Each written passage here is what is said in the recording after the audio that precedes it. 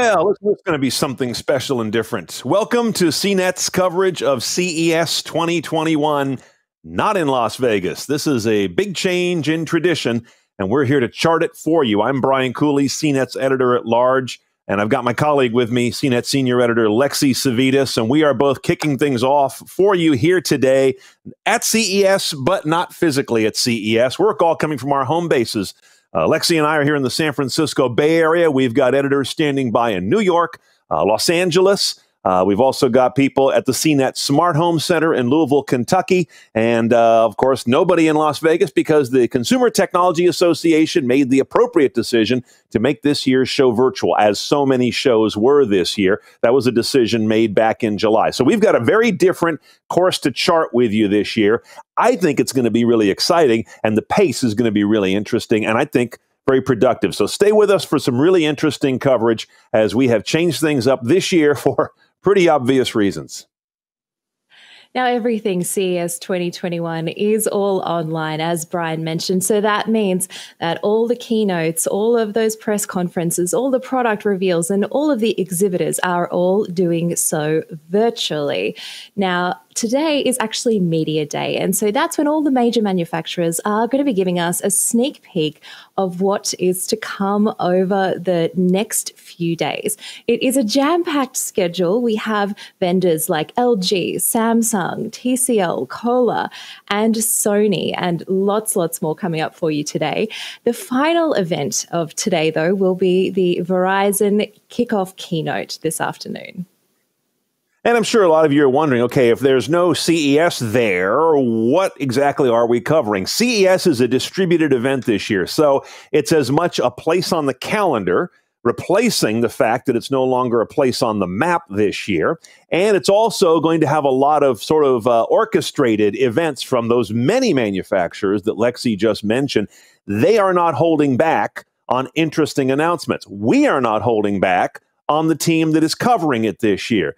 Now, we've got typically about 100 editors, photographers, reporters, writers, and all different people that are on the floor covering it. We've got the same number this year, about 100 people from the CNET team. We have not dialed it back a bit because we feel that the show is just as important, even though it's on a different course, and will be somewhat more compact, as you can imagine. So we're on top of all the products. We're calling BS on vaporware, and just as importantly, we're always sniffing out when these products will be on the way to store shelves. That's right. And in fact, many manufacturers actually gave us a preview of their products that they're announcing and what to expect over the past week. So we've already seen some TVs from brands like Samsung and Sony. We've seen some Dell laptops. We've even seen Kohler create a huge CES booth. They've recreated the Las Vegas experience at their headquarters in Wisconsin. CNET got a sneak peek of that, and you'll be able to see that coverage coming your way tomorrow. But a little bit of a spoiler alert for you. Something that sounds really good at this time of the morning is a nice, relaxing bath, but in a $16,000 bathtub. So that's coming up from Kohler tomorrow. Always come to CES for a taste of the absurd. We're still looking for this year's self-tying shoelace or talking waffle maker. It's out there. We'll find it. Don't worry. Those are CES classics, of course. And we're also going to take you for a special look at a demo home that one of the big tech companies has set up in South Korea that we got an early look at. Can't show it to you quite yet. That's coming up a little bit later on in the show. Trust me, when you see this, you'll wish you were sheltering in place in this particular abode. It's really smartly set up. Our CNET coverage runs through Wednesday of this week. So here we are joining you live on a Monday morning Pacific time and Eastern time here in the United States. And this is going to run through Wednesday afternoon at ces.cnet.com, where you may be seeing us right now. We'll talk about some other channels in a moment. But also the official CES programming will continue on through Thursday at ces.tech. And we've also got some important themes that we like to sort of aggregate for you or organize for you every year. Here are the big six that we see very briefly. We're going to get into more of this about a little later on. First of all, gaming has become more than gaming. It's potentially become the next big platform. We're going to be looking at that. Transportation, the great commute reboot is how we're looking at it. We've got a session on that coming up during this week. Digital healthcare. Can it move from being a stopgap to being better than traditional healthcare in some cases. What's going on in fintech? We've done so much change in how we all do commerce and where we do it from in 2020. What's happening with wallets that power that? We've got some interesting takes on that. Can 5G help to lead us forward this year out of the social and economic challenges that we're facing that came upon us in 2020? And I'll be hosting our CES CNET Next Big Thing Super Session or session coming up. We're going to be diving into the whole idea of what and how much should we stay and keep at home, and what really should go back to where it used to be out there in the world. And technology, I think, is going to be a major arbiter of how we make those decisions. And that session is coming up here on CNET tomorrow at 1 p.m. Pacific time. And that's always a highlight of CES every single year is Brian's great coverage with Next Big Thing. And also tomorrow, we will be carrying the AMD morning keynote, followed by NVIDIA's press event.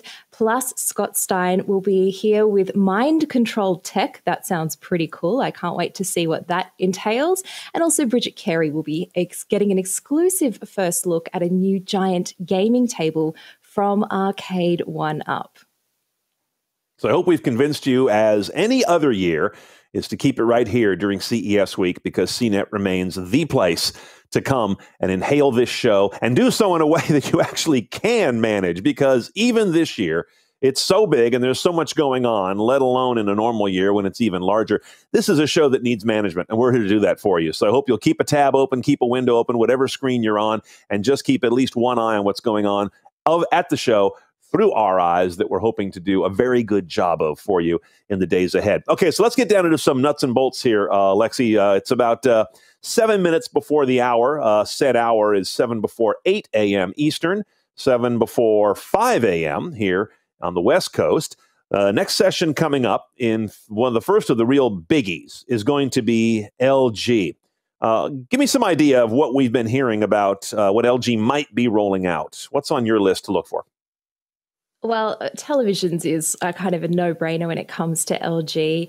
We've already seen LG roll out, or at least announce, their new range of micro LED televisions, mini LED. So this is the thing. There are two kind of competing technologies that are kind of next up and coming to kind of go head-to-head with OLED. Obviously, LG being huge in the field of OLED TVs. But mini LED is the next kind of potential technology. Not as good as OLED, but definitely something to keep an eye on. That's a little bit more affordable, gives very similar kind of picture quality.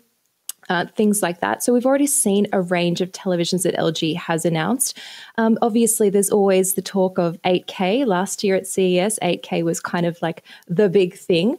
Interesting to see if it's going to be a push into resolution or picture quality this year. I have a feeling that, 8K content is not quite fully fledged yet. So in terms of buying an 8K TV, I don't know if this is going to be the year, but definitely interesting to see kind of what advancements on that front.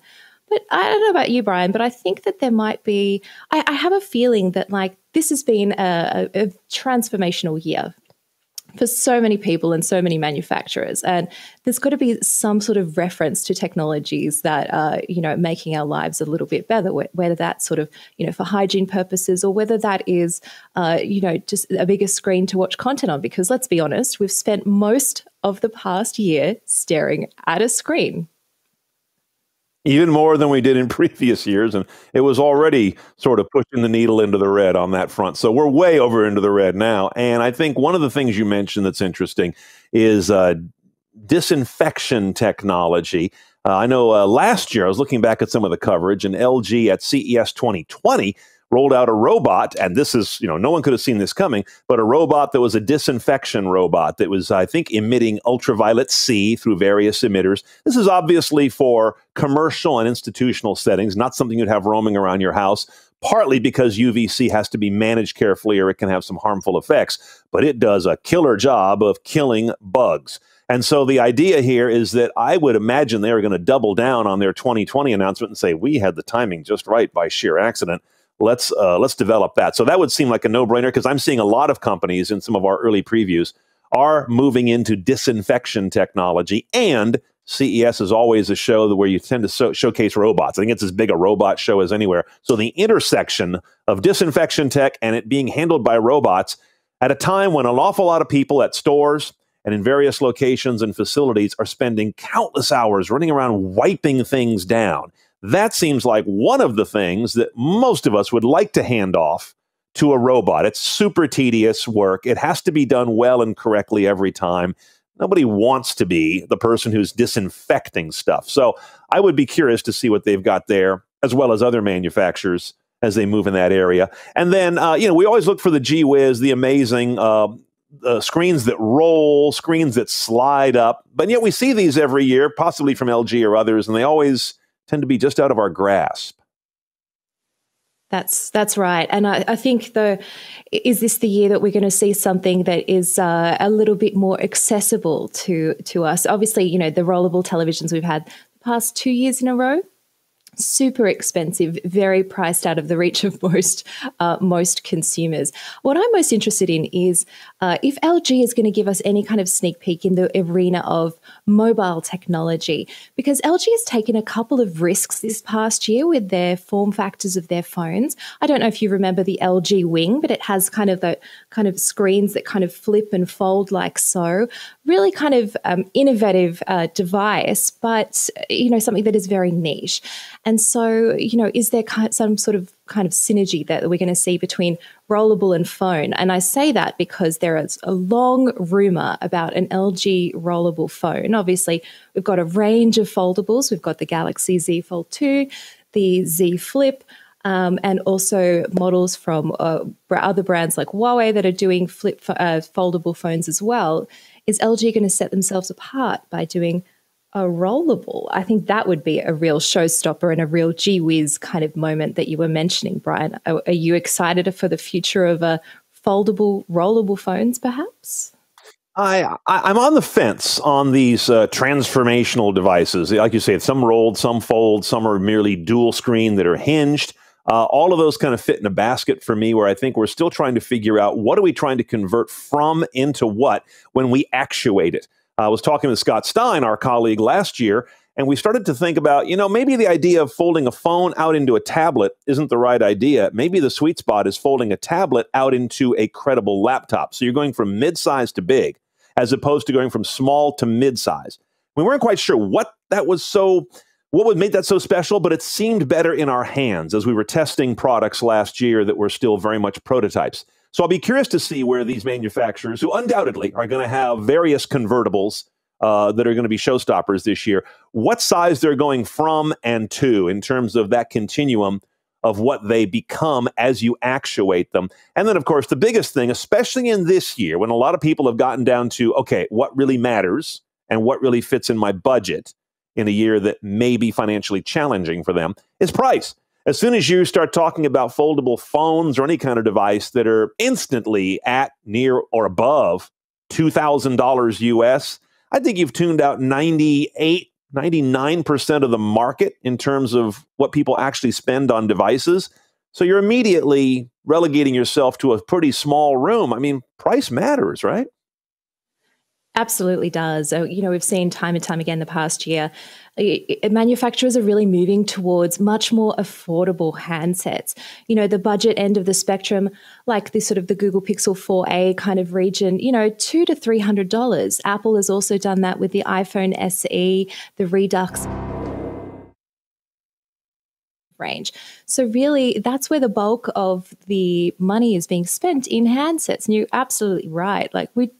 Yes, a $2,000 phone has the wow factor. The Galaxy Z Fold 2, for example, from Samsung, looks amazing. It opens up and transforms into a mini tablet in your hands. You can kick back and watch YouTube, whatever have you. Looks great.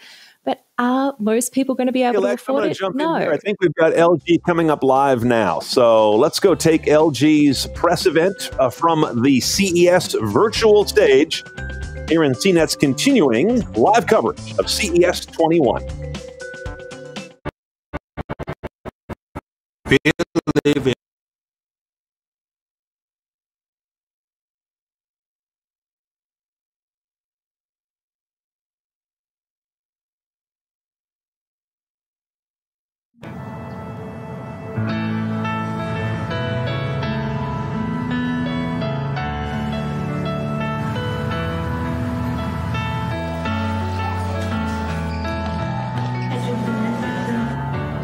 live in a time when many of the things we once took for granted now seem like distant memories. Life has changed in so many unexpected ways.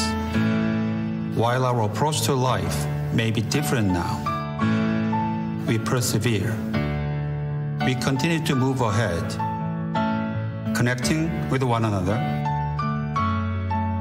caring for one another, learning from one another. Humanity hasn't changed because our desire to lead better lives is stronger than the forces around us. At LG, we will never stop innovating to bring you more convenience, more entertainment, and more ways to keep you safe so that you can live your lives to the fullest. Whatever changes may come, life is on because life is good.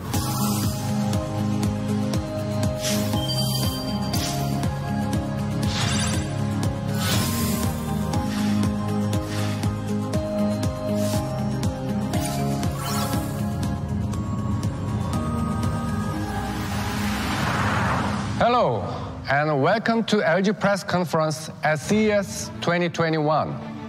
And what a special occasion, a CES event all in the comfort of your own home. But of course, the meaning of home in our lives has changed completely over the past year because working, learning, entertaining, and even shopping from home like never before.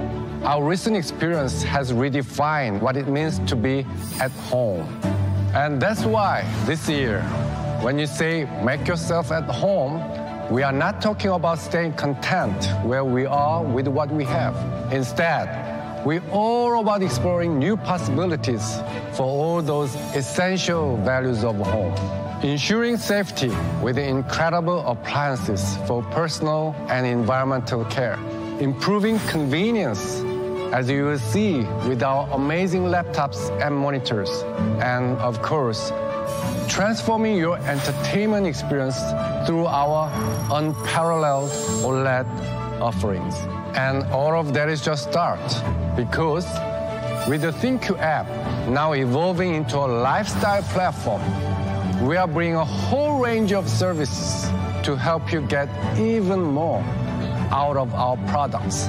So, for the next half hour, we'll be talking you through how we are making sure life is on. Sit back and make yourself at home.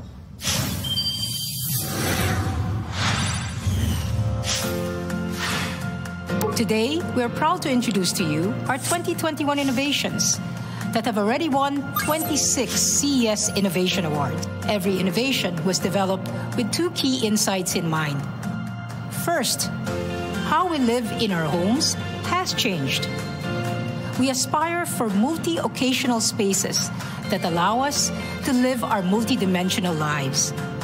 Our living rooms are classrooms, our bedrooms, home offices, and the kitchen is now the creative space for new side hustles to begin. Second, we continue to prioritize and redefine what health and wellness means. We continue to seek peace of mind.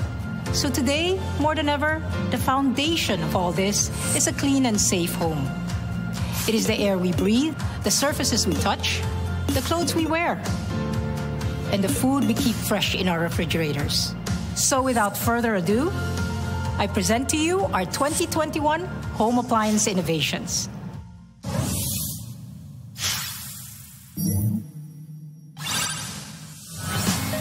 We begin with air care, a category that has seen a meteoric rise as consumers prioritize health and wellness and look for solutions that help protect them from air pollution and allergens and safeguard their families and homes. Introducing the next generation of LG Pure Care line, designed to deliver high-quality air management solutions and peace of mind for every space. Whether it's at home, a larger commercial space, or personal use when you're on the go, our comprehensive Pure Care series not only meets, but exceeds guidelines for cleaner air. It employs high-performance filters and sensor-controlled fans to deliver purified air and optimal breathing comfort anywhere and at any time. And we're making caring for your health more convenient with our new line of portable solutions, like our new category of wearable air purifier technology, designed to deliver convenient personal protection, portability, and peace of mind wherever you go. And our PureCare Mini, a lightweight, portable air purifier that you can bring with you in your car, to the office, wherever your travels might take you, helping you clear the air and your mind as well. PureCare joins LG's extensive appliance portfolio that helps make your daily life better and cleaner too, with innovations like our proprietary TruSteam technology found in our laundry appliances that are certified to reduce allergens, along with our dishwashers that are certified to sanitize, all while reducing water spots. This, along with our expanded line of Cord Zero vacuums with 5-step HEPA filtration that captures 99.99% of dust and dirt. In the kitchen, we're helping keep healthy foods fresh longer with our newest innovations in refrigeration, now available in even more configurations. Introducing the reimagined side-by-side refrigerator featuring our seamless InstaView design. Our iconic InstaView door-and-door technology is bigger and more beautiful than ever. The sleek tinted glass front panel now fully covers the door and is paired with our new flat panel door design for a clean aesthetic. By increasing the InstaView window by 23%, users can see what's inside more easily. With just 2 quick knocks on the door, the interior illuminates, so you can find and quickly grab your favorite foods and beverages without opening the main refrigerator door. All of this helps keep more cold air inside the refrigerator. And we have a fresh take on the interior design as well. Our new stainless steel interior panels offer a premium look while helping maintain temperature inside the refrigerator. And our advanced linear cooling and door cooling plus help keep food fresher and crisper for up to 7 days. We're also providing more usable freezer space thanks to our slim indoor ice maker. All this along with even better organizational features. But yet that's not all. In response to the overwhelming consumer demand for our exclusive Craft Ice feature, we're also adding that to our new side-by-side models as well. Only with LG can you enjoy ice 3 ways: cubed and crushed in the door, and that beautiful, large, round Craft Ice made automatically right inside for better tasting drinks at home. And then we've still got more.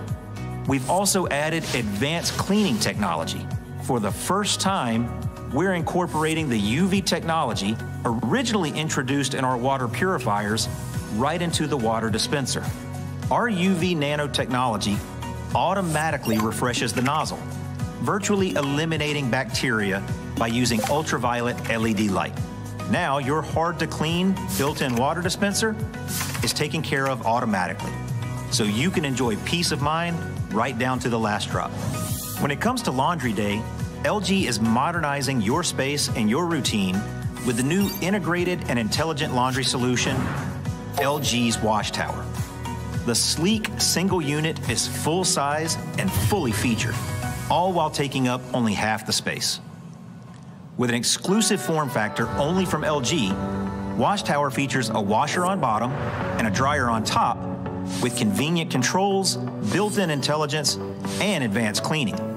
Our vertical laundry solution takes up half the floor space of a side-by-side pair, giving you the freedom to reinvent your laundry space in your own style. Whether it's adding extra storage, work-from-home setups, pet washing stations, or an LG Styler steam closet for the ultimate laundry room.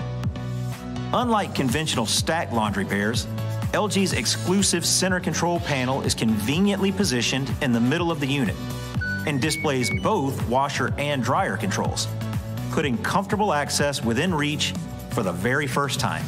With LG's latest laundry technologies, Wash Tower delivers thorough yet gentle washing with advanced garment care. It can handle ultra-large loads, even a king-size comforter. And with Turbo Wash 360, you can get all of that washing done in less than 30 minutes. We've also added built-in intelligence to take out the guesswork when it comes to figuring out the right cycle. We all know that more than 90% of users are going to select the normal cycle anyway. So we've incorporated built-in sensors that use AI technology to detect fabric texture and load size. It then automatically selects the right wash motions, drying temperatures, and more for precision fabric care. And it gets even smarter. Wash Tower will even learn your preferred settings. Simply activate Smart Learner in the LG ThinQ app, and it will remember your ideal wash temperature, spin speed, or dry level. And with Smart Pairing, the washer can even tell the dryer the right compatible drying cycle, making LG Wash Tower the ultimate laundry hack. For the millions that suffer from allergies, our allergen cycle is certified asthma and allergy friendly and removes more than 95% of common household allergens from fabrics. LG laundry and kitchen appliances in 2021 also deliver peace of mind with LG Proactive Customer Care. Introduced last year and now offered on even more LG home appliances, Proactive Customer Care is an industry-first, personalized customer support tool. It provides installation reports, customized maintenance tips, and monthly usage reports to keep your LG smart appliances performing their best and helping you avoid unwanted service calls. Proactive Customer Care will even alert you to potential issues before they arise so that you can proactively address them. All of this offered at no additional cost. Our 2021 home appliance lineup will take to a whole new level all the essential values of home, helping clean and sanitize, offering convenience, and delivering peace of mind. Also, you can spend more time making yourself at home. Whether it's experimenting with new recipes, mastering those DIY projects, conquering a work presentation and laundry all at the same time, or enjoying next level entertainment.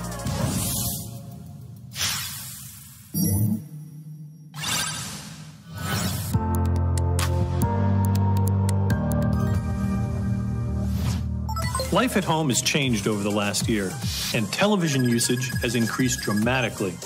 We're watching more live TV, streaming more, and gaming more. In light of these trends, providing an unparalleled entertainment experience is even more relevant, and nothing does this better than an LG OLED TV. Viewers have always been able to count on an LG OLED for the best experience, no matter what they're watching. And we'll bring even further innovation in 2021. New panel technology, even more powerful processors with AI capabilities, and a completely redesigned WebOS user experience. This year, LG OLED will continue to set the standard in home theater picture quality with the introduction of the next evolution of OLED, the OLED Evo, which features our most advanced panel and processor. After OLED TVs were introduced, the first evolution occurred when 4K OLED HDR was launched, providing a new level of realism. Now, OLED Evo, found in our new G1 Gallery series, builds upon that, bringing a new luminous element that offers high brightness, punchy images with high clarity, detail, and realism. The new TV lineup, which includes an 83-inch screen size, will also be equipped with the Alpha 9 Gen 4 AI intelligent processor. With powerful upscaling using deep learning, it makes all content look better. It also includes AI Picture Pro, which can detect objects and backgrounds within scenes, process each separately for clearer text and better image rendering. It can also optimize picture quality by automatically detecting content genre, scene conditions, and ambient lighting conditions. The Gen 4 processor also upgrades AI Sound Pro with two major improvements. First, the ability to upmix audio to a virtual 5.1.2 channels, giving an incredibly immersive surround experience, just using the TV speakers. Second is auto volume leveling. This innovation solves the annoying problem of varying sound levels when you switch channels or streaming apps. The WebOS home screen has been totally redesigned to allow faster access to the content you want to watch. as well as allowing easier discovery of new content based on the user's preferences. You can now find the programming you're looking for far more easily. Even the popular Magic Remote has been refreshed for 2021 and now feels even more comfortable to hold and use. The button layout is more intuitive and now includes dedicated buttons for ThinQ AI, the built-in smart assistants, and content streaming services for quick access. Some models even have NFC Magic Tap functionality that will provide a fast connection with mobile devices for easier access to a host of exciting new features. For example, just tap the remote to share content from a smartphone to the TV or to watch TV content on a smartphone. Beyond enhanced usability, our latest OLED TVs are sure to excite consumers regardless of what they're watching, thanks to key attributes we like to call the 4 S's: sharp, swift, smooth, and slim, which encompass all of the key benefits that OLED offers. LG OLED is undoubtedly a dream come true for anyone who loves cinema. Not only are LG's OLED TVs beloved by consumers the world over, they're also widely used by some of the biggest names in Hollywood and other professionals working in the creative industry. Let's take a look. Hi, I'm Ben Havey, Vice President of Innovation and Marketing Technology at the Walt Disney Studios. I'm truly thrilled to welcome LG to the Studio Lab family. LG is the leader in OLED technology, which is driving a revolution in how we experience content. It made complete sense for us to partner. In fact, I'm standing here in the Soul Lounge, a truly unique immersive experience located in the historic El Capitan Theater in Hollywood, California. Luxurious and exclusive, this lounge is powered by some of LG's most advanced displays and shows the impact that display technology such as OLED can have on the consumer experience of our content. And I look forward to the coming months as we see the creations from our innovation partnership start to take shape. Watching sports on TV is also more exciting when your TV is an LG OLED. LG OLEDs are widely recognized as the best gaming TVs on the planet for both console and PC games. LG's OLED TVs made PC gaming history in 2019, becoming the first TVs to be approved by NVIDIA as G-Sync compatible. LG OLEDs also became the first TVs to support gaming in 8K 60p with G-Sync. We invited some friends to check it out. Roll the clip.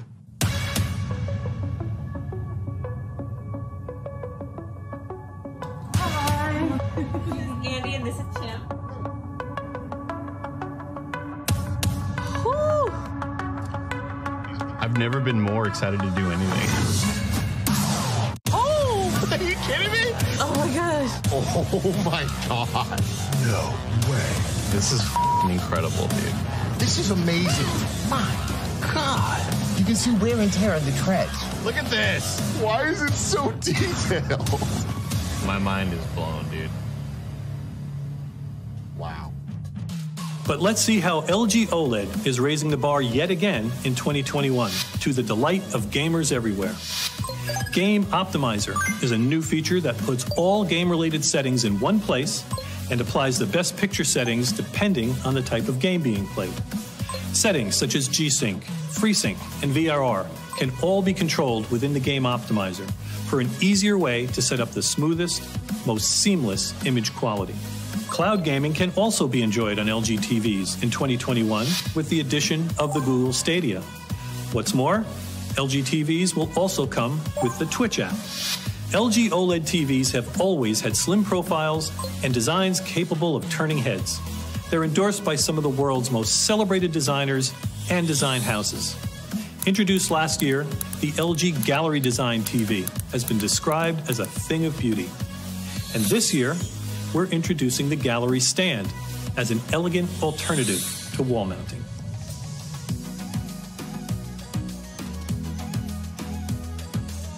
While OLED is the champion of picture quality with outstanding precision at an individual pixel level, this year, LCD technology takes a huge leap forward, introducing our most advanced LCD TVs to date.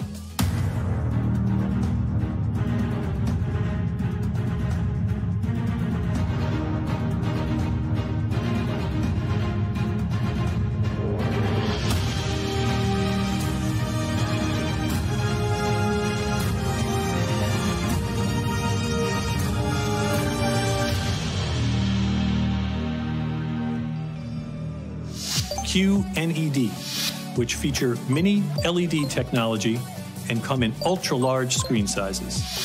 QNED comes with bigger, brighter pictures, better blacks, and better color. The only way for LCD TVs to get bigger and better is for the details to get smaller and more precise. QNED makes that possible thanks to an advanced backlight array comprised of smaller LEDs, enabling the use of more individual lights to provide dramatically higher peak brightness. Perhaps just as important, LG's mini LED technology also results in blacks that are deeper and more precise than any of our other LCD TVs, due to precision dimming, which can employ up to thousands of individually controllable zones. These TVs can also express a wide color gamut and have outstanding color accuracy. QNED with mini LED backlights will be available in both 4K and 8K series in screen sizes ranging from 65 to 86 inches. Many of the new core technologies and design elements introduced so far are also coming to LG's NanoCell LCD lineup in 2021. As the undisputed global leader in OLED displays, we are proud of our heritage in providing TVs that set industry benchmarks. But it's not all about TVs when it comes to our advanced technology. Let's see how other outstanding innovations make life at home better.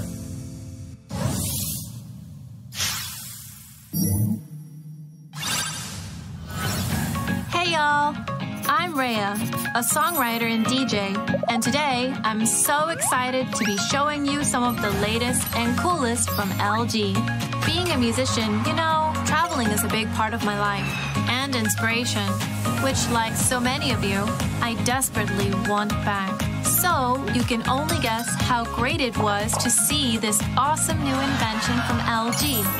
Chloebots with UV lamps for protection against infectants. These amazing robots go around high-touch, high-traffic areas like hotels and use UV light to help reduce exposure to harmful germs. Pathway detection with advanced sensors, as well as easy mapping function, enable autonomous navigation, so they can work all those different rooms on their own and get up real close to furniture and equipment for fast and effective performance. Control is safe and intuitive, with built-in safety lock for automatic shutdown when movement is detected, and remote updates for monitoring progress. Having said that though, looks like it's gonna be a while till we can have gigs and parties back on. So until then, I'm gonna chill in my studio and work on my videos and stuff. Which is why you see, I could so do with this ultra light gram laptop. The screens got larger with 16:10 aspect ratio, but magically bezel's gone thinner. So with 99% DCI P3 display and wide quad XJ resolution, it really is LG's premium display at its best. And of course, it looks sharp as ever and feels simply seamless, with the hidden hinge design that packs in so much. From fingerprint recognition for simultaneous power-up and login, Intel 11th Gen Core Tiger Lake, and a whopping 80 watt-hour battery. And for all this, light as ever, is this latest version of perfection that is Gram. And speaking of perfection, LG Ultrafine OLED Pro is another masterpiece that brings a whole new meaning of precision and detail. On this beautiful 31.5-inch 4K screen with individual dimming for every single one of over 8 million pixels and a near infinite 1,000,000:1 contrast ratio, you'll be amazed at how a 99% DCI P3 and 99% sRGB display can show colors as they are originally intended. Real kudos to OLED, right? Well, that's it for me for now, but stay tuned because next up is an exciting update on our beloved LG ThinQ. Over to you, Sam.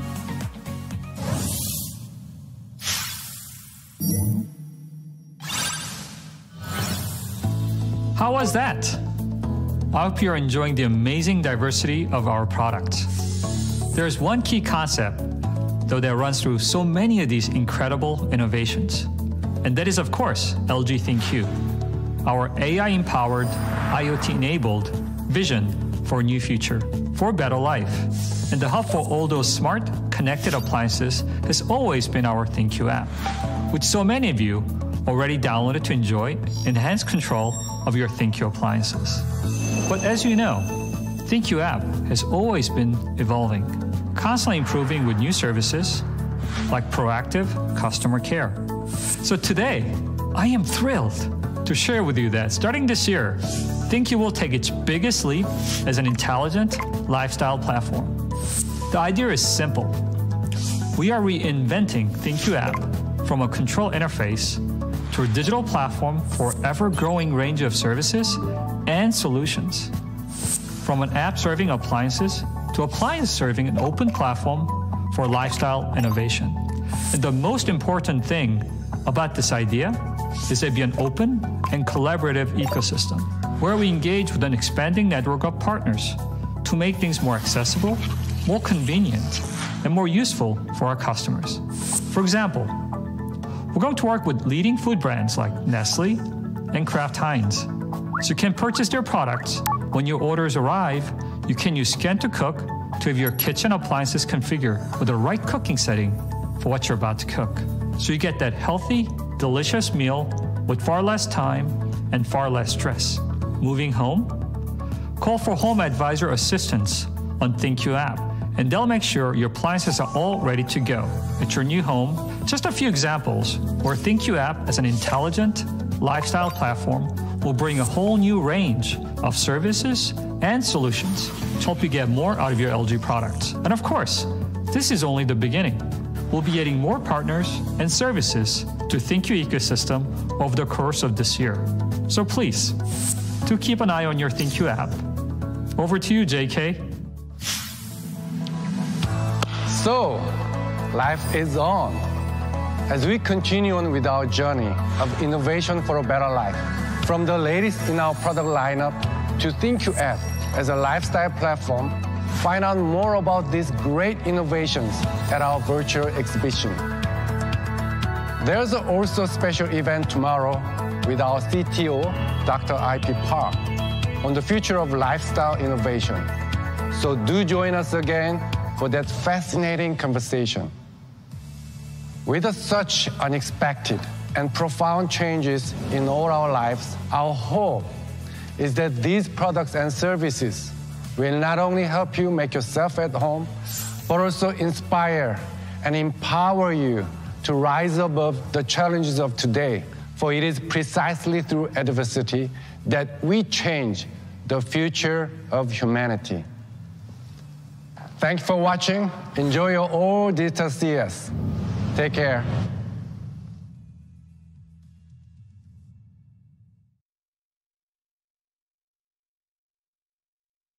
Was the LG press conference from CES. This is day one coverage, morning one coverage of CES 21 from CNET. I'm Brian Cooley, CNET editor at large. My cohort, Lexi Savitas, our CNET senior editor, and now we're adding in to recap and digest LG, CNET senior managing editor David Katzmeyer, or as you know him, the TV guru. So, Katz, let's start off with televisions, since that's your specialty. We heard an awful lot going on here about a lot of different, to be honest, to the average consumer, potential minutia around picture quality improvements on both OLED and LCD. What's the top line here in your opinion? So I expect these TVs to be a little bit better maybe than they were in 2020, but let's just start. LG's OLEDs are the best TVs on the market. I gave the C10 last year. My editor's choice is the best overall high-end TV. They just introduced a new version that's a little bit brighter. So, you know, the original C10 and earlier TVs, it wasn't dim, but there is an arms race going on between LCD and OLED TVs between guys like LG and Samsung. TCL also makes really bright LCD TVs. Those are 2 times, maybe 3 times as bright as the brightest OLED. So I think LG felt that they had to, you know, step up and put out a slightly brighter panel. It's not going to be as bright as those LCD TVs, but it will, you know, close the gap a little bit. So that's the big takeaway here is the slightly brighter OLED TV, maybe significantly brighter. They never told us for 2021. Well, that's interesting because, as you mentioned, best TV that we've reviewed right now is an LG OLED. And so we think that OLED is perfect. We've heard that it's pretty close to it. And yet we're also realizing, and that's why I was surprised to see them pretty heavily underline some LCD technology improvements. And LCD is not dead yet. No, LCD is alive and kicking. It's massively dominant in terms of market share. It's obviously significantly less expensive than OLED generally. So, all the TVs that are sold today pretty much are LCD, except for a small percentage that's OLED at the very high end of the market. So, of course, LG wants to play in there. They're still selling mostly LCD TVs. This new technology they're calling QNED, QNED, which is really similar to QLED, sold by Samsung, TCL, and a few other guys. So it starts off being confusing right there. Again, an incremental improvement, Brian. You're talking about slightly brighter. They do have mini LEDs, which I've seen with my test does really help the picture quality, but it's not going to blow anybody away. And LG is careful to say, hey, look, these are great LCD TVs, but our OLEDs are better. So buy one of those if you can afford it. Okay. Lex, what else did you hear in the LG presser that you thought was interesting? Well, there were a couple of things. I mean, as we alluded to, I think, disinfecting robots. I always get this name wrong. It's not Clio, it's Cloy robots. They're automated bots that walk around or roll around, I should say, and use UV light. Now, this isn't really anything new. We've seen LG do similar in previous years, but just to see that be, I guess, the very first thing that we saw right off the top of the keynote really shows where the focus is. And also the other thing that really got my interest going was, I don't know if you saw this, but walking around with the virtual space presents a portable air mask, the air purifier mask that just sits right on top of your face, purifying all of those nasties and making sure you're breathing clean air. I would like to see people on the street wearing that. I think we really are living in some sort of cyber future, really, with portable air filtration masks and just fitting one in your pocket as well. Not just a mask, a little portable air purifier. So really seeing that how the pandemic has really kind of taken the first major press conference with LG. That's really the first thing we saw was all about hygiene, disinfection, and also air filtration. So that was really interesting that we saw that. And also at the end of the keynote, did you guys see? I don't know if you might not have seen it, but I did. There was a sneak peek of the rollable phone. It's so excited. Now there wasn't really anything. It was just literally a visual of the phone just doing this, kind of rolling in and out.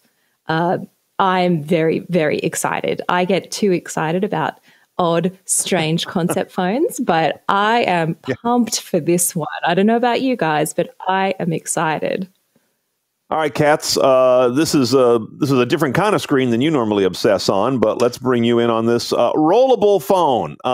Just because it's been knocking around for a while, rollable screens. Where do you think this fits, or do you think it not necessarily has a role and it's just a technology demonstration? Yeah, I'm in the latter camp, Brian. The foldable phones, for example, I can kind of see the application there. Big screen when you want it, small screen when you want to put it back in your pocket. But those never really took off. And I feel like with these rollable phones, current phones could have a really nice range of sizes. So if you're going to, have a rollable phone that I guess is supposed to be smaller for easier storage, and then you unroll it when you want to look at the phone, I guess that's the application there. I'm not super sold. And also these things are going to be really expensive to start out with. And of course, you have this issue of what's the durability like, which we experienced with the foldable phones too. Yeah, I got to say, as I look at these foldables, hinged phones, all the different folds that have screens on the inside, on the outside, book cover, inside book, all the different modes that they use, I look at those as being too little too late in many ways to refresh the phone, and that the next big thing after the phone is no phone. And this has been mentioned by at least one of the CEOs of the major carriers to say, yeah, the next thing is not necessarily a phone form factor, but let's put our energy and our time and our work on consumer mentality into something that has to do with AR, voice recognition, constant presence of understanding where we are, where we're looking, what we're saying. That's a big leap, I know, but I really think the next phone is no phone, not a folding or rollable phone. So this is good. So Lexi and I kind of form bookends on this one. She's very excited about new form factors. I'm a little more grouchy about them and say, yeah, let's just move on and spend that R&D on something more ambient myself. Hey, Lex, what else did you think about the theme that was going on here around home appliances? I noticed that they talked a lot about more convenience, the refrigerator with the knock-on door, and also the ability for it to make craft ice. I thought that was almost tapping into the fact that we're drinking so much more these days. Exactly. I think that it was a very deliberate reference. We're spending more time at home, of course, as you mentioned, and to see, I guess, manufacturers respond in part by just being like, oh, look, here's the novelty of having 3 different types of ice, crushed, cubed, or spherical round glass. Yes, so you can drink your sorrows away. That was interesting. The knock-on fridge, though, I don't believe is new. I think the implementation might be improved, but I've definitely seen the transparent panel on the LG fridges before, so that wasn't really anything super surprising for me. The theme into the appliances was you saw the UV dispenser in the water filtration system. That was also pretty interesting to see how those kind of technologies are coming directly into the home.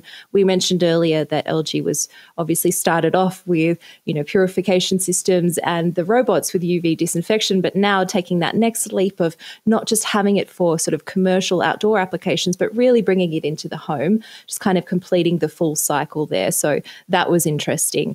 But apart from that, I don't know about you, Brian, but did you get a wow factor from this presentation? I don't think there was anything particularly groundbreaking for me, but no, I think I mostly took away the sort of prescience of the sterilizing, disinfecting robots. Again, primarily for, I think, industrial use. That's not really being positioned as a home product, but that seems like a really good idea. But it's not new this year. Like I mentioned, they did show it to us last year, but people looked at it and said, "Oh yeah, who cares?" All of a sudden now we care. The other thing that I thought was interesting, and it's not a wow, but it's perhaps a head scratcher, is their continued efforts on the ThinQ platform, which they now say is a platform and no longer just a collection of visual and aural interfaces, ways to drive things, if you will. That's a noble goal. I don't know the world needs another platform to corral our devices together. We already have 2 very robust ones that come out of the mobile world, and then you can also look at voice and say the voice category is another set of platforms. So that brings in Amazon as a third. I don't know that the world needs a 4th or 5th platform to put our world together in a control sense. Do you? No, I think we're very overwhelmed. I know that LG has been pushing the ThinQ platform for a while. I mean, all the manufacturers have. David can definitely talk to this and try the integration that Samsung, for example, has with that tried to get Bixby going across the number of different platforms, from the fridge to the phone to the TV. So this isn't unique. I really think that, as you said, we are so overwhelmed with platforms, and the easy choice is the one that's in your pocket, as opposed to trying to get all of the devices in the same ecosystem, from your fridge to your television. On that note, though, David, I want to get your kind of view on this. Are you someone who kind of sees the value in those kind of interconnected platforms, the first-party ones from, the manufacturers like LG, or do you think it's just not quite there yet? Yeah, I think that, again, Samsung kind of tried the hardest with Bixby in this, and, they made them as part of their televisions for a long time. And they also excluded, Alexa and Google Assistant. So that was kind of the key. If you wanted to, talk to your television for a couple of years, you could only talk to Bixby. And they tried it somewhat with the phones, but they really couldn't because they were so integrated with Android. They always had to have Google Assistant. So with the televisions, LG kind of started by embracing Amazon first, actually Google Assistant first, and then adding Amazon. LG TVs are still compatible. They're built in, both digital assistants. You can talk into the mic on the television and, control your lights and do Amazon Assistant, Amazon Alexa, Google Assistant type things. And you can also talk into the mic and you do ThinQ stuff, Thinky, whatever they call it. And that is existing there, and it has exclusive access to some things, so you can control certain aspects of the television's functionality only via LG's system. But in general, all these guys have to continue to add those two major voice systems and smart home systems. So even now, Samsung embraces both as well, and every TV manufacturer generally is going to include integration with generally both now. Built into the television or working with the speakers or both. So yeah, I mean, I feel like the ascendance of Amazon and Google in the home is pretty complete right now, and those other little systems are just there to kind of maintain branding perhaps, or a little bit of AI space or whatever it takes. They have their reasons, but nobody really uses them. I know I don't, even though, when I do a voice search or something like that, Alexa and Google Assistant work very well on the television. Yeah, I agree with you, Katz. I think, the door closes pretty quickly on things like this. Once 2 or 3 majors become incumbent, there's not room to try out 4 or 5. We're going to be coming up on Samsung. We're going to take a break for that and look at some other content here in a few minutes to catch everyone up on CES. When we come back, the Samsung press conferences obviously is one of the majors at CES, and it's always a well-produced thing of beauty, as was LG. It's nice to have the 2 South Korean kingpins back-to-back here, although I'm not sure they love that so much. All right, our continuing coverage of CES 2021 rolls on here at ces.cnet.com.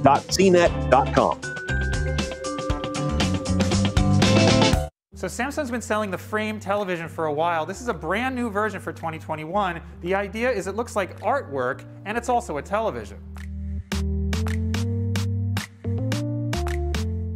So new for 2021, the Frame TV is 24.9 millimeters. That's 46% slimmer than before. It's a noticeable difference when hung here on the wall.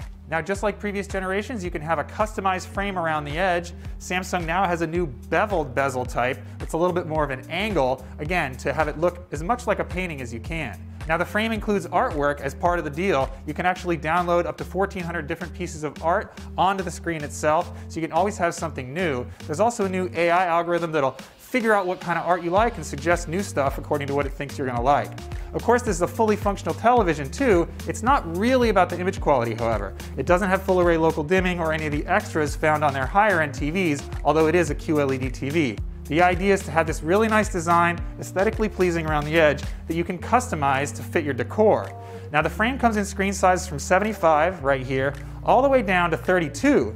And the smaller sizes you can actually orient into a portrait mode as well. So you can have them be up and down for different kinds of art that is, again, more conducive to that orientation. So the main appeal of the frame is its design compared to a standard television that just sits on the wall. It also works with Samsung's ambient mode, so you can have something different displayed on the wall even when the television isn't displaying art or your TV show. The TV can also work with specialized third-party frame vendors that maybe have something a little bit different to look even cooler, even more like artwork on your wall. I like this nice neutral look, however. It really does kind of go with everything. So behind me is a huge 75-inch TV. The frame does come in smaller sizes. Right here you see a 32-inch model. They've oriented this in the portrait mode. I first saw this thing and I actually thought that it was not a regular television. I thought this was a mock-up, but actually if you look closely, this really is a screen, but they've got the screen coating, the dimness of the screen, so natural that it does appear as if it's just stationary art sitting here. So really cool. They've done a lot with this design of the frame television over the last couple of years. This 2021 version is the newest and best. And again, thinner, it's got the frame around the edge that you can customize, and even third-party frame vendors will help out with that. That's a look at Samsung's new version of the frame for 2021. I'm David Katzmeyer. What school wouldn't be complete without a giant, scary-looking disinfecting robot? That's what UBTech AdiBot is here for. We're taking a look at this giant robot right now.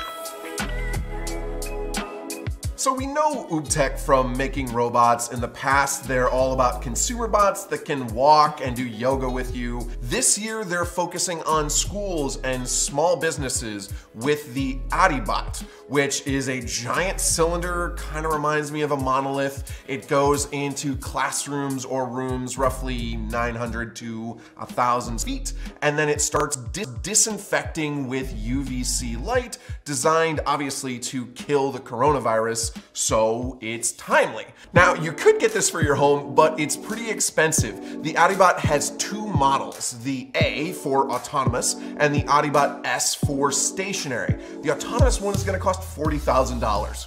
The stationary one is $20,000, so a little bit of a steep ask. But UBTech is comparing it to industrial models that can cost upwards of $100 grand and really trying to push it for schools or small businesses that might not be able to afford the giant industrial model. Schools and small businesses will also be able to lease either model like a car for a 2 or 3 year period without having to stomach that upfront cost. Okay, so let's dive into what the device actually does. It has an RGB sensor on the front to act as a camera to sense if someone's coming into the room so it can stop doing its cleaning program.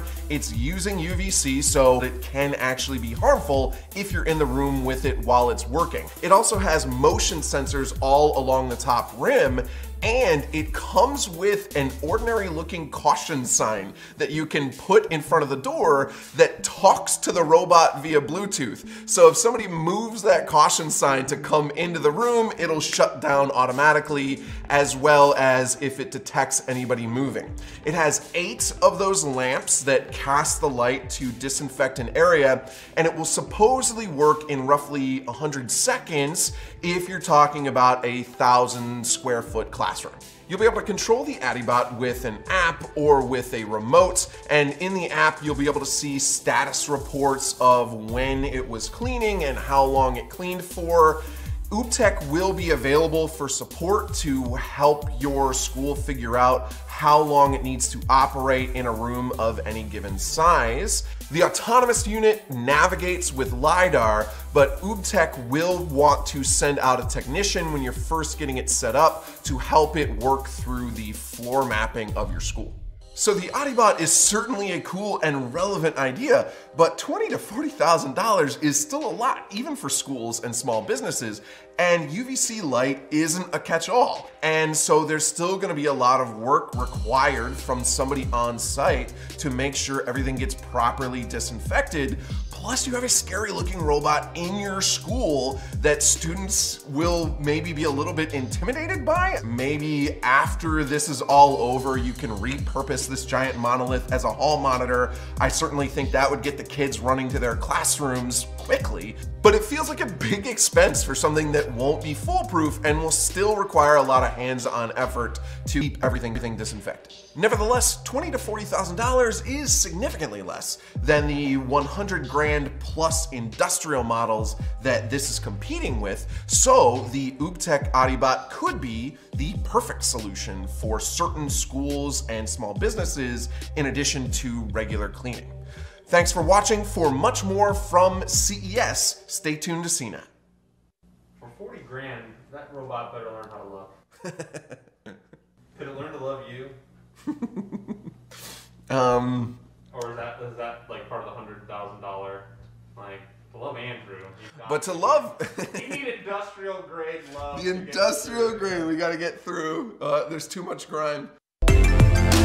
When you think of farming, you might think of a wide open field with vegetables growing with a little help from the sun and the rain. But the future of farming could be found in a shipping container in the middle of nowhere. This is the Cube from Korean agritech startup Nthing. It might look like an ordinary shipping container on the outside, but inside, this fully automated vertical farm is reshaping the world of agriculture. The Cube is actually a 40-foot refrigerated shipping container with space to grow as many as 2,600 individual plants, each in its own growing container stacked in neat vertical rows. The plants are grown under LED lights using hydroponics, meaning there's no sun, soil, or pesticides required. And the plants can be grown all year round. They're fed with water that's been amped up with nutrients, and the system is automated and optimized based on the plants that are being grown. The Cube is a modular smart farm designed to be built in urban spaces in pretty much any configuration that you like. The containers can be stacked vertically or horizontally with potentially dozens or even hundreds of cubes fitting together to make one giant farming system, all capable of cultivating and growing tons of produce. The idea behind the cube was to bring sustainable and efficient farming to places that may not have traditionally supported agriculture, and the focus was on securing food supply with crops that can grow all year round. The human population are growing quite fast, and we need to come up with some kind of very efficient solution that can actually support that fast-growing population. At the same time, we shouldn't actually damage the environment that population lives in. At the heart of the Cube farm is an automated operating system known as Cube OS. The system takes in data from sensors inside each farm, measuring readings like humidity, pH levels in the water, temperature, and carbon dioxide, everything that's needed to grow a healthy plant. And each of these variables can be tweaked and optimized. Nthing isn't the first company to bring automation to the world of farming. Companies like Bowery Farming are also trying to bring farm-fresh vegetables closer to cities. Bowery's warehouses in New Jersey grow leafy greens and herbs with the help of LED lighting, hydroponics, and an operating system that automates virtually every part of the growth cycle. By controlling all those variables, these vertical farming companies say the end result is a better crop. Nthing has already partnered with Korea's largest supermarket chain to provide greens, and last year they rolled out a farm in the United Arab Emirates, where temperatures during the summer can regularly climb over 100 degrees Fahrenheit. Always summertime was a problem in the Middle East. We're the only one who are stable enough to supply the products throughout the year in the Middle East without having any kind of problems. Now, Nthing is looking to expand into new markets like Singapore and Qatar, and even experimenting with other plants like hemp. So forget the wide open farmland. Your next leafy greens could be coming from the farm of the future.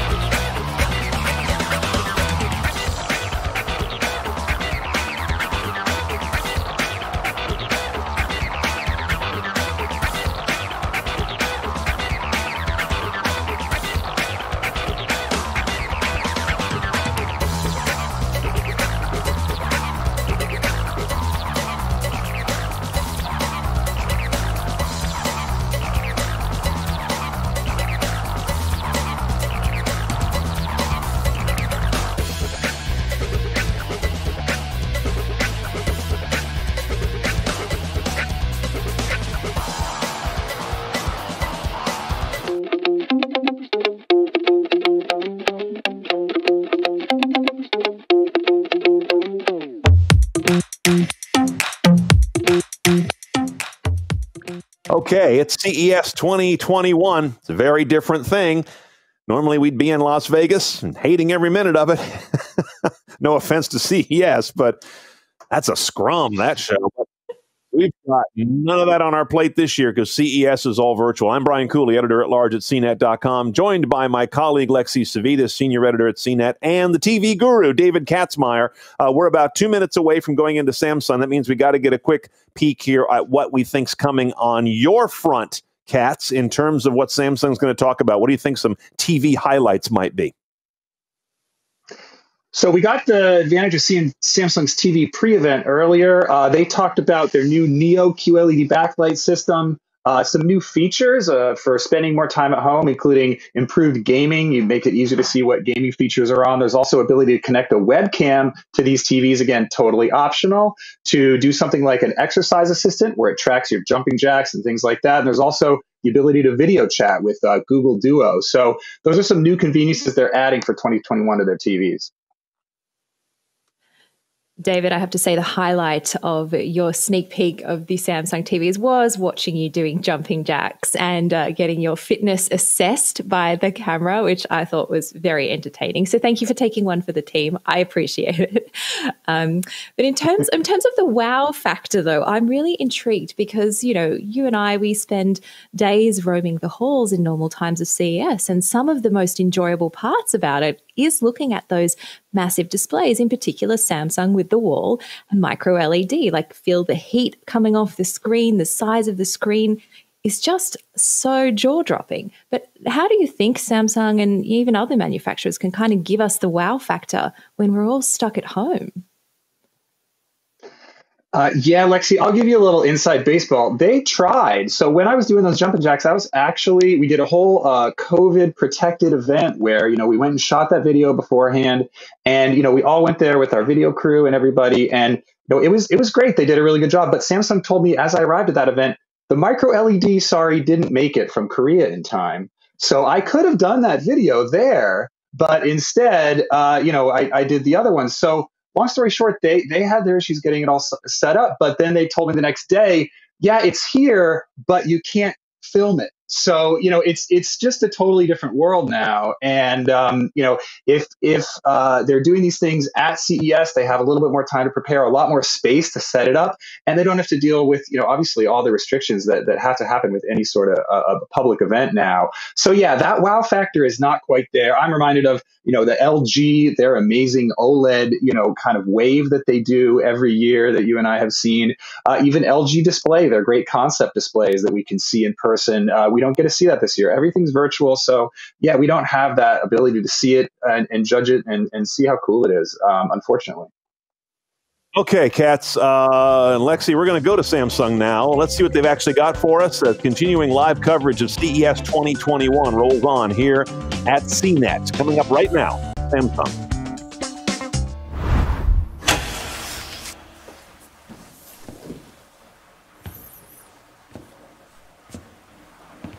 Hello, and welcome to CES 2021. Lots has changed since CES 2020. Our world looks different, and many of you have been faced with a new reality, one where, among other things, your home has taken on a greater significance.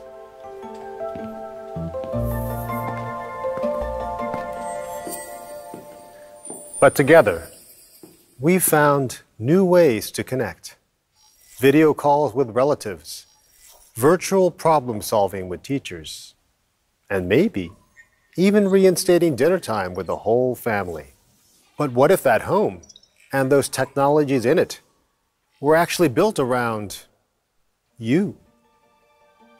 At Samsung, we're always finding ways to do just that. And today, we're going to show you how we're building that future, one where you can live better in your own unique way. We think that with the right technology, we're ready for a better normal. Let's take a look.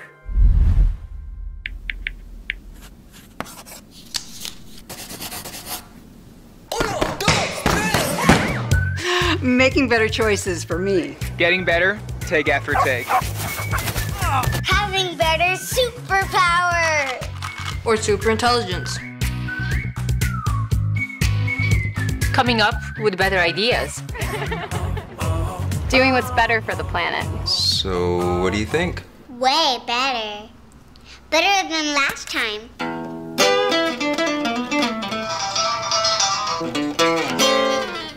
Interacting with my fans better.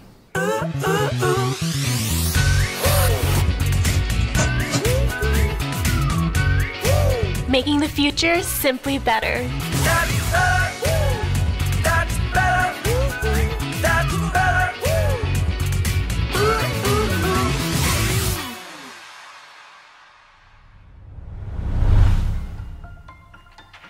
This is what we envision. Technology that helps you, that works all around you, that doesn't complicate life, but makes it better.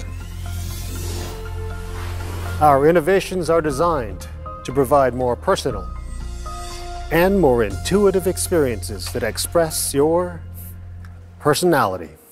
It's that inspiration and our focus on you that led us to our fridge lineup called Bespoke. We started with a simple idea to give you the ability to change the color and type of your fridge, custom fit to your lifestyle. Now, we're expanding on that inspiration to bring Bespoke to the US for the first time. Come and see.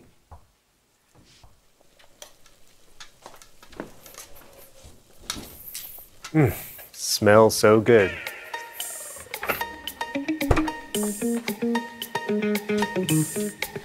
Introducing the all-new 4-door Flex Bespoke.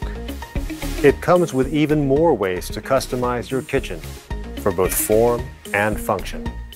And Bespoke will be available in North America this coming spring. Behind this door is a brand new beverage center, which gives you quick access to the water dispenser and an automatically filled water pitcher that's ready whenever you need it. The 4-door Bespoke comes with a flex zone and upgraded crispers with temperature control. No more frozen veggies because the fridge was too cold. You can store everything the way you need it. Now, today's reality means you need personalized experiences everywhere in your home. That's because your living space has changed. Today, it's a place to talk, hang out, cook, and maybe even work out. We think your TV should reflect these changes too. With the Serif, the Frame, and the Sero, Samsung made your space more personal with bold design, a gallery-like mode, and both portrait and landscape displays. Now with the Terrace, I can sit on a patio and watch the big game or see cinema-quality content in any room with the Premiere. Our leadership in TVs pushed us further to think about how we could innovate with your needs and reality in mind. That led us to the latest breakthrough in our TV innovation, the all-new 110-inch micro LED. If you remember the wall from 2018, we built on that vision to create the micro LED. Its pure RGB LED light shows every color and detail that you've come to expect out of Samsung's TVs. But this time, we're going beyond great picture quality. Micro LED's bezel-less design fits seamlessly into your space, and it's just as smart as our latest QLEDs. New features like Quad View allow you to split your screen up to 4 ways for various content, and it also offers more than 160 free channels through Samsung TV Plus and customized recommendations with our universal guide. Micro LED will be available this coming March to let you customize your living space in a cutting-edge new way. What you've just seen is cutting-edge tech, customizable to your lifestyle. Yet what you also need is personalized services, ones that respond and adapt to your daily routines. Let's see how SmartThings cooking can make your life in the kitchen even better.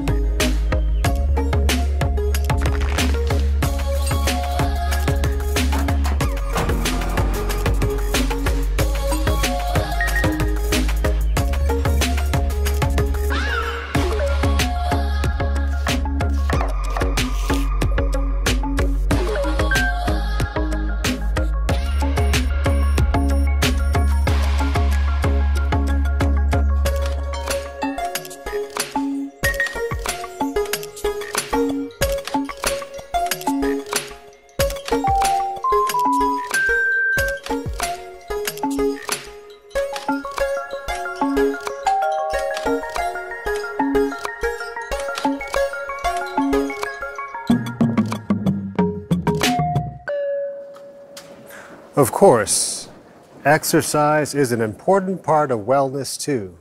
Our Samsung Health Smart Trainer is coming to all of our 2021 TVs to make home training easier.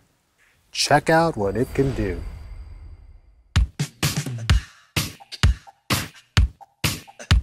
Are there any special workouts? I wake up from a sweet dream, something good. What happened? I really wanna go out. Let's get ready to go. Let's take a crunch.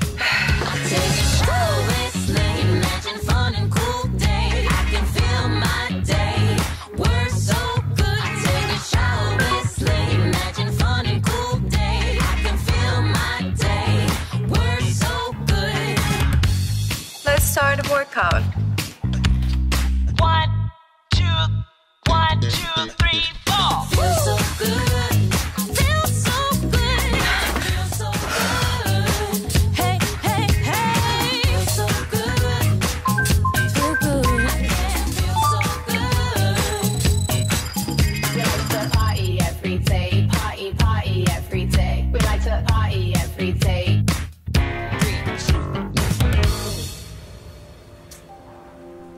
Pretty neat, right? Oof. I feel like I've done a workout just by watching them.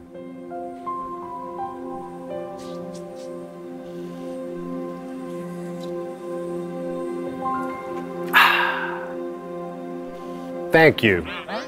Don't you just love Bot Handy? See you soon. Now, I'm often asked to explain artificial intelligence, or AI. For many years, I would talk about algorithms, machine learning, and even neural processing. It's been a complicated answer for a long time. But today, AI is much more. It's about being more personal and predictive. It's about benefiting you every day by being a core part of the products and services you enjoy. AI is a transformational technology. When AI is involved, it creates something entirely new. So much so that maybe it could breathe new life into, say, the Mona Lisa. What you see here is a neural avatar built off just one image, made possible by AI. And this type of cutting-edge technology is coming to life in and around your home. Let's see it in action. Earlier, we talked about our heritage of TV leadership. Well, we're also applying AI to make the content you watch better. That's what we're doing with AI upscaling, which takes HD content on your TV and turns it into 8K quality with our quantum AI processor. AI can also change the way you do everyday chores. Samsung's smart washers learn how you do your laundry, giving you customized cycle preferences to make laundry days a snap. Another way we're bringing AI to you is with a cool new home device that I'm excited to introduce for the first time today. CES, meet JetBot 90 AI Plus. JetBot 90 AI Plus uses object recognition technology to identify and classify objects and decide the best cleaning path. It'll clean close to objects like toys, but stay away from fragile items like vases. This is possible with LiDAR sensors for location detection and 3D sensors to recognize even the smallest obstacles. So no more getting stuck on cables or socks. JetBot 90 AI Plus also comes with a camera, so while it keeps your home clean, you can check in on your furry friends too.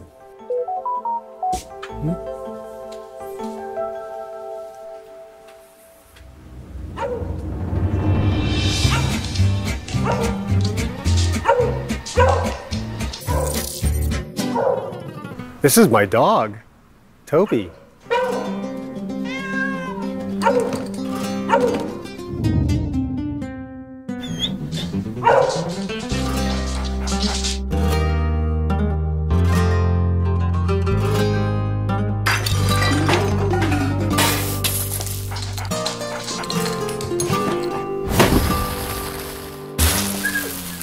Oops, you're making trouble again. Starting to clean.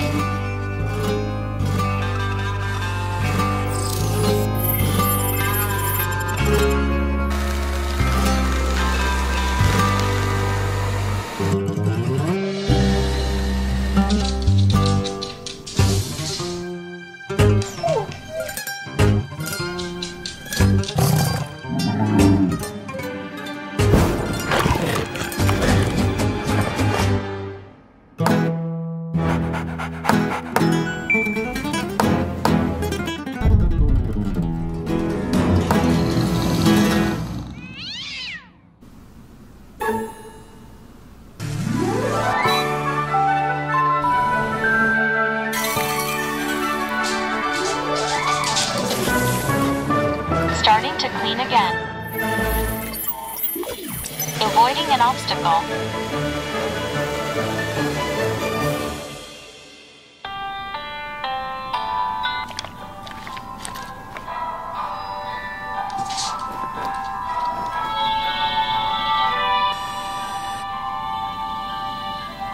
Finished cleaning.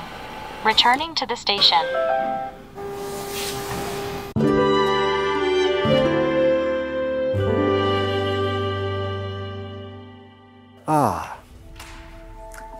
I feel kind of relieved now. That was pretty cool. Our SmartThings pet uses the AI technology, cameras, and sensors in JetBot 90 AI Plus for a first-of-its-kind pet care service. From real-time barking alerts to customized pet services via the SmartThings app. Keep an eye out for JetBot 90 AI Plus, coming to the US within the first half of this year. Robots like JetBot 90 AI Plus are bringing next-level AI into your home, maybe for the first time. But this isn't the first time we've shown you robots at CES. Samsung has been continuously improving our robotics, including many types of bot retail, to help assist and guide you in places like malls and restaurants, when it's safe to all be there again. And as for GEMS, our mobility aid and exoskeleton, you might remember from CES last year, we've made improvements to its wearability and battery efficiency. Today, GEMS is used in clinical trials and pilot programs, and Samsung is continuing to invest in GEMS to bring it to you soon. Robotics combines Samsung's innovative hardware and cutting-edge AI software to create solutions that both care for you and help you along the way, whether you're at home or outside of it. You are at the center of all our innovations. Now, we're going to show you what this looks like in a not-too-distant future. First, Samsung Bot Care uses AI technology to take care of all the little details in your life by recognizing and understanding your behaviors to be a better robotic assistant and a companion. You've been on your computer too long. How about stretching and taking a short break?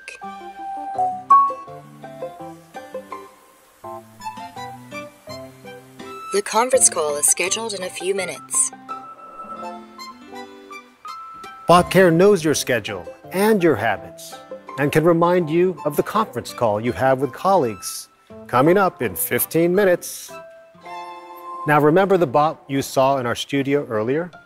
That was Bot Handy, a home robot that can both recognize and grab objects, becoming an extension of you in the kitchen, in the living room, and anywhere else you may need that extra hand in your home. Bot Handy, let's show them what you've got.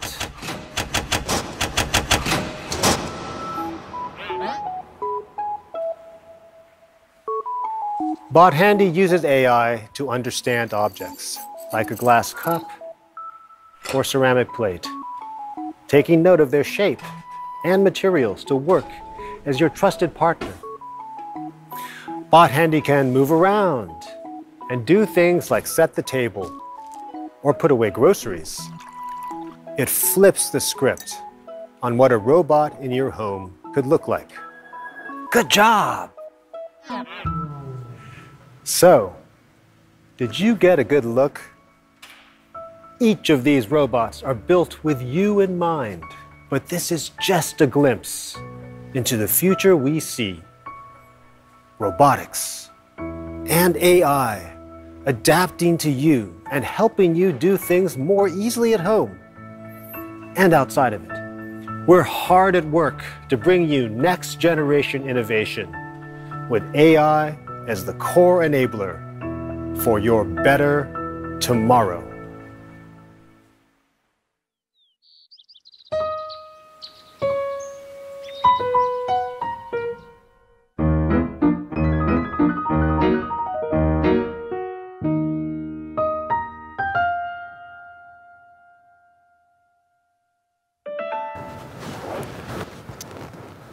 Hey everyone. I think what needs to be addressed first would be inequality. For me, the ideal future is a place where we can follow what we love. I think schools and education can learn from the community. Because to see representation of all people gives hope. It's really about finding innovations within green technology. Sustainability is at the absolute heart of everything.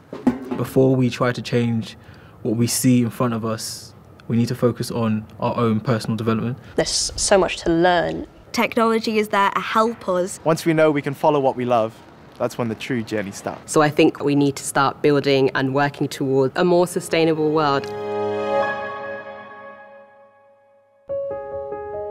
Okay, so you've seen new technology, personalised products, robotics and AI. But as you've just heard, we need to do more to build a sustainable future.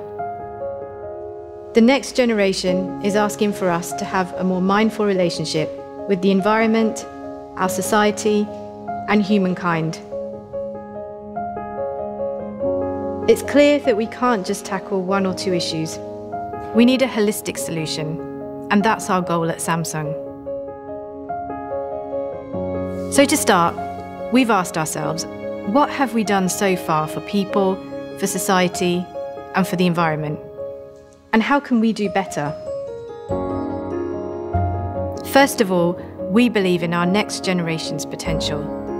They hold the key to creating real, meaningful change in the world.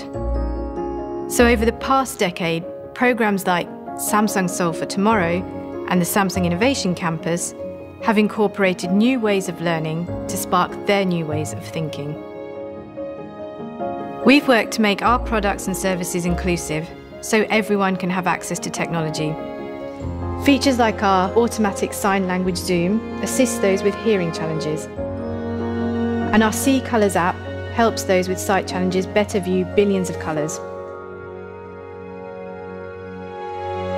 We've also helped find ways to stay healthy in our new constantly connected lifestyles. Samsung's digital well-being is here to help you take control and better manage your time. Of course, we can't forget about our planet. Today we're building innovative products and technology with sustainability at the core to ensure that the next generation can enjoy a green planet.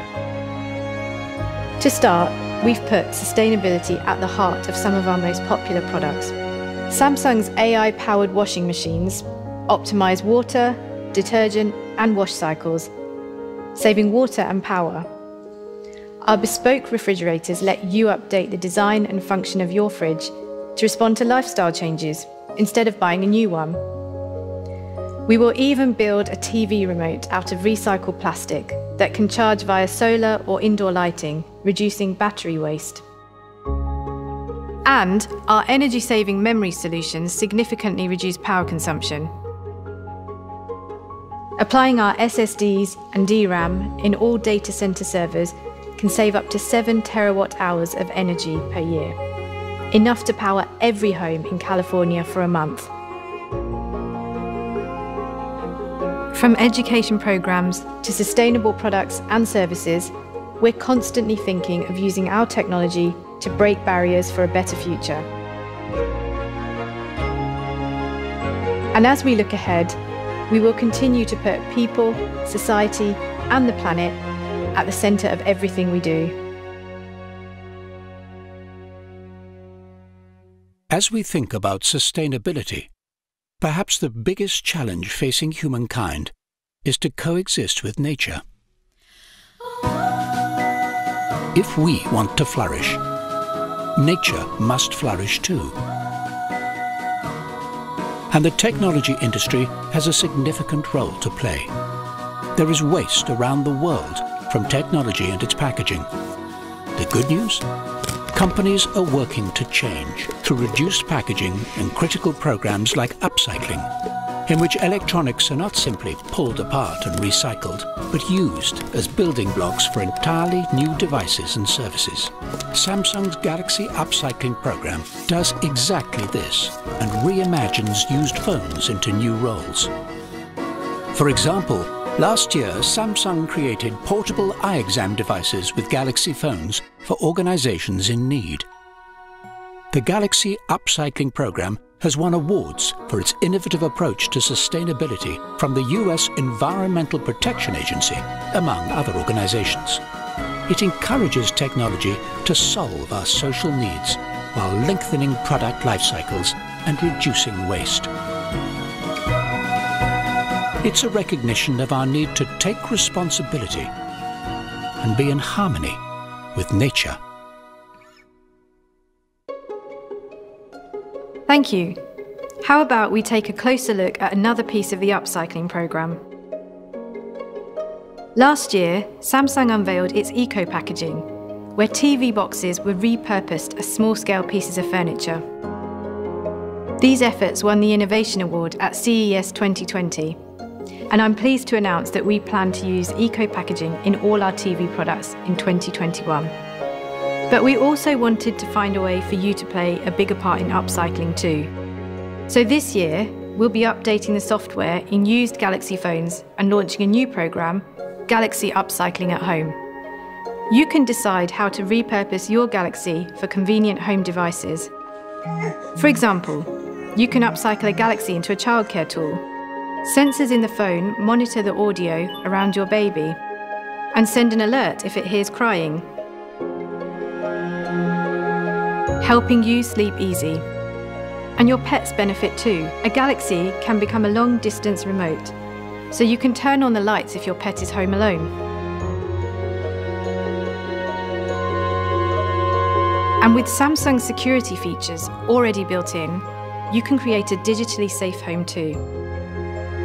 Through these programs, we want to inspire you to live more sustainably with an easy-to-achieve, do-it-yourself approach, allowing people who want to participate do their part in helping our planet.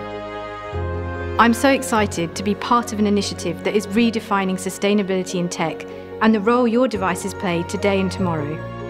This is our vision of a better, more inclusive and sustainable future, and we're working towards it every day.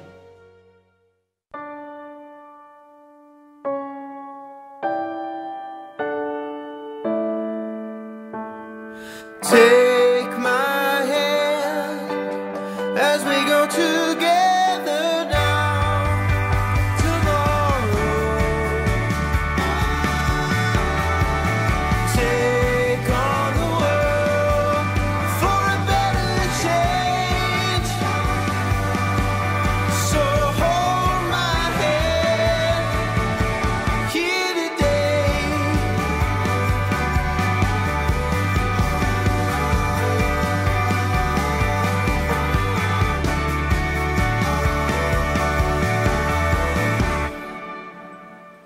What we've shared today is how after a year of abrupt change, Samsung can help us all work toward a better, brighter future through next-generation technologies.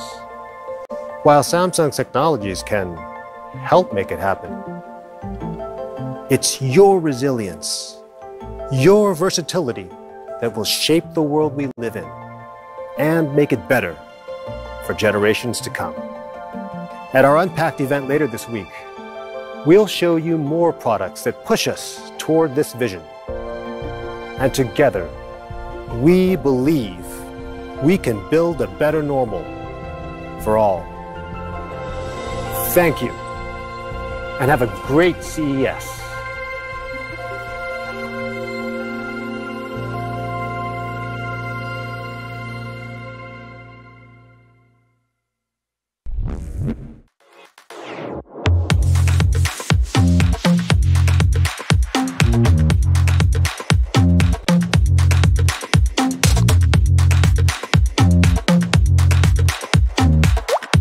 Okay, there you have the Samsung press conference.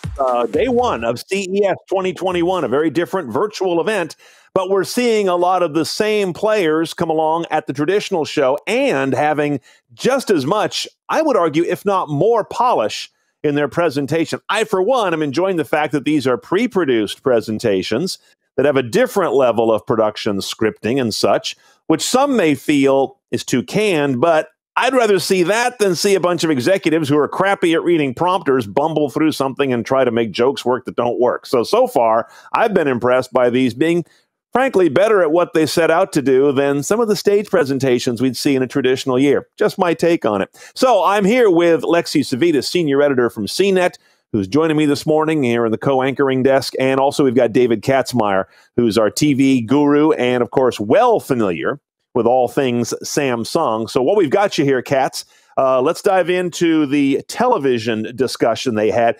Awful lot of alphabet soup in the TV space. What is the relevance that we should take away from Neo QLED?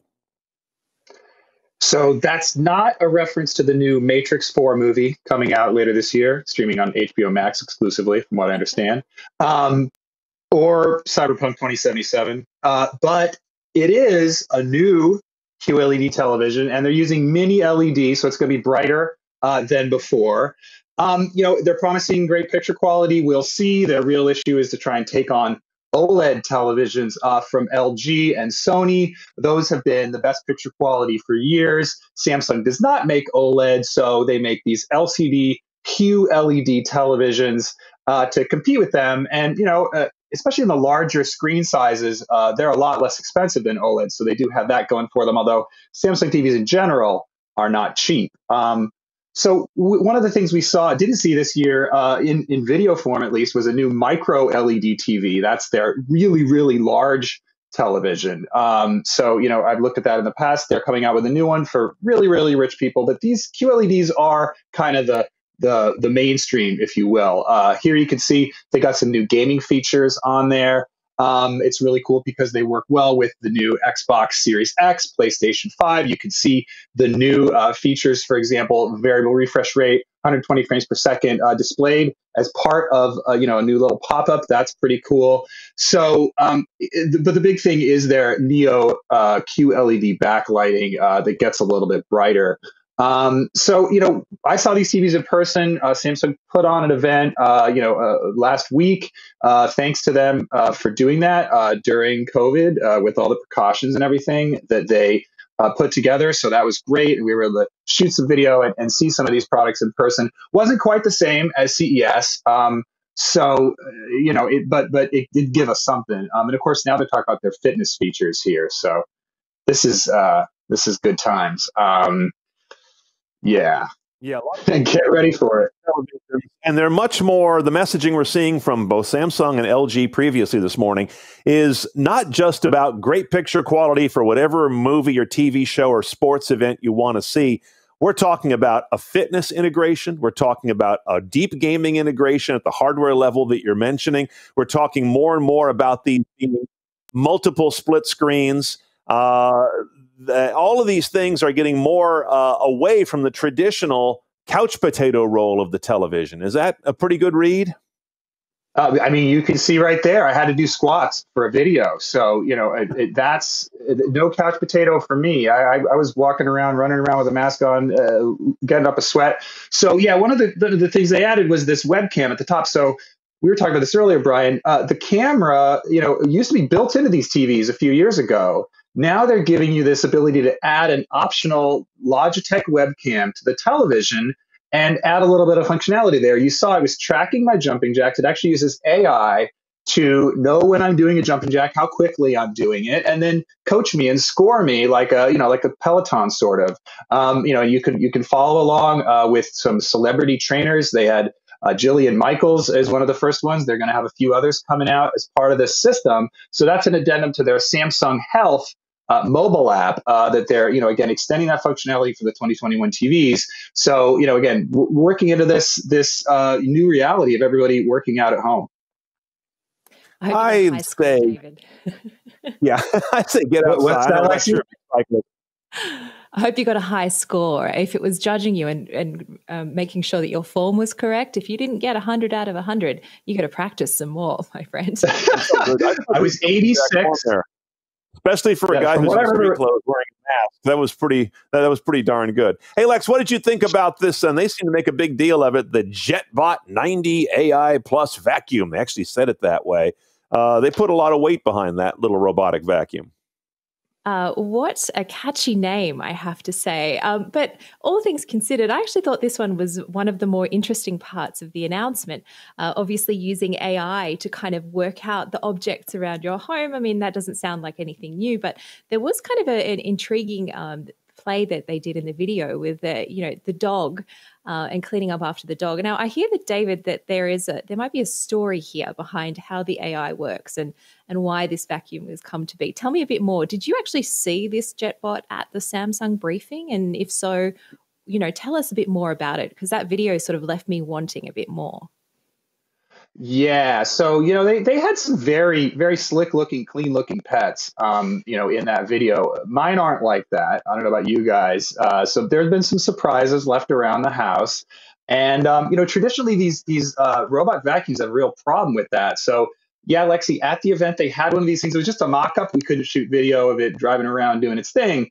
But they did say that part of the AI was designed to recognize objects, so to speak. So some of those objects are a little bit unwelcome in today's the floors of today's homes that pets can produce. So there is an ability in that machine to look at that object and go, oh no, I'm going to take a detour. I'm going all the way around that, and whether it's a puddle or a different shape, something like that, these JetBot AIs, they're saying, are able to avoid that horrible smearing that I'm sure anybody who's looked at robot vacuums on YouTube is pretty familiar with.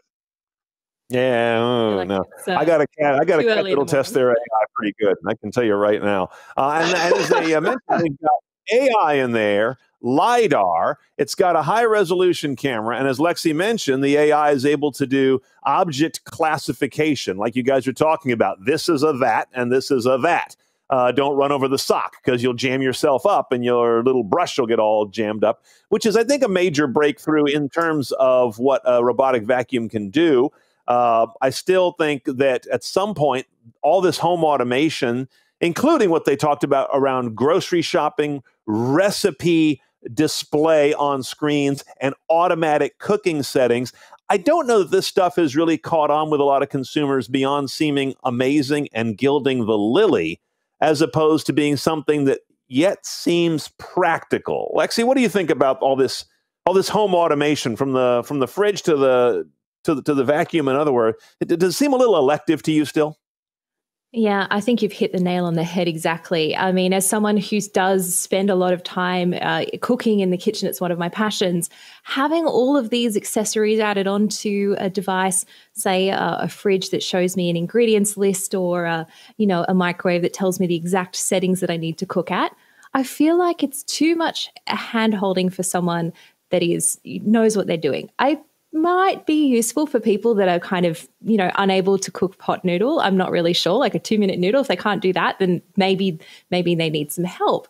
But if I was looking at an appliance, I don't know about you guys, but if you were looking to kind of redo your entire kitchen and looking for appliances, I think you're right, Brian. It's gilding the lily. It's making it like a nice little bonus, going, oh, it's a kind of cool talking point. Yes, I can see inside my fridge, or yes, my fridge is modular. But I think the thing that Samsung actually hit the nail on the head, though, with in terms of the appliances is not the kind of the smart stuff that it does, right? In terms of, there's extra recipes and so on. It was actually the bespoke fridge was interesting in terms of having the ability to, at the end of the discussion of the keynote, we heard a little bit about sustainability. And I think that was really interesting, talking about how the fridge doesn't necessarily, at end of life, like you don't need to throw it out. You could potentially remodular the fridge and sort of repurpose it and change it up as you need. So you don't necessarily need to be upgrading so often. And I think that's something that a lot more consumers are coming much more cognizant about, is not having so much waste and not having so many appliances that kind of reach their end of life so soon after, 5-10 years. Maybe this is something we can extend the life of. So I think from a sustainability point of view, I really liked that part about the presentation as well. It's not very sexy, but I think it's a very important thing, especially as, budgets are tightening and we need to make sure that our devices last longer. But Brian, I want to get your perspective on repurposing old devices.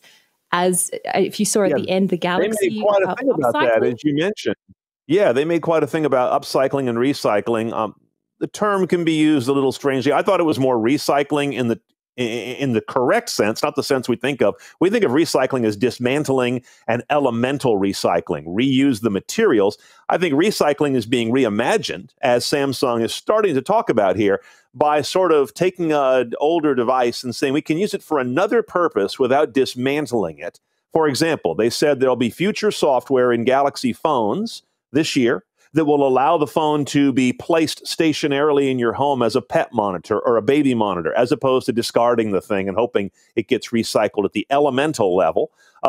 They also talked about, as you mentioned, the refrigerator being able to be moved into a future use case, not discarded. I think that's a good message, because a consumer can look at that and say, okay, that's increased future value for me, as opposed to it's going to leave my house and I hope a good thing happens to it. I know we want all consumers to act accordingly in that way. However, once something's out of sight, it's out of mind.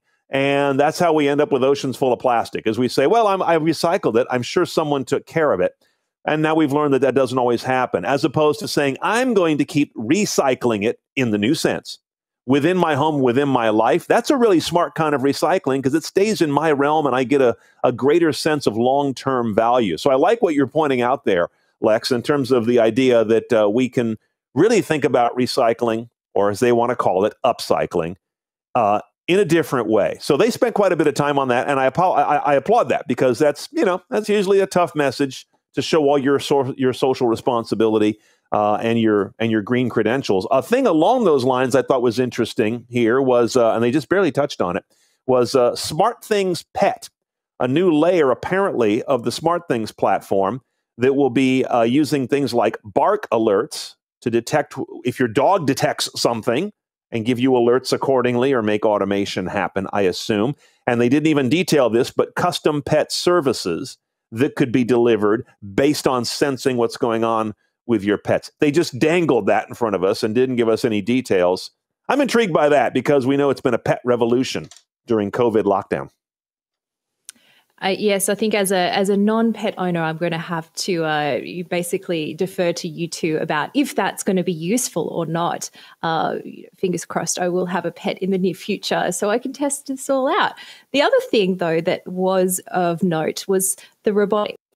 We talked about the vacuum earlier, but what about the Bot Handy? David, what did you think of this machine? It was like an arm robot that could sense the objects and work out how to pick them up and even set the table. I mean, I don't know about you, but I want one of these in my house, please, like now. Yeah, I mean, avoiding pet messes is one thing, but picking up stuff around the house, like cleaning up after people, dealing with the laundry. I mean, that's, I think, the real convenience thing that people want. Again, with the LiDAR, with the AI, with the, the articulation of the joints and everything, I think that's a direct people could actually want to adopt, is having one of these robot assistants around the house. Again, that thing didn't look too uncanny valley to me. It didn't look too scary. I think that's one of the keys here is for mass adoption is getting a robot like this to be friendly enough and non-threatening enough, and also smart enough. It's a fine line to walk for these manufacturers. But obviously, a few years in the future at least, but you can pretty easily imagine with today's technology, something like this, really catching on. And the other one that we're seeing, I think, right now we saw a clip there for a moment, is called Bot Care, which was the sibling of Bot Handy. So this one doesn't have arms, but as I understood it, it's very much tuned to the idea of so many things going on in the home that have to do with work. So it's essentially, from what I could tell, a roving tablet that has audio-visual communication to you and kind of a rudimentary sort of, display on the front to get your attention. But it's more of a personal assistant as opposed to Bot Handy is more of a physical assistant, if you will. So one is almost secretarial in terms of keeping you on schedule, or as they showed, reminding you to get up and move around. These are things that have been happening on the desktop for the longest time in the form of notifications on our screen or on our watch. They feel there's a need to bring these things into a tangible robot. I guess I get a little skeptical there. I think sometimes you can throw an awful lot of hardware at something that can just as well be done in a virtual environment, aural, visual.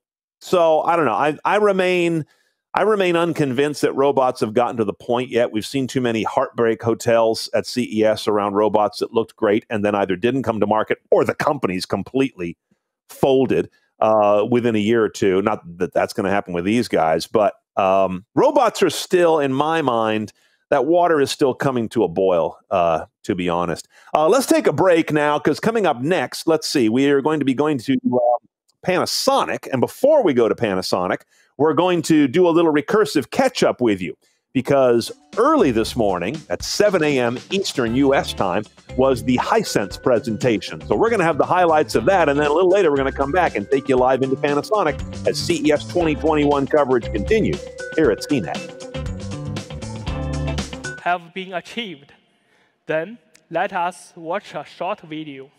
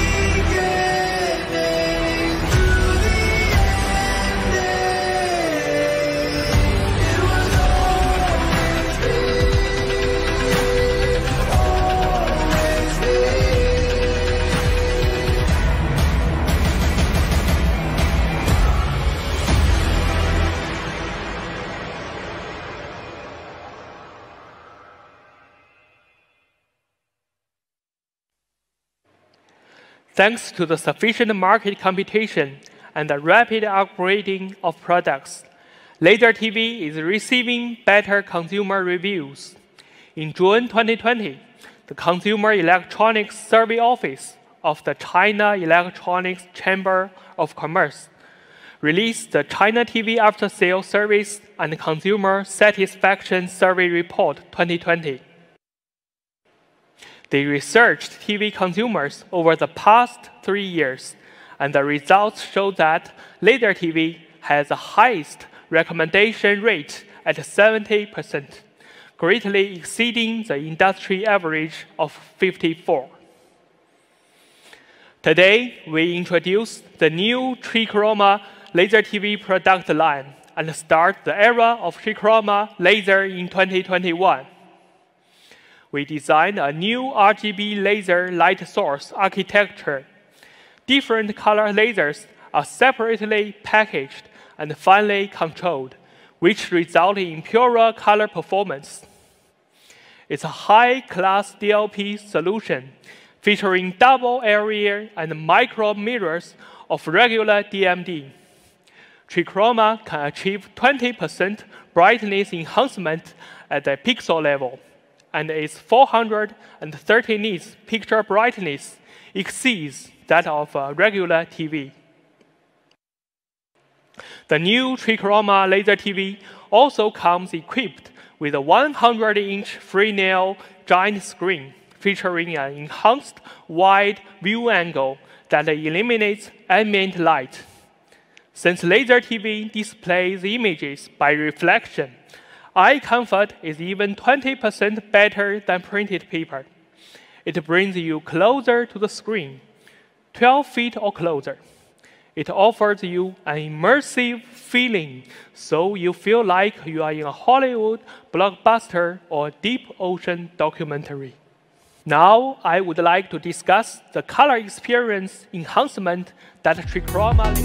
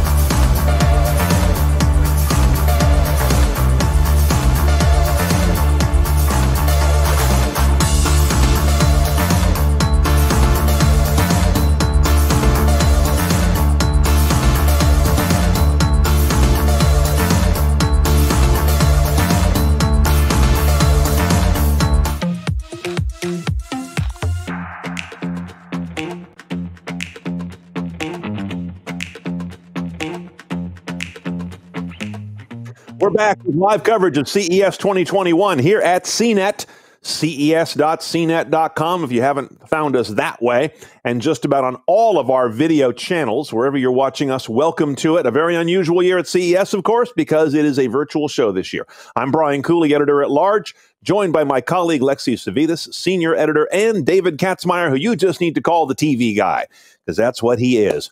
Katz, we're coming up on the Panasonic press conference as we roll through this day of major press conferences. We often think of them for television. Certainly in the North American market, that's become a little less of a story. So if they announce TVs coming up now, do we in the U.S. anyway have any skin in that game? Well, in previous years, Panasonic, as you said, Brian, has stopped selling TVs in the United States. They're mainly sold in Europe, UK. But, maybe that changes this year. We don't really know. Their TVs actually have a really good reputation, in Europe. Their OLED TVs in particular get really good reviews from my counterparts across the pond. But, unless they come to the U.S., which honestly, if I had to bet, I'd say they wouldn't this year as well. It's less important for most of our U.S. viewers, but they're big in appliances. So, they make, everything, hair dryers, toothbrushes. I think a Panasonic toothbrush was a big deal a couple of years ago at CES. They also make batteries. They're big into batteries for Tesla and other, lithium-ion applications. So, we'll see what they talk about at the press conference. It's always a question mark what they're going to bring up. Yeah, it's. I remember that they have always been one of the broadest arrays of products at CES, ranging from some that are frankly industrial and that they bring to the Consumer Electronics Show, as it used to be known. Kind of strangely, I remember panicking one of their executives once a few years ago. They had a portable hydrogen fuel cell, almost small enough to be like a AA battery that would plug into devices and allow us to power everything portable by fuel cells. I made the mistake of picking it up to show it to the camera. It was like some $3 million prototype or something, and all the color ran out of their faces for a moment, but it didn't get broken. But Panasonic can bring us an awful lot of, an awful wide array of things. So, Lexi, if I say a word association game, Panasonic, what do you think of at this point in history? What comes into your mind? Absolutely, appliances, microwaves. In particular, I actually own an excellent Panasonic device. What is it called? Anyway, it was recommended to me by our own Sharon Profus, who is an excellent chef. And it's like the most amazing grilled cheese maker that you can ever ask for. It uses infrared technology. It's got some sort of weird name that I can't remember, a bunch of letters and numbers, but it is excellent. And yes, Panasonic's heritage, at least for me, and I guess for a lot of consumers, is appliances. So if we're not going to see TVs, I'm hoping to be wowed a bit by, I guess, maybe some future concepts. Panasonic has also been big into aviations and avionic technology as well. If you used to roam the show floor back in the day, you would always see at the Panasonic booth some sort of future concept of an airplane seat with some displays and some different technology in that, like so. And that was always usually pretty popular as well. So I'm kind of expecting sort of some more high-level stuff. Obviously, the avionics technology isn't something that most consumers are going to be interacting with, let's be honest, for probably reserved for mostly business and first class. And, with so many people traveling now, that's sarcasm there, then, the applications for that will probably be a few years out at least. So I'm hoping to see some innovations in devices that we use every day. David alluded to things like hair dryers. I remember testing out a Panasonic hairdryer, I want to say CES 2014 or 2015. It was one of my first ones. And it was impressive. But, there's so much competition in those sort of small home appliances spaces, especially if you think of other technology companies like Dyson, who are really making inroads into the hair care industry especially. It will be interesting to see if Panasonic has something to kind of match up to that or kind of push forward a little bit. I don't know about you gentlemen, if hair dryers and hair straighteners and things like that are, Yeah, are it's, of interest I think to it's you, but they are impressive to you can me. actually remember a Panasonic hairdryer from 6 years ago. That must have been a damn impressive hairdryer. So let's find out what they've got to impress us with this year. Here we go, live with Panasonic from CES 2021 on CNET.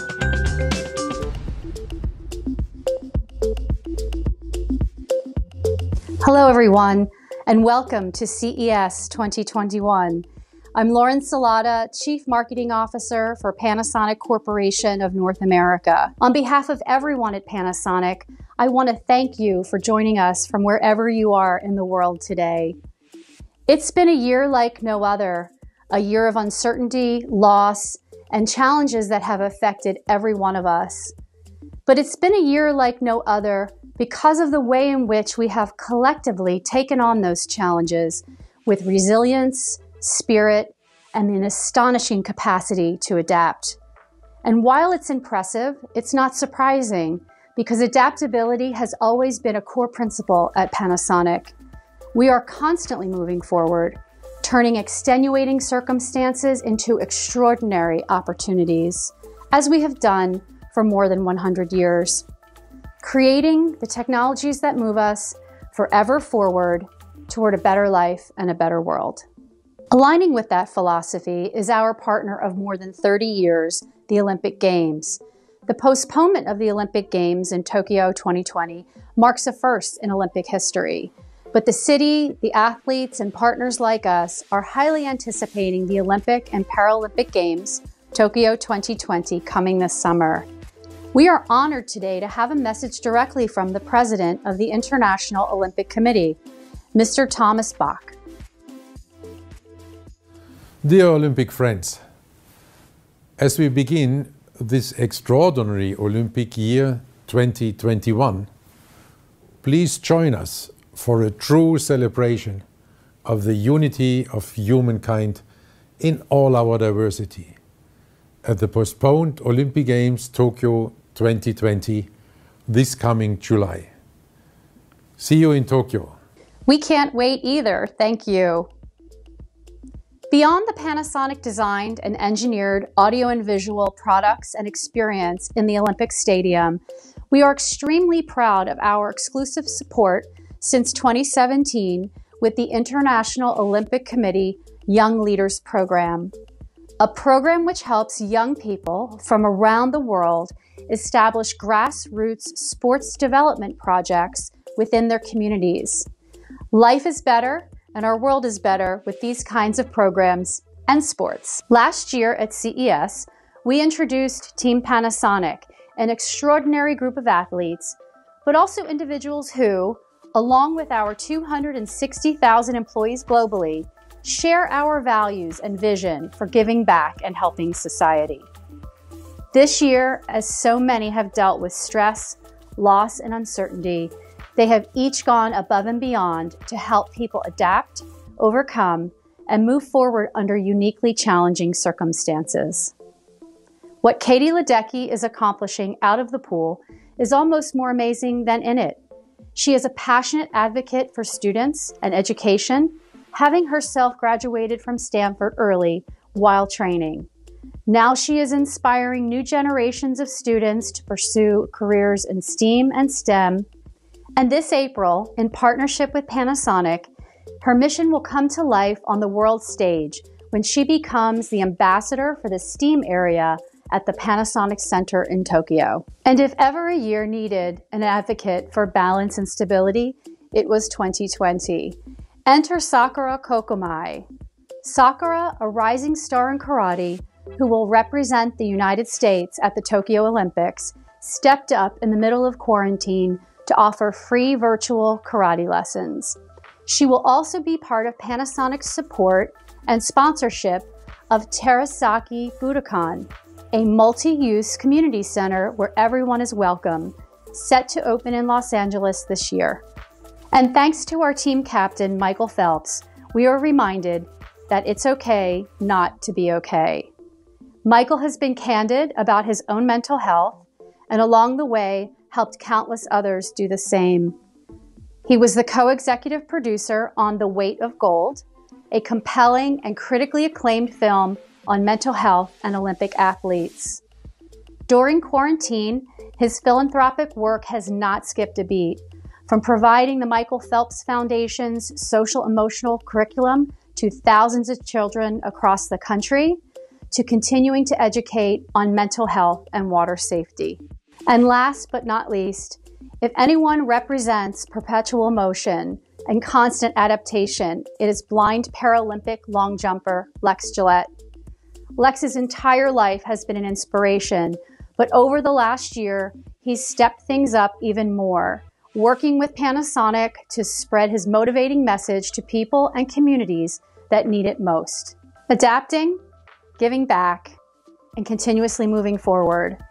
These are values we share with each of the passionate members of Team Panasonic, and it is what moves us forward as a company.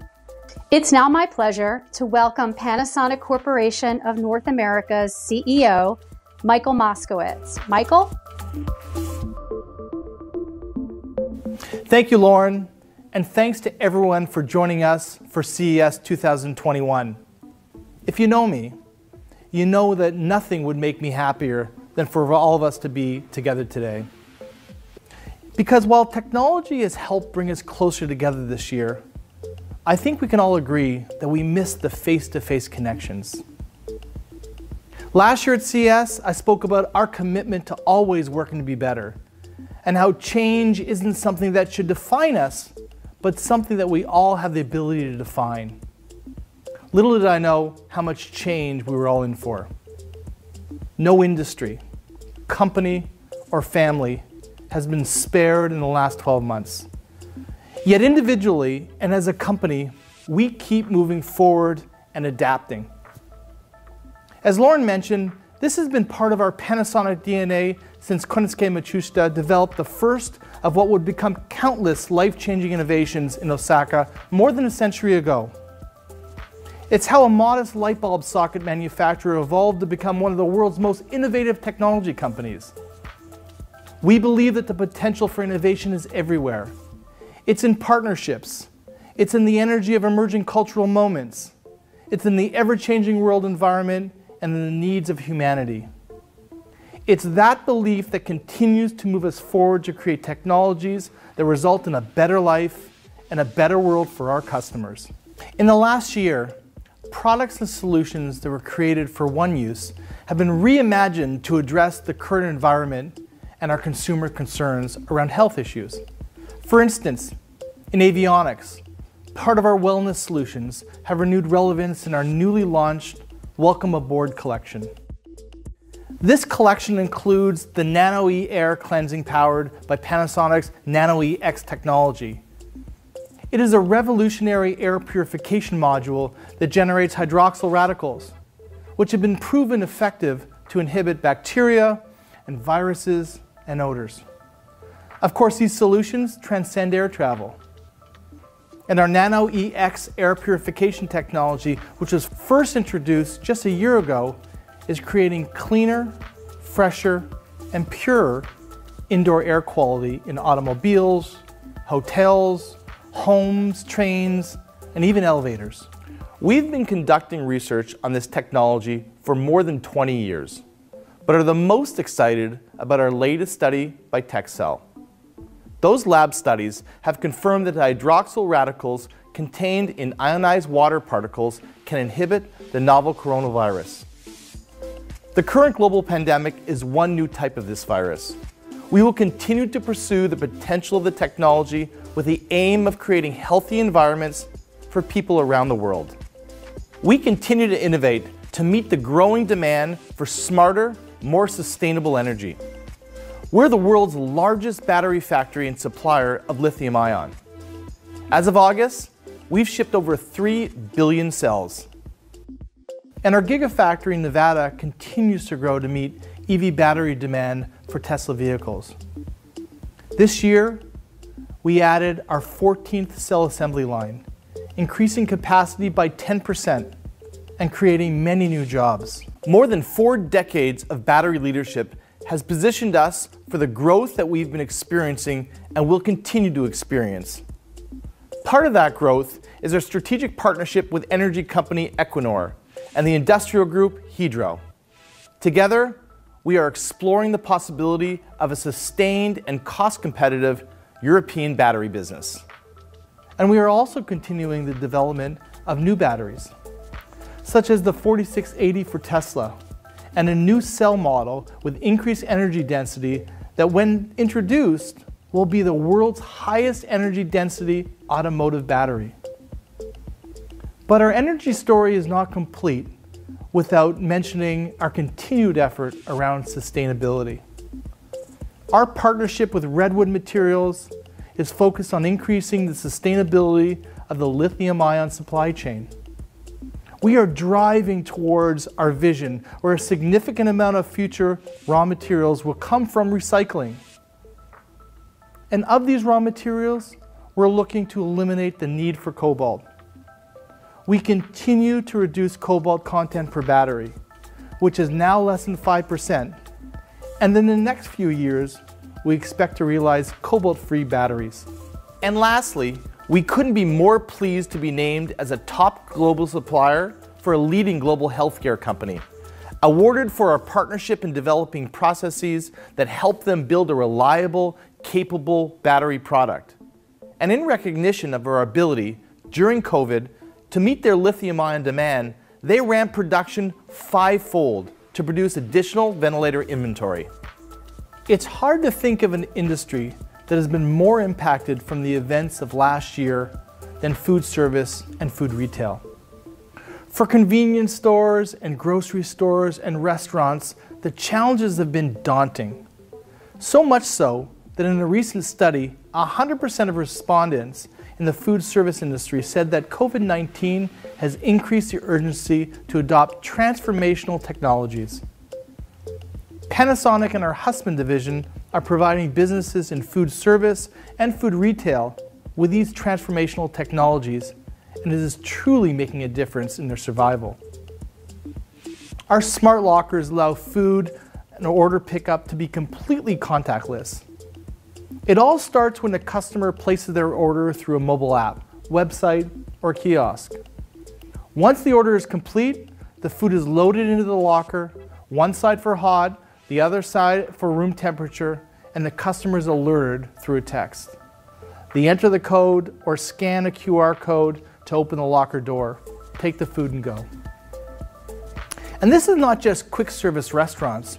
We moved at warp speed to install smart lockers at college campuses to keep students safe and in what was a traditional cafeteria setting. Drive-through service was deemed essential when restaurant interiors were closed. Those businesses who had or added a drive-through saw sales increase up to 70%. We solved for long wait times by equipping staff with our Toughbook rugged tablets to take orders beyond the menu board to deliver food faster and process more cars per hour.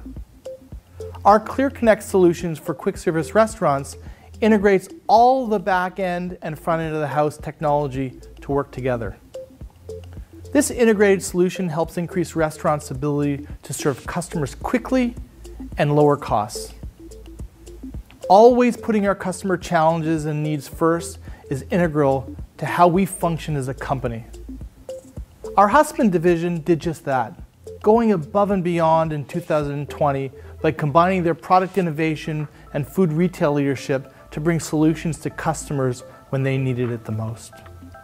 Their Shop the Future collection of solutions are all perfectly suited for what is needed right now in the food retail industry and have been brought to almost 500 customers across the US. A few examples from the collection include Husband's Smart Exchange Locker for contactless pickup. They keep foods fresh with 3 temperature zones: ambient for perishable goods, medium temp for refrigerated items, and low temp for frozen foods. Store Connect for connected commercial refrigeration, remote monitoring, and proactive maintenance. And Aperion, whose physical tags reduce shopping time and enhance the shopper experience. Food retail and service is not the only industry to transform.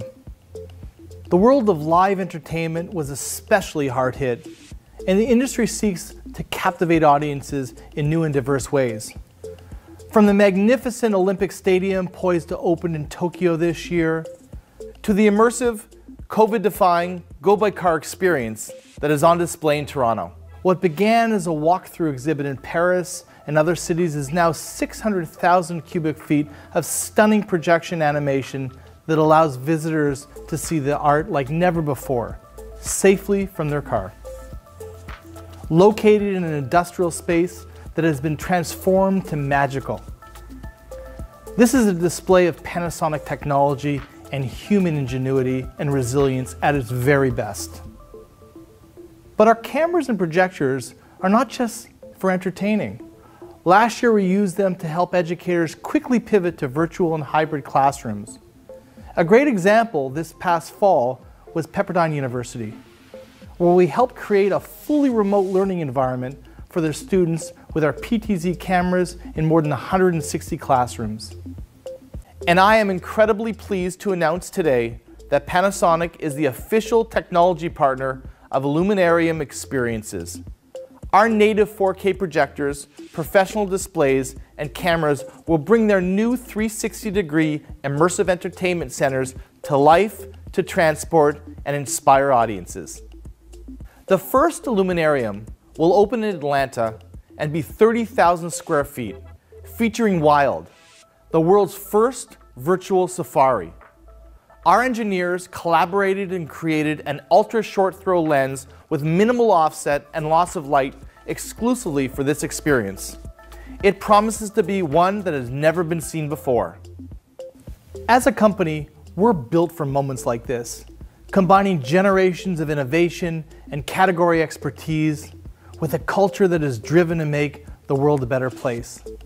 And to tell you about how we're doing just that in our roadways and for everyone who travels upon them, please welcome Scott Kirchner. Scott is the president of Panasonic Automotive Systems Company of America and the executive director of our Smart Mobility Group. Scott. Thank you, Michael. It's great to be with you at the first all-digital CES. The pandemic has touched all of our lives in some way, and for those of you out there that have suffered tragedy or loss, please know that our thoughts and hearts are with you always. Even in the face all of 2020 has brought us, our passion to innovate remains rock solid. This passion is why we are one of the top automotive suppliers in North America and across the globe. We continue to create value for the world's established and emerging automakers by creating solutions that make the world a better place and a safer place too. So what has 2020 brought us? Well, almost overnight, the critical mission of our vehicles shifted. They became second homes, the new safe haven for us and our loved ones. Tasked with not only getting us from point A to point B, they became a place to share experiences. Birthdays were celebrated around the country in cars. Drive-in theaters saw a comeback, and art exhibits went large scale for in-car viewing. Even political rallies were held, all from the safety of your vehicle. That's why we're focused on making the cabin of your vehicle like a second home. A key technology for accomplish this is our Spider platform. It's a cockpit domain controller, a fancy name for a single computing platform that takes the place of several smaller, independent computers. It makes it easier to design a vehicle's interior as one holistic experience. Spider is powered by Google's Android 11 release, and it integrates our hypervisor from Open Synergy. That means you don't have to choose between comfort and safety. With Spider, you can have both. Spider can drive up to 11 displays with distinct or shared content. And it can play audio and music seat by seat, or it can broadcast a shared experience throughout the cabin. Speaking of audio, what would a home or car be without a great sound system? Pretty boring, I'd say.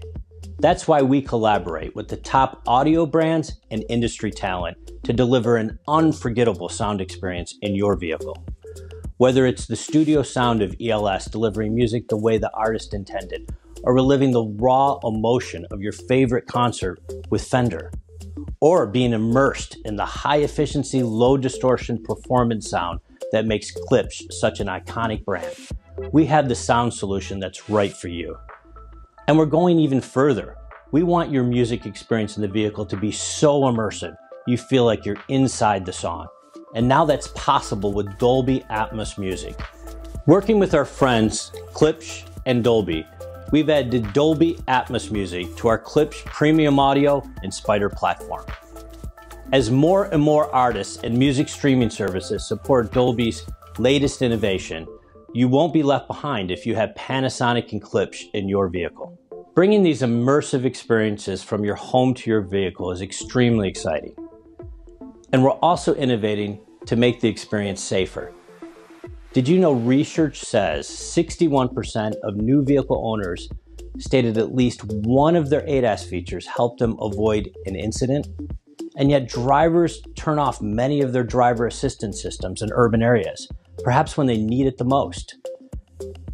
They say it's just too hard to understand what these systems are telling them in this crowded environment. Well, we think you shouldn't tell them, you should show them, which is why we're developing the next generation of augmented reality head-up displays, or AR HUDs.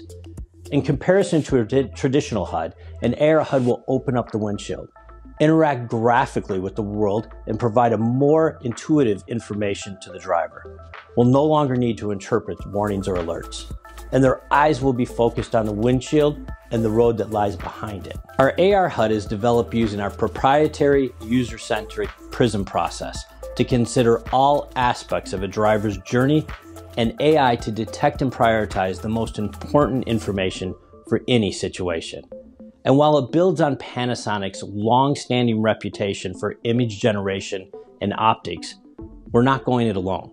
We're collaborating with companies like Envisix to bring their high-resolution laser holography to market, and with Palo Alto-based Fire to bring their spatial AI and AR navigation to the real world. It's truly the amazing next generation of in-vehicle experience. Can't wait to have it in my car. While AR HUDs will help you keep your eyes forward and on the road, how about when you need to see what's behind you? Now you can see what's back there, even when you can't.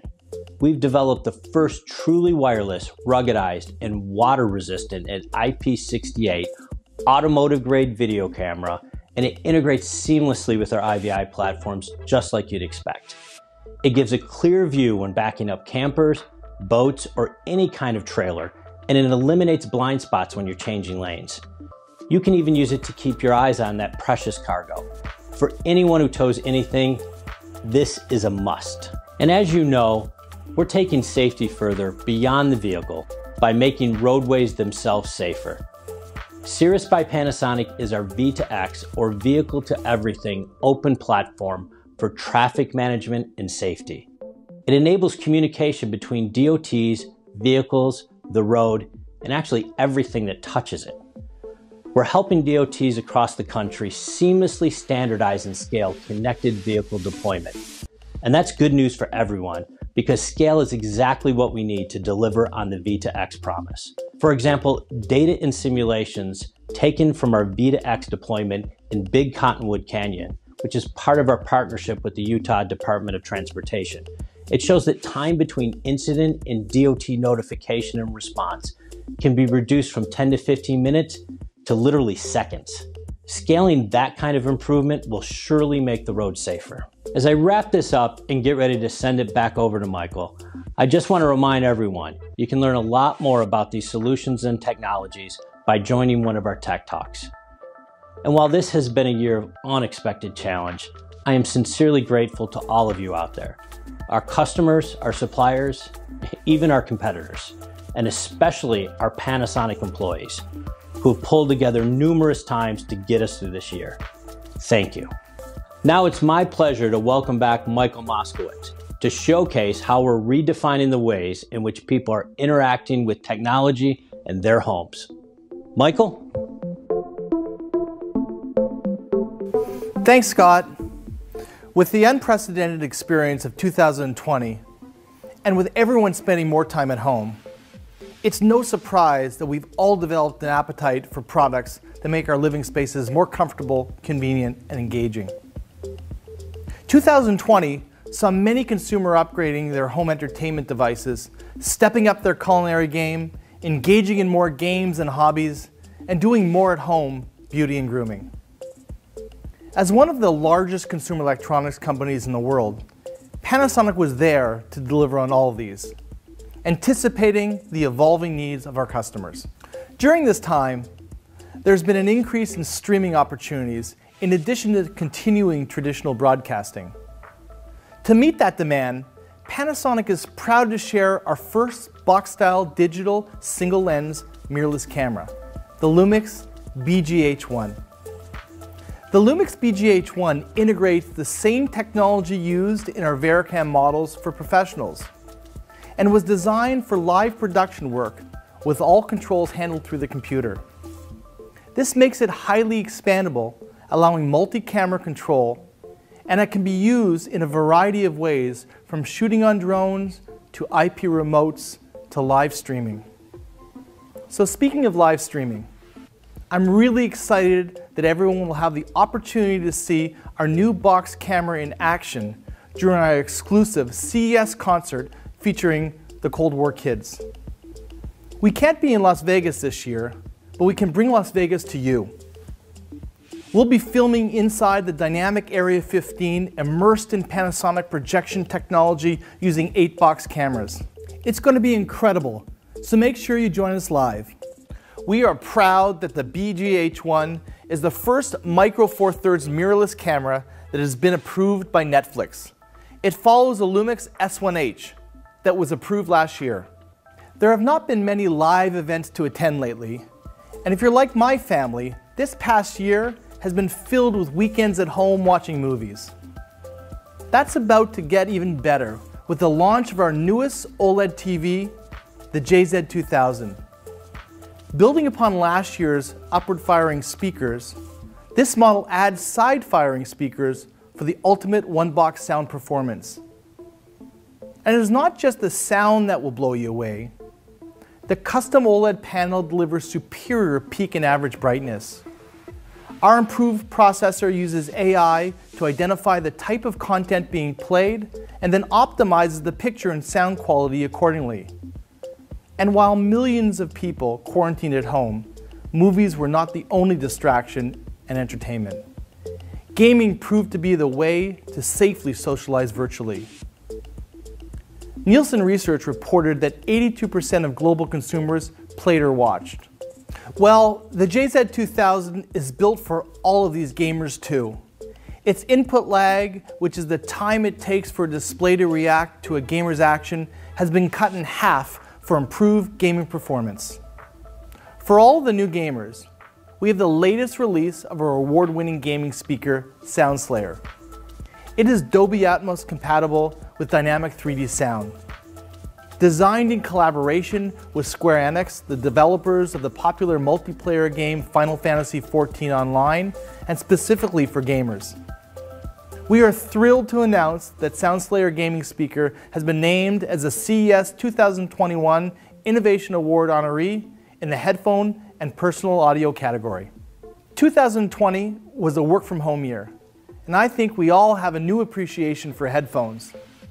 Whether it is taking a work call without broadcasting it across your living space, or listening to music instead of hearing today's math class from the next room, it is all going to be better with the new Technics True Wireless headphones launching later this year.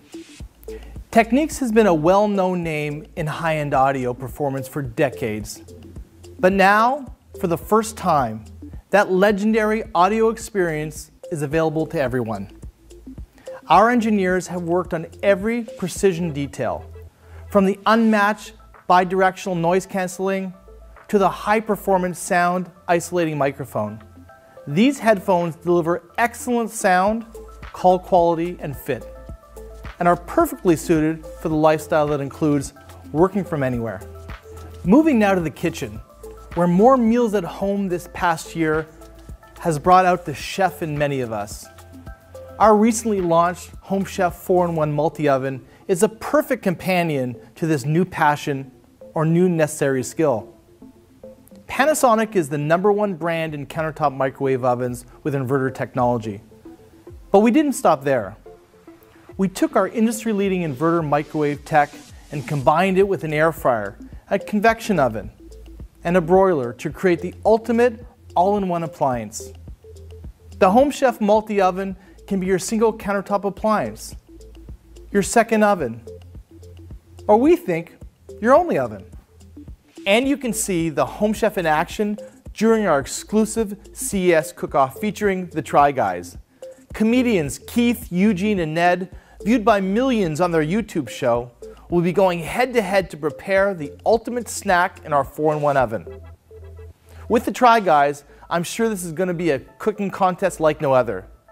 Make sure to watch it live and cast your vote for a chance to win a Home Chef. We believe that to truly move forward, you have to give back. This belief rang true more than 50 years ago when our founder established an entire division dedicated to social responsibility with the goal of achieving true harmony with society. And it holds true today as we encourage employees to engage, volunteer, and give back to their communities across North America. Their contributions, from using personal 3D printers to make face shields for healthcare workers, to working on the front lines of the pandemic, have been astonishing, humbling, and moving. I thank each and every one of them. And in closing, thank you for spending time with us. We look forward to sharing more over the next few days online. You'll experience product demos and tech talks and expert Q&A, and our exclusive events with the Cold War Kids and the Try Guys. On behalf of all of us at Panasonic, I want to thank our customers and partners. We will continue to deliver on our promise boldly and continue to move us all forward, no matter what changes lie ahead. Thank you, and enjoy CES Digital.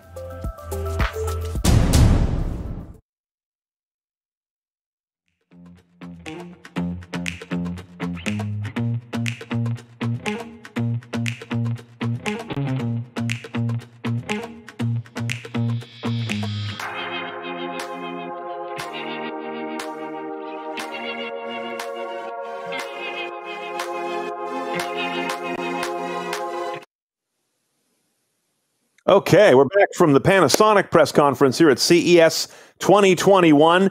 Always a grab bag with Panasonic. They've got a huge variety of divisions ranging from industrial to consumer, as you saw. We're going to recap a few of those. We being myself, Brian Cooley, editor-at-large at CNET, along with Lexi Savitas, senior editor, and David Katzmeyer, who's our TV guru by any other name. And let's start with TVs, Katz, just because folks probably know by now, if they haven't been living under a rock, that when Panasonic talks at CES and talks about TVs, U.S., North American consumers, I think broadly, can tune out, right? Yeah, they don't sell TVs in the U.S. anymore. That's been the case for the last, 5 years? So, the TVs that they announce have really good reputations in Europe and elsewhere around the world, but we don't get them. They announced a new OLED TV that won't be coming to the U.S. And, unfortunately, their products here are restricted to the more prosaic, maybe some home appliances, things like that.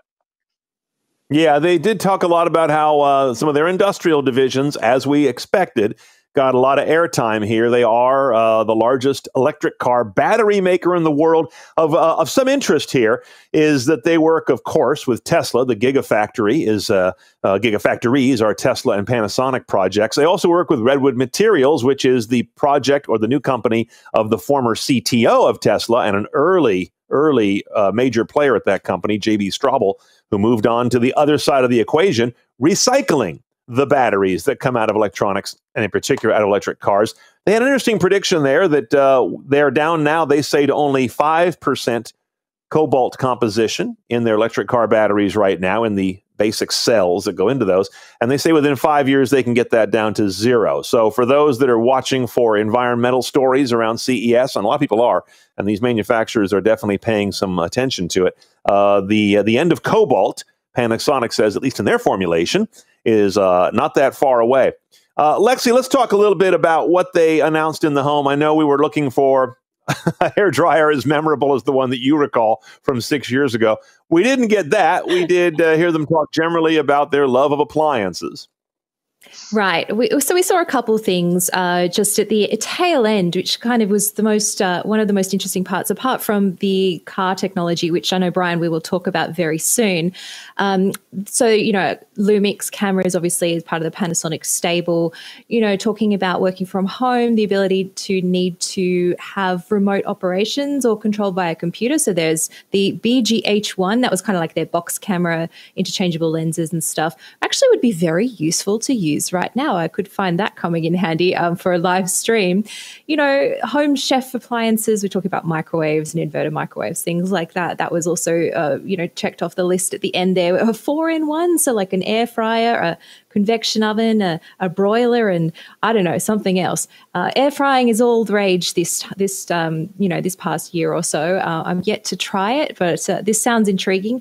If a 4-in-1 device works, I'm in. Most of the time I've found that 4-in-1, 5-in-1s, generally one of the things doesn't work. So I'm interested to see about that one. And the other thing that I thought was interesting was kind of slotted in at the end there was the headphones, the Technics headphones. Now, there's been a lot of, obviously, movement in this space over the past year, people working from home.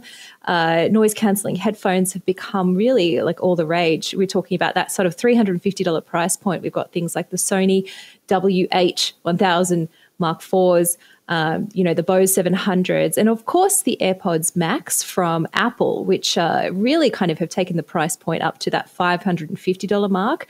To sort of see Panasonic and have that audio heritage with the Technics brand, to see kind of how that's going to stack up against some of the more established names in the market is going to be really interesting. I definitely want to get some ears on those ones.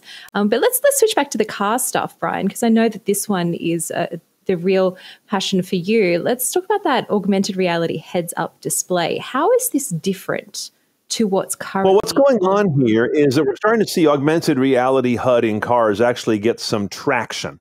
For example, the new Mercedes, I think the EQS, which is their new high-end electric crossover, really it's an SUV, full-size SUV that's coming, is going to have this augmented reality head-up display. And they're working with a partner called Envisix, as they pointed out, which I think we have a little clip of that where we can see what an AR HUD looks like. So the idea here, and it's a little subtle, take a look here. See, that's showing you distance, or I'm sorry, that's showing you a direction and navigation.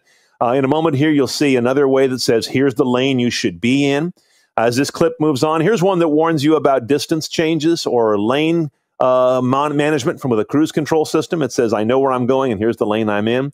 And you'll see another example here that's going to call out points of interest. Here's that beach that you're heading towards, so you can see it. And here's another one that's going to show you where you may have a bicycle and a car pulling out of a blind street, and circle them and highlight them. This is right on the windshield or projected right within its same plane. This is, to me, very exciting because augmented reality has been struggling in every way. You can do it on a phone today in a number of ways. Almost nobody does it. You can do it on face-mounted glasses. Almost nobody does it. Those things have been around and struggling for a compelling use case. I think when you go to the car, several good things happen. First of all, cars are rapidly going to be adopting 5G connections, and many of them have 4G already. So a decent and soon excellent pipeline is coming. Secondly, they have a real good display for this where you are always looking forward and you need to have situational information there. It's more important there than it is on any other screen you look at. And thirdly, you've got a place to put the hardware. We're not trying to shrink everything down to a small, light portable or something so light that I don't mind putting it on my face, not to mention looking like I've got it on my face. All those worries go away. And the car is the best canvas I can think of right now for augmented reality. So I'm extremely bullish on AR displays inside of windshields. The other interesting thing about it is that Panasonic is one of the companies that can actually do it. There are a number of companies out there. There's kind of a top 100 of automotive suppliers who build all the parts that automakers then build cars out of. Car makers don't make parts. Car makers assemble sub-assemblies. In this case, Panasonic is about number 15 out of 100. So they rank pretty high. They're a major heavy hitter in terms of supplying technology to car makers. So they're in the right position, and I think if you go to dashboard tech, they rank significantly higher than that, if you were to winnow it that way. So in summation, when you hear Panasonic talk about AR in cars, that might be the most interesting thing out of this, even though it's a bit of a B2B story, and then later you'll get it through a car maker. I'm looking Yeah, forward there's to another the B2B. Sorry, Lexi, I was reminded of please. another B2B story that they talked about. This is on the display side. It's this new Illuminarium project. They kind of went through it pretty quickly, but apparently they're setting up a new interactive immersive display in Atlanta. I'm picturing something similar to IMAX, but I was just looking at the press release. They have these gigantic video walls, and they have a new display projector technology, 4K resolution, that allows them to get the projectors really, really close to the screen to have sort of an incredible live tall image that you can just walk around in. The display that they're starting with is like a wild virtual safari, they're calling it. There's 50,000 lumens of brightness. They just have a pretty cool sort of immersive display here. Of course, the downside for something like this, right now, it's a large group gathering, kind of event that they're trying to open up here. So we'll see how that works and when they can actually get these things up and running. But that seemed pretty cool from a tech perspective. Yeah, the idea that we will eventually get back to big institutional displays where we go and see things as exhibits almost seems foreign to us now. We've been in this separated and lockdown mode for so long. I think it's almost going to seem odd to go the other way after a while. But when we do, I think we're going to find that technology has advanced since the last time we were in public display areas. And so it's going to be an interesting, I think, almost like a hiccup jump when we go back and say, wow, things are way more impressive than the last time I remember, because the tech didn't sit still. It was getting improved and innovated upon, as we saw here, as we saw with that Van Gogh exhibit that's gotten a whole lot of global press, and technologies for those kinds of installations continues to move forward.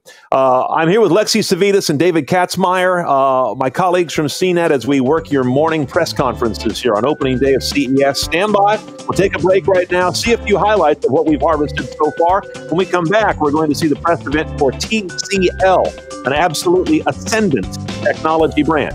We continue with CES 21 here at CNET. Here's a new twist on family game night. A giant touchscreen table with digital versions of board games. We're talking big name board games like Monopoly and Scrabble. And you can play against anyone from anywhere online. This is the Infinity Game Table by Arcade 1UP. And I have here an exclusive first look at an early prototype to let you see how it works. So let's play. I should start by making it clear that this game table is still in development. It was very cool of Arcade 1UP to let me spend a couple of days playing with a prototype with my family at home. But that means the graphics and effects that you see here are not final. Everything's still being tweaked.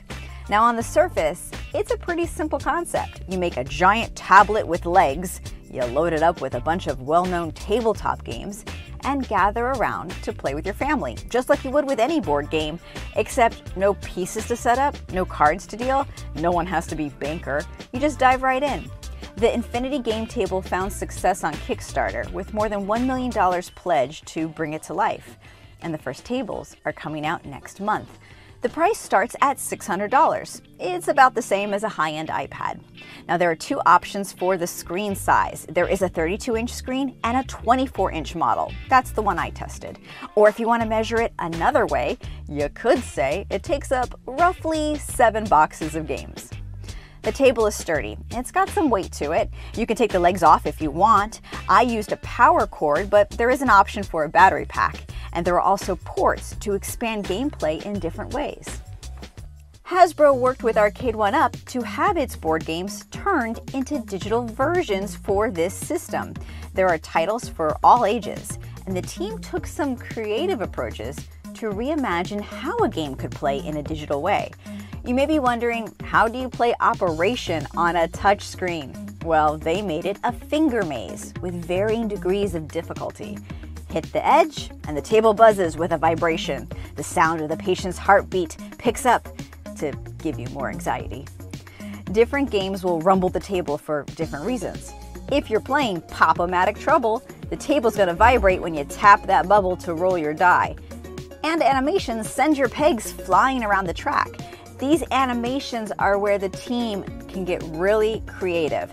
The design of Monopoly was well done. Your little token hops around. The dice you roll could knock over the little houses or the other tokens on the board. But the best is when someone gets sent to jail. I think this was the fastest Monopoly I ever played because no one had to deal with banking or cards. It all just flowed. You know, one of the great things about the nostalgia of board games is all of the tangible memories, the feel of the token pieces, the shuffling of the cards, the roll of the dice. With digital, you don't get any of that. But of course, if the graphics are just right, they could still bring back those memories, but digitally enhance the game and give you a way to play that you can't get with a board game. A key feature is that you can play against people online. That is, if you know someone else that also has an infinity game table. I hopped into a game of Battleship with the table's design director, Jerry Cummings. Holy cow, you got me already. When you sink your opponent in Battleship, you're gonna feel the explosion. Sink my battleship. In some games with multiple players, like Sorry, we could have connected with multiple tables if we wanted to. And if there's no time to finish, you can also save a game to pick it up later. Games will have various settings in case you want to change the house rules. Jerry said the team is considering all sorts of new gameplay ideas. Maybe you'll use special controllers in one game, or another game could be switched to play a different themed version, like a Star Trek Monopoly or a Disney Trivia Pursuit. The table itself has a lot of potential. It really does. It's the first time that you can take a board game, the way you play a board game face to face, but now it's digital. And you don't have to worry about any parts or anything, and everything's taken care of. All the rules are in there, and all you gotta do is launch it. Arcade 1UP is working on other titles popular with board game fans, like the game Ticket to Ride or Pandemic. This goes beyond Hasbro. The system is designed to be open for developers to create anything they want for the table. The unit I tested also had card games, as well as your basic classics like checkers and chess. Once I took it for a spin, I could see a few different paths that this system could take. Why not make a game of chess where you saw the pieces battle each other? Or maybe games can react differently depending on how you touch the screen. When I played Candyland, I wondered what it would be like if my daughter saw her player slog through the gooey licorice lagoon. Or could she get reactions if her finger bounced on the gumdrops? The prototype demo was not quite there yet, but the team says they want to keep updating these games over time. This table holds a lot of potential. It really all comes down to how game developers can think differently about playing games on this type of surface, whether it's people near or far. Really, it all depends on what game developers can bring to the table.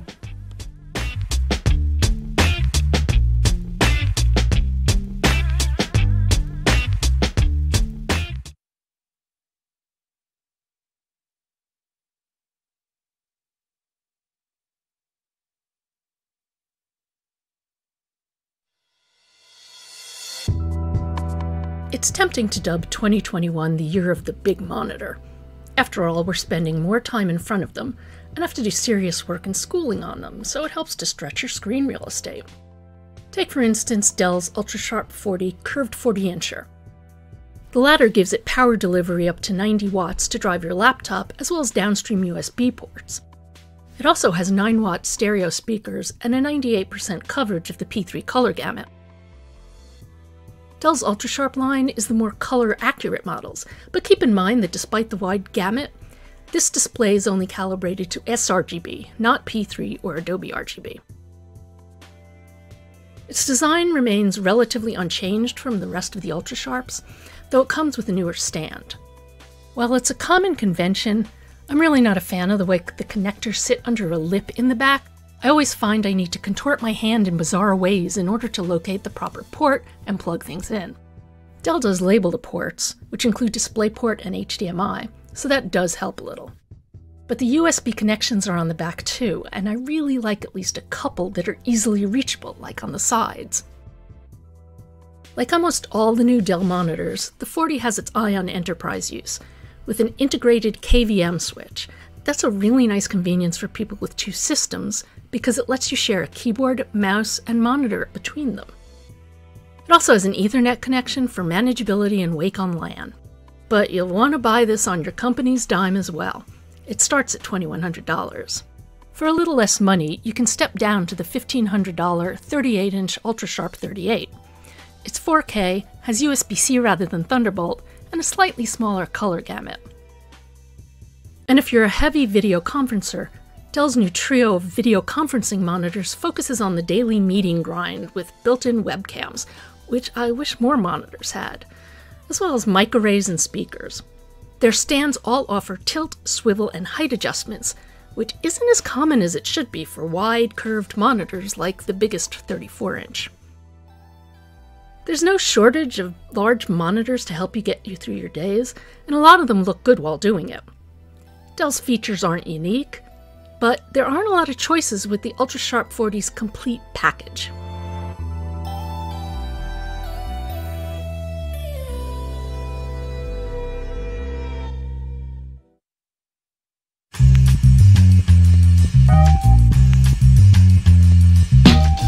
Obviously, CES is very much about televisions and computers and things like that, but especially over the last several years, people have gotten really into seeing smart appliances, new home stuff at the show. Samsung always has a lot of smart appliances.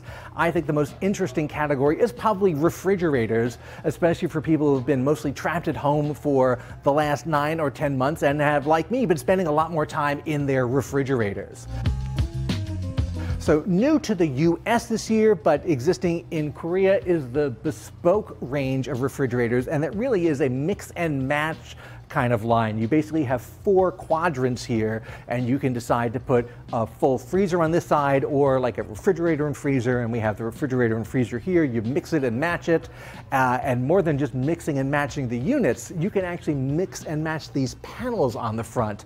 They come in a bunch of different colors, and you should be able to just pop these off, get a replacement set, and change up the whole look of your big refrigerator system without buying, a whole new thing. You could even get, blue here and white here or metallic down there and come up with a whole bunch of interesting designs. Now there's another new version of the Bespoke line for 2021. It's a bit more of an all-in-one unit, and that's this guy. It's the 4-door Flex, and you have, top 2 refrigerator doors here. This is the freezer, and this is kind of a refrigerator freezer, which means it can, have a different temperature setting than this regular freezer down here. Also a couple of cool hidden features. You open the door like this, regular refrigerator door, but then you hit the little secret handle at the bottom, and here you have built into the door your water dispenser, a jug. There's a big metal panel here that will help radiate cold air when you close this again. This is more of an all-in-one unit. You don't get to pick the individual, compartments like you do with the other Bespoke models, but it all comes in one package, and you can still swap out these panels. You can use different colors, different materials, really get a very unique look, and even change it up if you want to. But of course, the super fancy smart refrigerator everybody loves to talk about is this guy right here. It is the Family Hub, and what sets this one apart from all the other refrigerators is this gigantic built-in touchscreen. It's basically an Android tablet built into your refrigerator. Now, they've had this for a couple of years. There are no real hardware upgrades to the screen itself for 2021, but there are some software upgrades and some new features.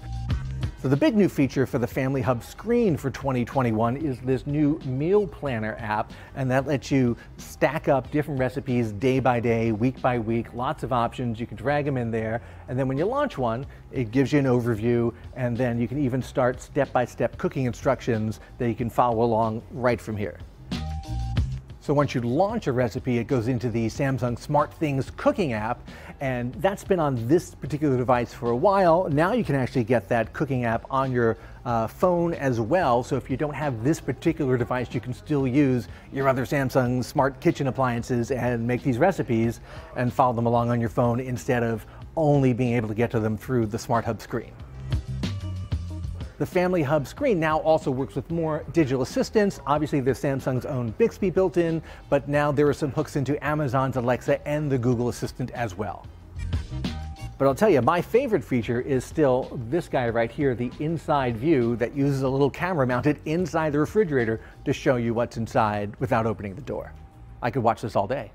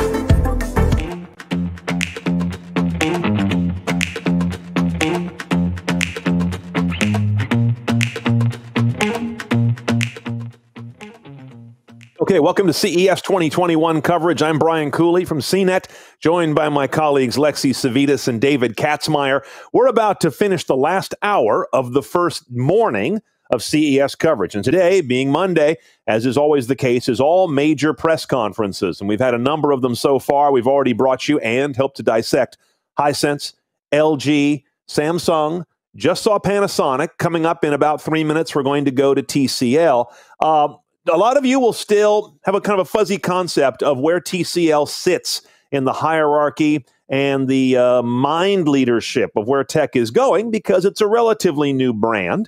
David, tell us where they sit in terms of televisions, which I think is perhaps their strongest category so far.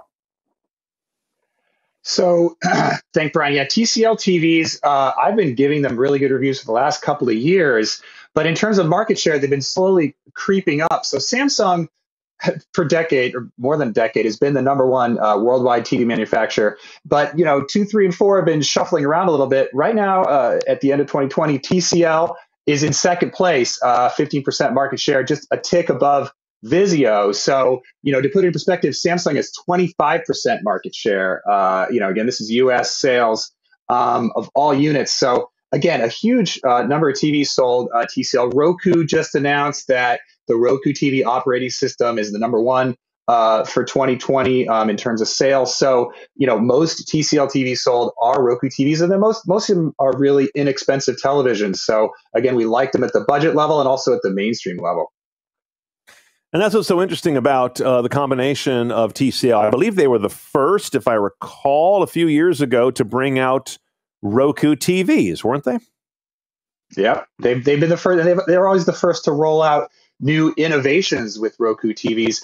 Although, interestingly, at the last 2 CESs, TCL has said that they're going to sell an 8K resolution Roku TV in the United States. One was actually, they were coming out with a prototype, but last year they actually said, we're going to sell an 8K TV. Both cases that never came out. So we had yet to see an 8K TCL television in the United States. They're still selling them elsewhere in the world, particularly China.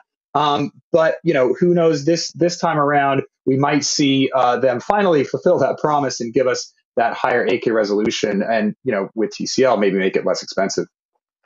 All right, so we know that we're watching all manufacturers here at CES this year, folks, to see what they can do with 8K price points, because they remain very expensive for the most part, not like an OLED was a couple years ago, but they're well above the bargain that a lot of people are seeking, especially these days.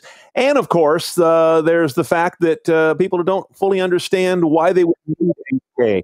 Let's see how this company, among others, can justify both on performance and price why you'd want the TV that everyone tells us is next. Let's go to TCL now as we continue with CES 21 Live here on CNET. More in this fantastic consumer electronic convention. But this time, things are vastly different from before. Not only because this year marks the first ever digital CES, but because after a challenging year, we are witnessing people here and across the rest of the world trying to get back to their feet and move on in spite of the global challenges. TCL is proud to be a member and a contributor of this vibrant industry. We are one of the leading consumer electronics brands in the world and America's fastest growing TV brand. Our mission is to make life intelligent with innovative technology. And we are doing this through adopting what we call our AI times IoT strategy. To fulfill this mission, we are focused on bringing value to our consumers all around the world to developments in connection, display, and interaction. We do it not only with our products, but by encouraging consumers to adopt an intelligent lifestyle, place the TVs at the center of their home, as the biggest screen and as the provider of the great content. From there, a smart journey starts. We are making people's lives easier by giving them a full category connected devices that enable them to interact in a real time with their gadgets and communicate with their friends. Simply put, we want people to experience more. To date, I'm proud to say that our product service are in the hands of 300 million global users over 160 countries. And I'm also pleased to inform you that we now have over 75,000 employees, 22 factories, and 28 R&D centers spread around the globe. We have maintaining extremely strong business momentum in our multi-category offering, such as TV, audio, mobile, air conditioner, washing machine, refrigerator, and more. This makes TCL one of the leading consumer electronic brands in the world. Not only that, but also thanks to the sale of all of these wonderful products we can see here, I'm proud to say that the global market share of TCL brands rank now the #2 in the second quarter of 2020. But it's more than just the numbers. I'm convinced that these TVs must have brought entertainment and excitement and unforgettable moments to millions of people, especially during these difficult and challenging times. In the first 3 quarters of 2020, our global TV sales volume reached more than 70 million sets, which was up by nearly 15% year-on-year. In North American market, TCL brand TV sales volume were up nearly 25% year-on-year, and in European markets, our sales volume has almost doubled. In addition to this, we are seeing a significant growth and increase in market share across other key markets. We are both honored and extremely grateful to have received positive reviews from around the world on our products, on our user experience, and on the value we bring to the consumers. We truly appreciate this endorsement, which is a testament to both our hard work and our continuous efforts in research and development. Seeing these reviews only encourages us to keep creating the best products and keep providing the best service to our users. TCL typically ranks well above the industry average, in reviews and in a recent survey conducted by PC Magazine. TCL was awarded the Reader's Choice Award for the best television brand for the third year in a row. According to this result, TCL has topped the list of overall satisfaction and like would recommend. We believe in delivering joy and happiness to young consumers and letting them experience more. So while we continue to delight our existing users and reviewers, we are at the same time investing in the TCL brand, and we are continuing to excite our fans around the world who like sports and entertainment. For example, for football fans, we are proud to sponsor the Copa America. For those who enjoy basketball, we sponsor FIBA tournament. And for fans that enjoy movies and Hollywood, we have the TCL Chinese Theater. And for those people that like motorsports, we are proud to sponsor the GT World Challenge. You can find us cheering with everyone at the stadium, or you can find us on the field, and you can also see us sharing the breathtaking views to the fans through their TVs.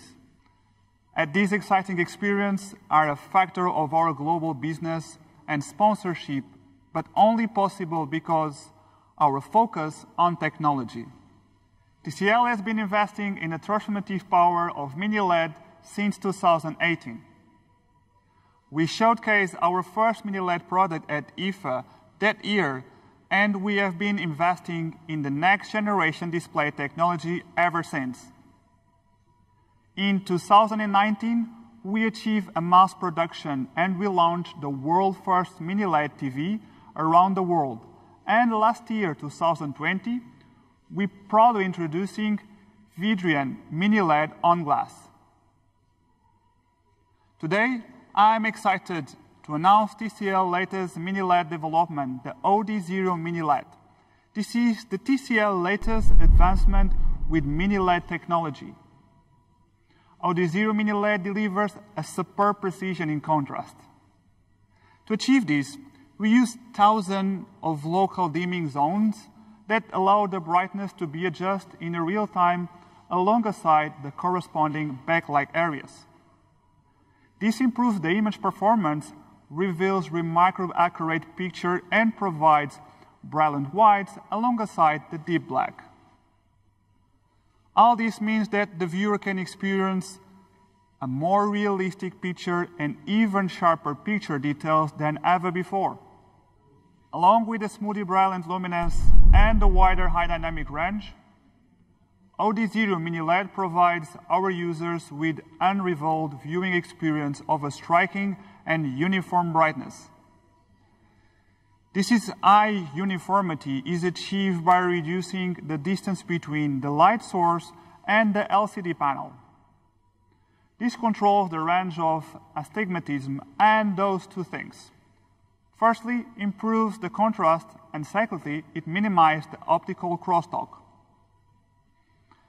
Apart from the astonishing performance in brightness and contrast, TCL OD0 technology also offers a dramatic ultra-thin profile never seen before in LED LCD TVs.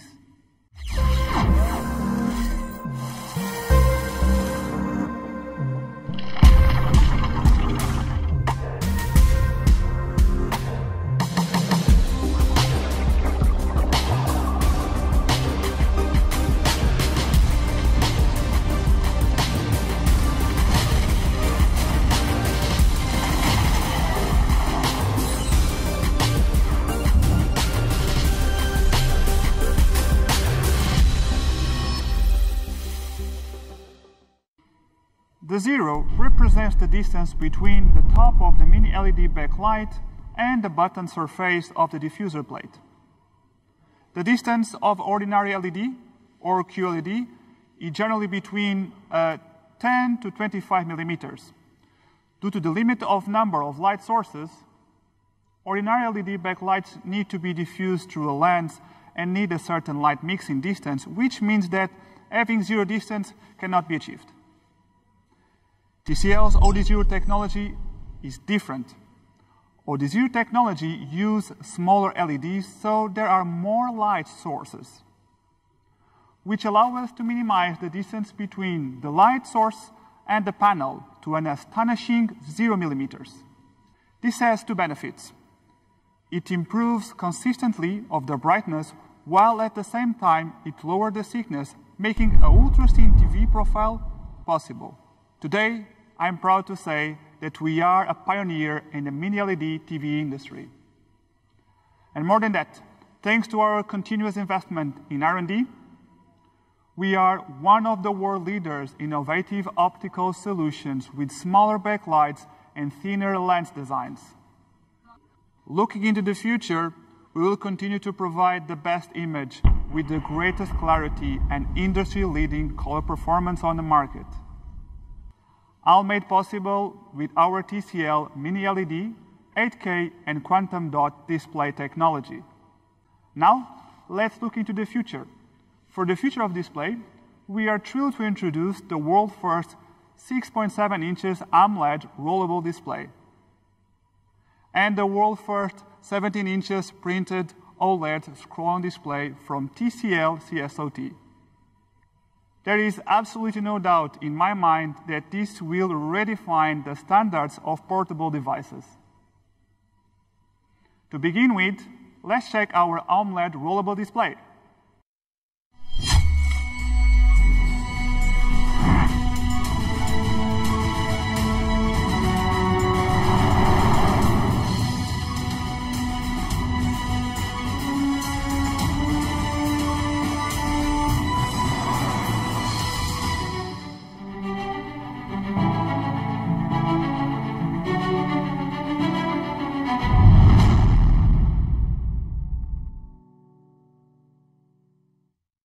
With TCL CSOT's rollable AMOLED display, the font size can be extended from a 6.7 inches to a 7.8 inches with a simple tap of the finger. From a smartphone to a tablet, TCL's rollable AMOLED display creates an entirely new user experience with an adaptable user interface. Now, let's take a look on something different. I'm proud to present to you the world's first 17 inches printed OLED scroll-on display.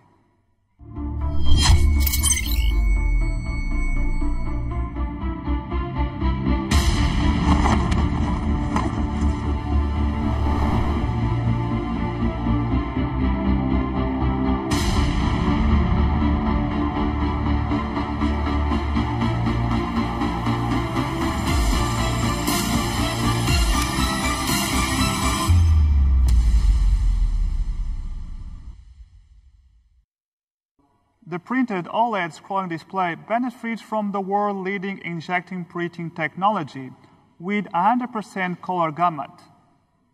The flexible OLED scrolling display can be widely applied on flexible TVs, curved and foldable displays, as well as transparent commercial display screens with the cost 20% lower than the most traditional display technologies. So far, we have talked a lot about how TCL is one of the leaders in display technologies, and we can already see what the future has in the store. But that's not all. Today, I would love to share with you some of the exciting mini LED and QLED TVs that will be launching this year. First up, one you see in the screen is our 4K mini LED C825. Which is the perfect product for those movie and sports enthusiasts. Thanks to its Game Master mode, it's a product that will truly excite our gamers. Then we have a superior 4K QLED TV, the C725, which will provide the ultimate entertainment experience to our users. And also, the P725 4K HDR, with enhanced Dolby experiences. Now, the observant people watching might have noticed there are a few shadows on the slide. This is because in June, we'll be launching some exciting surprise TV models. Please stay tuned for more details. Besides telling you about these exciting products, I have some other news to share. Over the years, we have enjoyed a strong partnership with leading smart platforms, such as Roku, Amazon, and Google. Through these partnerships, we can ensure that TCL TV customers in North America and TV customers across the world have access to the very best content on their TCL TVs. Today at CES, I'm excited to make a further announcement. I would like to introduce to you TCL's very first Google TV that will be coming to the market in 2021. Let's stop and listen to our partner on the upcoming Google TV. We're excited to partner with TCL to bring Google TV to TCL customers around the world.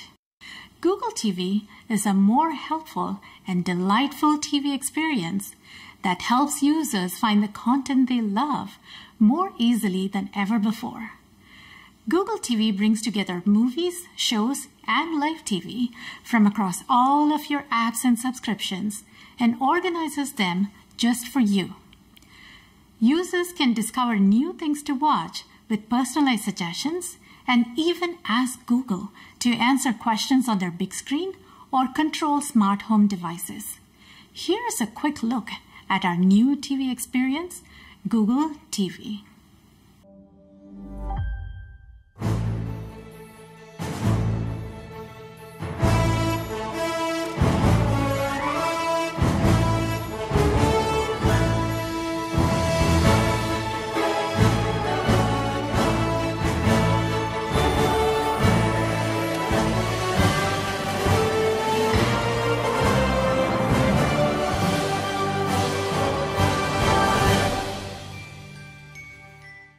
Thank you, TCL, for your partnership. We are excited about launching Google TV with you later this year. But this is not all. In addition to our wonderful TV products, we also have much more to offer to our global consumers to help them experience more. To hear about these developments, we sincerely invite you to tune in our global spotlight session taking place on both January 12th and 13th. This is an opportunity for you to learn more about news from our North American market and to hear more about multi-category global offerings.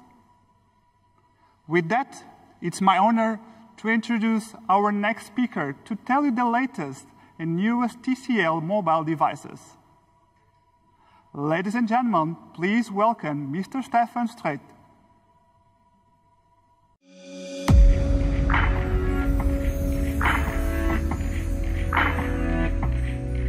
Thank you, Thiago. It's my pleasure to be here with you today to share some of the latest updates on our TCL mobility business. Since we unveiled TCL mobile brand last year at CES 2020, we have been executing fast on our strategy to deliver a fully connected smart home and smart mobile experience that are inclusive of TCL's entire consumer electronics portfolio, based on our AI times IoT strategy. It's only 1 year ago that we revealed our first TCL branded smartphone lineup. In total, we have launched already 7 new smartphones in less than 1 year. And among these, our first 5G smartphones are some of the most affordable 5G devices in the market. Most recently, we added the TCL 10 5G UW, thanks to our strong partnership with Verizon, to bring 5G to more people in the US market for under $400. In 2020, we also expanded the TCL brand into more product categories, launching our first tablets, wearables, and true wireless headphones.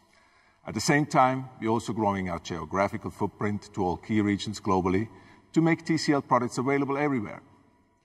Also, we look ahead to 2021. This growth of TCL mobile brand is even more critical. Display greatness is at the core of our philosophy of everything we are doing. TCL is widely known for its award-winning television and panel manufacturing expertise. So we put a special focus on delivering flagship quality display technologies to our customers in an impressive array of affordable mobile products. We look at our mobile devices every day for an average of 7 hours, so our viewing experience should be the best quality possible. This is a key part of how TCL is using strong vertical integration to shift towards a more cohesive portfolio. TCL branded consumer electronics devices that work seamlessly with one another.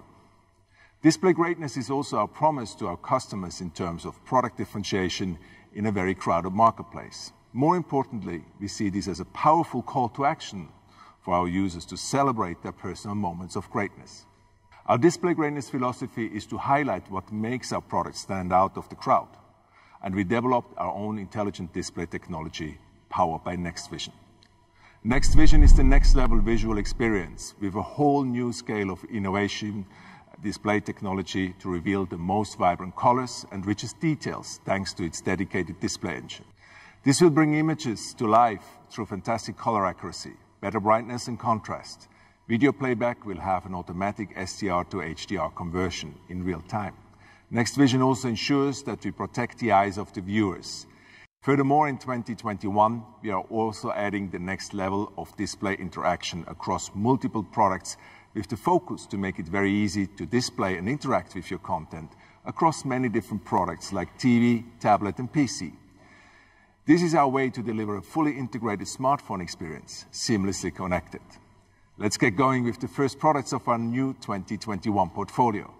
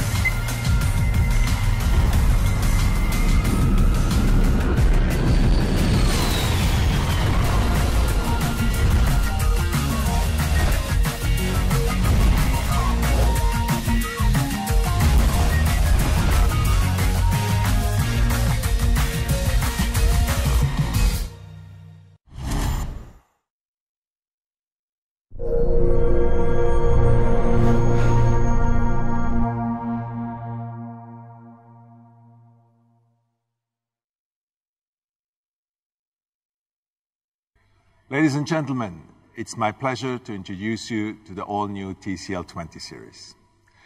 We wanted to start this year with a very powerful product line of multiple TCL smartphones to offer excitement for all the consumers. Each of the 5 phones embodies our display greatness philosophy by democratizing innovation at affordable price. And we pack all our products into a sleek, premium design. The TCL 20 series is available this month already with TCL 20 5G and TCL 20 SE, while the other 3 devices will be coming soon. Let's start with a quick look at the TCL 20 5G.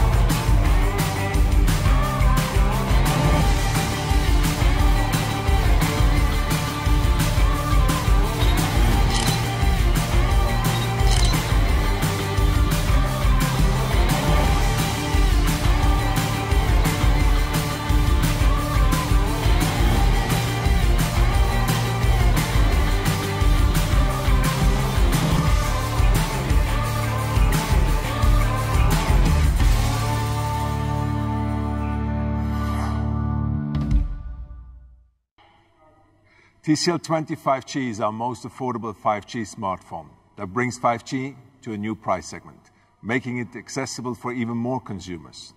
The phone's 5G capabilities are powered by a Snapdragon 690 5G chipset. This allows you to enjoy smooth video streaming and online gaming on a very large 6.67-inch Full HD Plus display. The TCL25G also features an AI-powered triple camera, set up with technologies that enhance autofocus and video image stabilization, along with low-light, high-resolution shots. The 48-megapixel main rear camera takes detailed images. Additionally, we added 2 more cameras, a 118-degree super wide-angle camera, as well as a macro lens for close shots. Our so far most affordable smartphone is the TCL 20 SE.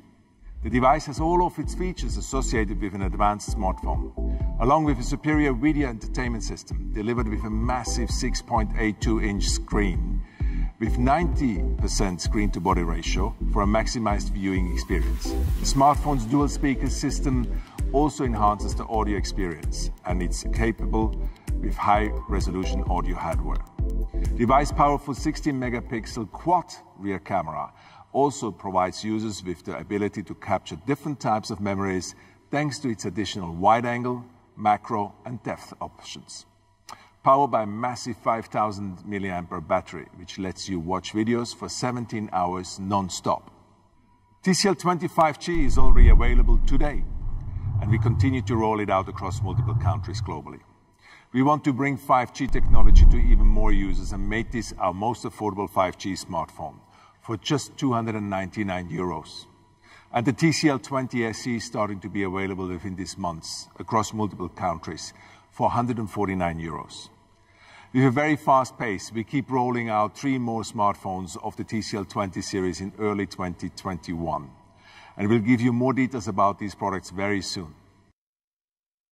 Clearly, TCL Mobile is also continuing to expand in other product categories. Today, we introduced Next Paper, a brand new display technology. TCL Next Paper is the first tablet utilizing a highly transflective screen, which reuses natural light to create colorful paper-like reading experience. The TCL Next Paper technology is anti-glare and has no backlight or harmful blue light, so your eyes don't experience the kind of strain typically experienced by any other display. TCL Next Paper also able to display in full color, unlike traditional e-ink readers, to enjoy even video watching and playing games. Currently, most of us need to work from home or attend online schooling. Therefore, we also introduced TCL Tab 10S. This new tablet comes with a T-Pen, which lets you and your kids be creative by drawings or simply take notes on a massive 10.1-inch Full HD display. When you're getting down to business, a powerful octa-core chipset and magnetic keyboard empower your productivity. Also, this tablet supports Kids Mode. This helps you to control the access and content each kid can view. This makes it perfect for education and entertainment for the entire family.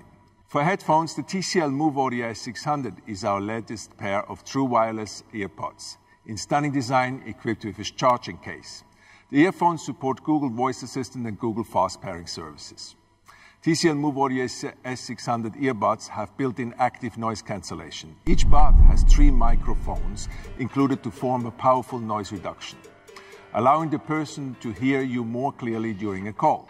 And when you need to talk with the people around you, turn on transparency mode for clear and realistic sound through the microphone to talk freely. Every year, unfortunately, 10 million pets get lost. With TCL MoveTrack Pet Tracker, you can always keep your pet friend safe. We are thrilled to add these products to our ever-expanding TCL mobile portfolio, and we are just getting started at CES. TCL Next Paper will become available in April for €349, and the TCL Tab 10S in March as a Wi-Fi only version for €199, and with 4G at €249. TCL Move Audio S600 will start in February at the price of €149, and TCL Move Track comes in April for less than €100. Last year at CES, we have already showed our Project Archery. This is a wearable display glasses. We are very excited to announce that we are commercializing this product now. It only weighs 20% of a regular VR headset. You can enjoy in a cinematic view and immersive experience of TV shows, movies, gamings, directly from your mobile device. These stylish glasses contain 2 built-in Full HD micro OLED displays, which provide a high-quality cinematic experience, as you would have with large 140-inch screens. As you can see, we at TCL are taking our vision seriously to display greatness in all we do. Everybody's spending more and more time every day watching at displays, and it's our mission to bring in an outstanding and safe visual experience to each of our products. Thank you for your time today. Stay well.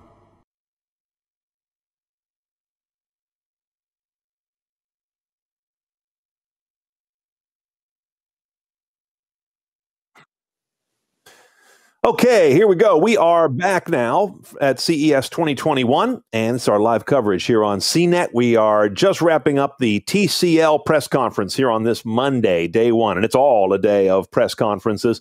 I'm Brian Cooley, editor-at-large, and we're going to be here with you today, tomorrow, and through Wednesday, and CES coverage continues on Thursday as well from the CTA itself. So we've got pretty much a full week here, even though the show is virtual. So Lexi, let's take a look now at TCL. What grabbed your eye?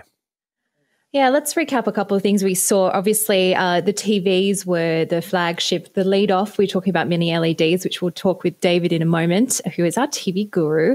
But we also saw a lot of emphasis on phones. So we had a rollable phone concept, a scrollable display, and of course, the stuff that we're actually going to probably get in 2021, which was the TCL 20 series. And so we'll talk a little bit about that in a little bit. But David, I want to start by touching on the year of mini LEDs. So TCL was kind of like the first cab off the rank last year with its TVs, and you actually even have given them some Editor's Choice, some CNET Editor's Choice Awards. Tell me about the current crop of the TCL mini LEDs.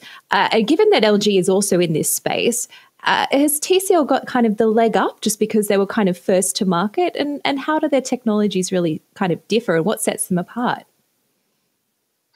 So that's all good points, Lexi. One of the main things that's different about TCL, they have been making these mini LEDs for 2 generations now. So they just announced their 3rd generation, whereas guys like LG, Samsung that announced mini LED TV this year, 2021 is the first time that they're going to be selling these TVs in the market. So TCL does have an advantage there. Again, over these traditional TV brands that you think of being innovators, TCL has, kind of flipped the script there and put these mini LED TVs on the market. So take a step back here. Mini LED allows a television to have better picture quality because it can pack more smaller LEDs behind the screen, and that allows the local dimming to be more precise. You get better contrast. You can also get better brightness. That 6 Series TV that you talked about earlier that did get my Editor's Choice Award, that's a really, really bright television, especially for the price. So mini LED gives you that pop, that great picture quality. It's a pretty good step-up interim between, a basic LCD television and, of course, the OLED TVs that have the best picture quality. So, TCL, again, with their new generation, they're calling it QD0, OD0, sorry, optical depth 0. That refers to a really thin layer between the LCD panel and the LEDs themselves.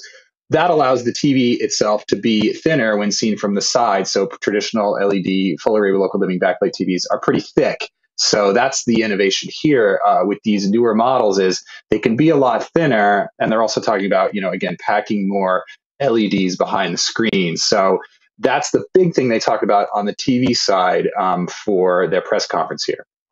All right, so it sounds like the new drinking game here at CES this year is every time you hear someone mention in the TV sector the combination of AI image processing and tiny little elements behind the screen, micro this and zero depth that. So that's kind of where we are in terms of improving screens this year. Is that a good read?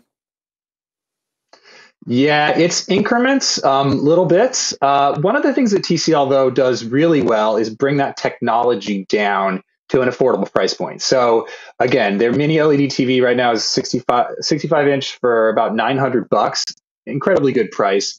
They're also talking about, this wasn't in the press conference, but they also announced that they're going to be selling that same 6 Series TV in an 8K resolution. So talk about another buzzword. They're going to try and bring these mainstream TVs or these 8K TVs down to mainstream prices. Just to give you an idea, right now, the cheapest 65-inch 8K TV you can buy is a Samsung. It's around $2,700. So that's crazy expensive for a 65-inch TV. The TCL, they haven't announced a price, to be clear, but if they can come in at, you know, $1,500-$1,800 to start out, maybe even a little bit less for the holidays, that TV for an 8K resolution would be a significant price drop. Again, it's got the mini LED, so the picture quality should be very good, and it might incentivize people to actually maybe invest in some 8K TVs, at least a little bit more than they have this year, and split the difference again between those higher end OLED models and, you know, the less expensive, you know, 4K television. So we'll see where that price comes in. It's really important, really, what they're going to do with the price.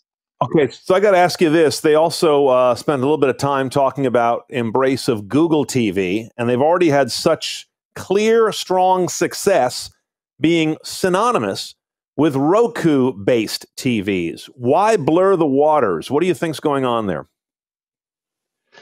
So my guess is that they just want to be able to get more options out there for people. So one advantage that Google TV operating system has right now is that it's got Google Assistant built in. So it's got a built-in voice control system that's really well known, that works with, you know, thousands of devices around the house. If you want to, you know, control devices from your television or integrate things like a Nest camera onto your TV screen, you got to use Google TV to do it. Roku is not going to do that. So that's kind of the feature advantage there. It also allows them to differentiate. I mean, we all know earlier this year, people in the TV industry know that HBO Max took forever to negotiate with Roku to actually get their app on their device. Meanwhile, Google TV with its new Chromecast launched with the HBO Max app. So for months, Google TV had that app on it, whereas Roku didn't. So these types of carriage negotiations are going to become more and more important as the streaming wars continue throughout 2021, as streaming gets more popular. That is going to make having more than one operating system as a TV manufacturer an advantage, because if you're TCL, you can sell somebody, you know, if they really want HBO Max or they really want another app that's coming out that, you know, Roku might take a while to negotiate with, or even vice versa, you have more options for people. Yeah, I don't love it myself. I like the Google Assistant. Just lay that over Roku. Find a way to do it at the business level, at the technology level. When I have to choose between operating systems and then I have to become a TV insider and say who's got the carriage deal with what studio and for how long, my eyes start to glaze as a consumer. And we do this for a living. So I like to see companies keep it pretty clear. But that's just my bias. Hey, Lexi, what did you think about the displays? You were hot on seeing what kind of new displays they were going to have in mobile devices. What caught your eye? Well, the shift in form factors is obviously the biggest, most interesting thing for me as someone who does cover a lot of mobile technology. You know, we talked earlier about the LG rollable that was shown just very briefly in the LG press conference. TCL's kind of done it again with a rollable concept as well as the scrollable display itself. Now, for me, the most intriguing part is that none of these vendors have really kind of showcased the way in which this is going to work, assuming they're all going to be running Android. So if you think about the rash of foldables and dual screen devices that we saw in 2020, I'm talking specifically about the Galaxy Z Fold 2 and the Microsoft Surface Duo, they were very, let's say, interesting in the way that they implemented their use of Android. The formatting of the screens was it needed a little bit of trickery to make it all work. It was all custom specifically for the hardware. Now, we don't know how TCL or even LG or any of the other vendors are going to implement their rollable or scrollable displays, so they're going to adapt depending on how you open the device. So for me, while the technology is amazing to see a screen folding and rolling, actually how this is going to play out is still so up in the air. Just working out how on earth developers and even, you know, the OEMs themselves are going to work out how to make this a usable phone, because the use cases that we saw, if you take a look at the footage you're seeing on the screen, yes, a woman's applying lipstick using her rollable phone, and a guy is scrolling open to I assume, look at a map or images of where he's going. So those use cases and the way it's going to be implemented, I still think we have a long way to go. Brian, I know you're not so hot on the rollables or the scrollables, but did these ones pique your interest at all? No, I'm with you that we need to see more than just foldables and rollables where the Android OS and the apps do okay, where they survive on it basically, or do a little bit of adaptation. But I almost feel like the hardware is ahead of the OS and ahead of the use case. Start with use case and then come to the idea that, we need rollable, scrollable, foldable, something or other to solve that use case. I don't think it went that way. I think this was driven by screen fabs that said, you know what, we can make a foldable screen. What can we shoehorn on there to make sure the OS doesn't get left flat-footed by it?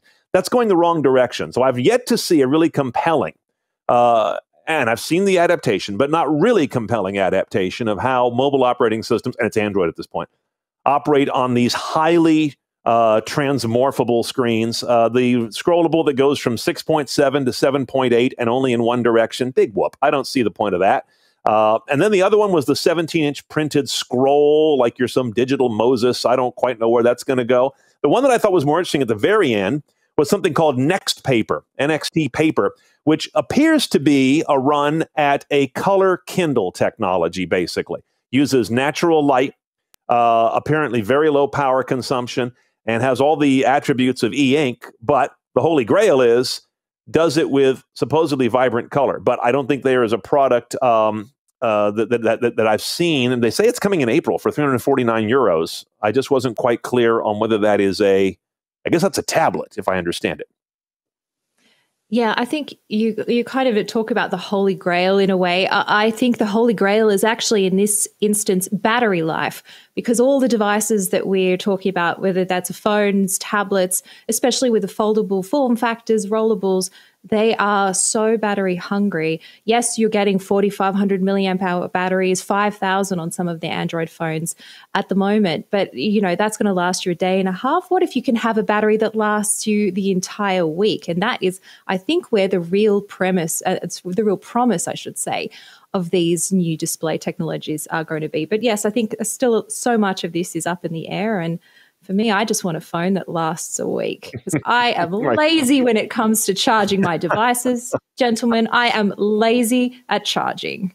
Oh, none of us like it. It's still one of those things that I almost feel like it got forgotten. I mean, we had, we had most of a day battery life years ago. We still have most of a day battery life. That hasn't moved. It's not too different from the automotive market. We got cars that were heavier, safer, more feature laden, and more powerful. What we didn't move that much was MPG. And that's kind of analogous to the way that power has kind of been left behind in terms of charge duration. Somehow the industry decided, oh yeah, they're happy with most of a day battery life.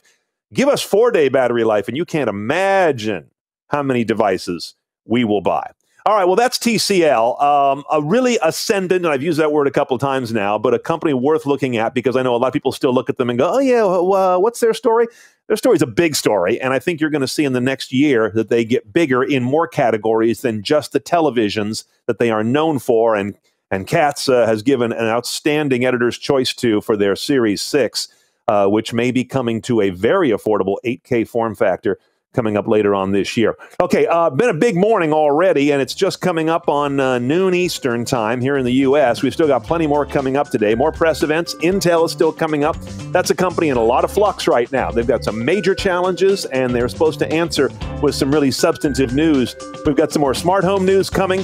We'll be talking later on today about the press conferences from Sony, and then tonight's big one is the keynote from Verizon. So a lot going on today, more to cover. For now, we're going to take a short break and see what some of our CNET editors have spotted out there at the all-digital show floor of CES 21. Stay tuned. CES 21 coverage continues here on CNET.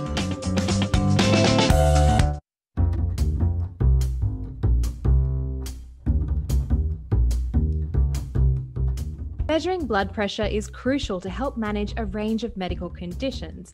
Now, a number of different wearables promise to do just that, from things like a smartwatch on your wrist. But what if you could measure blood pressure from a device you already own, such as your smartphone? I'm joined now by Elliot Jones from Biospectral, who has an app that promises to do just that. Elliot, thanks for joining me today. Now, tell me all about this app and how it works. Sure. Nice to meet you. Thank you for having me on. So what we've developed at Biospectral is a software application that runs in a common smartphone and allows you to simply put your fingertip on the lens of the camera of the phone. And we use the optics in the phone to measure your blood flow beneath the skin. And from that recording, we actually have algorithms that can transform that into the pulse and then measure your blood pressure from the calculations in that algorithm. So why hasn't anyone been able to do this before now? Well, it's hard to do. That's the first answer to that. It's a very difficult problem. We've been working with a group at a research institute in Switzerland who has been working on this technology for, I think, 13 years now. And we've been working with them. My co-founder, who's a doctor in Switzerland, has been working with him for the last 7 years in the operating room on this very algorithm. So it's a non-trivial problem to solve. And we've gotten there. So walk me through the process in how a user actually gets started with the app. Is there a calibration process with a traditional cuff? How does it all work? It's a good question. So yes, when you first install the application, we lead you through a setup process where you have a traditional cuff. You take a few measurements with your cuff. At the same time, you measure with the phone, and then it calibrates the phone for you, and then you're off and running. You put the cuff in the drawer. You don't need to even use it again. So the idea is once you've used it once, you potentially never have to recalibrate? Well, yes. In fact, a traditional cuff tends to need to be recalibrated from time to time because it's a hardware device. Because we're in a different world where software, it's a different measurement process. So you never really have something that's mechanical that gets out of tune. The only reason you might ever need to recalibrate is that the medical condition of the patient or the medication or something like that might change, but not our app. So why is the finger the best place to take this measurement from? It's a good question. So there's a very simple answer, which is that it's very convenient to have you have your hands in front of you, the phone in one hand, just simply put your fingertip on the lens of the camera. It's just a very easy thing to do with your finger. We can measure anywhere on the body because we look through the skin, but we do it just out of convenience. And so what's the margin of error involved here? Like, are we going to get a lot of false positives or, too high blood pressure, too low when that's not the case? One of the things I would say is that at BioSpectral, we've put a huge premium and predicated the company on being a clinically valid solution. And as such, we've done a ton of research according to the ISO norms and FDA protocols in every study that we've done in the tuning of our algorithm and then the validation of that in terms of accuracy. So we are compliant with all the standard tolerances for accuracy that apply to the blood pressure cuff. So we're within that range. And then the more data we get, the better we get even from there. So who do you think is the ideal person that is going to be using the OptiBP app? Is it going to be someone that actually does need to monitor their blood pressure in consultation with their doctor, or is it someone that just generally wants to have a better idea of what their blood pressure is? Perhaps maybe they want to make some lifestyle changes. Sure. At the center of our universe are what we call the on-the-go hypertensives. So what we're specifically not focusing on are people in the hospital who have all kinds of ways to measure blood pressure there, but the people who are on the move who want to manage or measure and manage blood pressure. It's for people who are diagnosed generally with hypertension, but then there are also people in populations that are what we call emerging hypertensive. So in pregnancy or as everybody ages, you become more hypertensive. So, but primarily it's people already under treatment for hypertension. At the moment, the app is an Android-based app and it's in beta. Can you tell me a bit more about where it's going to be available, the price, and also when and if iOS users will be able to get their hands on it too? Sure. Well, let me just say from the start that we love everybody, and we were very intent. Of course, we're on Android platform now. We're doing a lot of work in the global health setting with WHO and other global health groups. Mostly that's Android, but we are very interested in all platforms. And we are, as you mentioned, in beta process right now. We're in the process of establishing pricing. All I can say is that the pricing will be very attractive compared to a normal solution with a blood pressure cuff. And is it going to be a subscription, for example, or is it going to be a once-off payment for the app? Yeah, we envision both, actually, so that we have, what's great when you have software that's connected is that you can provide ongoing and increasing levels and different varieties of services on top of the basic function of blood pressure. So, for us, we talk about two words. One's accessibility, being able to get the app anywhere in the world in a minute, and then having it in your pocket. But then that's not enough. Having the data be actionable and meaningful in treatment is almost more important than that. And so for us, sending that data downstream to where it could be handled by the doctors is super important. Great. Well, Elliot, thank you so much. We're looking forward to a whole new world of being able to measure my blood pressure in the car, at the movies, whenever that happens again, and elsewhere out in the world. So thank you so much for joining me. Thank you.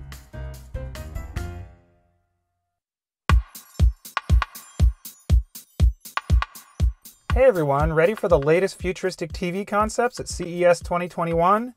LG Display is the only company in the world that produces big screen OLED technology, or OLED, and every year they show off some of their coolest, most innovative concepts at CES. Since the show is virtual this year, LG Display sent us a video from its showroom in Korea, where it set up this year's displays. Let's take a look.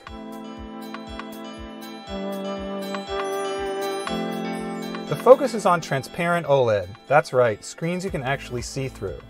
LGD has improved its transparent OLED screens to 40% transparency, up from 10%, but as you can see, they seem closer to 100% in these videos.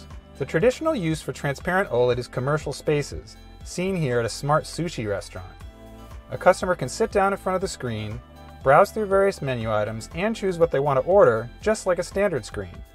Once they're done, they can watch TV while they wait and even get a receipt afterwards. Another advantage during times like the pandemic is that the screen acts as a partition between the customer and the food workers, and it's super thin when seen from the side. Below this 55-inch transparent OLED, LG Display has also arranged another strip of touch-sensitive OLED screen that allows customers to make selections and control the TV without touching the main partition. LG Display also set up another commercial application it calls Metro Zone, seen here as a transparent OLED display in a subway window. Normally it's a standard window that riders can look through to check out the scenery, simulated in this demo, but the screen can also overlay transit-specific information. That can include a map of the subway line with progress between stops, as well as pop-ups for destinations and tours, or even something as simple as the time or the weather. Much cooler than a standard subway map. But transparent OLED isn't only for commercial applications. LG Display put together something it's calling the Smart Bed. It's basically a normal bed with a 55-inch transparent OLED screen at the foot. Normally the screen is retracted into its module, where it can still display a line of information like the time, weather, or music. It can also slide higher to reveal more screen, still entirely transparent, with extra info like sleep tracking, indoor air condition, or even the ability to read you a bedtime story. This truth is so well fixed in the minds. Finally, it can pop up to its full glory and display video like TV shows or let you browse apps. In this demo, there's a larger screen in the background and a mirroring mode, in case you really want to see double. As with the restaurant version, the thinness of this 55-inch transparent TV makes it look really cool. The next concept isn't transparent at all. Instead, it's a fitness scenario with a 55-inch OLED TV mounted on a sliding rail. The idea is to be able to hide the screen entirely when it's not in use, and only have it appear when you want to work out. The motorized mount can also spin the TV into portrait mode. In this demo, there's a special fitness app on the screen, and a camera tracks your exercise, offers coaching and encouragement. It kind of reminds me of a Peloton, but with a much larger, better picture. It's worth noting that Samsung also has a camera-based workout app in its new TVs, which, unlike this demo concept, are actually shipping in 2021. LG Display also set up a gaming zone featuring a 48-inch bendable OLED display. Like any curved screen, the advantage is putting the viewer more into the middle of the action, so the visuals surround peripheral vision. At the press of a button, the screen can bend back into a flat shape, something your typical curved LCD monitor can't do. Only OLED is bendable enough to flex this kind of gaming muscle. All these concepts look really cool, and it's easy to imagine the houses and restaurants of the future with transparent OLED, bendable screens, even tiny little displays that'll read you a book. None of the displays you've seen here are actually shipping in 2021, but does it really matter? I'm David Katzmeyer for CNET, and this has been LG Display's Concept Showcase from CES 2021.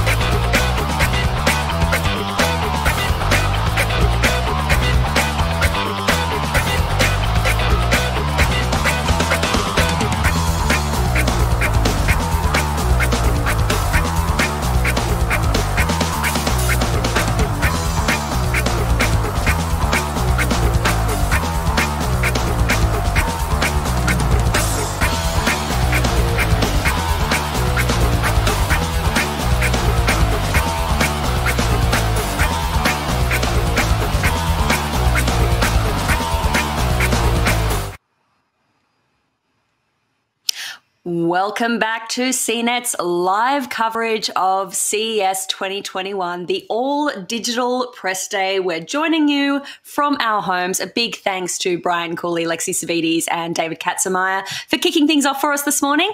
I'm Claire Riley, joining you from San Francisco, and with me at a very safe and very responsible distance, in fact, across the country, I have Jeff Bacalard joining us from New Jersey, as well as Andrew Gebhard coming to us live from the Smart Home in Louisville, Kentucky. Now, speaking of smart home, today we are kicking things off with Kohler. And Jeff, we're expecting to see a bunch of smart bathroom products. Isn't that right? Yeah, that's right. Kohler's been showing off smart kitchen and bathroom fixtures for a few years now at CES. I remember seeing all those smart mirrors and faucets. But I know, Andrew, you got a close-up preview of all that stuff a few weeks ago, right? I did. Kohler actually built an entire CES-style booth, only not in Vegas as we're accustomed to, but they did it in their headquarters in Kohler, Wisconsin. And they gave me a live remote video tour, which we're going to show here on the live stream tomorrow. And they have some crazy stuff rolling out later this year, including touchless faucets and toilets. So you just wave your hand and it turns on or flushes. But the headliner is a $16,000 Japanese-style soaking tub. 16,000. Okay, I have to just, I'm going to back you up there, Andrew. I know you do a lot of smart home stuff, but $16,000 for a bathtub. What kind of features am I getting, Andrew, for $16,000? I mean, it's got to like actually, you know, play me music. It's got to, you know, give me a back rub while I'm in there. Maybe put the kids to bed while I'm having a bath. Is that an option? Yeah, I think put the kids to bed is a button that's sort of on the side of the tub, like, and you might have to pay for like an extra Bluetooth accessory. I don't know, $16,000. I don't know what they're going to do to make that super worth it, but you can see it is cool looking.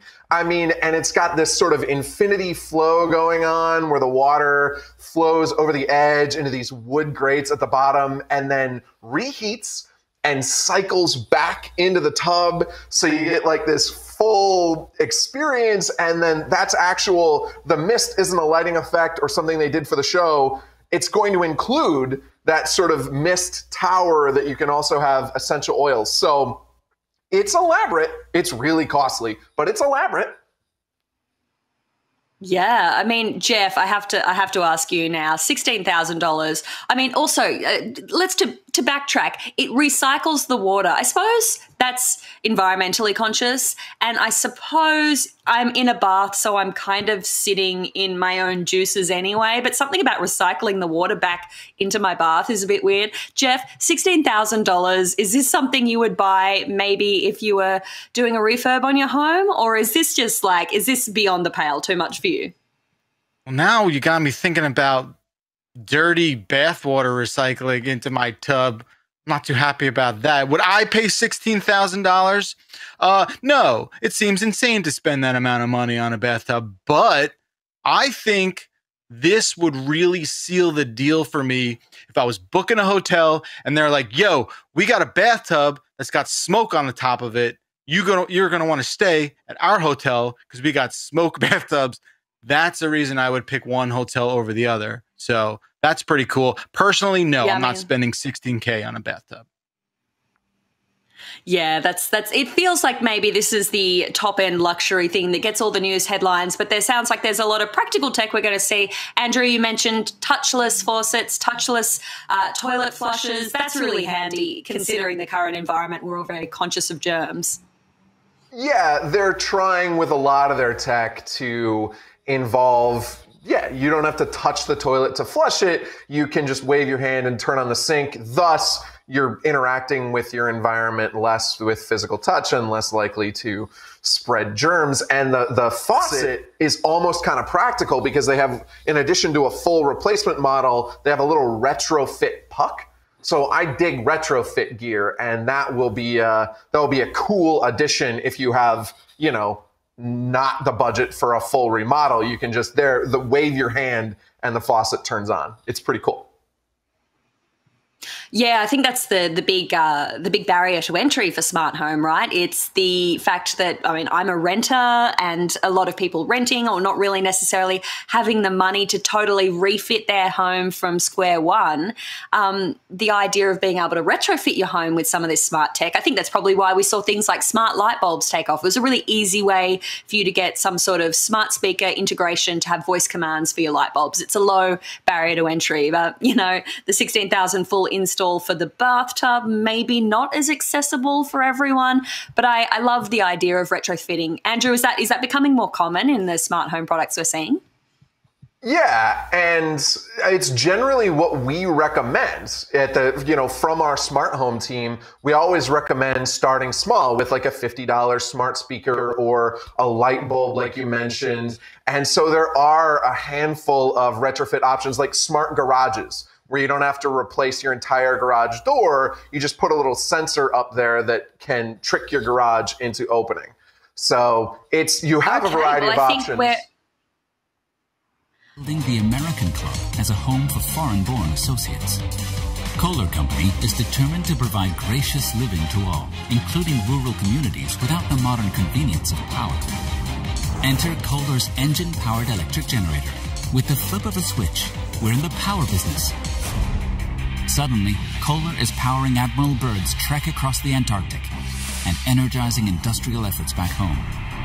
Gracious moves beyond basic dignity to modern comfort. When the torch is passed again, the third generation leads the now 100-year-old company and breathes new life into gracious living through Destination Kohler.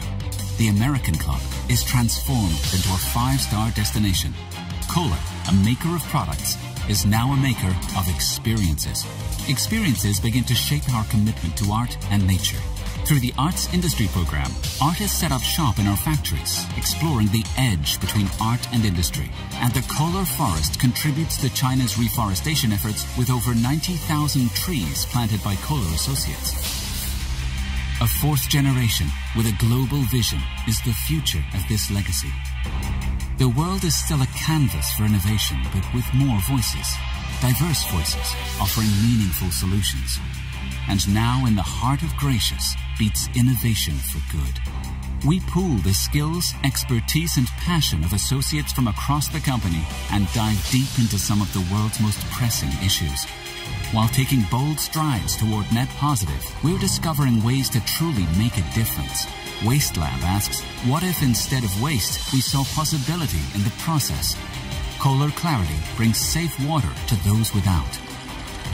Building on the past, Kohler shines a light forward for architects and designers from LA to Delhi, Shanghai to Sao Paulo, who choose our kitchen and bath products to design smart, intuitive living spaces. We operate one of the largest power businesses in the world, building small engines, along with residential, marine, and industrial generators able to run hospitals and data centers, responding with portable power when disaster strikes, and investing in renewable energy. We're sharing our love of community and well-being, opening resorts and wellness destinations, and hosting more than 6 golf majors in the last 18 years, with the 7th, the 2020 Ryder Cup, on the horizon. And extending the good we can do, we're partnering with organizations like the Gates Foundation and Manchester United, and aligning with the United Nations Sustainable Development Goals. Little did John Michael know, in setting out to manufacture the best goods that ingenuity and money could produce, his idea would ignite a century of progress, revolutionize the home, and become a global lifestyle brand. Today, 38,000 strong, we carry the torch of passion and ingenuity, sparking new chapters of discovery and lighting the path forward for generations to come.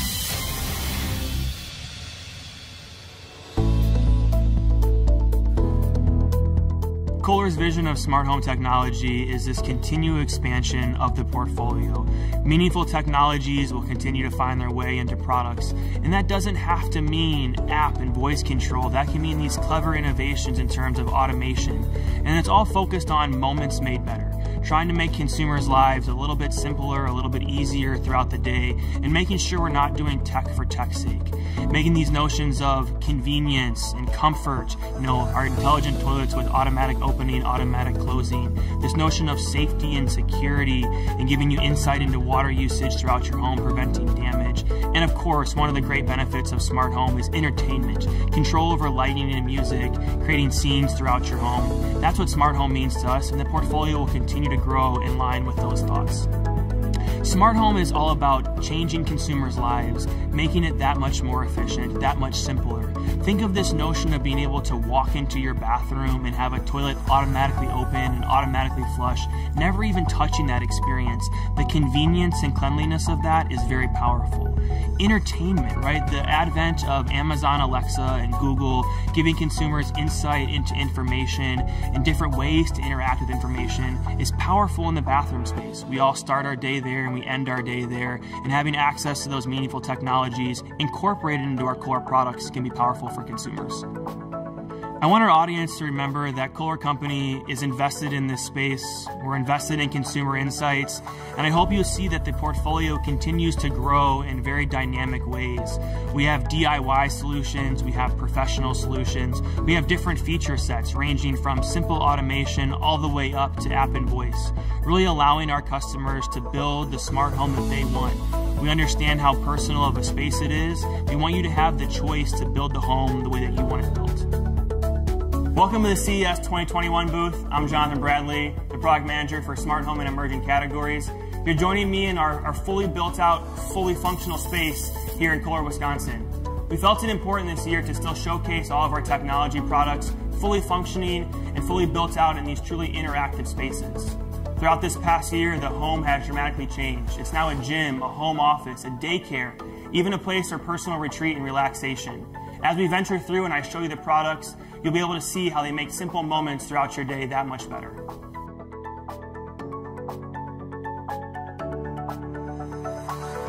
On display here, we have our Crew faucet in matte black. It's an expansion of that touchless and connect line in the kitchen space. It allows consumers that simple touchless activation of the product with different integrations of spray.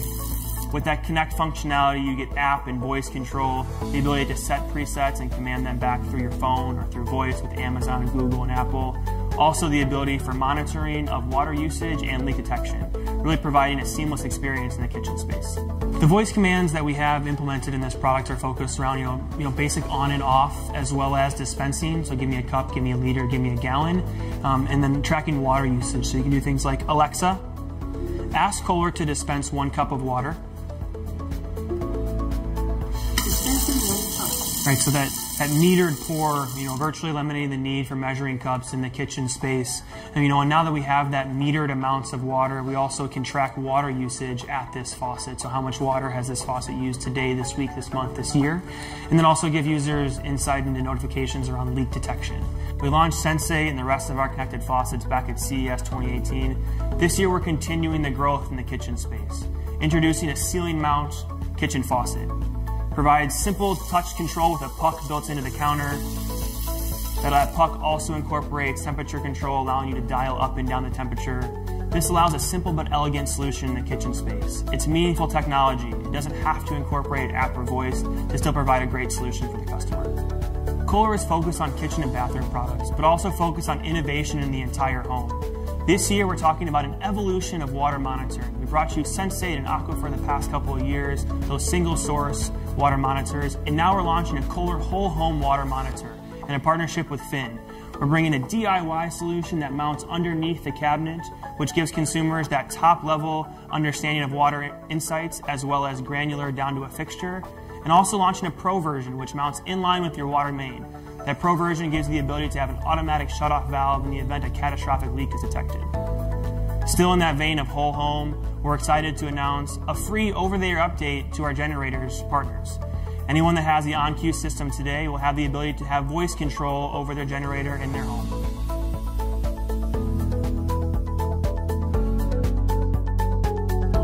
I'm excited to showcase our new Innate Intelligent Toilet.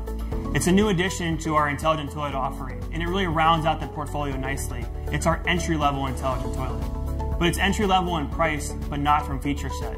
It incorporates all those features that we know and love: comfort, convenience, and cleanliness. With its automatic opening, its automatic closing, its integrated stainless steel UV bidet wand, heated seat, and blow dryer. Those features that provide a gracious toilet experience. There are some unique features to CNET. It incorporates our Ready Lock installation technology, which makes installation for the homeowner or the pro extremely simple.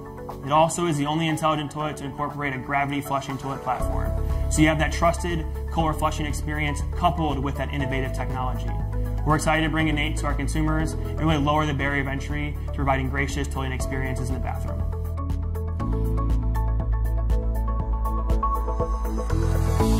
Here we're focused on two touchless products, really delivering on that notion of clean. And clean can mean personal hygiene as well as cleanliness of space. Delivering on that consumer insight of 85% of consumers want automatic or touchless products in the bathroom space. Introducing our touchless toilets. The ability to simply wave your hand over the trip lever to activate that flushing experience. We built a sensor into that trip lever. It still functions as a traditional trip lever if needed, giving consumers that multimodal control. Incorporating that with a DIY bidet seat or heated seat really allows you to build a toilet experience that makes sense for you. Also brand new this year is our touchless bathroom faucets. We're excited to introduce an entire portfolio of them. They'll come in two different configurations: the ability to mount a puck, which allows you to wave your hand to start and stop the flow of water, and that'll be a retrofit DIY solution. Also a fully integrated solution which incorporates a sensor above the faucet, really giving consumers the way to incorporate touchless into the bathroom that makes the most sense for them. We're really driving towards this notion where you can walk into a bathroom and use the entire space without touching a single product.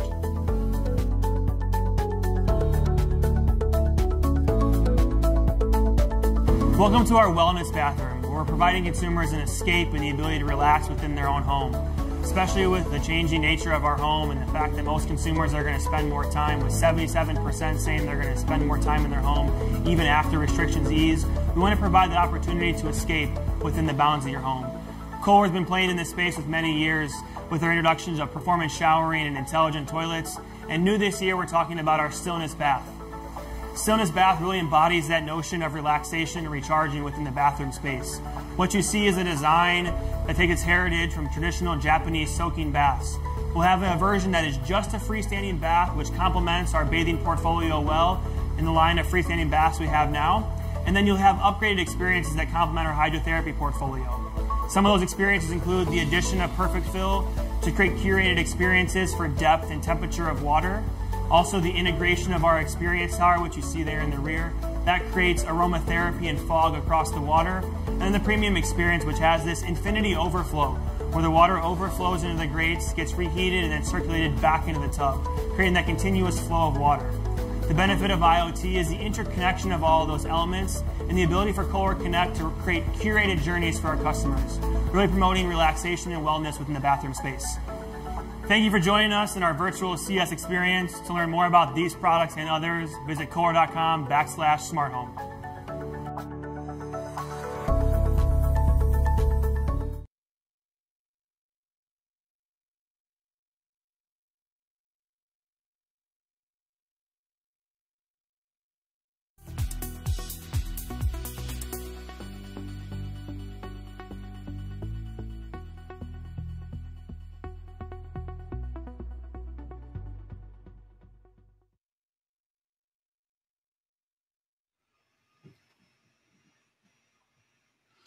All right. Well, that was Kohler live from CES 2021 Press Day. You're back here on the live stream desk with myself, Claire Riley, in San Francisco. And joining me, we have Jeff Bacalauer in New Jersey and Andrew Gebhardt, our smart home pro in the CNET Smart Home in Louisville, Kentucky.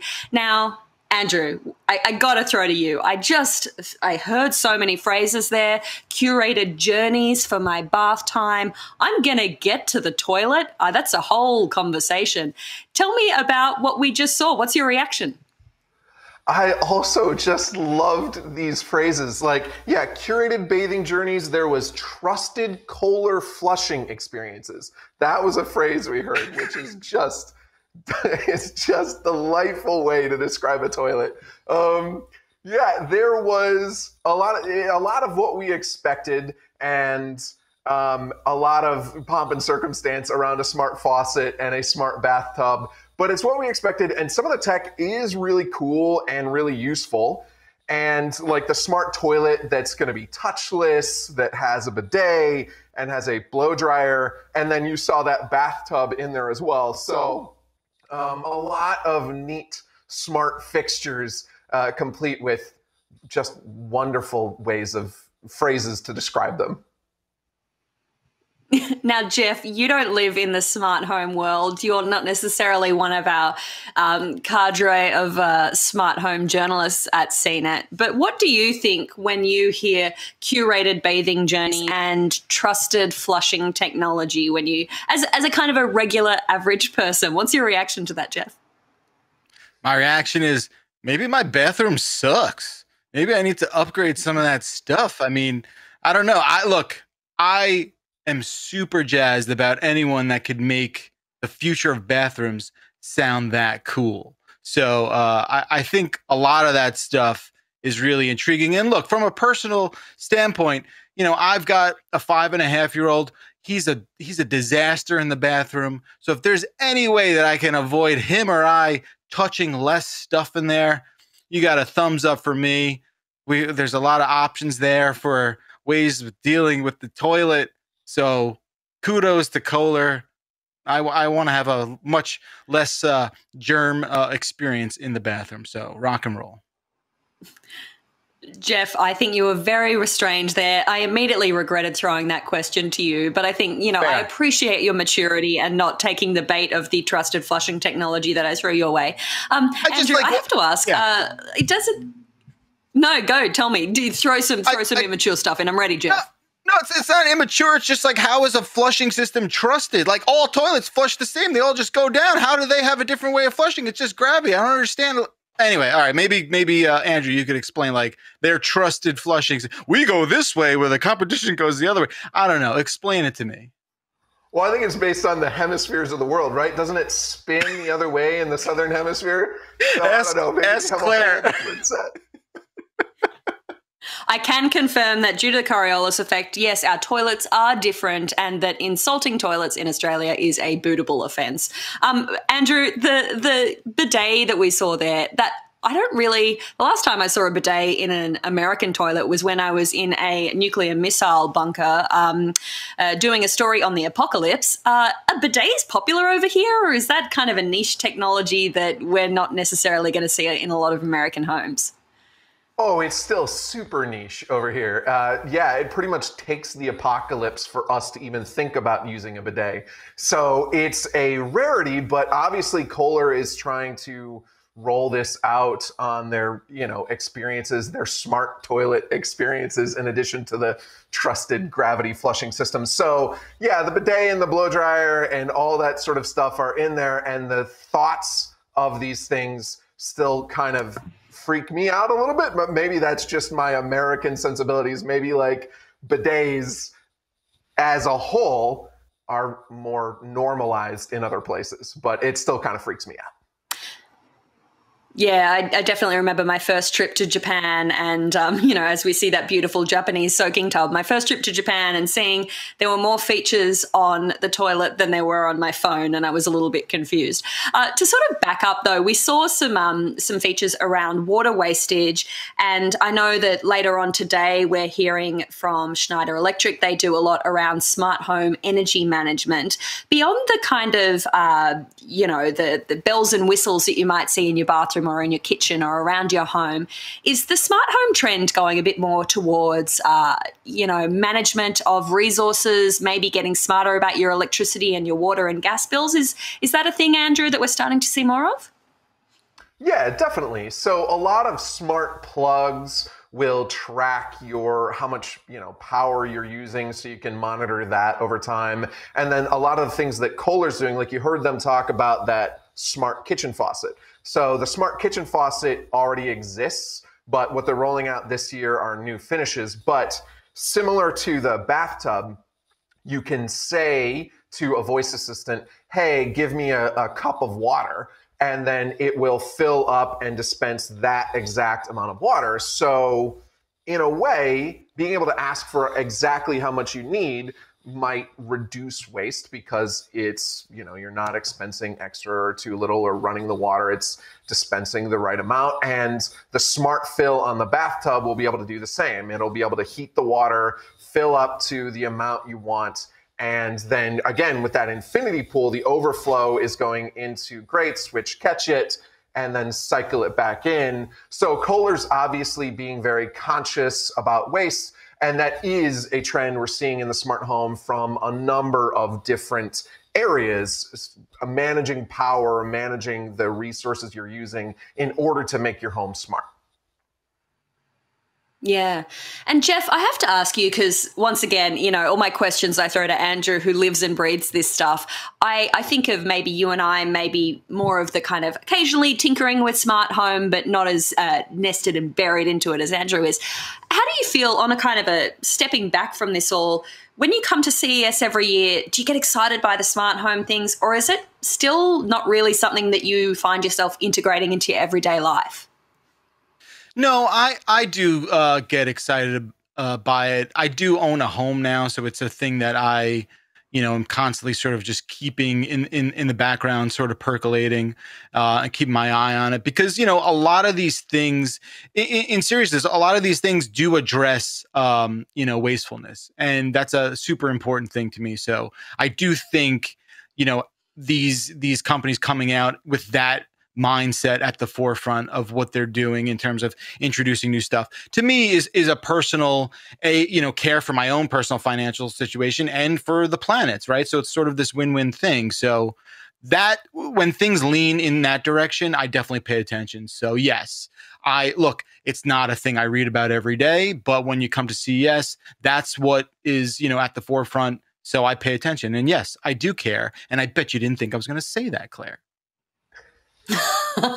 Hey, you're surprising me every single day, Jeff. I love to see it. I mean, for me personally, with the smart home, it's that kind of little exciting wow factor. And I certainly know this with some of my friends when they first install the smart speaker and then they hook it up to just a couple of light bulbs. Maybe they start with a lamp in the living room, and it's really got that moment where you go, oh my gosh, I'm living in the future, or being able to just say on your phone or like yell at your bath, like, make me a bath, draw me a bath.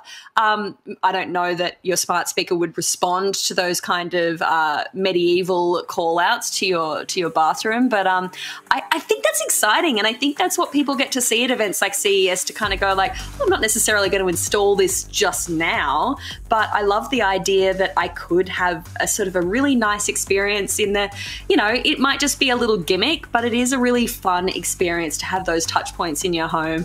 Andrew, before we wrap up, I've got one last question for you, and that is, how excited are you about smart home at CES this year? Are you expecting some big things? What are you kind of keeping an eye out for? Because I want to pick your brains while we're on the topic.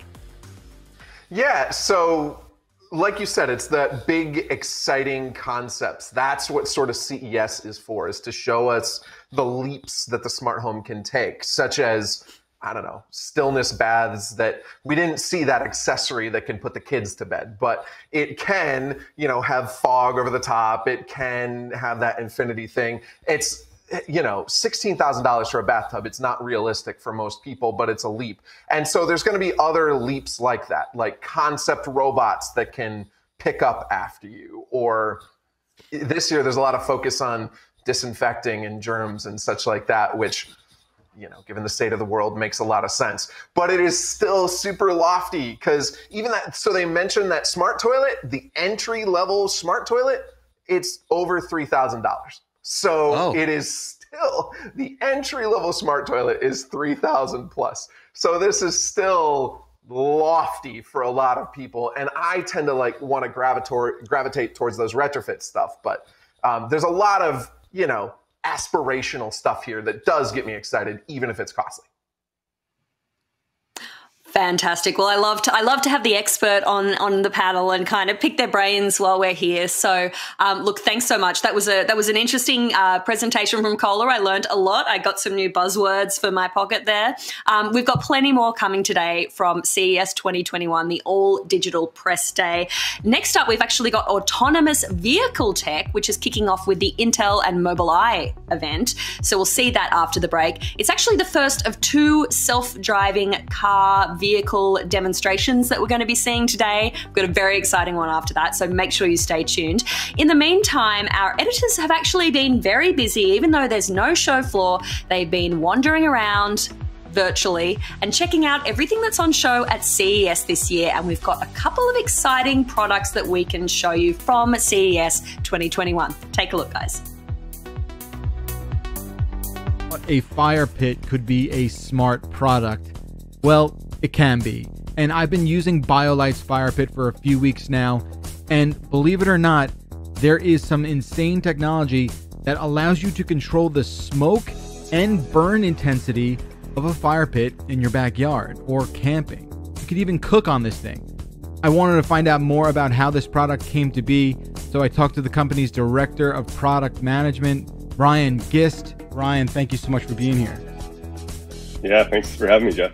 I'd love to hear more about how the fire pit came to fruition, because you know, when I tell people, oh, it's a smart fire pit, they look at me and they're like, well, come on, why does what does that why mean? does that need to be smart, right? And then when I show them, it sort of clicks. For a good fire, you need fuel, you need oxygen, and you need heat, and you need them all in a really good balanced ratio. And you know, you may have had the experience throwing a big log on a fire. You're bringing a ton of fuel, but it's like fresh, cold fuel, and it kind of puts the thing out. Yeah, and you can do the same thing with oxygen, right? You blow too much on a fire, and you blow the thing right out. So it's all about finding that balance. And we just did a ton of experimentation and some modeling and lots of prototyping, you know, to figure out how to inject air in the right places of the fire, you know, to work with, you know, equally well with charcoal and with cordwood to really optimize. And then, yeah, we've added sort of another secondary layer of smarts or technology through that control unit that modulates how that air gets injected and has all the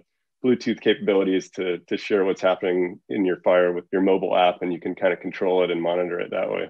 The thing that makes this truly smart is that, you know, you do have this sort of control over the fire, and you're able to, through these, you know, they're basically like, are they steel rods that run through it? Is right? Stainless steel, yeah. So it's got a series of, you know, manifolds basically, which are these big stainless steel tubes that have individual injectors drilled into them. And so we've kind of balanced the amount of what we call primary air that comes into the bottom of the fire and kind of helps the heat release and get the fuel out of the wood.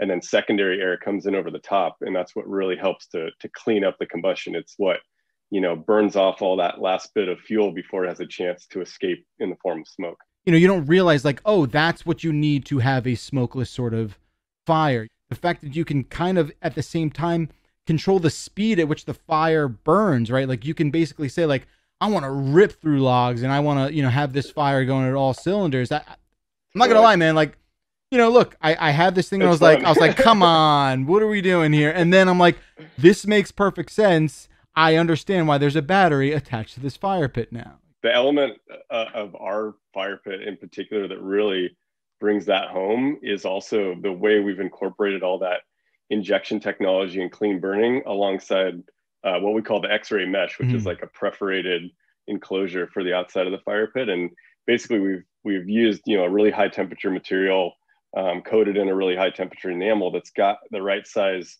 holes in it that you can contain the fire, contain the airflow that you're using to make it burn clean, but also gain access to see it and have all that heat radiate out. And it's just, I don't know, that's what I like the most out of the product, is just sitting underneath it and watching all the intricacies of the way the mixing and burning is happening and getting that beautiful purple blue flame that's just really clean and really efficient. Right now, there's an upgraded version that's coming out of the fire pit. Where do you sort of see all that evolving? Call it the Fire Pit Plus, so it's kind of a generational upgrade. And basically what we've done is improve the overall durability and strength of that X-ray mesh that I was talking about. So it's a much more capable kind of high temperature enamel, just going to keep this thing bulletproof for a long time.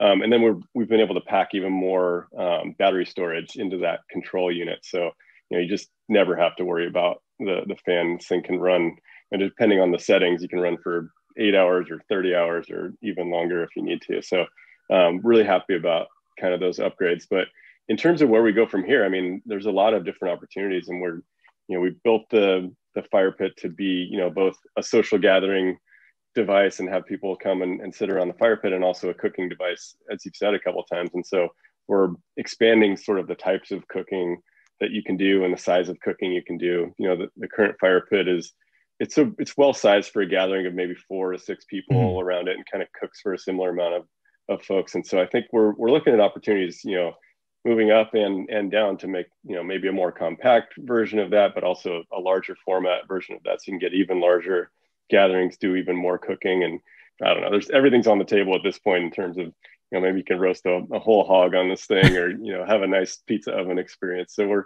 we're looking into all those type of moves to kind of span a wider range of gathering sizes and different applications. Right on. Yeah, as long as it can continue to roast 10 marshmallows at one time, the way my son would like it to, you're going to make him just a very happy kid. Yeah, I'm curious to hear more about if there's any kind of plan to expand upon what the app currently does, because right now you're getting that Bluetooth control over the different levels of you know, fan speed. I know there's only really so much bandwidth, I guess, that you can kind of pack into what that app can do. Is there any other sort of considerations for what's next with that, or what could be next? We want to keep the app pretty streamlined and simple in terms of the information that flows, you know, through the app and back to the product. Right now, our app development team is actually spending a lot of time in the work that we're doing in Africa with solar home systems. There we sell lighting and solar products that all have sort of applications that support that work as well. And in those contexts, you know, a lot of those customers are purchasing products with mobile money. So we're learning a lot about that stuff. And I think once we kind of clear a few hurdles there, we're going to come back to this side of the app and also look beyond fire pit, but to the whole kind of portfolio of BioLite products. You know, we do the same type of lighting and solar generation and battery storage products for camping and outdoors as we do in Africa. And I think we're going to be able to bring some of those learnings back and have a really nice sort of integrated and connected network of offerings. Yeah, I mean, you know, I don't have one here with the kit you guys sent me, but that solar cover, oh my God, it was like such a smart idea to see it be a real thing. Was really rad. Let's touch a little bit more on the cooking side of what this does, because it can serve as a straight up barbecue grill. Maybe the best way to talk about the different cooking capabilities is talk a little bit about the accessories that come with the product and the way we've evolved accessories over the last couple of years. You know, we launched the fire pit and we followed that up with a couple really essential accessories. One was a fire mat that allows you to use the device on your lawn or on the deck and kind of keep those surfaces protected.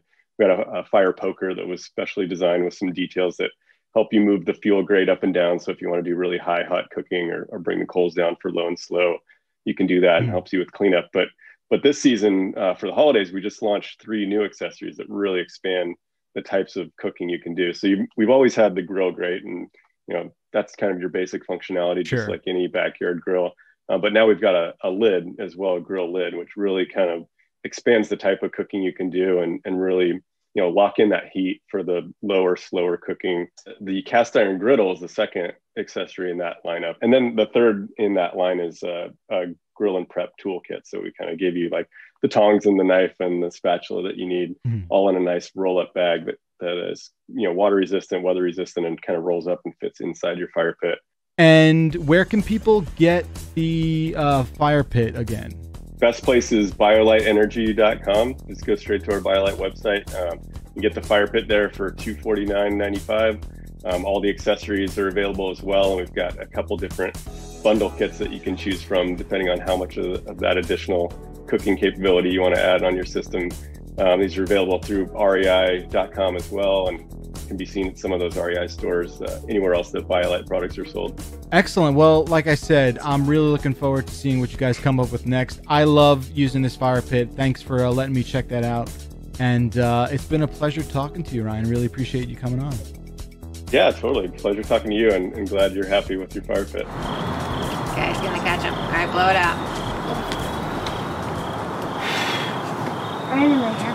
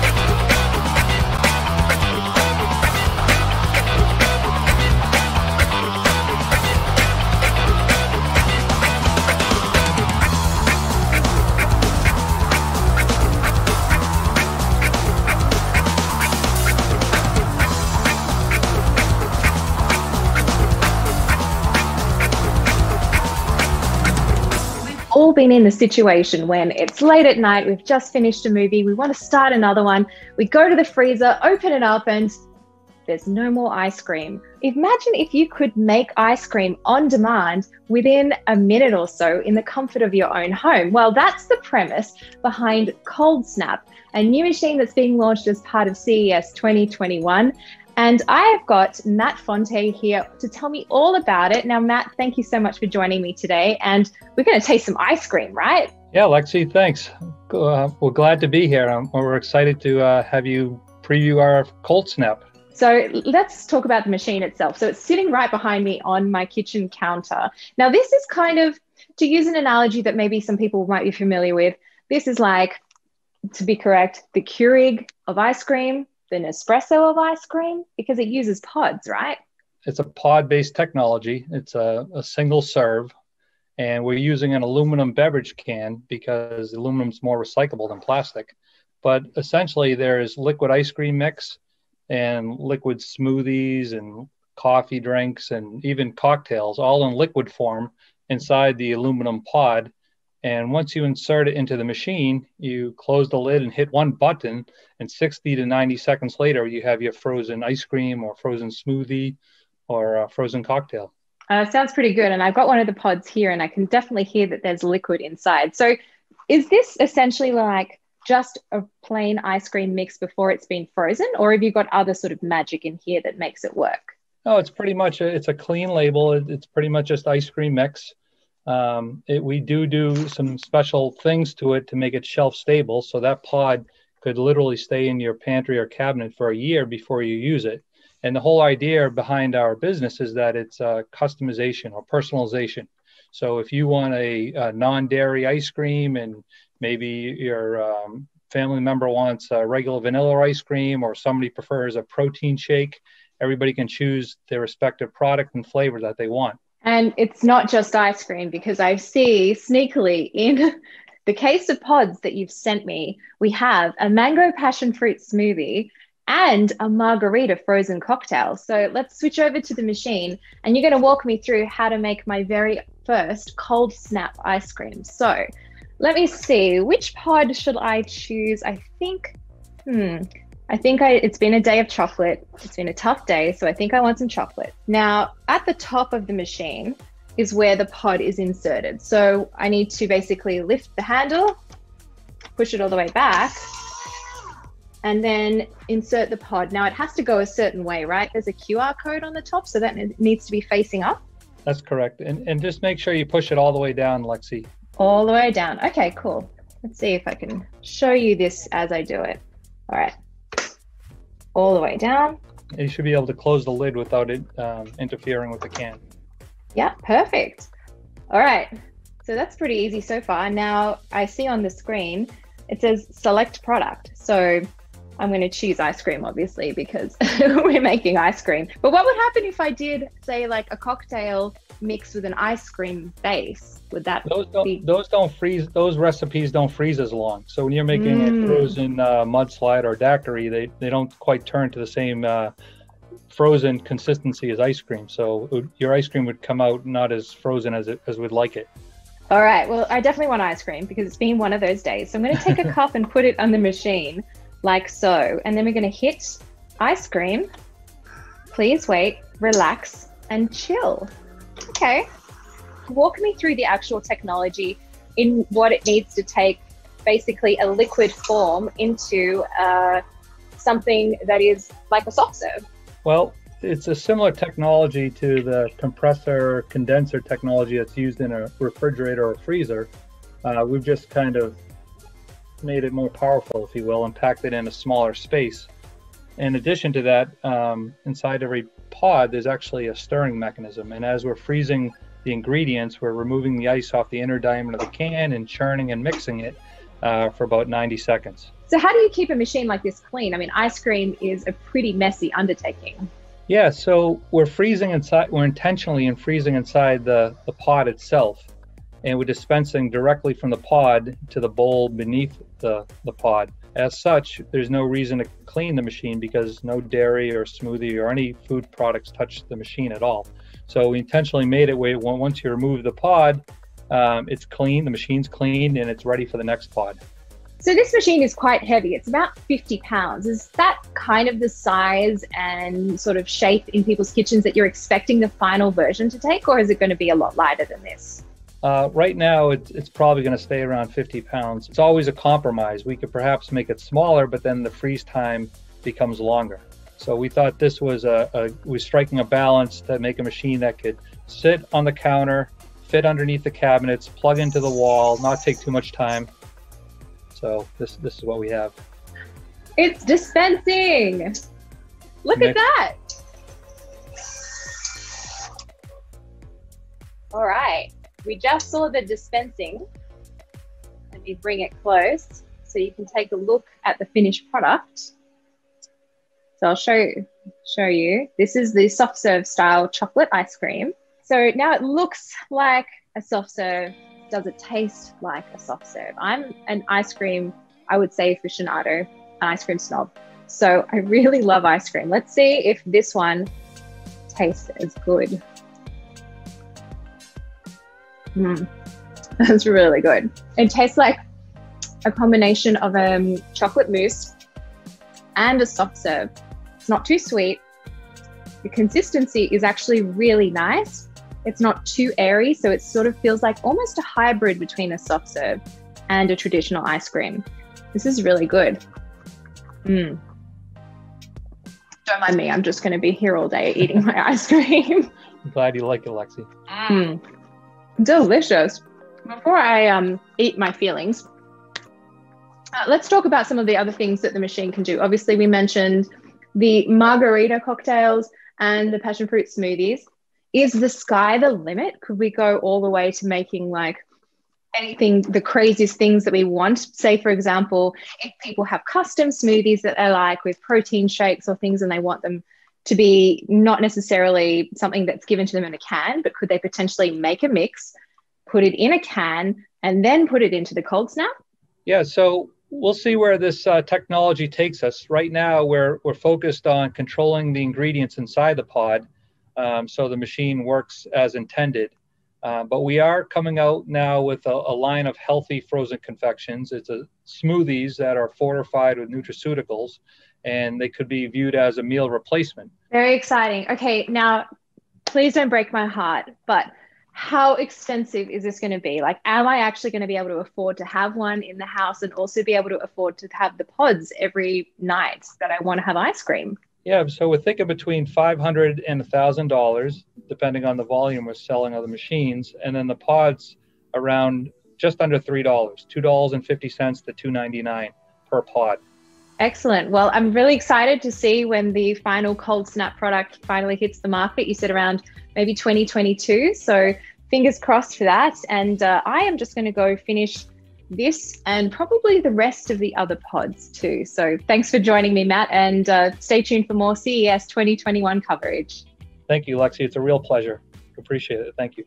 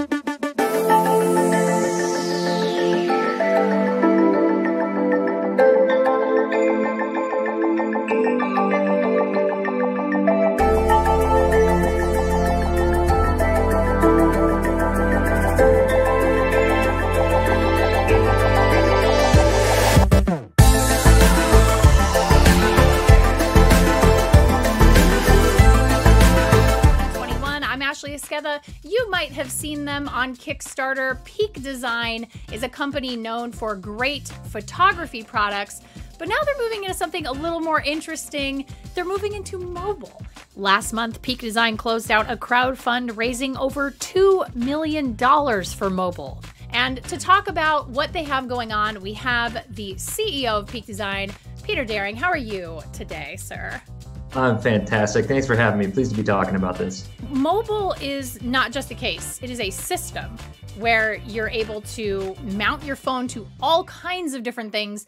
If you wanted to mount this phone to your bicycle, you have this lovely little machined bit.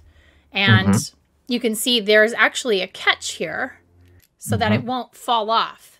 And then you can just... fun fact, you only need to press one of them. You only have to press one. Okay, I didn't know You only that. have to press one. Yep. Yeah, and it's because we didn't want to be, scripting about handedness. Sometimes you're grabbing grabbing your phone with your right hand, and it's easiest to do it like this. And in other cases, it may be easiest with your left hand, and you still want to be able to have access. So that's why we have two buttons, is just to make it easier. Only need to push one. Interesting. And then, it's a magnet snap, so you actually don't need to use either of the buttons when you pop it onto your device, right? You just have it, and it's right there, and it's not coming off. If you're not interested in mounting this to a bike, you just have a car, you can do that. There's a car mount.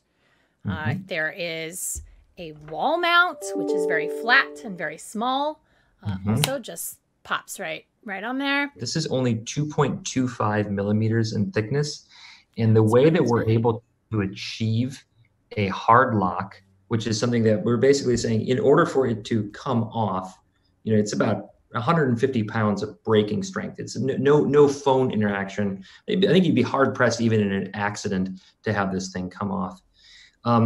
We use this it's a ceramic insert. Certainly steel or other metals would be capable of being strong enough, but the reason we use ceramic is because wireless charging has become an important part of mobile ecosystems now. So having something that has the stiffness and durability to not flex under a load and make sure that it can never come off and still be really thin and allow charging requires us to have this, frankly, very expensive machined ceramic part right in the heart of this case. Prioritizing thinness while prioritizing protection and these variety of mounts is really what has driven toward this design. And there simply is not another case on the market that allows you to mount your phone in as many ways and also have this slim, beautiful profile that is a case you would want to have on your phone. I always find myself in places where I wish I had a little tripod for my phone. And you guys have really sort of made this possible. This looks about slightly thinner than a cell phone. And this is a tripod. And this blew my mind when it came in the mail. I could not believe my eyes. So you've got this wonderful little system where everything just folds out, and it's beautifully machined. It feels incredibly strong. How did your team, or how does your design team iterate and come up with something like this? So much of the key is in the ball joint. And to have a robust ball joint that can provide enough, the appropriate amount of resistance is a really critical aspect of this design. But it's also very hard to get enough friction in such a small ball, right?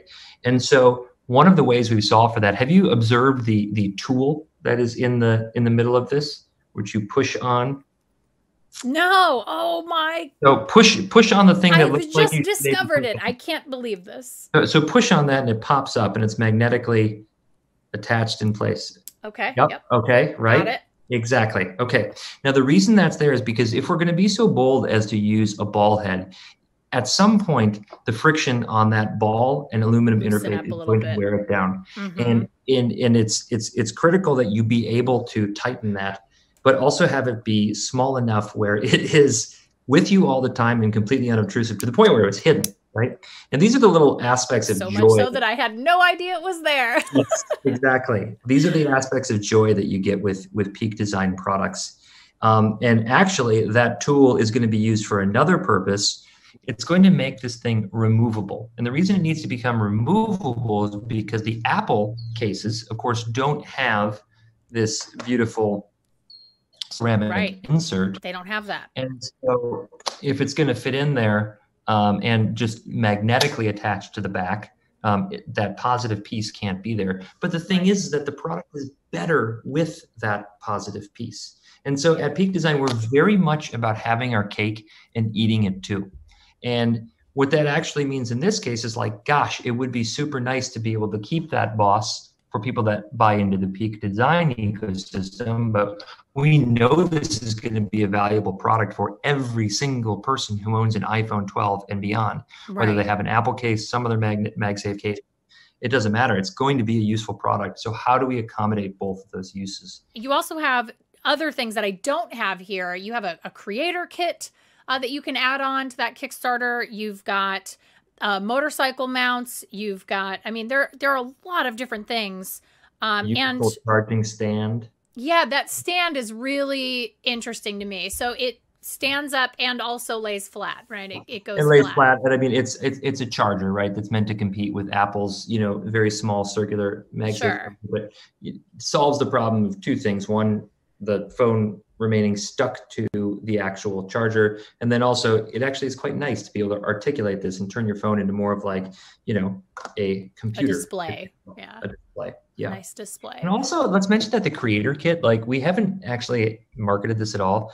It allows you to turn your phone into a GoPro because it utilizes the hard lock here and it has a GoPro mount. So any GoPro mounts that are out there, you can now stick your phone to with the same confidence that it is going to be there when you're done surfing or squirrel suit flying or, crushing down a mountain, whether it's on a bike or skis. And like, I'm excited to get behind marketing that aspect of the system. We just haven't had time. There's so much to talk about with the mobile ecosystem. Peter Daring, thank you so much for coming on and talking to us about Peak Design's mobile phone mounting ecosystem of products. This is really cool. I'm really excited about it. If you guys want to learn more, you can head over to peakdesign.com. Again, it's launching this year. This is a product that's coming out this year. It's not some crazy prototype like we normally see at CES. This is something that you can get your hands on in 2021.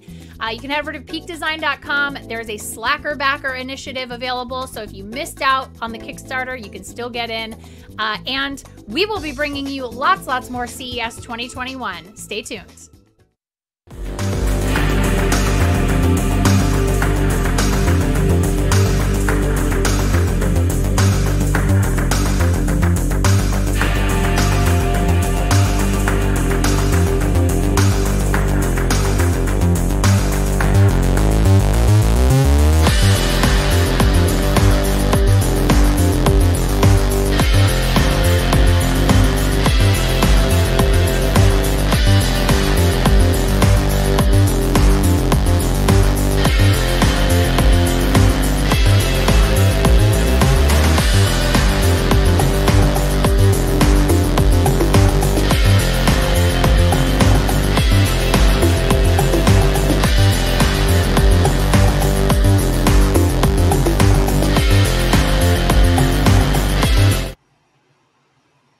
Welcome back to CNET's live coverage of CES Press Day 2021. It's been a bit of a jam-packed day so far.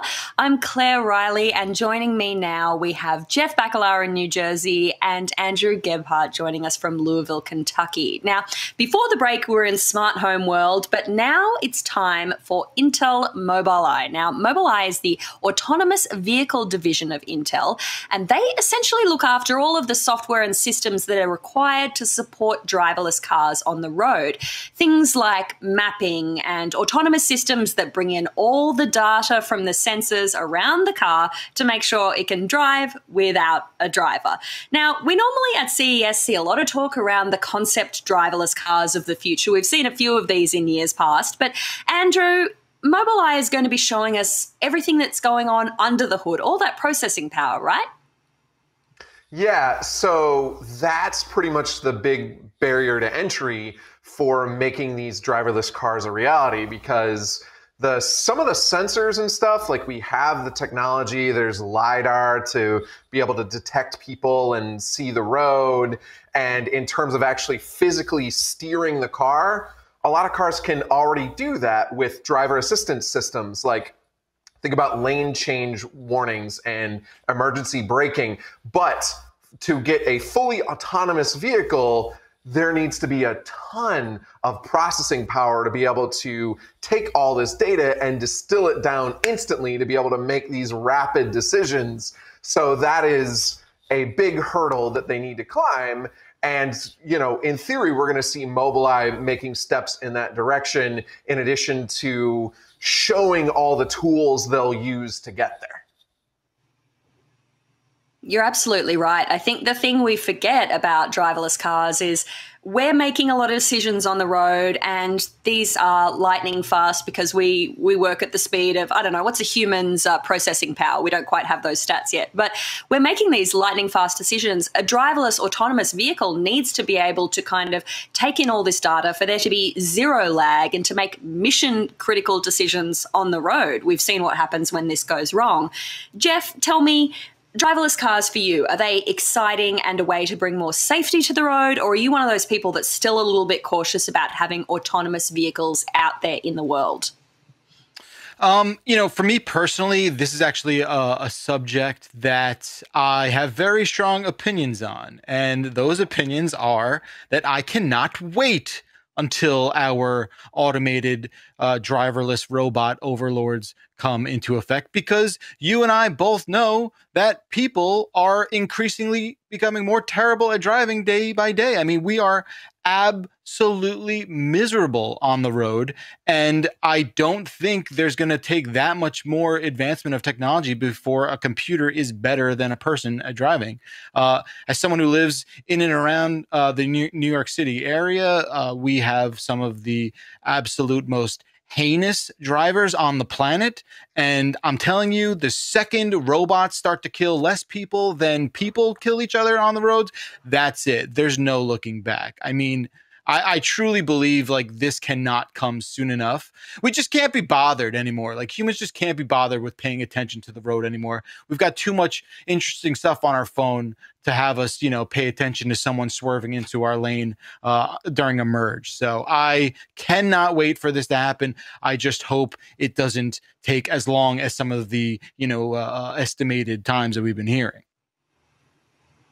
Well, I definitely want to talk a little bit later about the timeline for driverless cars, but I'm inclined to agree with you, Jeff. I mean, even coming over here from Australia, in the States, having to switch sides of roads, having to suddenly convert everything in my brain from kilometers to miles. It's, I mean, I'm a good driver, but it's funny. You have to go and get your learner's permit again when you're in your 30s. That was an embarrassing trip to the DMV. So yeah, give me a driverless car. Let me sit in the back, watch a movie, you know, chill out. Or maybe can we just skip that whole process and go to some sort of hyperloop future? Or maybe I could find a way to just teleport somewhere. That kind of technology would be really amazing. Well, we're going to find out a lot about what we're expecting to see from Mobileye. We saw a bit of a demo there on screen earlier with some of the sensor technology kind of being fed through on one of their autonomous drives. I think we're about to start, but I might throw to you quickly, Andrew.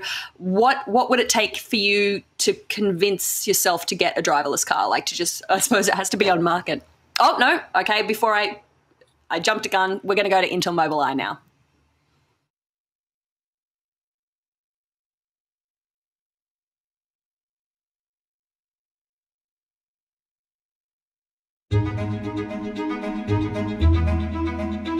At Intel, we see a future where human potential is unlocked by advances in computer vision and AI. A future where billions of hours are spent getting from A to B are transformed into productivity, leisure, and creativity. A future where road accidents are a distant memory. Many around the world share this vision, but placing a few autonomous vehicles on the road won't bring about the autonomous future. Mapping a few square blocks won't unleash its full potential. And testing AV tech on open roads isn't the same as testing in dense urban environments. At Mobileye, we're taking a different route by tackling the hardest parts first, with some of the most powerful computer vision engines in the industry, with technology that's well on its way to mapping the planet, and with a unique safety model that adapts to diverse driving cultures. We're taking battle-tested driver assist technology into the self-driving cars of tomorrow and bringing the cutting-edge tech of tomorrow into cars today to move the world forward. We all share the same vision for the future. At Mobileye, we're turning that future into reality. Mobileye, an Intel company.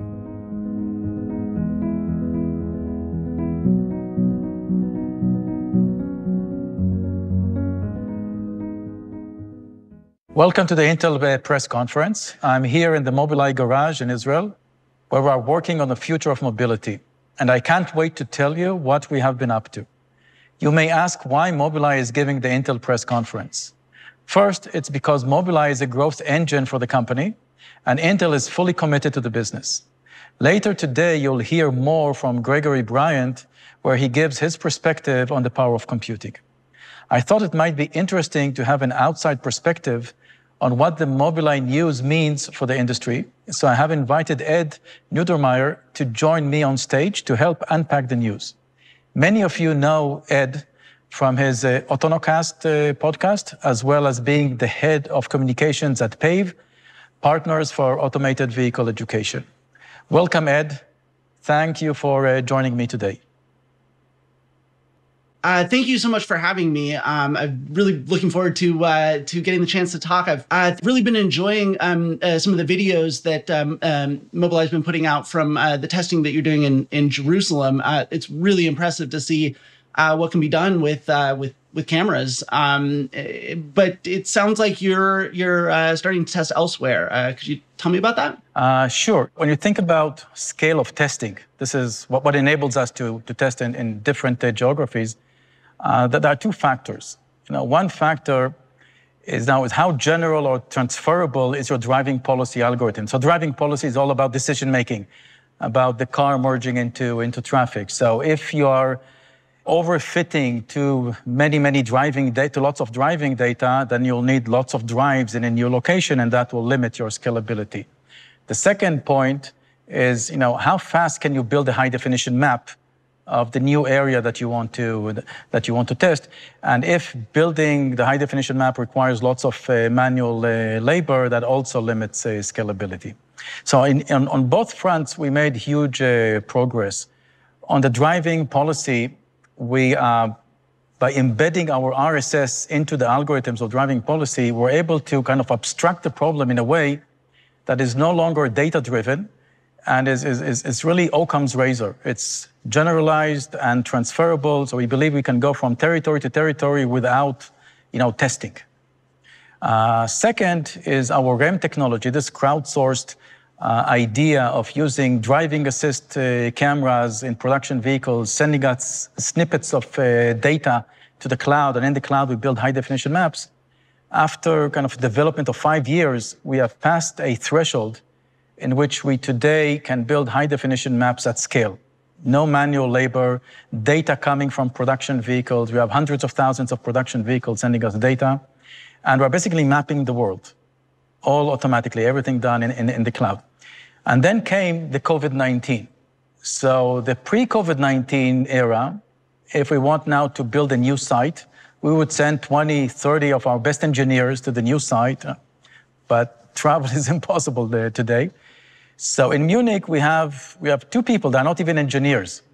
They are field support employees to support our driving assist products with our customers in Germany. So we were able in 2 weeks to ship a vehicle, test it. The mapping is already automatically. We have now about 20,000 kilometers of data just in Munich already mapped. In 2 weeks, set it up and start demonstrating to our OEM partners in Germany. Hundreds of drives already we have been doing there as demonstrations, and tens of thousands of kilometers of driving data just to see how things are going in 2 weeks. So this gave us this feeling that now we can scale. So we're planning China and Shanghai, Tokyo, Paris, Detroit, And if we figure out how to get the regulation with the New York City, with the New York State, we'll also plan to deploy New York, all in a matter of the next few months, because those two factors of scalability are practically solved in our development. You know, unless you're really familiar with AV development, you may not understand like what a dramatic thing that is to be able to do so much in go to a new area and in 2 weeks with 2 employees to be able to do that. And I think, you know, for driver assistance, you know, the idea of a camera-based system is really widely accepted. Again, it's you know, the most common form of driver assistance, but or advanced driver assistance. But when it comes to autonomy, people are a little bit more skeptical, I think, that a camera can really do so much on its own. Can you help explain sort of what is that relationship between sort of the ADAS that Mobileye already has a huge business in and the autonomy piece where you're headed? How do those two interact? I think it's a great question because it really separates us from most of the crowd. So I believe that camera first is crucial both from a technological point of view, but also from a business point of view, and business also matters, right? So let's start from technology. You know, the question we ask ourselves is, what is an acceptable failure rate of the perception system if we want to deploy a level 4 car? Now, we measure failure rate in terms of hours of driving. So let's do a back-of-the-envelope calculation to understand what are the human statistics. So if we Google, we'll find out that there are about 3.2 trillion miles a year in the US being traveled by cars, and there are about 6 million crashes a year. So divide one by another, you get every 500,000 miles on average, there is a crash. Let's assume that 50% it's your fault in a crash. So let's make this 1 million, and let's divide this by, say, 20 miles per hour on average. So we get about once every 50,000 hours of driving, we will have a crash. So now let's assume that we have reached that level of performance using a robotic machine, and we deploy 50,000 cars. Now, 50,000 cars, it's not a big number, right? If you want to build a business. So it means that every hour, on average, we'll have an accident, which is our fault, because it's a failure of the perception system. Now, this is, from a business perspective, this is not sustainable. And also from a society perspective, I don't see regulators approving something like this, even though it matches human statistics. You have to be 1,000 times better than these statistics. Right? So this is where redundancy helps us. So we tell ourselves, look, if we build a camera-only system with a mean time between failure of a square root of what we need, say we are targeting 10 to the power of 8, 100 million hours. So have a camera system with a mean time between failure of 10 to the power of 4, 10,000 hours, right? And then radars and lidars will be a redundant add-on for the remaining square root, for the remaining 10 to the power of 4. It's like I have an iOS smartphone and an Android smartphone in my pocket, and I ask, what is the probability that both of them crash at the same time? Clearly, it's a product of the probabilities, because you're talking about different modalities here, radars, lidars, cameras. So this is why it's, from a technological point of view, so crucial to do really the hard work, is not combine all the sensors at the beginning and do a kind of a low-level fusion, which is easy to do. It is forget about the radars and lidars, solve the difficult problem of doing an end-to-end, standalone, self-contained, camera-only system, and then add the radars and lidars as a redundant add-on. So this is from the technology. Now, from the business perspective, if you are building a technology which is good only for level 4, then you really need to wait for a time in which level 4 autonomy is prevalent, is ubiquitous. Say 5% of all new cars would be level 4 autonomy. Now, this could take a decade. Now, during that time, during that decade, you'll have 0 revenues. Now, it's not sustainable unless it's a government-funded project. It's a national project, So you really need to think about the business if you want to sustain for the long run, and it's not just a science project, right? You want to build a business. Now, it turns out that if you do this redundancy, the camera-only subsystem is ideal for pushing the envelope of driving assist for level 2 systems. Right? This is exactly what we did with winning the design project with the Geely in China. So September next year, this car is being productized at volume production in China for level 2. So the idea is that you have this camera subsystem. Now, since it's camera-based, it's at a consumer price level. So now you have a scalable thinking. And this scalable thinking is really the cure for sustaining such a long time until level 4 becomes ubiquitous. Now, business matters, because if you don't have the oxygen for a marathon run, then at some point you'll fall, right? So it turns out that it's ideal from a technological point of view, but also ideal from a business point of view. To me, it's refreshing to hear sort of one of the leaders, if not the leader, in sort of camera-based automated driving, sort of, emphasizing that, even though you can do so much with a camera, that getting that sort of safety critical level of reliability does require other kinds of sensors, the LiDAR and the radar. And in fact, one of the pieces of recent news from Mobileye is that, and Intel, is that you're going into the LiDAR business to an extent. Could you explain sort of what the thinking is behind that? Yeah, so the way we're thinking about it is that consumer AV will take some time. We believe it's going to be 2025 timeframe.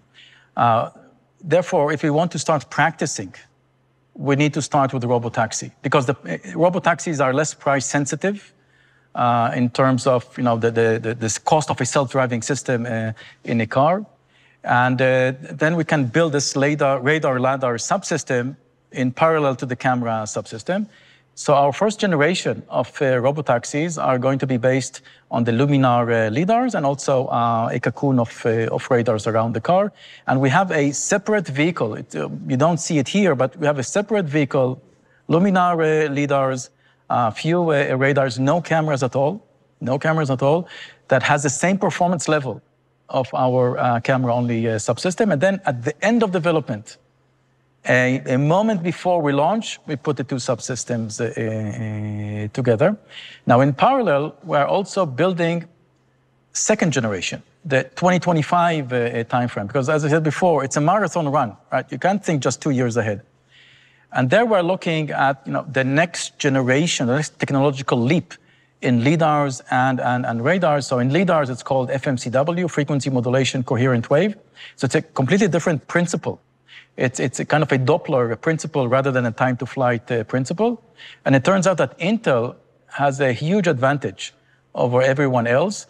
Intel has silicon photonics, both in terms of fabs and production, and in terms of IP, where you can put active and passive laser elements on chip. And we have a team that has been working for quite a long time in building the next generation lidars. That is kind of where we're targeting this 2024, 2025 timeframe. On the radar side, we are targeting imaging radars. So these are radars that have a much, much higher resolution than today's radars. This is why they're called imaging. It looks like an image. But the twist here is going to be software defined. So rather than analog defined, you simply sample the entire scene, and then through software, you do all the modulations. So this gives you lots and lots of flexibility. And we believe that by 2025, one front-facing lidar would be sufficient, and a cocoon of imaging radars and one front-facing lidar would be sufficient for this radar-lidar subsystem. And that will bring us to a cost level, together with the camera subsystem, which is good enough for consumer AV, for level 4 consumer. I think that's sort of one of the things that also sets you apart, is that you are in a position to say, we're not just developing robotaxis. Yeah. We're going to build a truly autonomous vehicle that you as the consumer are going to be able to afford by a certain time. That's really kind of incredible. That's what a lot of people seem to want, isn't it? I think robotaxi would be somewhat of a game change when they'll be ubiquitous, because removing the driver from the equation could reduce the cost of transportation considerably, even rival the cost of public transportation. But having a consumer AV, that is completely disruptive. That's completely game-changing. And I believe that 2025 will start seeing it. It will be at the cost level of a consumer AV. We'll have a number of years of practicing from a regulatory point of view, because regulation is critical here, right? And it's sometimes it's difficult to leap directly to a consumer level from a regulatory point of view. Going through a regulation of a fleet is much easier from a regulatory point of view than regulating a consumer. So going to the phase of robotaxi is very, very useful also to practice the regulatory front at relatively low volume before you go and jump into the cold water, high volume, level 4, and then hell breaks loose. And I think, the RSS framework that you pioneered, it's being adopted by a number of automakers, I think, or players in the space, is one of the sort of ways forward with that, right? Is that sort of the idea that this could be sort of a template that potentially maybe regulators might look at? Yeah, I believe the RSS, the Responsibility Sensitive Safety framework that we built, is one of our most important achievements. I would say this is our top achievement, more than anything else that we have done. Because back in 2017, we realized that the mean time between failure of the perception system, even if it's very, very high, it's not sufficient, because there's a decision-making of the car. What happens if the robotic agent has a lapse of judgment? Humans have tons of lapse of judgments. This is why accidents occurs. Now, society will not accept a lapse of judgment of a computer. So what do we do about this? Because we're going to deploy an AV car amongst other human drivers. So it needs to behave accordingly, right? It needs to have the values, it needs to behave according to human judgment, because it's going to drive amongst humans. Now, how do you go about this? Is this going to be probabilistic? Are we going to drive zillions of miles showing that we have 0 accidents? And then, we'll convince society that we can put this machine on the road. So we understood that we have a problem. And then when we looked at the space, we understood, that there are traffic laws. And those traffic laws, there isn't much judgment there. Now, if you have a red light, you need to stop. If there is a solid line, you should not cross it, right? But then there is this duty of being careful. You are told you need to be careful. You are told that even if you have the right of way and the other guy doesn't respect your right of way, you should yield, right? Right of way is given, not taken, right? So this idea of being careful is not mathematically defined, because a computer needs a precise and crisp definition, right? It's not just by collecting lots and lots of data you'll be able to figure out, what does it mean to drive careful. Now, we can go and define it mathematically. And this is what we did with RSS. The RSS defines mathematically what it means to be careful. It understands that humans make assumptions.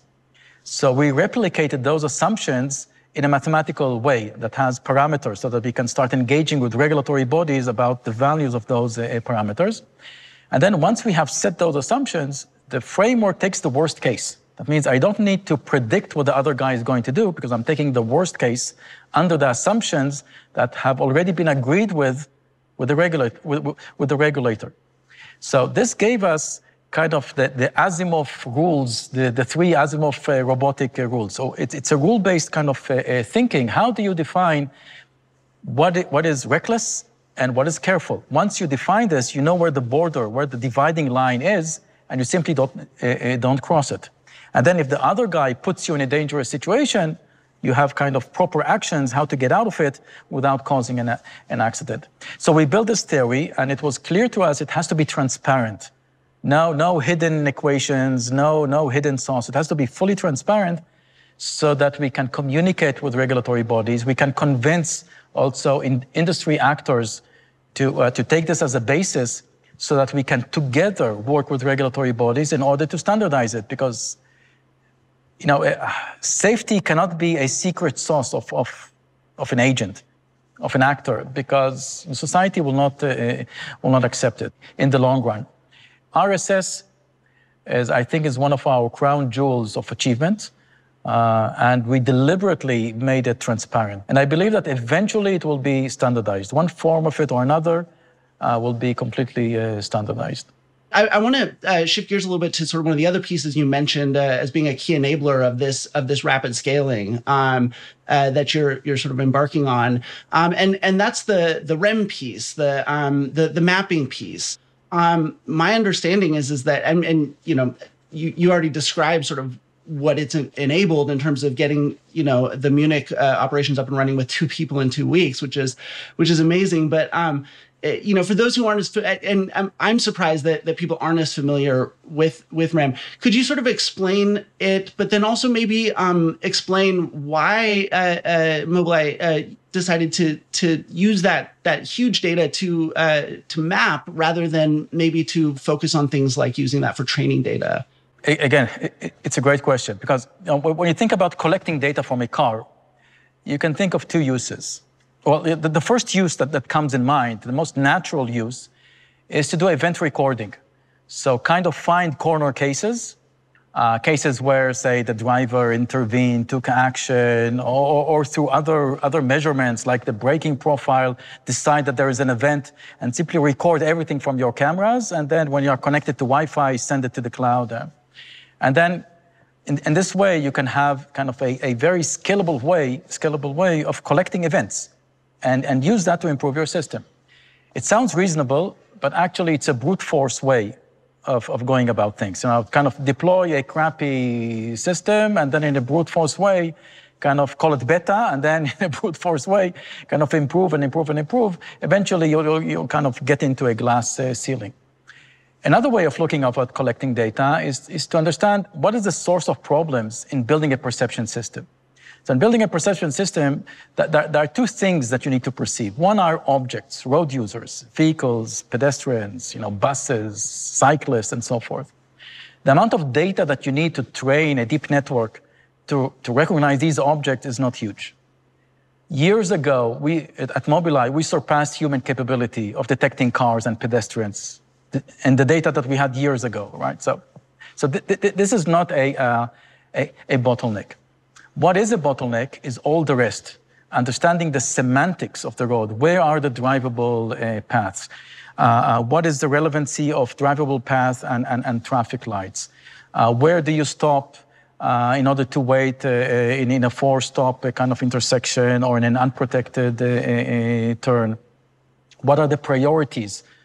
Is my path a priority compared to another path?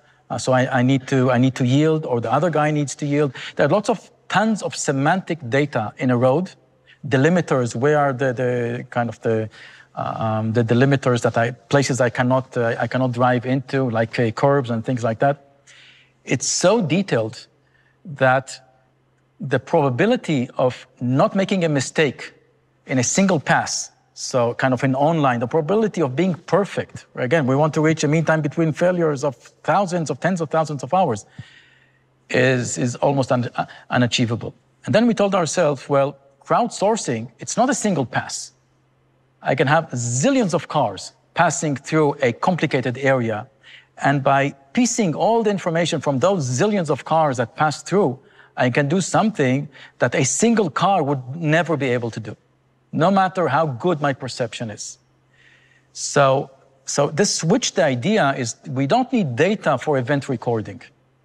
We need data to build those maps. Let's call them maps, but they're not really maps. It's not a navigational map. It's what's out there in the scene that is not a road user. Everything. I want to know everything about the scene, all the semantic information at great detail and great accuracy. I want to know where this lane is at a centimeter level accuracy, okay?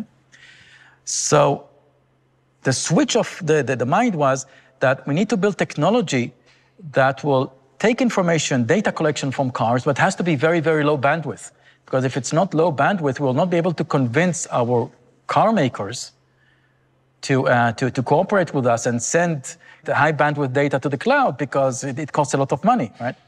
So we're talking about 10 kilobytes per kilometer. It's really nothing from a cost of, it's $1 a year on an average kind of mileage. And then do the really hard work. And as I said at the opening, it took us 5 years. We announced RAM 2015. Only half a year ago, we reached a point in which we can truly, without a single manual labor, just automatically, take all those pieces of data, going to the cloud, and build this high-definition map at the required details to power our autonomous fleet. So this is, from our point of view, this is the real use of data collection from cars. It's not event recording. It is being able to build the scene to an accuracy level that no single car can do. This is the beauty of it. Yeah, I think, anytime someone hears map, they think navigation, and they don't understand that as you said, this is about limiting the complexity that your probabilistic system has to solve for, right? If you know what's established in the landscape. So actually, I did want to clarify one thing that you had said. You mentioned that zillions of vehicles. I'm guessing that's not the official figure. I just wanted to get a sense of sort of what is the scale of REM? What kind of, how many vehicles? Today. So today we have many hundreds of thousands, I think even approaching 1 million vehicles sending data over 6 OEMs, six car makers. Next year it's going to be more than double than that. As of half a year ago, we got about 8 million kilometers of data every day. Now it's much more than that. And we have worldwide coverage. We're talking about something that's truly scalable, truly global, because you can drive everywhere. And Roadbook is the enabler. It's not going city by city. It's the entire planet, all at once. Yeah. So this is really fascinating. And I just kind of want to take a step back for a moment here and just sort of get your thoughts about putting all these pieces that we've been talking about together and then sort of comparing it to the competitive space. I'll try to summarize what are the key distinctions separating us from all the rest. And it's a small number of distinctions. Each one of them is deep, but it's a small number. First is the REM technology. Geographic scalability all at once. The second is this idea of redundancy. Camera subsystem, radar, LiDAR subsystem. Next one is our driving policy, which allows us to really be transferable from territory to territory. Yeah, and if you look at the problems that each one of those things are solving, they are so fundamental to making this technology work in the real world, and particularly at a scalable level. And I think both what you've shown in Munich and just your plans going forward, all of the different cities. I mean, this seems to be the most ambitious sort of scaling plan for a level 4 focused robotaxi company in such a short term. And so to me, I mean, that certainly seems like, you must be able to do something that others aren't able to do. No, we have a legacy of 2 decades, so now it matters. Yeah, I think that's oftentimes a lost sight of new technology. Everyone's focused on the novel, and 20 years of experience of computer vision is nothing to sneeze at. This has been just an absolutely fascinating discussion. Thank you so much for taking the time to speak with me today. Thank you, Ed. It was great. It was a real pleasure. Thank you.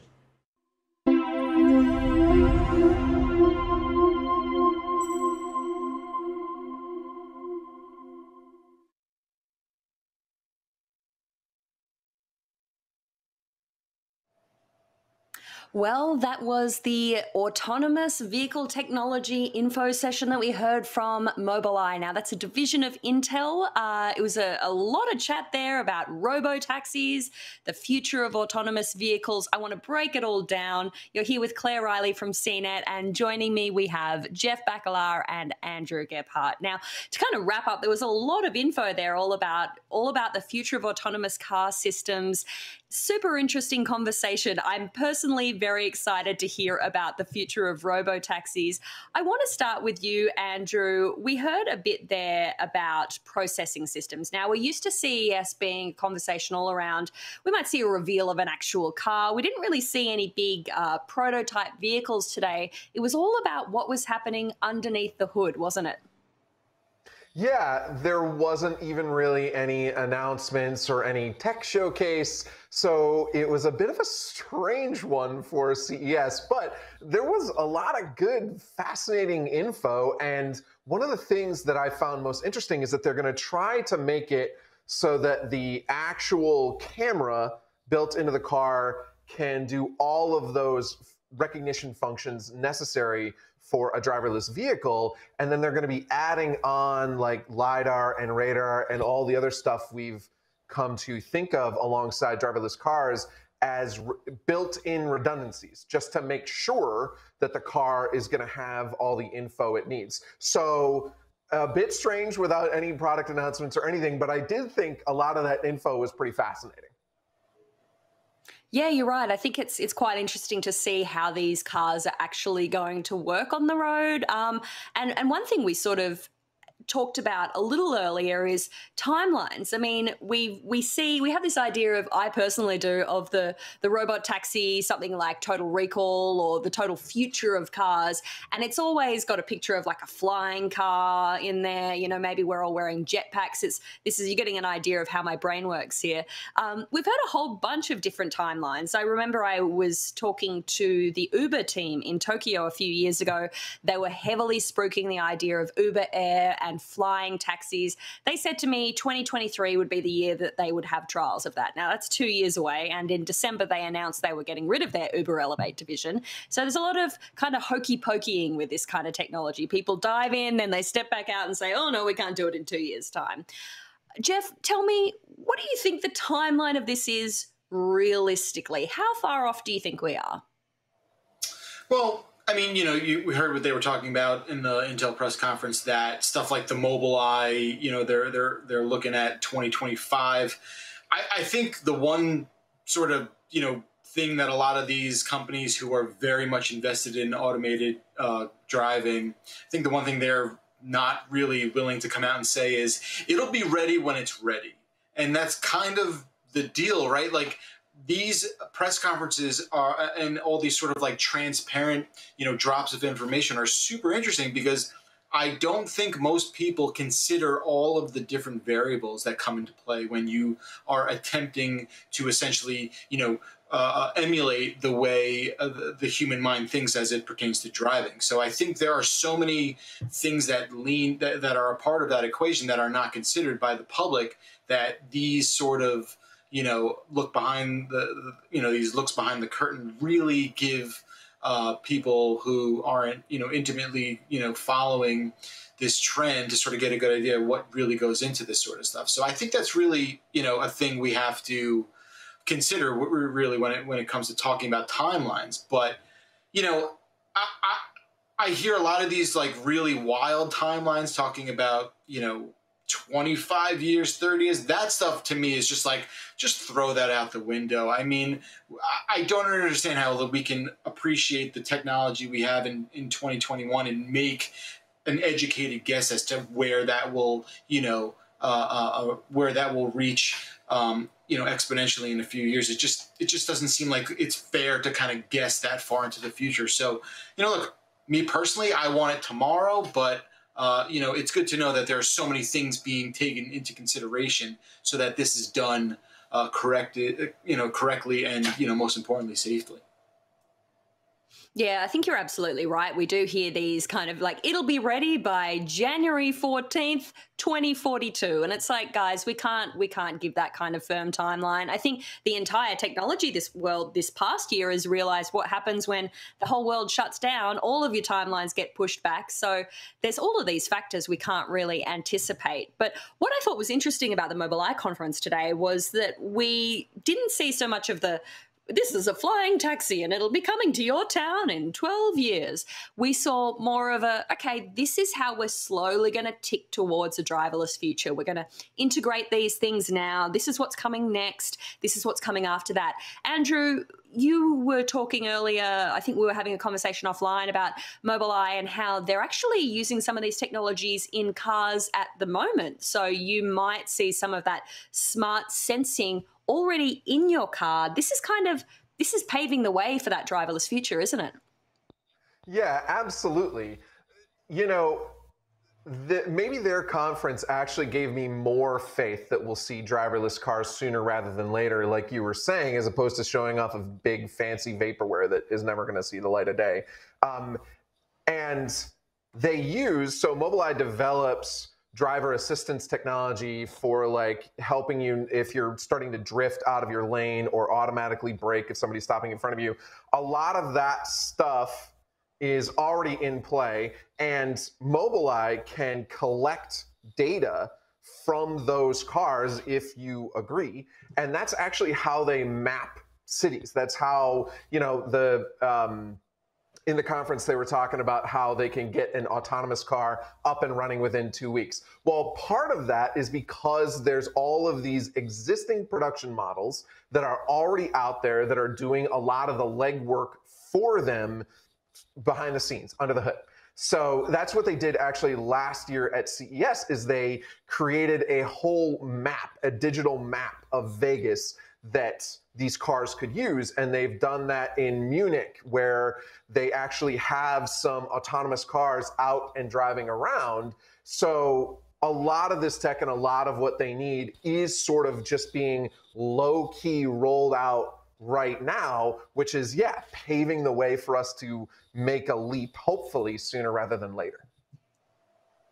Totally. You're completely right there. And I think what's interesting, we think about autonomous vehicles as being the flying robo-taxis that we keep talking about, but we heard a few mentions of level 4 cars, level 5. There's actually all these levels, and we're in level 1 and 2 now. You know, things that you mentioned, the driver assistance, the lane guidance, that is a level of autonomy in cars that is kind of a stepping stone towards this fully, what they call full automation, your mind off the road. So there's the kind of the feet off the pedals, then your eyes off the road, then your mind is completely off and you don't have to think about it, same as you would kind of get on a train and not have to worry about who's driving it.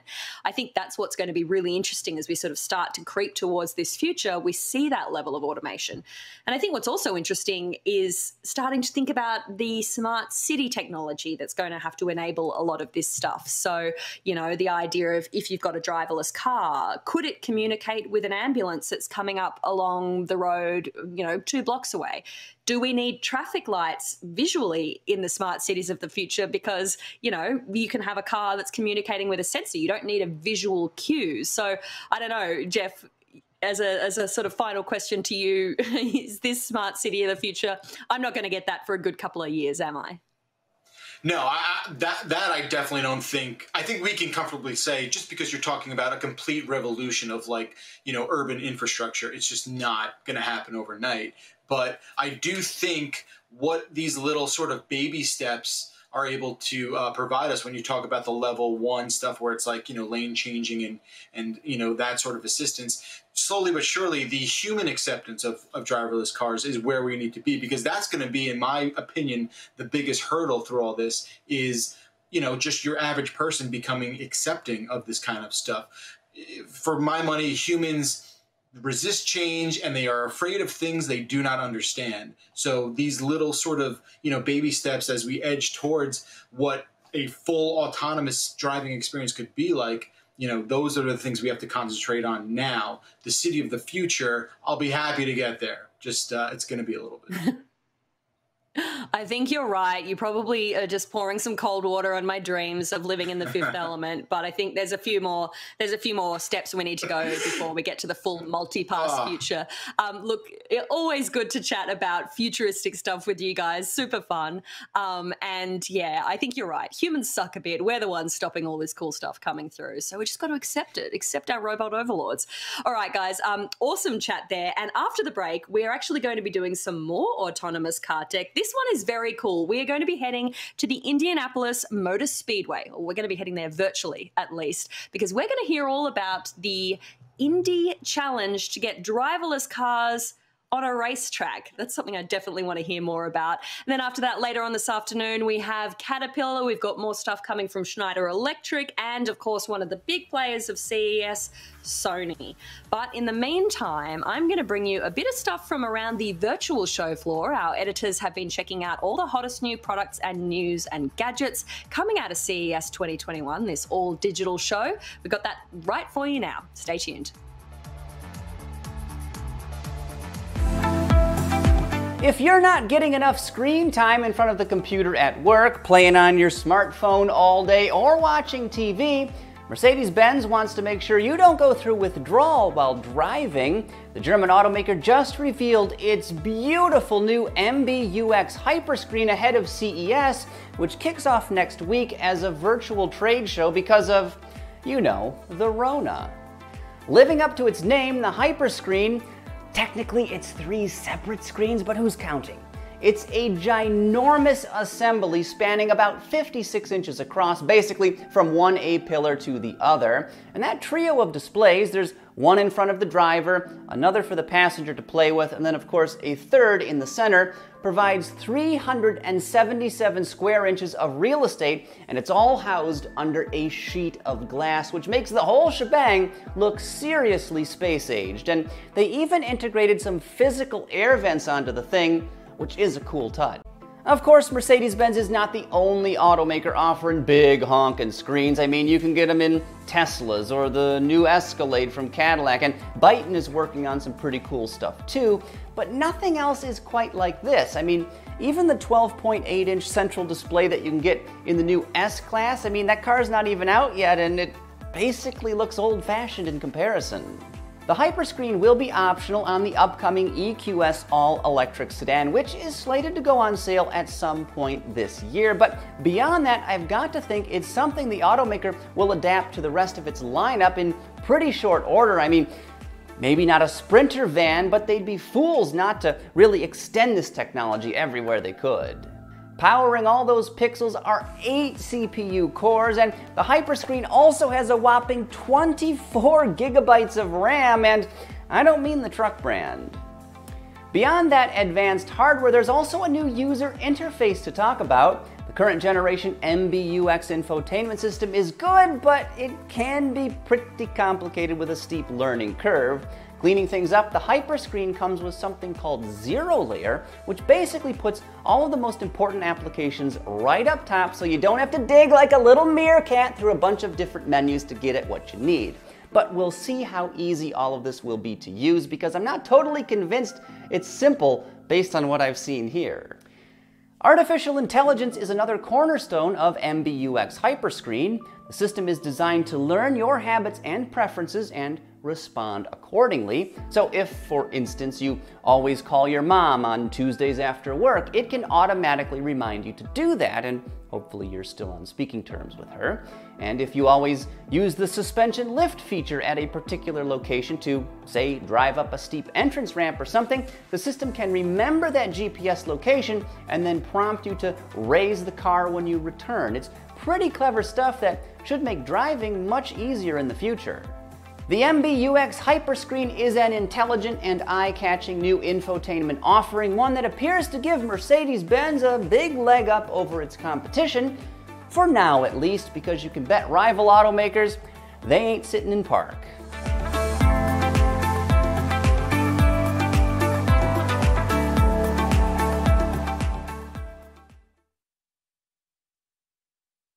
In a mid-sized family, you may be buying 2 or 3 or 4 laptops, and very often a Chromebook is the best way to get a device that has decent performance.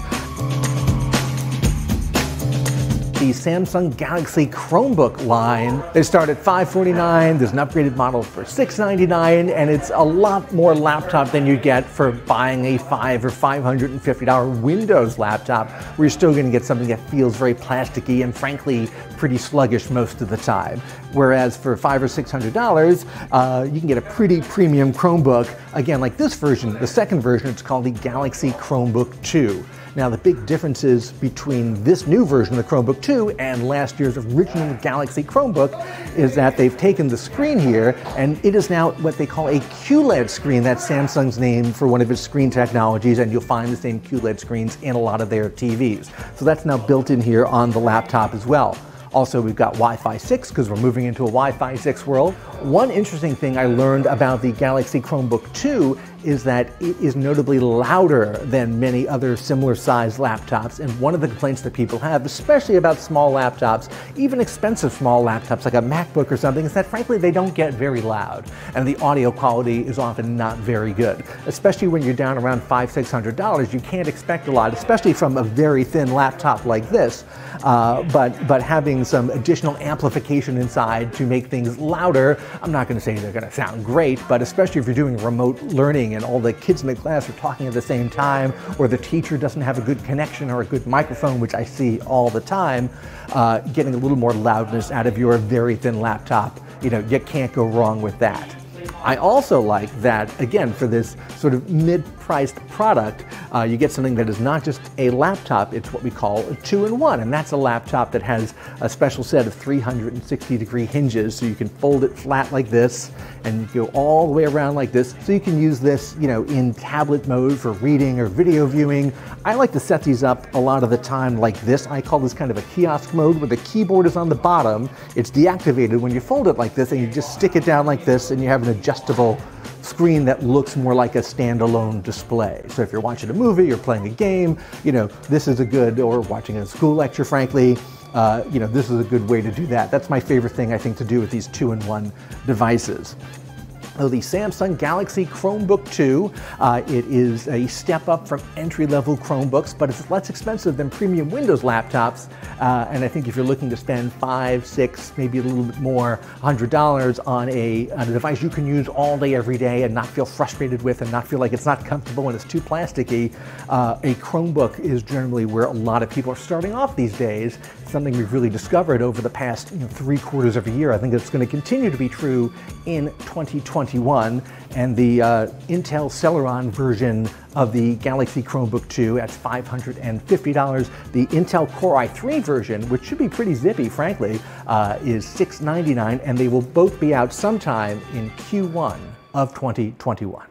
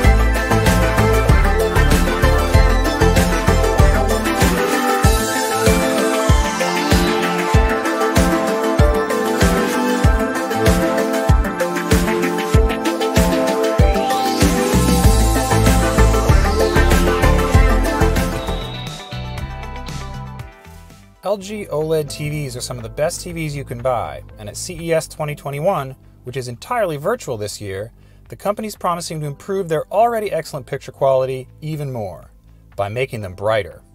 Let's take a look. LG's Brighter panel, which it's calling EVO, as in evolution, get it? Is the first major upgrade in LG displays since HDR in 2015. Current OLED TVs aren't exactly dim, but their only picture quality disadvantage compared to LCDs, like QLED models from Samsung and TCL, is lower light output. Those LCDs can be more than twice as bright. LG's new EVO TVs promise to narrow the gap.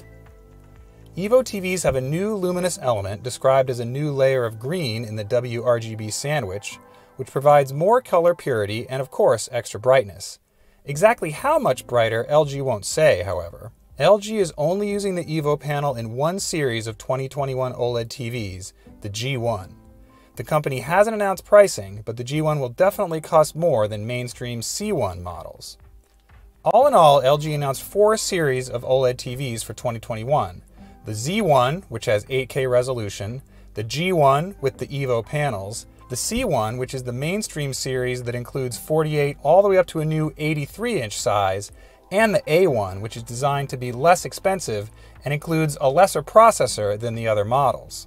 LG's OLED TVs have always been some of my favorites for gaming, and in 2021 they've upped their game with a new feature said to automatically detect the game's genre, whether it's first-person shooter, role-playing, real-time strategy, etc., and adjust the picture automatically to make the game look better. Of course, the TVs still feature HDMI 2.1 connectivity on all inputs, which allow it to work with 4K 120Hz input, variable refresh rate, including FreeSync and NVIDIA G-Sync. And again, all those gaming features are really great for TVs to work with the new consoles like the PlayStation 5 and the Xbox Series X. Another new extra for 2021 is an optional gallery stand for the 55 and 65-inch series. It has a sleek look with a minimalist tripod stand that looks great in these demo shots. Of course, to make it look this nice, you can't really connect anything to the TV, so it's not that practical. In addition to its OLED TVs, LG also announced new LCD-based TVs, which it's calling QNED. That's right, QNED, which is one letter away from the QLED TVs sold by Samsung and TCL. So don't confuse the two. In short, they're really similar. LG's QNED TVs are its best for 2021, and they feature a mini LED backlight system, the company's first. Mini LEDs allow the TV to get very good contrast and brightness in my experience, but of course LG also uses its IPS panel, so that might hurt that picture quality a little bit. Mini LEDs are smaller than standard LEDs, which allows them to pack more behind the backlight, and of course the TV has full array local dimming to get the best contrast you can out of an LCD type display. Of course, don't expect it to have as good a picture quality as OLED. We're going to have to see with reviews how the two compare.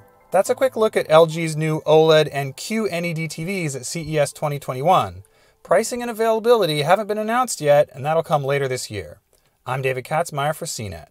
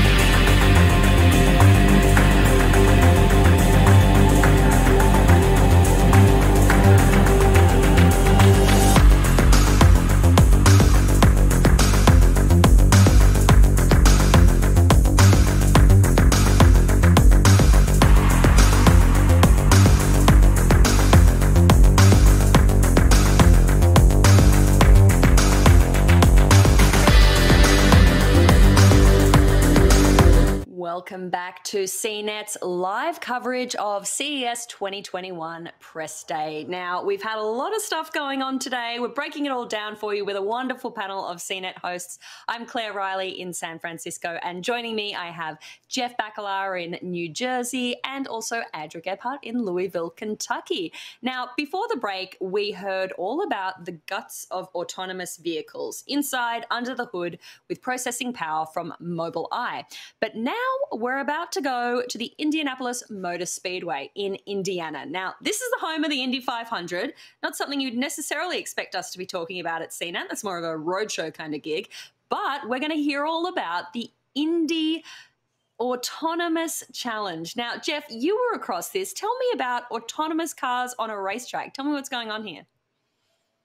Yeah, so this challenge is a $1.5 million prize involving universities, and they basically have to win a head-to-head autonomous race at the Indianapolis Motor Speedway.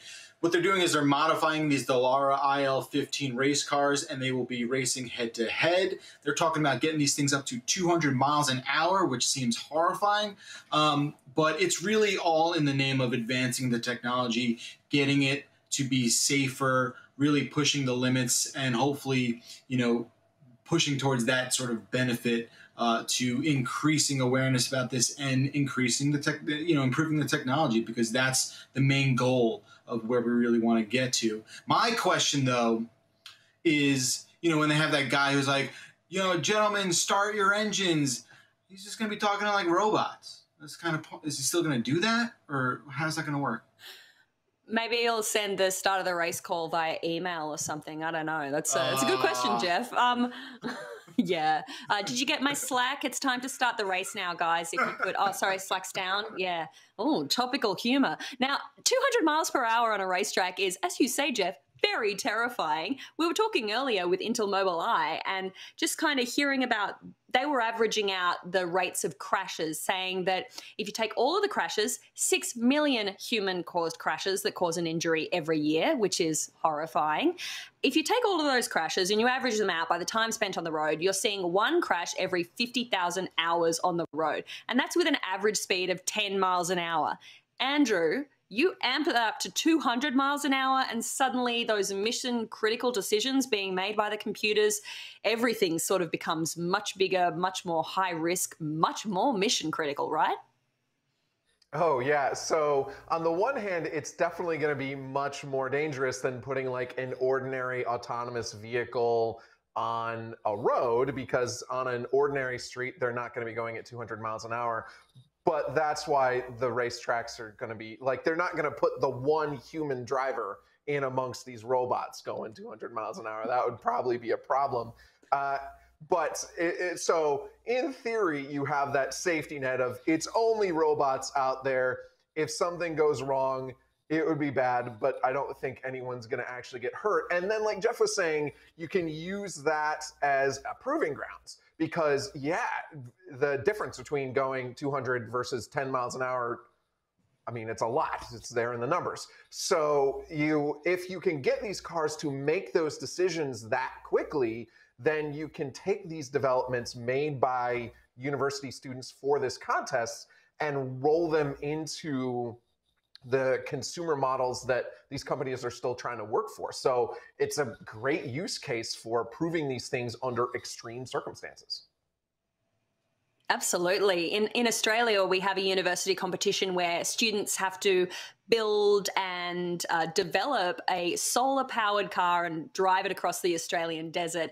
Building a car that's going to go at 200 miles per hour on a racetrack. And being uni students, I love the idea, Andrew, you said it's not like they're putting one person, one human driver. Can you imagine if one of the uni students just had to be a driver and just be driving along the road like, oh, gosh, guys, I'm not trained for this. I don't know. I did a Renaissance theatre history degree at university, so I feel like maybe I'm not the best person to talk about engineering students and what they're capable of doing. It feels like definitely a cut above what I learned, but I'm also kind of excited that we've got students doing all this stuff, right? I mean, that's where we get the brains of the next generation. These are the people that are going to be developing the cars that actually become the driverless autonomous vehicles of the future. So are you hoping, Jeff, just quickly, are you hoping to see a race today? We probably won't see an actual race, will we? No, it's super exciting to hear that this is what, students are working on. I think, it's important for their future as much as it is ours. So, and plus there's a lot of money to win, right? Let's be real. Yeah, everyone's like, okay, we're excited about the development of driverless cars. That's why we're doing it, for the greater good of humanity. Sorry, what was that, $1.5 million? Yeah, okay, I'll do it for the cash. I think we'll also get to see, count me in. What's that? I get extra credit? Sure, fine. $1.5 million, was that? Excellent. Look, I think we're also going to see the car, or we should get a bit of a sneak peek at what the actual autonomous vehicle they'll be sending around the track is. Now, I am not a petrol head, but I imagine, okay, well, we're hearing it. It's starting now. So let's cross to the Indy Motor Speedway. And the Indy Autonomous Challenge. I'm excited to be here to talk to all of you, but I'm more excited about the folks that I get to be here with. Paul Mitchell, who's the president and CEO of Energy System Networks and the co-organizer of the Indy Autonomous Challenge. This event wouldn't happen without Paul. We also have Mark Miles, President and CEO of Penske Entertainment, the organization that owns the Indianapolis Motor Speedway and the NTT IndyCar Series, the cars upon which the Indy Autonomous Challenge car has been based. We're also spending time today with Stefano DePonte. Stefano is the CEO and the general manager of Dallara USA, the type of car that the Indy Autonomous Challenge teams will be using when they're racing here at the Indianapolis Motor Speedway in October. But before we start, I think it's important to really talk about why the Indianapolis Motor Speedway. I mentioned briefly that this place has been here for over a century. It started as a dream, really, by a guy named Carl Fisher, a guy who loved technology, a businessman here in Indianapolis, Indiana, when the automotive technology of the day was changing from the horseless or the horse-drawn carriage to the horseless carriage or the automobile. But there was no place to test that technology. So in 1909, the Indianapolis Motor Speedway was built. The purpose of this facility was to test new technology. But it wasn't just cars that were tested in the early days. In fact, in 1909, it started with hot air balloon racing, and then motorcycle racing, and ultimately car racing. In 1910, the Wright brothers brought their airplanes here and flew at the Indianapolis Motor Speedway and set altitude records with one of the best pilots of the day, Walter Brookins, going over 4,300 feet in a meet here at the Indianapolis Motor Speedway. So even in our early days, the DNA of the Indianapolis Motor Speedway was testing all different kinds of technologies, although over the last century, we've been known most for the Indianapolis 500. And the brave men and women, 33 of who start every Memorial Day Sunday here at the Indianapolis Motor Speedway on a 500-mile journey to cross our yard of bricks to be the first driver to win that. In October, there will be university students that will be doing the same thing. Those yard of bricks, part of our history, in 1909, 3.2 million bricks paved the Indianapolis Motor Speedway, thus the name the Brickyard. They will get to celebrate just like those many race car drivers have done over the years as they cross the yard of bricks to win the Indy Autonomous Challenge. But technology didn't end in the early 1900s here at the Indianapolis Motor Speedway. After World War II, when Tony Hallman bought the Indianapolis Motor Speedway, it wasn't just about car technology. Firestone, who's been with us from the very, very beginning, has tested technology through their tires here that you today use in your vehicles when you drive around. And they do that every day here at the Indianapolis Motor Speedway. But as customers coming here, even some of the technology that we know today when we go in large stadiums, those are things that began here at the Indianapolis Motor Speedway. Safety for our drivers that ultimately transfers to cars has happened here at the Indianapolis Motor Speedway. Most recently, the NTT IndyCar Series came out with an aero screen that protects our open-wheel drivers from any objects that could fly into their cockpits. It was tested last year for the first time in competition and proved to be very, very successful. So here at the Speedway, we're always thinking about technology. And when we had an opportunity to partner with Dallara and Energy Systems Network on this amazing Indy Autonomous Challenge, we felt very honored that this facility, the history of this facility, and the DNA and the seeds that were planted in this facility in 1909, that just is just another step of the vision that Carl Fisher had 100+ years ago. Last year, about this time, Roger Penske, who we all know as one of the automotive engineering minds of our time, one of the folks who has really helped us advance the automobile throughout from his racing, but also through his car dealerships around the world, purchased the Indianapolis Motor Speedway. And one of the first conversations we got to have with Roger Penske was about the Indy Autonomous Challenge. So we started with Carl Fisher and his vision of the automobile and where it is. And today, our pioneer in the automotive industry, Roger Penske, is really excited to be part of the Indy Autonomous Challenge. With that, on behalf of everybody at the Indianapolis Motor Speedway, we're so thrilled to be part of this. We can't wait to see the best and brightest minds from universities around the world competing at the Indianapolis Motor Speedway. I can't wait to see what October 2021 brings. I'm really privileged now to introduce to you Paul Mitchell, the CEO of Energy System Networks and the co-organizer of the Indy Autonomous Challenge, to tell you what this challenge is about, who's going to be competing in it, and why we're so excited about it.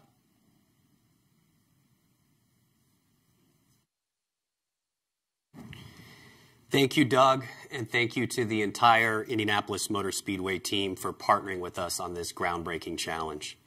At Energy Systems Network, our focus is on building partnerships to accelerate technology commercialization and solve real-world problems. And that's exactly what the Indy Autonomous Challenge seeks to do.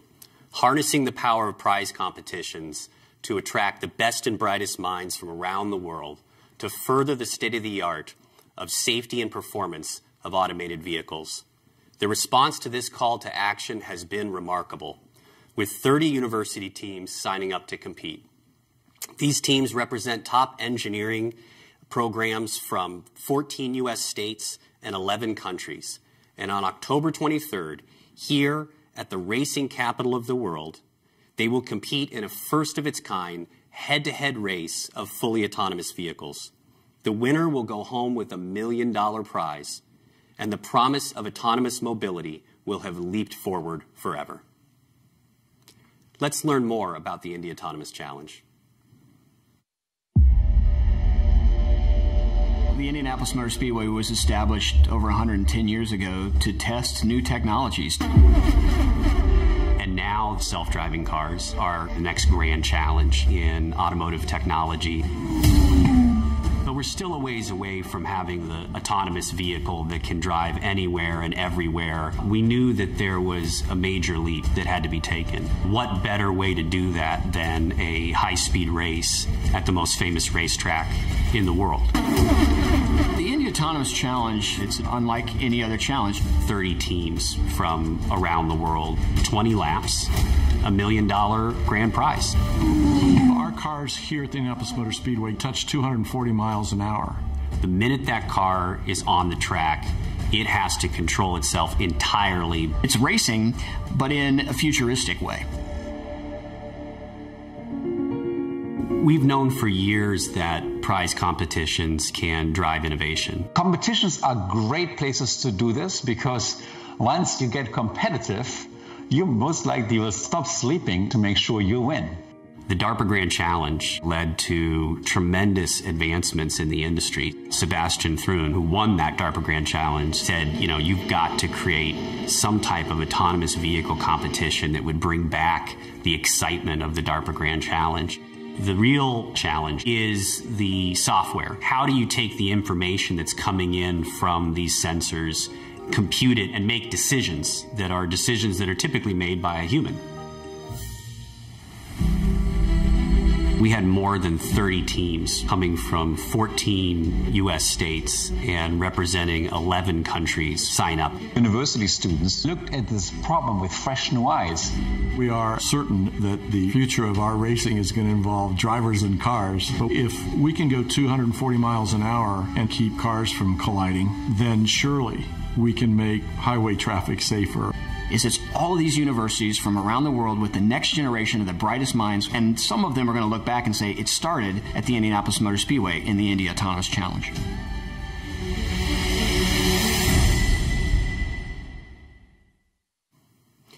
A challenge this bold requires world-class partners, sponsors, and contributors. We are grateful to the many companies who are providing equipment, software, and technical know-how to support this challenge. These companies, who are each leaders in their field, have been fully engaged with our university teams, serving as technical advisors and mentors as they prepare nearly 2 years for the race. Each stage of the competition increases in complexity and technical precision, from our current simulation rounds, which include hackathons and a full simulation race in May, to test runs and time trials with our autonomous race cars throughout the summer here at the Speedway, all culminating in a $1 million head-to-head race in October. Our sponsors are there every step of the way, providing the teams with cutting-edge technology that enables them to compete on a level that has never been attempted before. Our most dedicated partner that has helped us envision and bring this challenge to life is Penske Entertainment Corporation, owner of this magnificent speedway. I am honored to introduce Mark Miles, their president and CEO. Thank you, Paul. You know, as Doug mentioned, everyone at Penske Entertainment is delighted to be part of the Indy Autonomous Challenge, and I too want to thank Paul Mitchell and Matt for the phenomenal work they do every day at the Energy System Network, a great attribute of the city of Indianapolis and the state of Indiana. And really, this just doesn't happen without their vision and their ability to execute. This event has found a fitting host, we think, at the Indianapolis Motor Speedway, home to more than a century of motorsports innovation and the crown jewel of the NTT IndyCar Series, the Indianapolis 500-mile race. The NTT IndyCar Series is the most challenging and dynamic motorsport series on the planet. Our cars and drivers are known for pushing the limits of what's possible, especially at this venue. So we're very proud to support the Indy Autonomous Challenge and particularly excited to see many of our partners joining in this effort. I can't say enough about the partnership we have with Dallara, our friends from Northern Italy, who are also located here in Speedway, Indiana, who provide the chassis, which makes IndyCar racing possible, and will do the same for the Indy Autonomous Challenge. And at Bridgestone, Firestone brand is the official tire supplier of both IndyCar and the Indy 500. They are not only suppliers of tires for us, but we've learned to think of Firestone and Bridgestone as a technology company. At IndyCar, we believe the future lies in connectivity and data, both empowering competition and the fan experience. And the IAC's approach is very similar. Competition and connectivity, empowering data and discovery. And while race car drivers are absolutely fundamental to our sport and always will be, we expect the IAC's intense competition to provide valuable data and information that helps us improve our series and maintain our edge. We're thrilled that more than 500 of the best and brightest students from around the world will be contributing to this effort, and we hope over time to see some of them find their way into the IndyCar series. They make this competition world-class, and they allow us to showcase the ability of IMS and the state of Indiana to take the spotlight on the global stage. The IAC represents a groundbreaking step forward in autonomous vehicle industry. And like most things, it's a product of brilliant, creative minds and problem solvers. The IAC traces its history and guiding principles back to the early days of autonomous vehicle development. That's why we couldn't make today's announcement without hearing from Sebastian Thrun. Sebastian is not only a world-renowned expert in artificial intelligence, but also winner of the DARPA Grand Challenge in 2005, a groundbreaking autonomous vehicle competition that serves as the inspiration for this IAC. The cars went 5 miles per hour at that race, a far cry from the 240 miles per hour speeds that we approach here on this very track in the Indy 500. 15 years after the DARPA Grand Challenge, the world is ready for another autonomous vehicle competition. And a real race this time. At high speeds, the greatest racetrack in the world is the ideal way to spark the next generation of innovations that will drive the future. So with that background, let's check in with Sebastian Thrun himself. Thank you, Mark, for your very kind introduction. I'm looking forward to being at the event. I'm a technologist. I really love what we accomplished in humanity in the last hundreds of years, and I'm super excited to see it move even faster. Around 2003, the Department of Defense's DARPA launched a challenge to the robotics community called the DARPA Grand Challenge. And the subject of the challenge was to build a car that could drive itself, not on public roads like we see it today, but in an empty desert. About 196 teams competed to drive a car 140 miles without a person inside, and 5 teams completed the race within the allotted time. That was a kind of a feast back in the day. What the DARPA Grand Challenge documented in 2005 and the Urban Challenge in 2007 was that robots could drive themselves in very confined environments. And still today, we don't have the agility and skill of a really trained human race driver. What humans can do in extreme situations is so much stronger than what self-driving cars can do. There's a huge gap. I think the Indy 500 is probably the best place in the world to challenge the robotics community to build self-driving cars should be challenged to drive as safely as human race drivers. So by going into a racing context, we are stretching self-driving cars to the absolute limit. These robots, so they have to have an intelligence that lets them predict in advance what's going to happen. It gets even more intense when robots race in the same race, because now you have to not just worry about your own dynamics, but you have to worry what others are doing. And that has to be done in real time, really fast, with an enormous competency. I believe this kind of a race is a new challenge for the self-driving car community. I have not seen a self-driving car that would be able to race something like the Indy 500. The reason to compete in the Indy Autonomous Challenge is to be part of the next generation of self-driving car experts. And competitions are great places to do this, because once you get competitive, you most likely will stop sleeping and work weekends to make sure you win.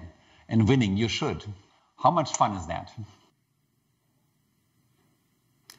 Before we get to unveiling our amazing autonomous race car, I'd like to take a moment to celebrate the more than 500 students, faculty, and researchers from universities around the world who are working tirelessly to build the AI that will drive this first-of-its-kind race car.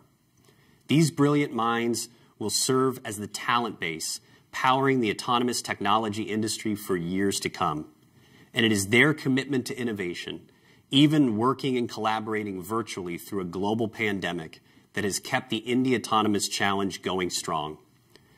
To help me showcase the teams, let me introduce Matt Peake, Managing Director at Energy Systems Network, who has been instrumental in organizing and leading teams through the challenge.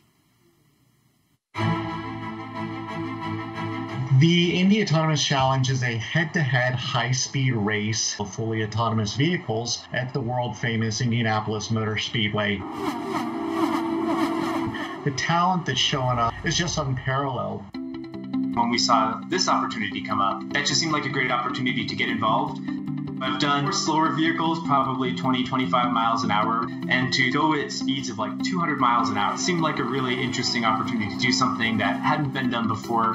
Motorsports really brings out these strong edge cases that you see for driverless vehicles. You're traveling at such a fast rate that a lot of your sensors, by the time you get a new update, you're already multiple meters ahead, and so your algorithms have to keep up. My name is Nayana Sivarna. I'm currently a senior undergraduate computer engineering student from the University of Pittsburgh, and I know that women are often underrepresented in the robotics as well as STEM field. So I'm very grateful that I have that opportunity to be in this position where I can lead a team. This truly is a global competition that brings together some of the brightest AI minds from around the world.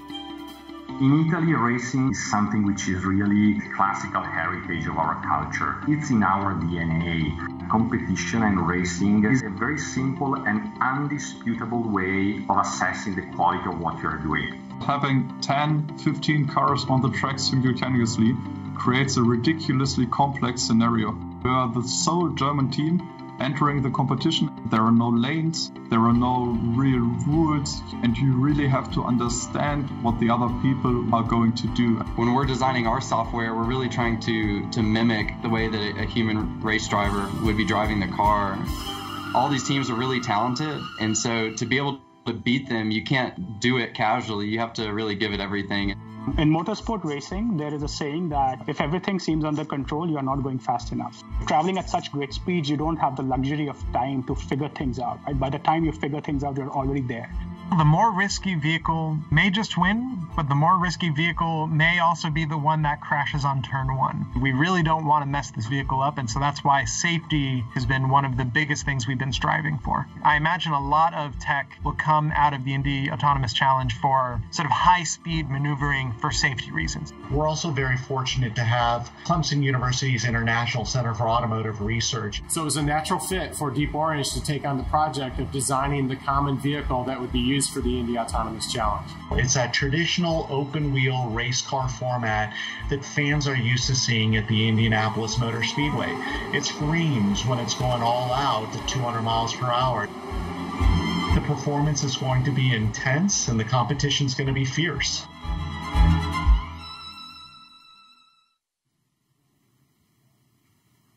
If you're going to hold a race at the world's most famous track, you need the best race car designer in the world.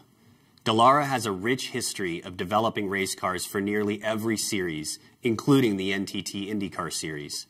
But developing a driverless car for the Indy Autonomous Challenge was certainly a unique undertaking. They have been up to the task, working from day one in close collaboration with our vehicle engineering partners at Clemson University's International Center for Automotive Research. Here to tell you more about Dallara and to unveil the autonomous race car is Stefano De Ponte, CEO and General Manager of Dallara USA. Thank you, Paul, for the opportunity. Thank you to you and your ESN group to have Dallara to be part for this innovative challenge. Thank you, Mark and Doug and everyone at Penske Entertainment Corporation for having me here today with you to unveil the car for the Autonomous Challenge. I'm Stefano De Ponti, CEO and General Manager of Dallara LLC, the US headquarters and the only facility outside Italy. Gianpaolo Dallara founded the company in the early 70s after he worked with Ferrari, Maserati, and Lamborghini. In simple terms, we like to call ourselves an engineering company, where we are very active in the automotive world, working with the major OEMs and the major racing series in the world. We supply here in the United States, we design and supply chassis for the IndyCar series, Indy Light series, and IMSA, and we have also an important technical partnership with NASCAR.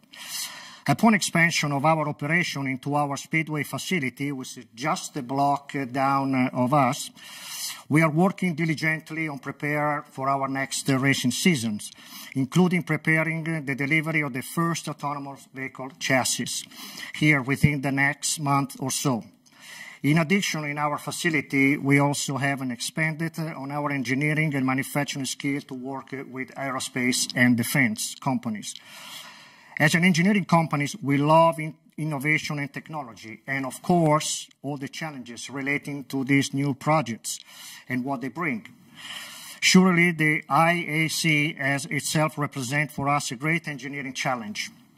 Firstly, because we're facing new technologies with autonomous vehicles, with no drivers in the loop, no development, and no training.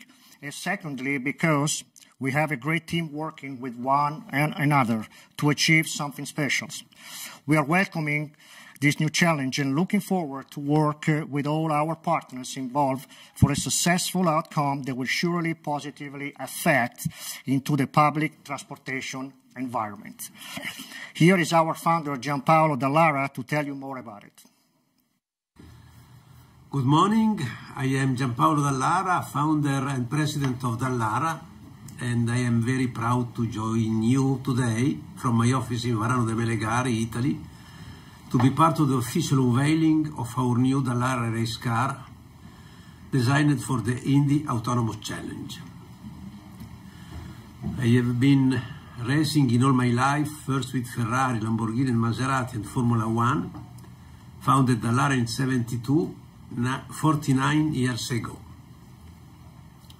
Today we will see our Dallara chassis engineered into an amazing autonomous car to be driven by university students worldwide, including 2 teams here in Italy. The Indy Autonomous Challenge combines my passion for education, innovation, and motorsport. In the past, we did many cars with reciprocating engines. Then we worked strongly in the Formula E project. Now we are very happy to be part of this new project of autonomous car that will be probably something normal in the future of mobility. I wish you good success with the new car and also Happy New Year. Dallara is thrilled and very excited to give our technical support with the cars and the engineering contribution to this challenge. We, as an engineering company, are very much motivated to be involved where the academic and scientific work can be helped. The IAC is the perfect merge between industries and universities to deliver an amazing event in the racing capital of the world, the Indianapolis Motor Speedway. Here, in this project, the university, where coming from all over the world, will be like drivers for these autonomous vehicles. And together with all the other partners, like all the drivers that are competing in the Speedway, they need to show their bravery. Because this is a unique project here, from the technical and engineering point of view, the unknown elements outnumbers the known and the knowledge elements, and skill for autonomous racing. So bravery as well as know-how are the 2 elements that will make a team a winner. Thank you for such an opportunity. And I'm proud now to introduce the Dallara autonomous race car for the Indy Autonomous Challenge.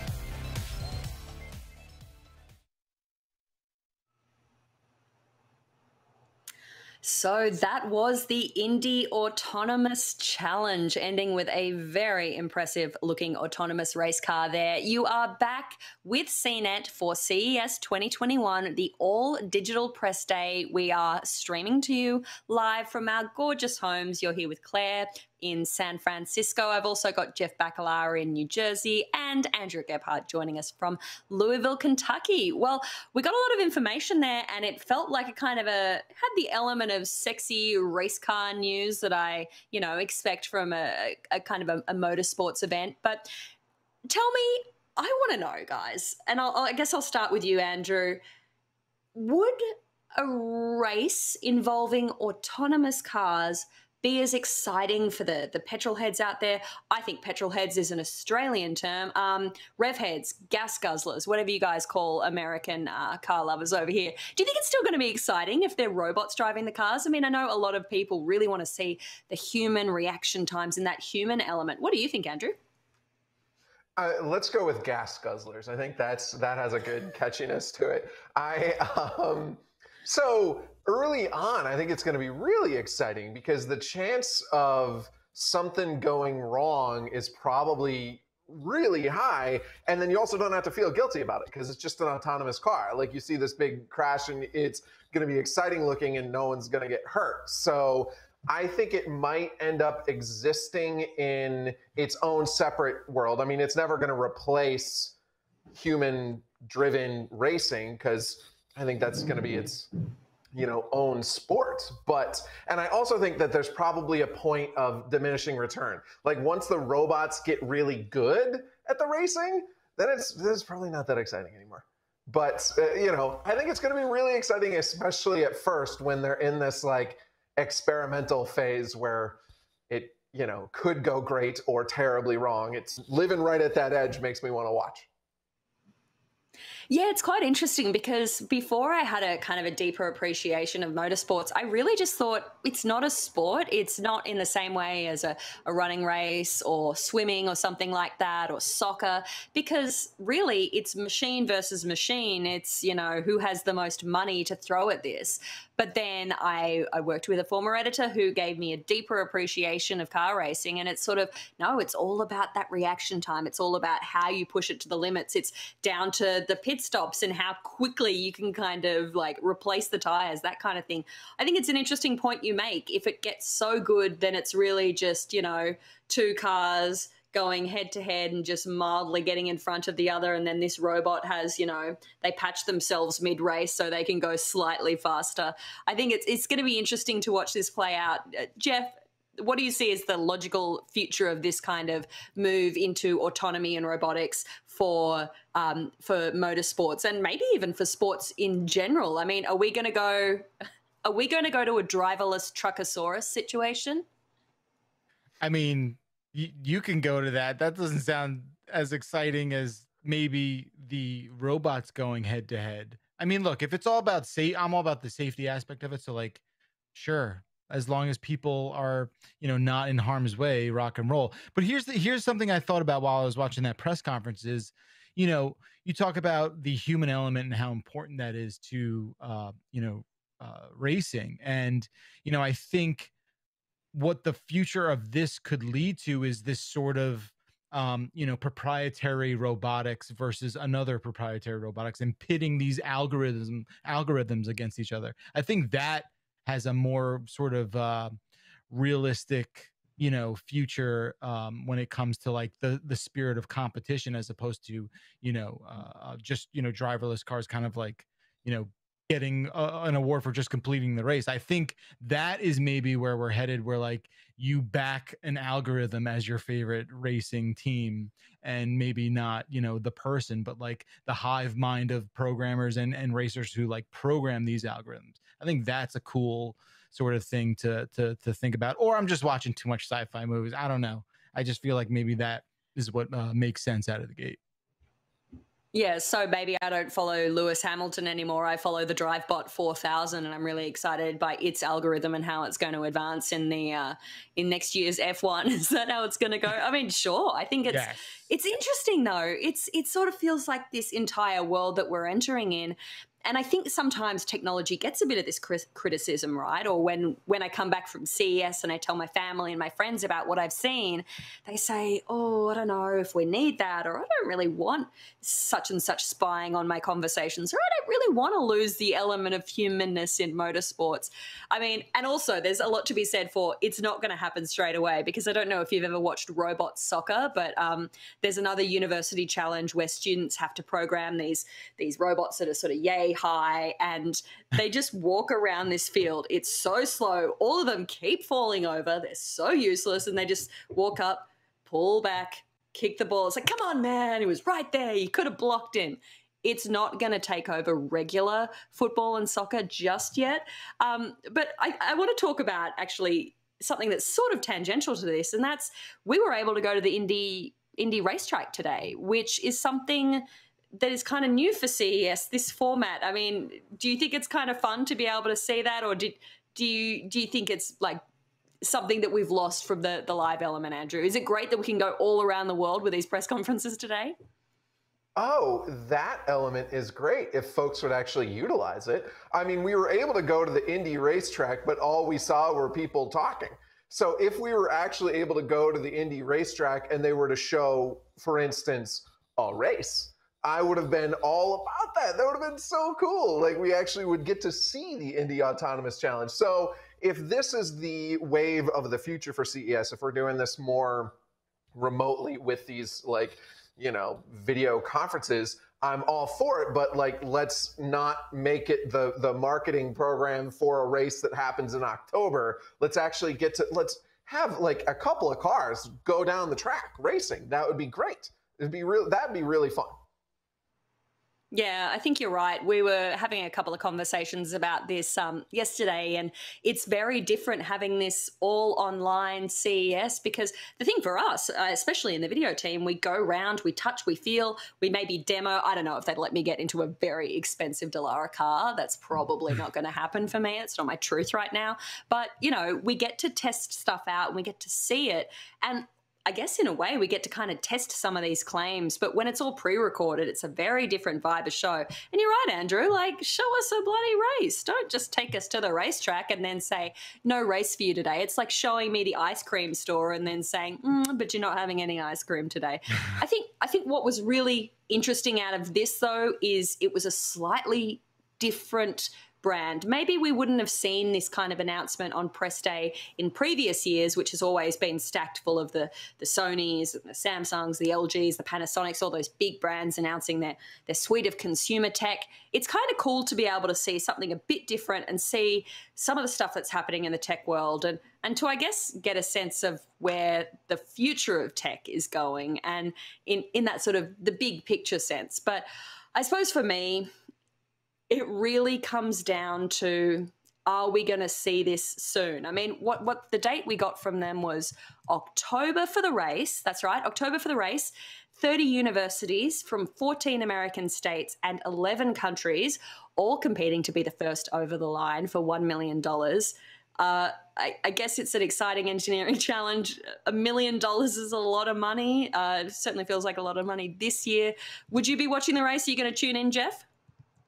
Yeah, I will watch this race from a great distance because I'm just not sure I want to be there for a bunch of robots to go 200 miles an hour. But yeah, I think it's super exciting. And as someone who has next to absolute zero interest in racing, this is actually a thing that I would maybe tune in for. You know, I think automated racing, or at least the notion of, you know, unmanned racing vehicles is definitely a thing that's here to stay. I mean, you should look at like the success of drone racing leagues. I mean, that stuff is here to stay. So yeah, maybe it brings in a different audience, but I will watch from like across the street, like on top of a building on the other side of the turnpike down at the race if I'm actually going to attend this thing in person. Yeah. Okay, well, you save us some seats there, five blocks away across the highway with your little cooler and your seat. I like the idea of it. I mean, What's happening, you guys? What's happening? Look, it's been such a fun afternoon to share this with you guys and to talk all about all the exciting stuff that we're seeing coming out of CES. It's been a big day. We've still got so much left. So thank you so much, Andrew and Jeff, for co-hosting with me. Now, you'll both be back tomorrow. Andrew, of course, will be showing your Kohler booth tour. Remember the smart bath and the smart toilet? Gosh, that feels like a million moons ago. We'll be seeing that tomorrow at 9 a.m. Pacific time. And right after that, Jeff, you'll actually be here interviewing the CEO of Origin PC. So no clocking off for you. It's a busy week and we're only at press day. I'll actually be back in a few hours to wrap up everything we've seen today with a round table. That's at 6 p.m. Eastern time this afternoon or 3 p.m. Pacific. That's going to be great. If you want to kind of get your head around everything that's been shown off today, we've got it for you. So in the next block, though, we've got Ayaz Akhtar, Vanessa Handoriana, and Patrick Holland, and they'll be taking you through some exciting stuff. We've got some new brands as well. We've got Caterpillar Mining, not one we've heard from before, and the big one of this afternoon, Sony. So make sure you stay tuned for all of that. We've got plenty more coming both today and this week. And in the meantime, we've of course got the rest of our team of almost 100 editors on the ground in their various places around the world, catching up on everything that's coming out of CES 2021. They've got all the products you need to stay across, and we've got some of that coming for you. So make sure you stay tuned as our ongoing coverage of CES 21 continues. All right, cheers, guys.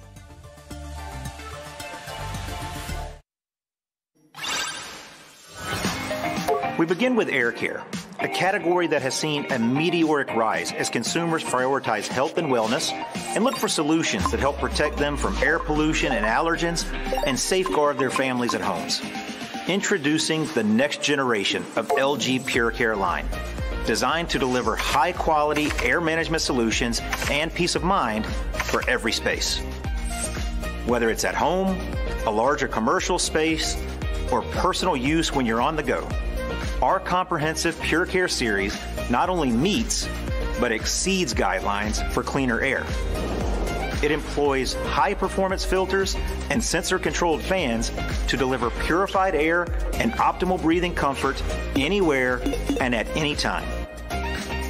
And we're making caring for your health more convenient with our new line of portable solutions, like our new category of wearable air purifier technology, designed to deliver convenient personal protection, portability, and peace of mind wherever you go.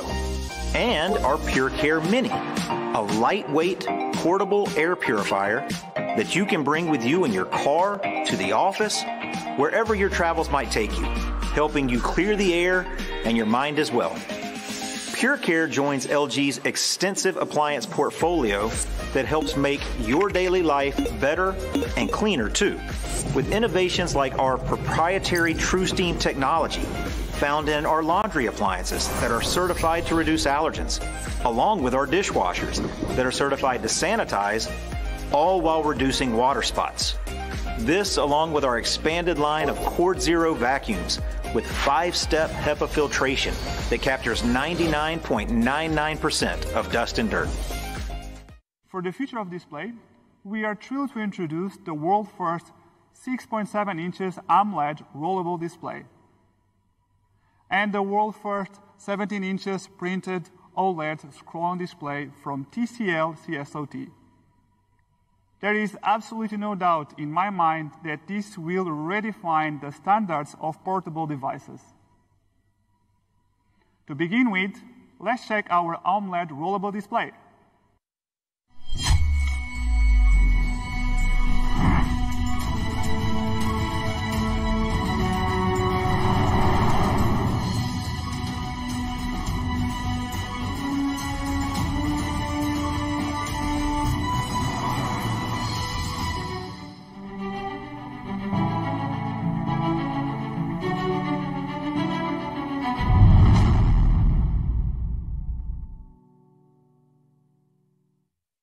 With TCL CSOT's rollable AMOLED display, the font size can be extended from a 6.7 inches to a 7.8 inches with a simple tap of the finger. From a smartphone to a tablet, TCL's rollable AMOLED display creates an entirely new user experience with an adaptable user interface. Now, let's take a look at something different. I'm proud to present to you the world's first 17 inches printed OLED scrolling display.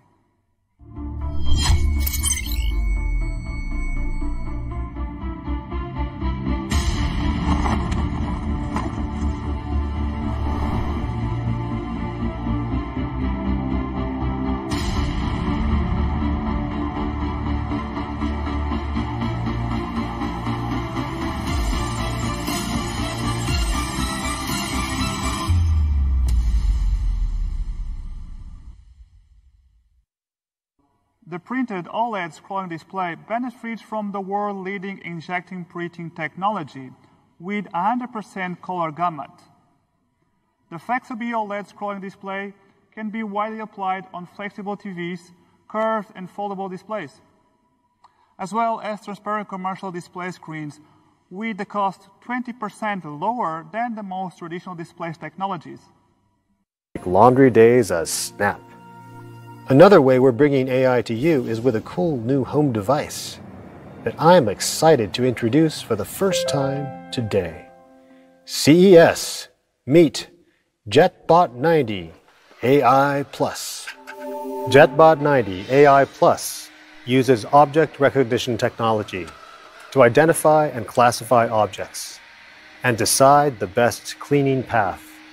It'll clean close to objects like toys, but stay away from fragile items like vases.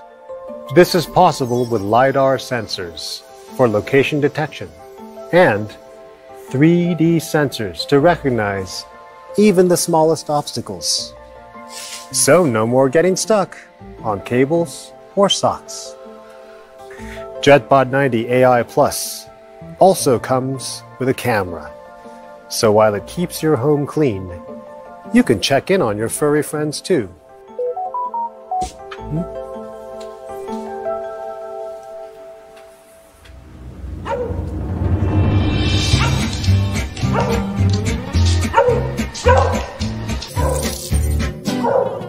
This is my dog, Toby.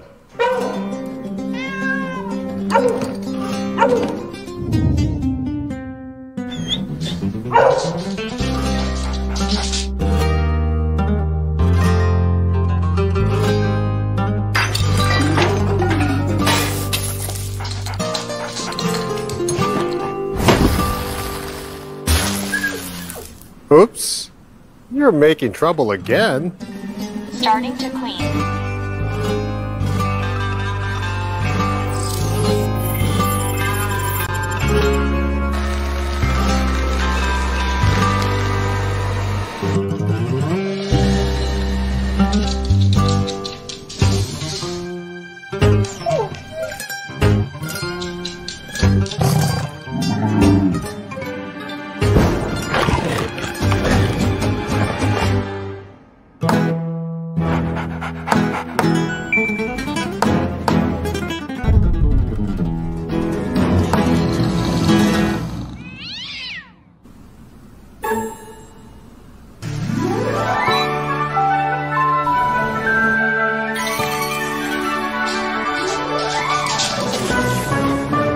Starting to clean again.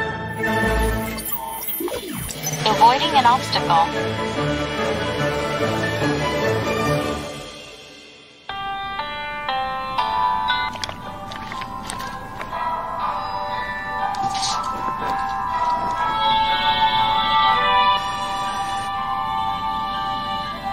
Finished cleaning. Returning to the station.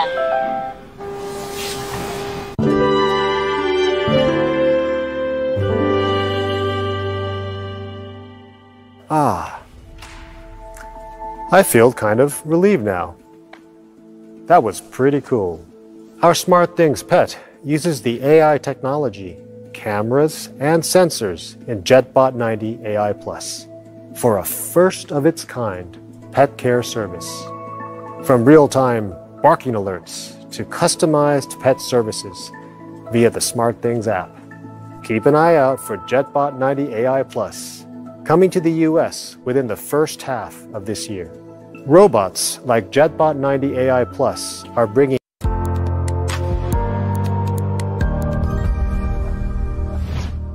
Life at home has changed over the last year, and television usage has increased dramatically. We're watching more live TV, streaming more, and gaming more. In light of these trends, providing an unparalleled entertainment experience is even more relevant, and nothing does this better than an LG OLED TV. Viewers have always been able to count on an LG OLED for the best experience, no matter what they're watching, and we'll bring even further innovation in 2021. New panel technology, even more powerful processors with AI capabilities, and a completely redesigned WebOS user experience. This year, LG OLED will continue to set the standard in home theater picture quality with the introduction of the next evolution of OLED, the OLED Evo, which features our most advanced panel and processor. After OLED TVs were introduced, the first evolution occurred when 4K OLED HDR was launched, providing a new level of realism. Now, OLED Evo, found in our new G1 Gallery series, builds upon that, bringing a new luminous element that offers high brightness, punchy images with high clarity, detail, and realism. The new TV lineup, which includes an 83-inch screen size, will also be equipped with the Alpha 9 Gen 4 AI intelligent processor. With powerful upscaling using deep learning, it makes all content look better. It also includes AI Picture Pro, which can detect objects and backgrounds within scenes, process each separately for clearer text and better image rendering. It can also optimize picture quality by automatically detecting content genre, scene conditions, and ambient lighting conditions. The Gen 4 processor also upgrades AI Sound Pro with two major improvements. First, the ability to upmix audio to a virtual 5.1.2 channels, giving an incredibly immersive surround experience, just using the TV speakers. Second is auto volume leveling. This innovation solves the annoying problem of varying sound levels when you switch channels or streaming apps. The WebOS home screen has been totally redesigned to allow faster access to the content you want to watch, as well as allowing easier discovery of new content based on the user's preferences. You can now find the programming you're looking for far more easily. Even the popular Magic Remote has been refreshed for 2021 and now feels even more comfortable to hold and use. The button layout is more intuitive and now includes dedicated buttons for ThinQ AI, the built-in smart assistants, and content streaming services for quick access. Some models even have NFC Magic Tap functionality that will provide a fast connection with mobile devices for easier access to a host of exciting new features. For example, just tap the remote to share content from a smartphone to the TV, or to watch TV content on a smartphone. Beyond enhanced usability, our latest OLED TVs are sure to excite consumers regardless of what they're watching, thanks to key attributes we like to call the 4 S's: sharp, swift, smooth, and slim, which encompass all of the key benefits that OLED offers. LG OLED is undoubtedly a dream come true for anyone who loves cinema.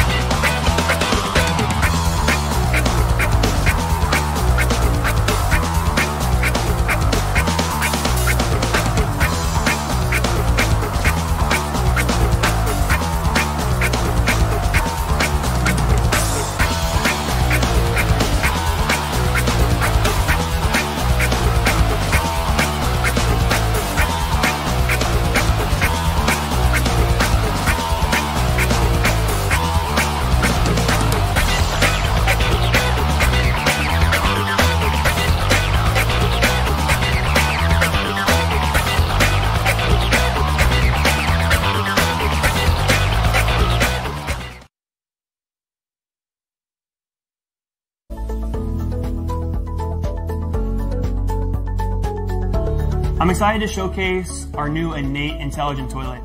It's a new addition to our Intelligent Toilet offering, and it really rounds out the portfolio nicely. It's our entry-level Intelligent Toilet. But it's entry-level in price, but not from feature set.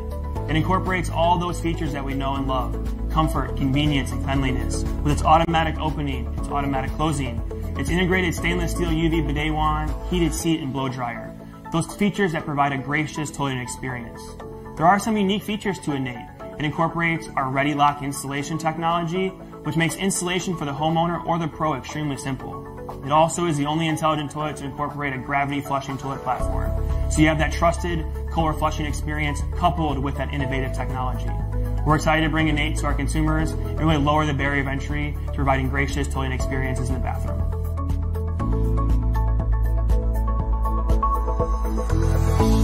Here we're focused on two touchless products, really delivering on that notion of clean. And clean can mean personal hygiene as well as cleanliness of space.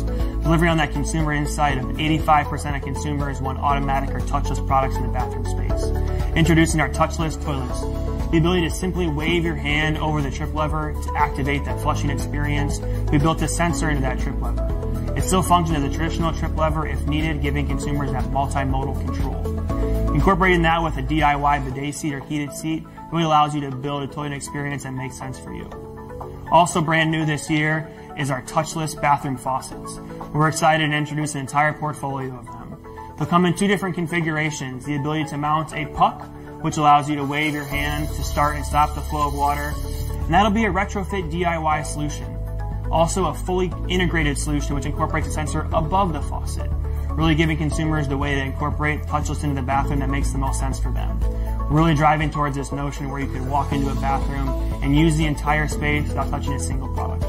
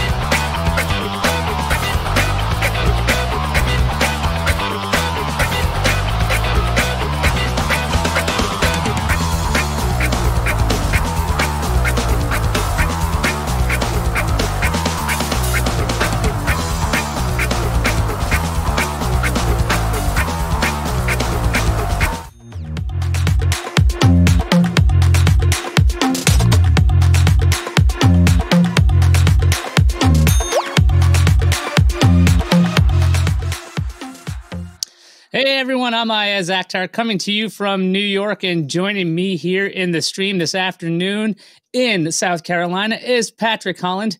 You know, we all know Caterpillar for their big yellow machinery, and guess what? They're making an appearance at CES. Patrick, can you tell us what to expect?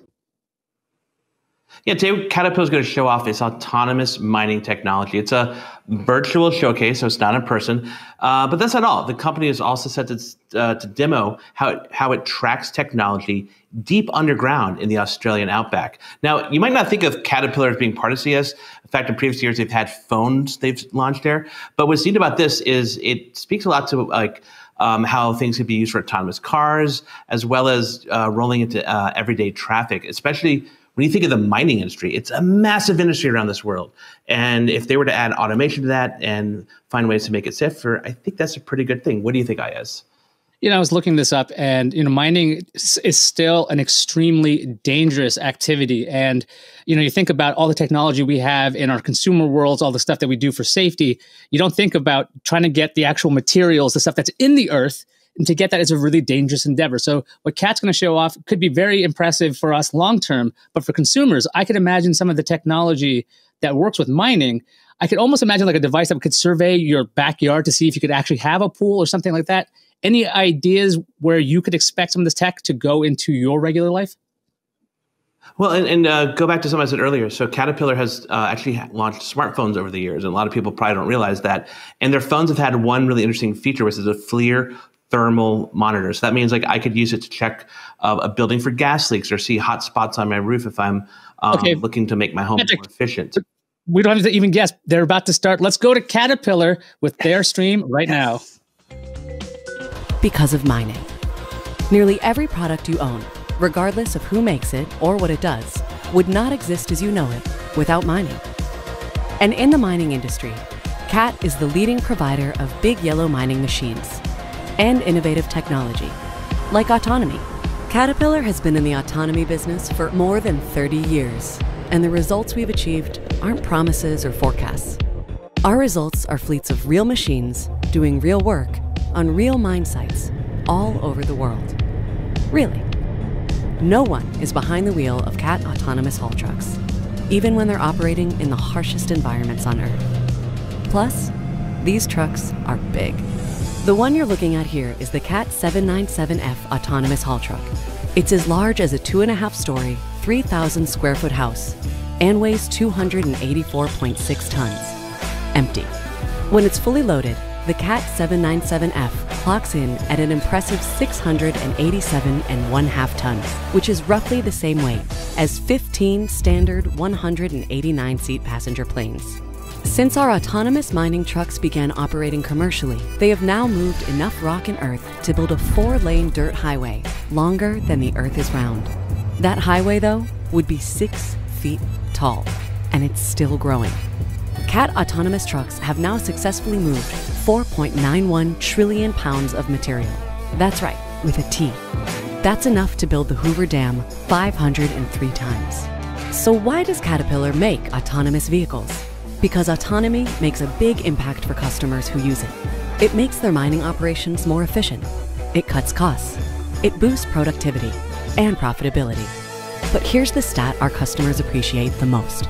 CAT autonomous trucks have done all of that while working 24/7 on actual operating mine sites without a single lost time incident. Our technology leadership goes beyond autonomous trucks, though. We provide solutions that automate drills, underground loaders, and even trains. And the list is growing all the time.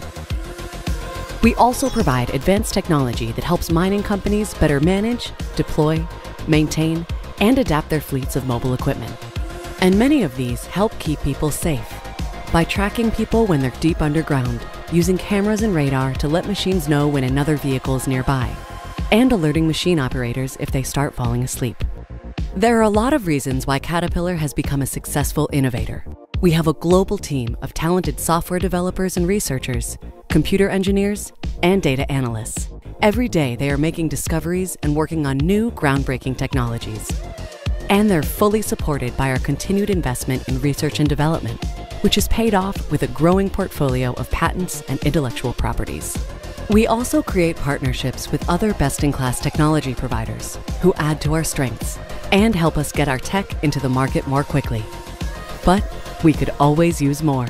More partners, more people filling opportunities in Caterpillar locations all over the world, and more potential solutions for our customers and everyone else. The advancements we have made in mining are already being used in other industries, but we are committed to remaining at the forefront and discovering so much more. And that, for us, is a promise that carries a lot of weight.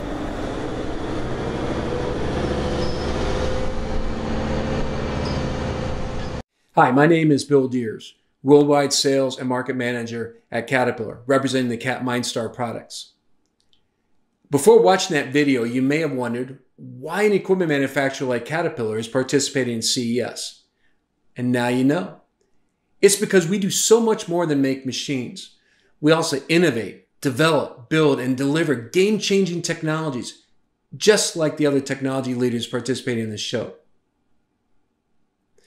Denise Johnson, our group president of the Caterpillar Resources Industry Organization, sat down for a Q&A session to give you a little more insight into our 30-plus year history in the mining technology business and to share some success stories of real Cat mine technologies at work around the world. Hello, I'm Mary Vick, and on behalf of Caterpillar, I'd like to welcome all the media to the Consumer Electronics Show. Sorry that we can't be together in Las Vegas as planned, but I'm so glad we can get together virtually. With me today is a very special guest, Denise Johnson, Group President of Resource Industries for Caterpillar. Denise leads a large and expansive team focused on our customers in the mining, large construction, quarrying aggregates, material handling, and waste industries. Her team of technology experts are focused on asset health, fleet management, and autonomous haulage capabilities, just to name a few. Denise, thank you for joining us today. Thanks, Mary. It's great to be here today.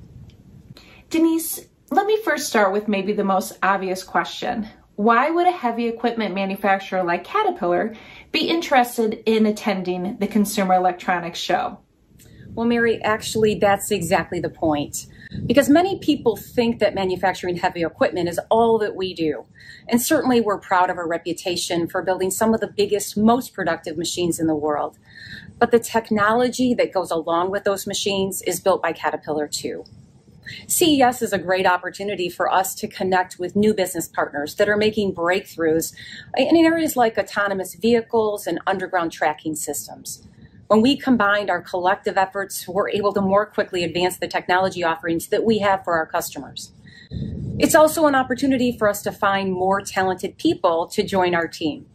Caterpillar is a great place to work, and we're continuing to make investments in R&D and experiencing a lot of growth in technology. We want the best and the brightest to come work with us. We think that a lot of them are listening right now. Denise, you mentioned that some people may think of Caterpillar as a heavy equipment manufacturer, and you just celebrated 95 years. Congratulations to the entire team. Can you talk about why technology is so important to your customers and how they're even driving some of that technology development? The simple answer is because it's what our customers need. We all do what we can to make our machines productive and safe.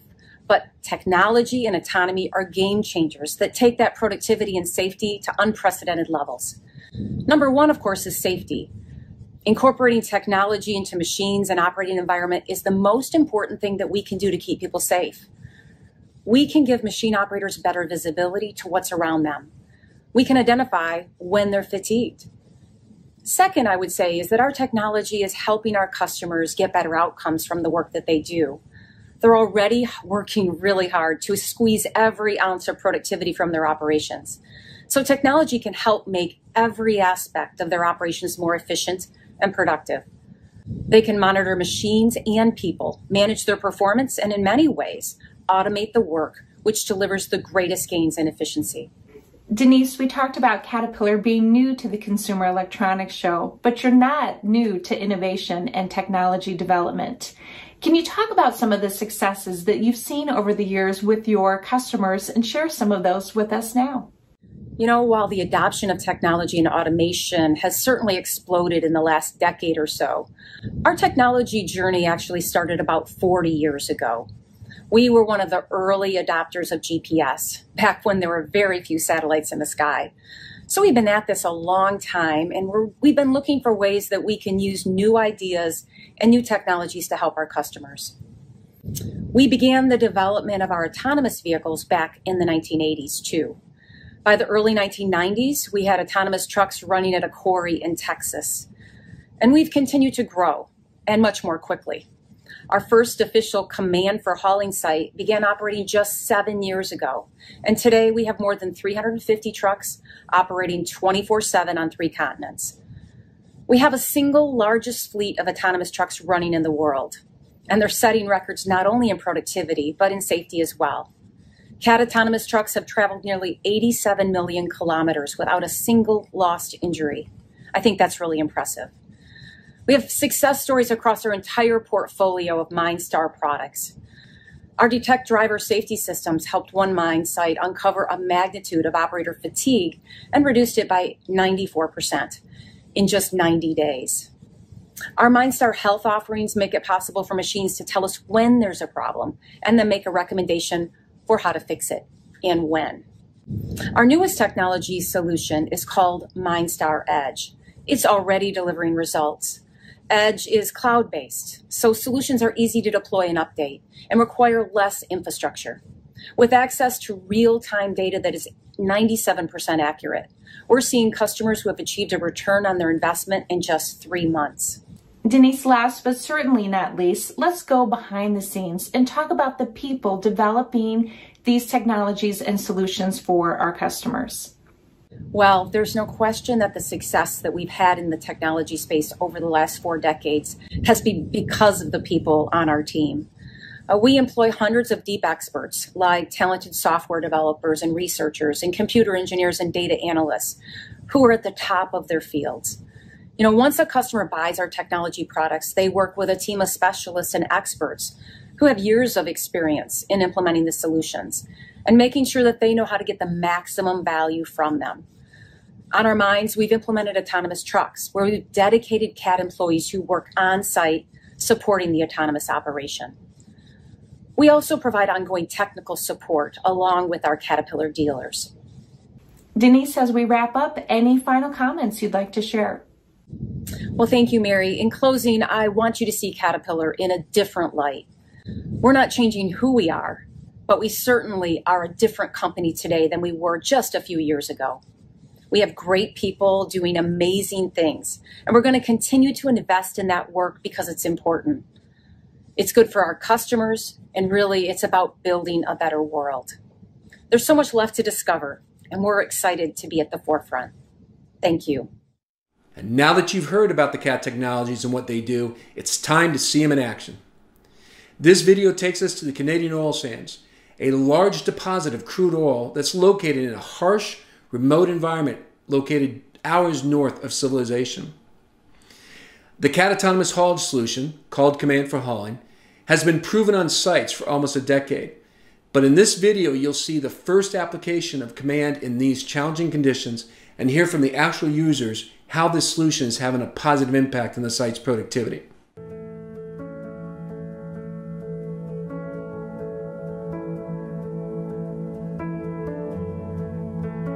Curl is the first 797 autonomous site in the world, and it's also the first site with an oil sands application. The biggest challenge that we face up here is probably just the remoteness of our site. Closest town's about an hour and a half away. It's a bit of a strange location because no one lives here. We've got the challenges of snow, which traction-related challenges come up with that. And then we also have the challenges of soft ground conditions. The biggest challenges are just how quickly the weather can change here.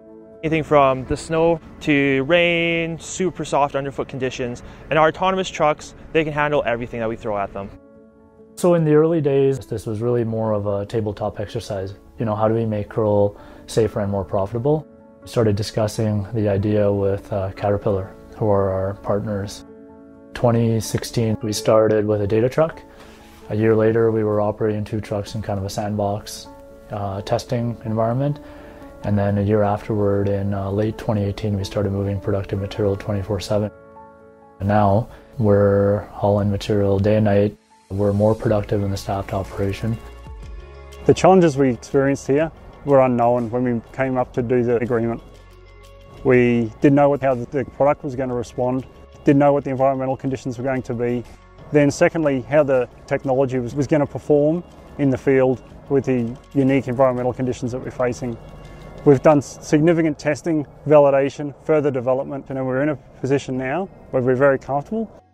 It's a combination of a lot of different things. So we have our MindStar suite of software, and that includes our fleet, which is our dispatch system, as well as terrain, which is our loading and grading system. And then there's the command system, which allows the trucks to haul autonomously. And you need to have everything working properly in order to get the full value out of your autonomous mine. Initial expectation in the early days was just making sure we can safely deploy autonomy at our site, and can we gain the confidence of our workforce. Imperial from day one has said no truck drivers are losing their job. We're going to redeploy people, we're going to retrain people, and through that we're going to ensure that our workforce is engaged in this project. For anybody who's been in mining for so long, you get used to doing certain things a certain way. So I was very skeptical at the beginning. Very new technology. No one on the team actually had a lot of background in the actual AHS side of things. Caterpillar really impressed me over with the quality of people they actually brought in from the different areas of the company and put them all together, right from their management right to the people on the ground. Real impressive. Yeah, we definitely had to manage expectations from the beginning of the project. Everyone knew it was going to be a development project and that we weren't going to be productive for a long time. So just being transparent in what we're doing and why we're doing it was very important for us to proceed and for IOL to be able to be confident in us and provide us with the areas and resources that we needed in order to get the job done. When we went to 2 trucks, we became the largest 797 autonomous site in the world. Shortly after that, we hauled the first load autonomously. So that was another big milestone, the first productive tons by autonomous 797. And then we got the shovel, and we were able to implement our terrain system on the shovel, which allows it to interact with the autonomous trucks. And we did the first full production cycle, full first load with an autonomous 797. Right now we're hauling autonomously with one Cat 7495 rope shovel, and we usually have about 6 AHS trucks in operation. Just because of the haul that we have, that's all that the shovel can really take. So it's a pretty large-scale operation, and converting the entire operation is going to be a huge challenge. But that's why we're here, is to tackle that challenge and provide support for IOL through this journey. We had to leverage the expertise of Caterpillar and Finning and the Imperial side, and we had to come together as one team. I think that's why we're successful. You can assemble the world's smartest people together, and they won't be able to accomplish what we have if they're not working as one team. We have a one family culture. It's where we look out for each other, we look out for our brother, we look out for our sister, and safety is first and foremost in our way we do business. We've broken down the barriers between the different companies. It doesn't matter if you're an Imperial person or a Caterpillar person or a Finning person. You have the right to speak up, you have the right to call out things that are not safe, you have the right to, frankly, be emboldened to come up with new ideas, new ways of doing things. And I think that's what has made us successful, is that one team approach. The thing that may surprise a lot of newcomers to command for hauling is first and foremost safety, removing the hazards from the autonomous operating zone, and secondly, far more productive. It is going to provide more hours on your equipment by not stopping for lunch breaks, rest breaks and so forth, and it's actually going to put more tons in the crusher at the end of the day. So the levels of protection with the autonomous system, kind of the 2+1 rule. So we always have 2 layers of protection plus the A-stop that I have right here. This ensures that no matter what, you always have control of the trucks and you can always stop them. We pointed out to them when they came up here to look at, this is your biggest challenge. This is going to be one of your most important things you need to figure out. You wouldn't be able to run these trucks at all because they go in the exact same spot every time. And you would do probably 10 loads and the truck would be stuck. Well, Caterpillar figured it out. Our autonomous trucks can adapt to all these situations. So in cases where there's a ton of fog, blizzards out, The LiDAR can pick up equipment in the distance, and also all of our equipment is site aware. So in these cases, the trucks always know where everything is, and it's really a lot safer as a result of that. Our pickup trucks run MineStar on a day-to-day basis, and it's just been great because the equipment always knows where every other piece is, so it's flawlessly executed throughout that way. But MineStar in general, it's just been a great program that we have continued to develop with CAT and utilize as best as possible. So the controller's job with MineStar is basically dispatching the trucks. They can stop the trucks, get them going again, and realistically, once everything is going smoothly, quite often that it requires minimal input from them. But when things do get a little hairy, they're the ones that can move the trucks around, getting around objects, and control the trucks other ways. We've created software solutions in order to tackle that, and it's something that you have to deal with in the manned environment and you have to deal in the autonomous environment. But with good controls and good input from the field operators, we're able to actually control the trucks to not go into the worst areas. And we know 100% for sure that if we have an exclusion zone down, they're not going to go into those soft areas. And that's a game changer, a complete game changer. If we didn't have that piece of technology, this wouldn't work in the oil sands. So the biggest thing about being a part of the global MineStar team is that every day has new challenges. Even from the way this project has gone from last year to now, you really see the value that you put in when things get more productive, KPIs increase, and the mine runs better as a whole. From a safety side, things have been going really well due to the simple fact we've had no incidents due to autonomy at our site. The biggest feedback that I hear from the operators is not about the productivity, not about certain features, but really how safe they feel amongst the trucks compared to the staff world.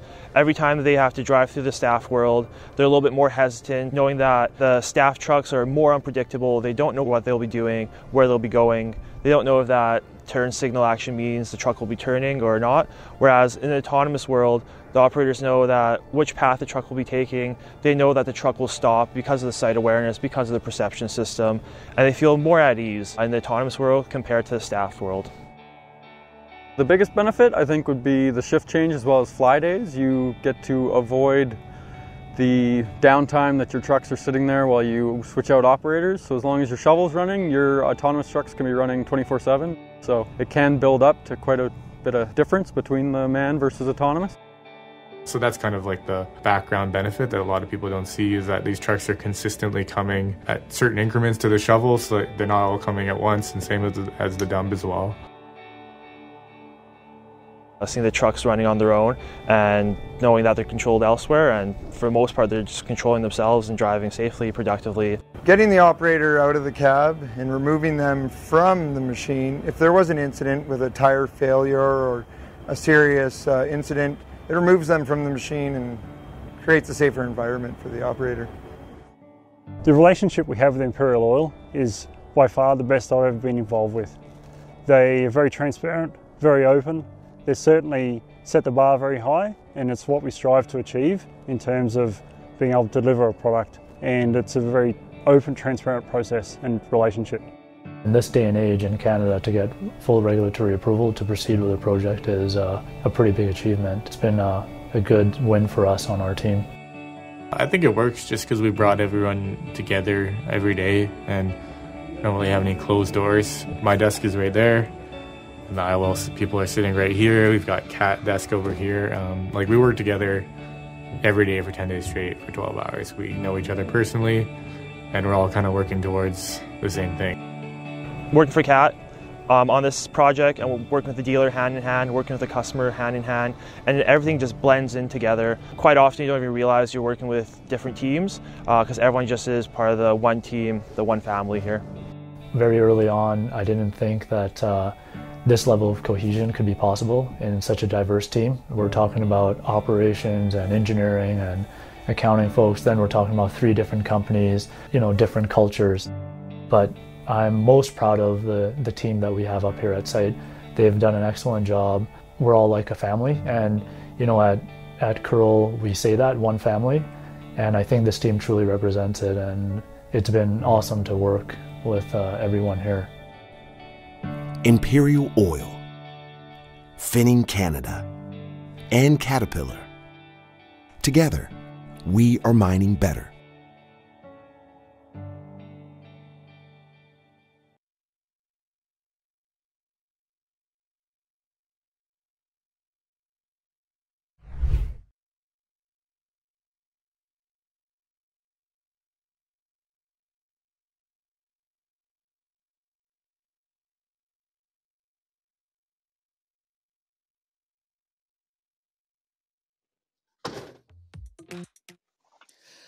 We are back, and we just saw what Caterpillar had to offer, and I got to say, it's a lot more interesting than it seemed like. Patrick, what did you think of Caterpillar's actual presentation? I mean, I was kind of blown away. Giant trucks driving themselves, like not like dump trucks you see on the road, like those giant, like huge trucks that are like the size of dinosaurs, just driving themselves through these mines. And it truly is impressive technology. Yeah, so if you don't know anything about mining, which most of us, let's be honest, it's not something I usually look into. I don't know about you, Patrick, but in the start, I'm in the Reddit group, but nothing more. That's perfect. At the start of the presentation, Caterpillar showed off the actual size of these mining trucks, and to get a sense of scale, they compared it to a house, a 3,000 square foot house that is 2 stories, and it weighs 687 tons. That number is so large, I can't really put my head around it, but that's one truck. So imagine the either sheer panic or the amazingness of one of those trucks being driven with nobody in the cab. And the crazy thing is, from what we saw from the test, Patrick, it seems like the people on site thought it was safer to have people outside the cab. Yeah, I think the two things you think when you hear of like an autonomous truck is one, safety. And the first thing they talked about that was the fact that it's actually safer for the autonomous truck versus a driver truck, because the driver is making choices that are not being communicated from his brain to the other trucks, whereas the autonomous trucks are able to do that all the time. They're able to work around the clock. They're able to not have congestion. And the other part of that, which I think is really important for people to hear, is jobs. Because if you think of it like a robot or automation taking people's jobs, there has been a history of that. And what Caterpillar went on their way to do was make sure that any drivers that would be affected by this would have a different position. And there are so many new positions because of the autonomous trucks that these guys are able to bring their experience into that. Patrick, we're having some issues. We are going to head to see the robots of CES 2021 right now. Don't worry, there's going to be plenty more, and we'll be right back. It seems like every day we see another robot that is capable of doing superhuman things. Artificial intelligence, jumping over walls, climbing things. What if we could find a robot that was capable of doing small, gentle human tasks, lifting a bottle, playing the piano? Well, to talk about the future of robotics, I have Nelson Chang, the Deputy Division Director of the Robotics Division at ITRI, and he's here to tell me all about the dual arm robot system. Now, Nelson, you have the DARS, the dual arm robot system behind you. Tell me, what was the idea of this robot? Why did you develop this robot? Okay, the dual arm robot was developed as a concept prototype. And in contrast to traditional industrial robots, it consists of 2 7-axis robotic arms. So you have extra degrees of freedom in the arm compared to traditional industrial robots. And in addition, we also designed the human-like robotic hand at each robot arm. So these hands actually function very similar to what human hands can do. It has 5 fingers, like what we have. So basically, it can adapt to different objects or different tools because human hands have multiple fingers. So given all the extra degrees of freedom, all the extra fingers, the dual arm robot can actually perform more tasks than traditional industrial robots. And you mentioned the hands there. You know, we can see the fingers moving on the ends of the robotic arms. How, yes. I think of a regular robot as something that might lift a box or do a repetitive movement, as you say, working with tools. What kinds of objects can this robot hold? Does it work like a regular human hand? Well, this robotic hands is quite different from traditional industrial robots. Traditional industrial robots actually use application-specific grippers, which are often 2 fingers or 3 fingers. And instead for DARS, you have 5 fingers. So it can grasp most of the daily objects. For instance, you can grasp like regular bottles of different shapes or writing utensils, or even some small electronic components with the same hand. We don't have to switch to different application-specific grippers. So that's the benefit of having what we call a more universal robot object interface, which is the human-like robotic hand. So that's the benefit of having this design. And tell me, we've obviously got very fluid movements of the robot behind you, but tell me about the kind of, I guess, the intelligence of the robot, what it's capable of doing, and And do you have plans to sort of develop that further beyond just the physical hardware, what it's capable of lifting and holding? Do you perceive that it could be an autonomous robot in the future, for example? Yes. Okay, currently this is still an early stage of the concept demo. So we have to be honest that currently we haven't incorporated too much of the AI or sensing capabilities into this platform. However, if you look at the head, there are actually vision sensors attached to it. And here at Ishi, we also have our own tactile sensing technologies. So in the years to come, especially this year, we'll be putting those sensors into use. And we'll also incorporate internally other research group within E3 to put all our sensing processing or sensing recognition technologies onto this platform. So one thing we definitely will do is we definitely will be putting vision into it. So maybe we can expect in the future that dogs will be able to pick up things by the vision. So it can adapt to different positions. And in the future, we also look forward to work with external partners. So we'll be working with universities in Taiwan and also abroad to put more advanced AI technologies onto this platform. So we do have plans to actually make it more smarter than it used to be. And you mentioned that this is a prototype, it's early development, and you've got a lot of ideas for the future of what you could use the dual arm robot for. What do you imagine in an ideal world, maybe in a couple of years' time, where would you really love to see the dual arm robot? What applications would you really love to see? Okay, that we can actually put that in two ways. The first way is there are definitely some tasks involved human risking their lives. For instance, the high-risk occupations.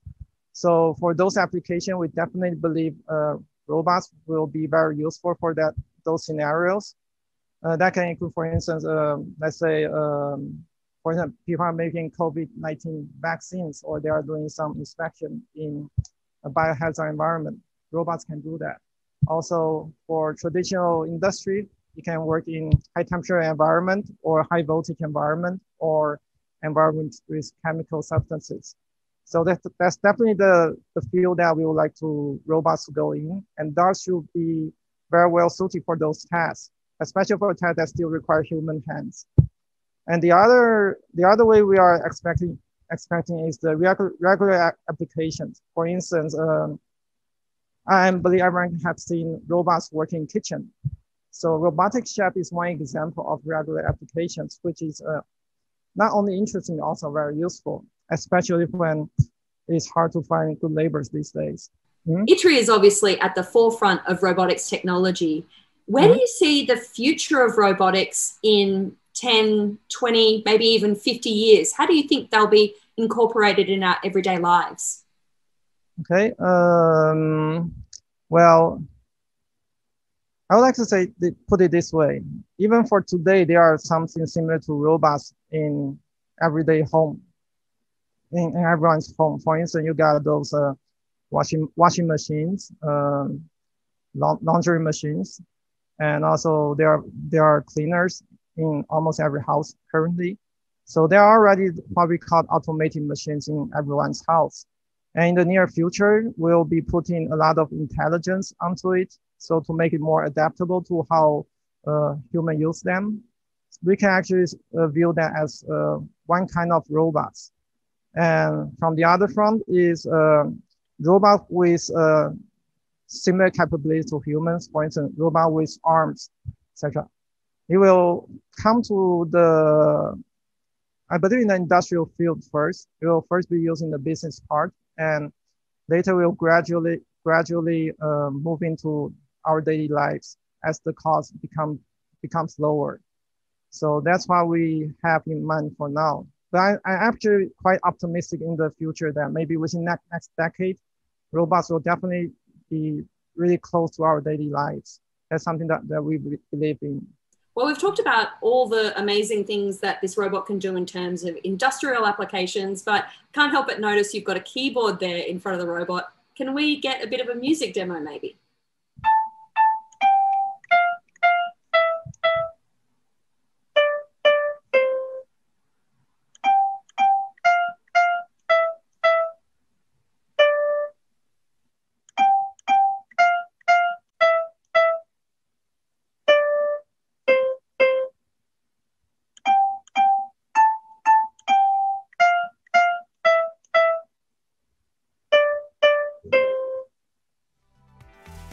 Well, I never thought I would see a robot playing me the piano, but I guess CES brings us weird and wonderful things every year.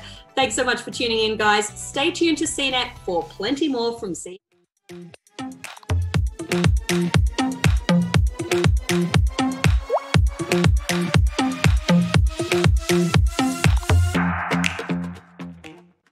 Welcome back, everybody. I'm Ayaz Akhtar with Patrick Holland after some tiny technical difficulties. Look, we're doing all this stuff virtually, and sometimes some stuff breaks. Now, I heard, Patrick, you turned off a window or closed a window in a browser, and then everything died.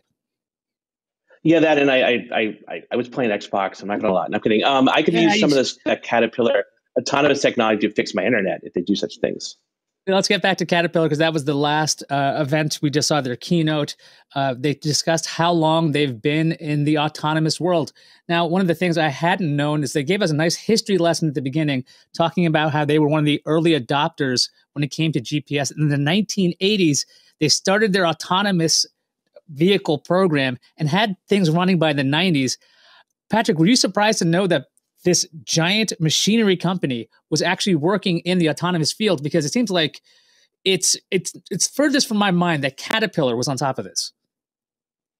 Well, I don't think you would associate them with that technology. And yet it makes complete sense that they need that, especially when you see the size of the projects and the size of the equipment they're working with, not only for safety, but also for efficiency and just to make sure everything's working.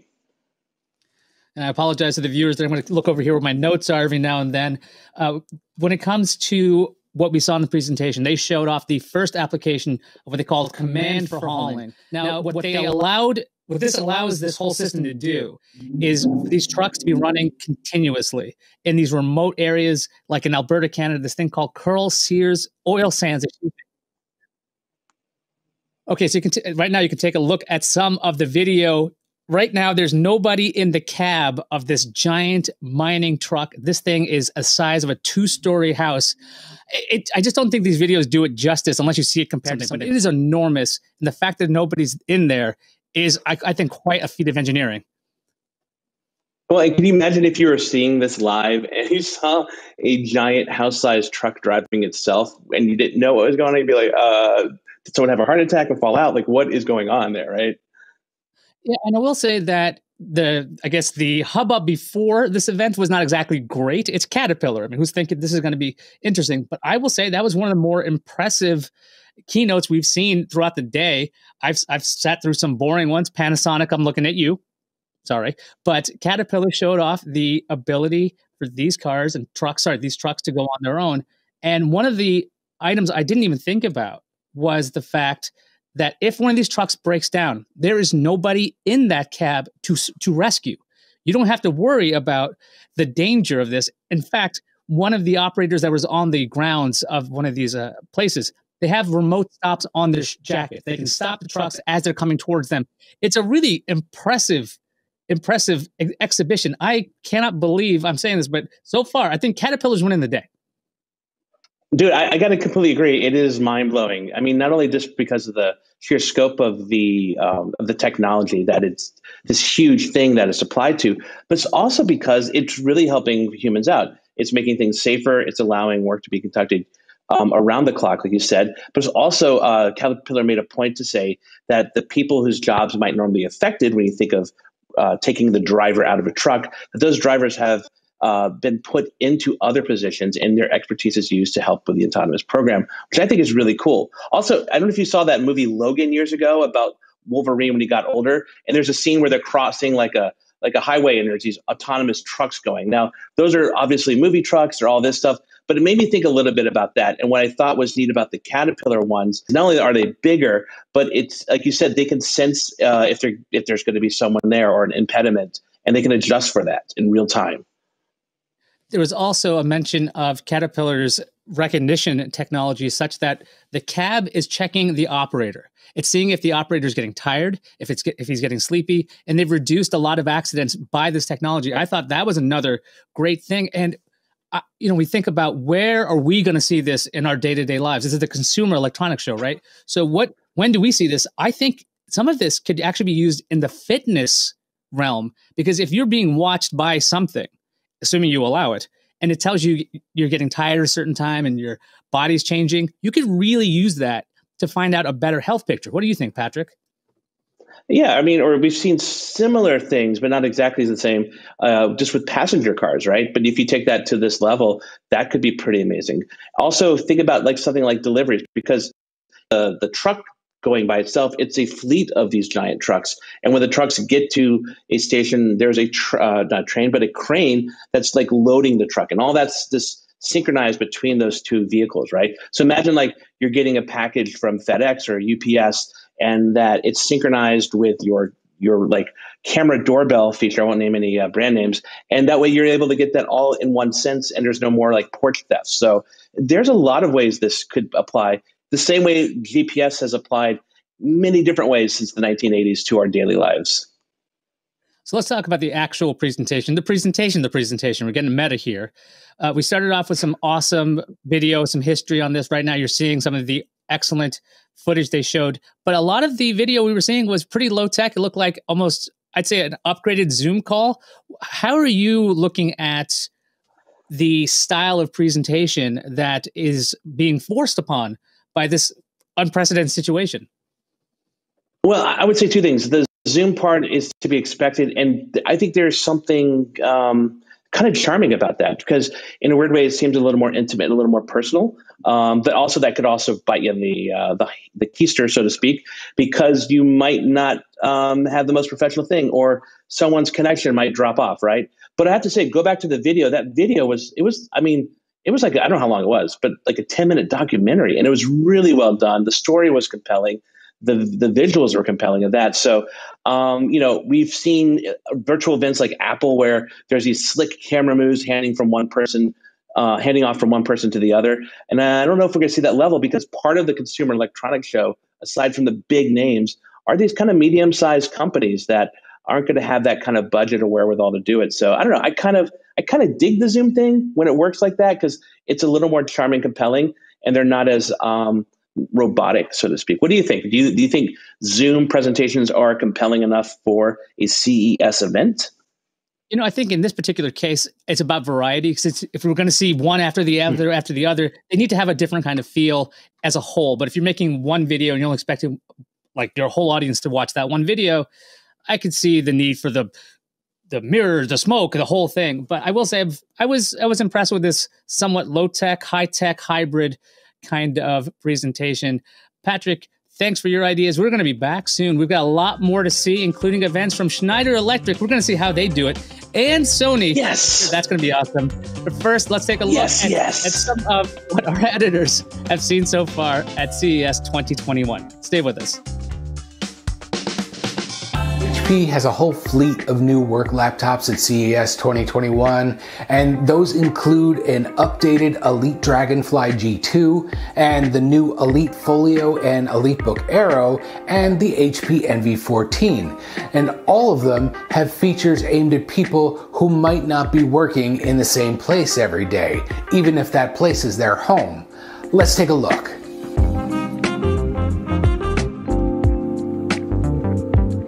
The Elite Dragonfly G2, it was announced at last year's CES, but it's now updated with 11th gen Intel processors. Otherwise, it's pretty much the same excellent little 2-in-1 currently available. It weighs less than 2.2 pounds, has optional 5G or 4G wireless, and it has a built-in tile tracker, so if you misplace it in your house or anywhere else, it can help you track it down. HP also has the new Dragonfly Max, and that takes the G2's video chat features up a notch with 4 wide-range mics with AI noise cancellation and a 5 megapixel webcam, so it's definitely a step up from the 720p cameras you'll find on almost all other laptops. No pricing was announced, but the current G2 starts at around $1,500, and they'll be available later this month. Next up is the Elite Folio, and this is sort of an update to the Spectre Folio 2-in-1, though that one is for consumers and this one is meant for commercial users. Now, instead of a rotating display or a detachable keyboard like most other 2-in-1s, the Folio, it starts off more like a typical clamshell laptop, but then you can move its screen forward and rest it just behind the touchpad. So it's in a better position for video chats or watching video or giving presentations. And then you can move it forward and lay it sort of flat on top of the keyboard, and you can use it as a tablet on your lap or the desk. And there's an AES pen stored just above the keyboard, and it's ready for you to quickly jot down notes, and you can even have it launch an app as soon as you pick it up out of its storage spot. Now, instead of Intel inside here, it's running on the 2nd gen Qualcomm Snapdragon ACX 5G compute platform. So you get 5G wireless if you want, and it has incredible battery life of more than 24 hours of local video playback, according to HP. Also, the whole thing is wrapped in vegan leather, and I'm not 100% sure what that means, but presumably it's not made from vegans. I'll have to get back to you on that though. The Elite Folio is expected to be available in February and no pricing was announced, but the Spectre version that's covered in actual leather, that one starts around $1,100. So those are both 2-in-1s, but if you just want a lightweight work laptop with some of the features in the Dragonfly and the Folio, HP has the EliteBook 840 G8 Aero. And it's called the Aero because it's under 2.5 pounds, which HP says makes it the world's lightest 14-inch business laptop. It too has the 11th gen Intel Core processors, built-in tile tracking, and the optional 5G wireless. There are 3 mics on this one of them on the outside of the laptop, so if you're having a conference call with another person in the room, their voice gets picked up just as clearly as yours does. It's also available with HP's privacy features for blocking its webcam and its mics, and it has a SureView privacy screen option that helps block what's on your screen from anybody who might be shoulder surfing. Now, the EliteBook Aero is expected in March, and unfortunately, like the others here, HP didn't announce pricing. What I do know the price of is the new HP NV14. This one will start at $1,000 later this month, and it's not exactly a commercial laptop, but it is made for creatives for work. The 14-inch display is color calibrated at the factory and covers 100% sRGB color gamut. And it'll be available with up to an NVIDIA GTX 1650 Ti Max-Q discrete graphics card. It'll have AI noise removal for its mics too, but really its most interesting feature is that HP gives you the option to turn the display into a ring light of sorts so you're brighter during your video chats. So there you have it. Those are some of HP's big laptop announcements for CES 2021. I'm guessing we're going to see a lot more laptops this year with features aimed at people working from home or doing a hybrid of home and office, like the 5G for those who maybe don't have the best Wi-Fi at home or better webcams and mics. What do you think? Let us know, and thanks for watching.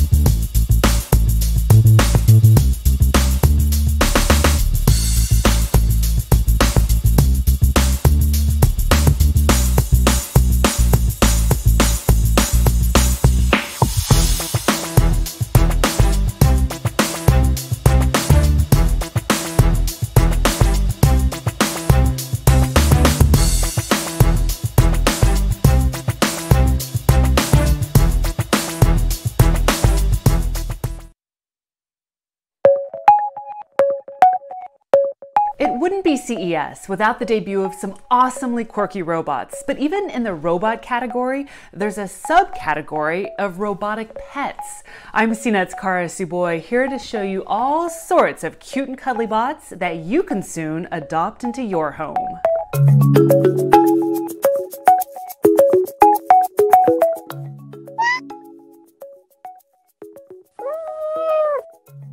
Meet the Mothling. At first glance, it looks something like a hamster or a guinea pig or some other bizarre furry mammal.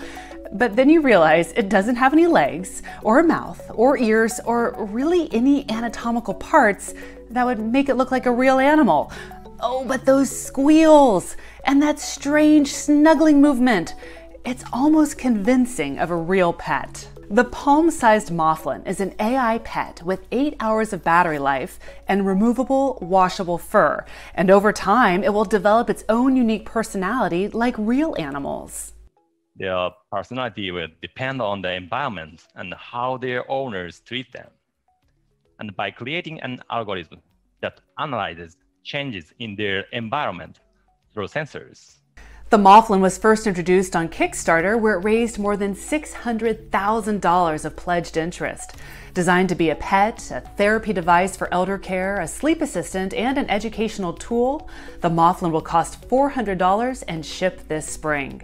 While the Mothling may lack a tail, the Kubo is all tail. A tail-wagging therapeutic cushion, in fact. The Kubo has been around for a couple of years, but freshly on the market is the Petite Kubo, with even more lifelike features than the original model. The tail still wags in response to petting, but in addition, it also reacts to the surrounding soundscape. So, for example, loud noises or your voice. In addition, to give it a more lifelike feel, it has a subtle heartbeat you can feel if you're petting it or lying next to it. The Kubos are touted as having similar healing and soothing effects to owning a real pet, and have found homes with many senior citizens, the allergy sufferers, and single dwellers. The Petite Kubo comes in 4 colors and costs $110, while the original size costs $149. If you're the kind of person who prefers their robotic pets able to walk around the house and greet you at the door, then perhaps the MyCat is for you. It's like the feline version of Sony's Aibo robotic dog. But this AI kitty cat is smarter than it looks and can recognize 100 different faces, different voices, and even different emotions through analyzing its owner's facial expressions and tone of voice. And the way you treat it will shape its personality over time.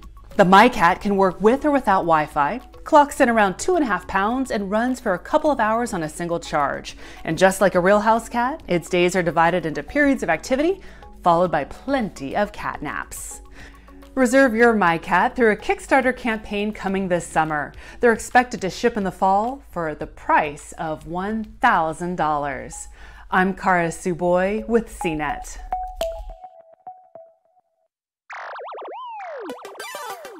Samsung's got robots. I mean, they always have concept robots, but this year one of them might actually come to market. We're taking a look at all of Samsung's CES robots right now.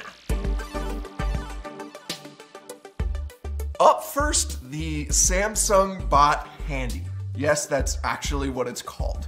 It's a cylindrical looking bot that has a robot arm. It has 3D mapping technology built in, and the idea is that it can wander the floors of your kitchen or your living room and actually be able to pick up objects. It will know the size and weight and shape of the object, so if it's a light dish, it won't pick it up with a ton of force and fling it across the room, which is handy and not what you want when picking up a light dish. So it's a robot butler. It'll be able to help you unload your dishwasher or pick up the toys if your kids made a mess. And it's kind of the Rosie the robot I'm looking for.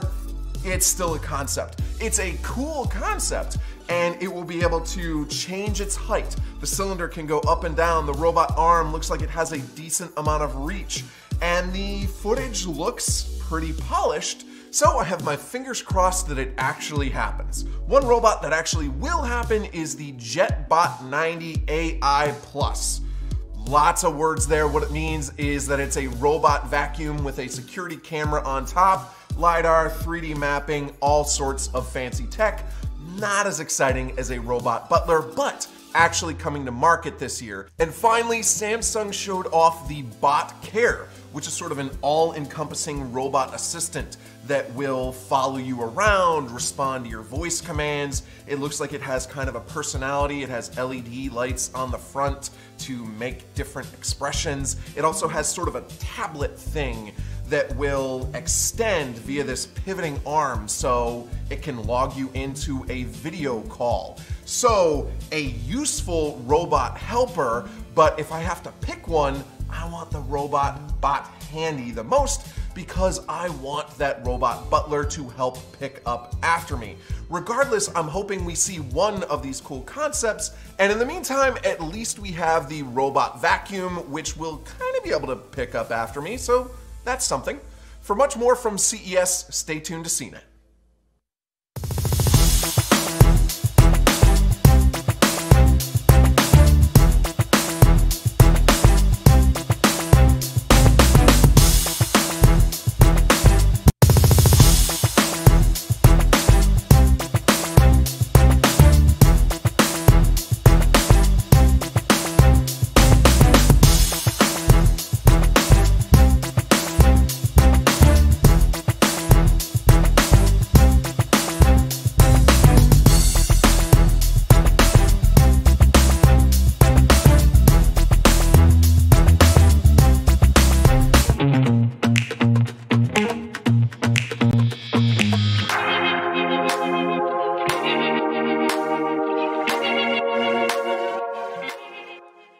Welcome back to CNET's live coverage of CES 2021 Media Day. I'm Ayaz Akhtar in New York, joined by Vanessa Hand-Oriana in San Francisco and Patrick Holland in Greenville, South Carolina.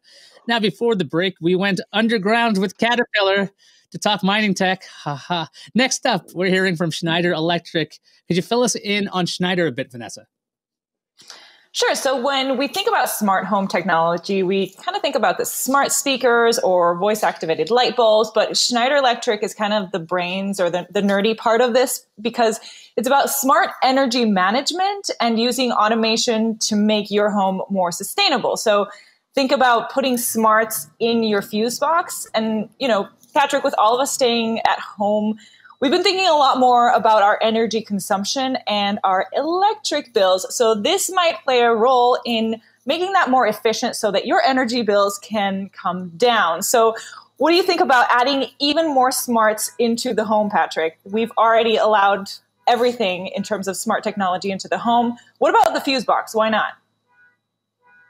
Yeah, I mean, as my father used to yell at me when I was a kid, close the door. You're not air conditioning the whole neighborhood. So imagine having a device or something in your home that would actually help regulate everything from your HVAC system to your lighting to electronics, and also knowing where things are inefficient. So maybe there's a badly wired fuse or a TV set that's just drawing a lot of power. And those are the kind of things that there's not a lot of that take control of that right now, at least on the consumer side of things. So it'd be interesting to see how consumer friendly this is and really how much money you could save, because ultimately it's all about that. As my dad reminded me, growing up in the 80s.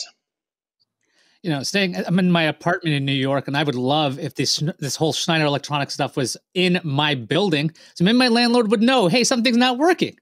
I could see this being a very useful tool for landlords. I could see these ideas of let's make every part of a building smart. In this case, when Vanessa was talking about like a smart fuse box, one of the products that Schneider is going to show off, which was a CES honoree this year, is this little fuse box looking device, little fuse. And what it does is it tracks what's going on through the circuit. So if anything breaks, someone can be alerted. So it's kind of counterintuitive if you think about it. If there's no electricity, how is it going to give a message? But it does do it still. I think that would be really useful if you're really into that world. Patrick, what do you think about when it comes to Schneider? Well, I gotta say, right now I'm renting an apartment in a building, and I think it'd be great if I had a problem with my fuse box, or if something kept on going out, then the building maintenance might be able to look at that. Obviously, you want to say something about the protection of your privacy, because you could also be monitoring someone's electricity use, or like what's going on. Like, why is he always using all that electricity at 3 a.m? What's going on in that household? I don't know if it's anything like that either. But I would say this: I think anything, again, when we talk about smarts, I always think of just like turning on a light bulb. And I think the fact that we're getting to a point that that's just like foundation level of smart home stuff, that you could actually get things that are more efficient and can help you solve problems. And one day maybe that fuse might be able to fix itself. I'm not saying that's going to happen today, but ideally that would be where you're going with something like that. Well, if not fix itself, at the very least, turn off everything that's not being used. I know we have so much connected to our outlets now, especially during COVID, where we're working from home, that something that would identify what's being used inefficiently in your home when you're not using it, for me, would be maybe worth that overstepping the privacy risk, Patrick, that you mentioned. Yeah, I kind of jumped over the. Yeah, I think. Sorry, it's not a fuse box, by the way. It's a circuit breaker, because it's not like the 1930s where you actually have fuses that you're screwing in. It's a circuit breaker, so it trips. I'm sorry, Patrick, go ahead. No, actually, and that's exactly, I think, why it could be interesting, because you don't think of, when you think of smart home stuff, you think of stuff that we can add in after the fact, after our house or apartment is built. We're putting a light bulb in, we're putting speakers in, we're hooking all that up through usually Wi-Fi. But if you're building a house or in a smart fuse box or a smart circuit breaker box in this case, I think that could be actually very helpful, because I'm sure it's kind of like when you buy solar power for your house to get panels installed. Sorry to talk over you, Schneider. It's about to start, so we got to run. We'll be back after Schneider with a wrap up, and then there's going to be even more from CNET. An Executive Vice President of the Home and Distribution Division at Schneider Electric. I'm very excited to be with you virtually as we kick off the year with renewed hope, energy, and passion for making the world much more sustainable. We will speak today about Schneider Electric vision of the homes of the future. But before we do so, we'd like to tell you who Schneider Electric is, and let's start with this video. The world is full of people telling you who to believe they are. Well, we thought we'd tell you who we're not. Let's start here. We're not in shipping. We don't make lifts. Seriously, no lifts. We do this. We're good at this.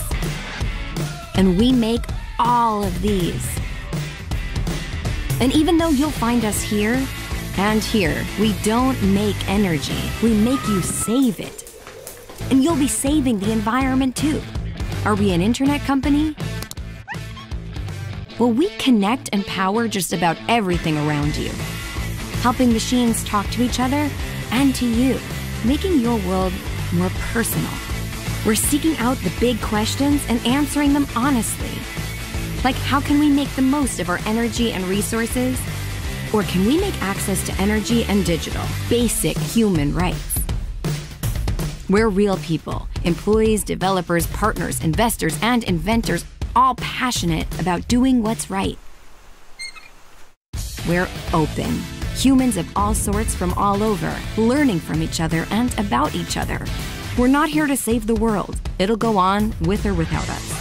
We're here to be your digital partner for sustainability and efficiency, to ensure life is on everywhere, for everyone, at every moment. As a recap, Schneider Electric is a business with its purpose firmly rooted in sustainability and energy efficiency that enables energy access and efficiency for all, everywhere. We help maximize the energy mix to save money on energy bills and reduce carbon emissions. It's 2021 and the idea of smart home is nothing new. We've been using technology to automate lighting, heating, security, entertainment, and even your washing machine for years now. The result? Our smart homes are actually rooms filled with gadgets. Our vision for the home of tomorrow is that it's not only smart, but it's smart and sustainable. And at Schneider Electric, we are leading that transformation. We keep 1 out of 5 homes in the world safe from electrical hazards. And at Schneider Electric, we give homeowners a level of insight that allows them to take control of their homes, their carbon footprint, and their wallet. We are at CES to introduce 3 new innovations, as part of our smart and sustainable ecosystem. The first one is the Square D Energy Center. The second is an all-new Square D range of light switches and sockets. And the last one is our Acti9 active product. Together, these products deliver a unique end-to-end energy management solution for homes. So let's have a look at the bigger picture and see what's shaping the homes of the future. Today, sustainability is a global priority. We've made a global commitment to limit the rising temperatures to 1.5 degrees. But this is only doable if we achieve the global net zero emissions by 2050. The current weather context makes it even more urgent. Severe weather incidents, from record temperatures to tornadoes, hurricanes, thunderstorms, are increasing both in intensity and in frequency. A professor from the University of Illinois said it perfectly to the New York Times. He said, "Don't think of it as the warmest month of August in California in the last century. Think of it as one of the coolest months in August in California in the next century." The staggering fact is that homes are expected to become the single largest consumer of electricity and one of the biggest contributors of carbon dioxide emissions, up to 30%. Now, in this new context of new normal, the fact that we are staying at home and consuming more energy, the impact of our homes could go beyond that 30%. We have a large part to play in the residential sector to reach these sustainability targets. Let me explain how things are changing and why homes must evolve. At Schneider Electric, we believe our homes have 4 main challenges: sustainability, resilience, efficiency, and personalization. The first challenge is preparing homes to become more sustainable in order to reduce their climate impact, which we just talked about. The second challenge is resilience, which has 2 main components. The first component is also linked to climate change. Extreme weather patterns like wildfires and storms that we are experiencing in the US are increasing both in frequency and intensity. In California alone, more than 8,000 wildfires have scorched over 6,000 square miles and destroyed about 9,000 buildings. These effects are not only dramatic, but they are causing power interruptions, and this is happening when the continuity of power supply is even more critical than before. It's not only the weather events or catastrophes that we have more devices and energy-consuming appliances than ever before. These are all adding to the stress on the grid and therefore increasing the reliability issues that we are facing. Right now, the answer to these stresses is to ask individual consumers to switch off their appliances for fear of major power outages. Quite simply, we got to do better. The second aspect of resiliency challenge is safety. We tend to forget that electrical faults can still happen today, unfortunately, and they happen more often than we think.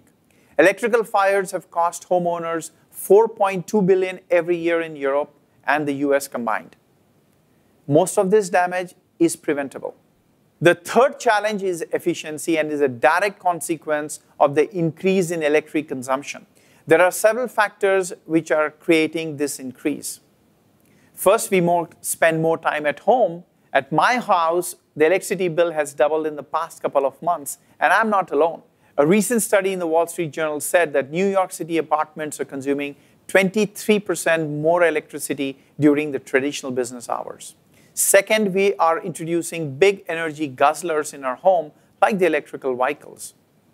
We love the positive impact electric vehicles have on the world, but at the same time, they are increasing our home energy usage significantly, and that's going to skyrocket as they grow in popularity and are incentivized by the governments. For example, the International Code Council approved changes to building standards and has voted to approve a new provision that functionally will make all new homes built in the US EV ready. As the migration to electrical car continues, electricity consumption will increase by up to 40% because of this alone. Thankfully, there are huge opportunities for efficiency in order to limit this increase. Moving to the fourth challenge, we have spent more time at home not just living, but playing, working, studying, etc. We need additional personalized and modular spaces in our homes to do these different things. At Schneider Electric, we fully recognize these 4 challenges, and we are very excited to share our solutions and innovations to address them directly. Electricity is the lifeline of our home. It connects everything together. Electric powers digital, and today digital enables more electric. This helps us to monitor and control every device, whether it is connected or non-connected. This interplay between electric and digital is what we call as Wiser, which is our platform for smart and sustainable homes. Thanks to Wiser, we are able to link the supply side of energy, including multiple sources like grid, solar, or battery, to the demand side down to the outlet level. And this is what we are bringing here in CES, our Wiser platform and our innovations which are linked to this platform. And I'm now very excited to give the floor to Rich Kotar, who heads our home and distribution business in the United States. And he is going to talk to us about the 2 innovations that we are launching in his market as part of the Wiser ecosystem. Thank you, Manish, and thanks for the introduction, and really excited to be here as well. Square D keeps 40% of homes in the U.S. safe from electrical hazards, and we give homeowners a level of insight that allows them to take control of their homes, their carbon footprint, and their wallet. I am really pleased to introduce the Square D Energy Center, which we believe is the most impactful innovation available for the home today. The second innovation I'll present is our new range of connected light switches and outlets. So Rich, let's start with the Square D Energy Center. What makes it so unique? And is there an equivalent on the market today for this? Let me tell you, Manish, we know that people want to make their homes more sustainable, to save energy and money. But in action, it's daunting and it's an eyesore. When you decide to install solar, this is what your garage will look like. You'll occupy an entire wall, and you will need a lot of different equipment to make it happen. But that's not the worst part of the experience. Let's have a look at the digital experience. Look at the reality today. The number of apps you need. 1 app for solar production, 1 app for the generator, another for lighting control, 1 for utility time of use rates, and it never ends. The Energy Center combines the functionalities of solar inverter, energy monitoring, electrical protection, all of this combined in the electrical panel. The Square D Energy Center is not just a new switchboard. This is a giant leap forward for electrical panels. Yes, Rich, this innovation is crucial in the new energy landscape. And this is an approach we are bringing outside of the United States as well. Can you tell us a bit more of what it brings to the homes? Let me give you 3 reasons why the Square D Energy Center is so crucial for homes today. First, the Square D Energy Center gives you unprecedented control over energy storage and use. For the first time ever, consumers will have total control over their home energy production and consumption.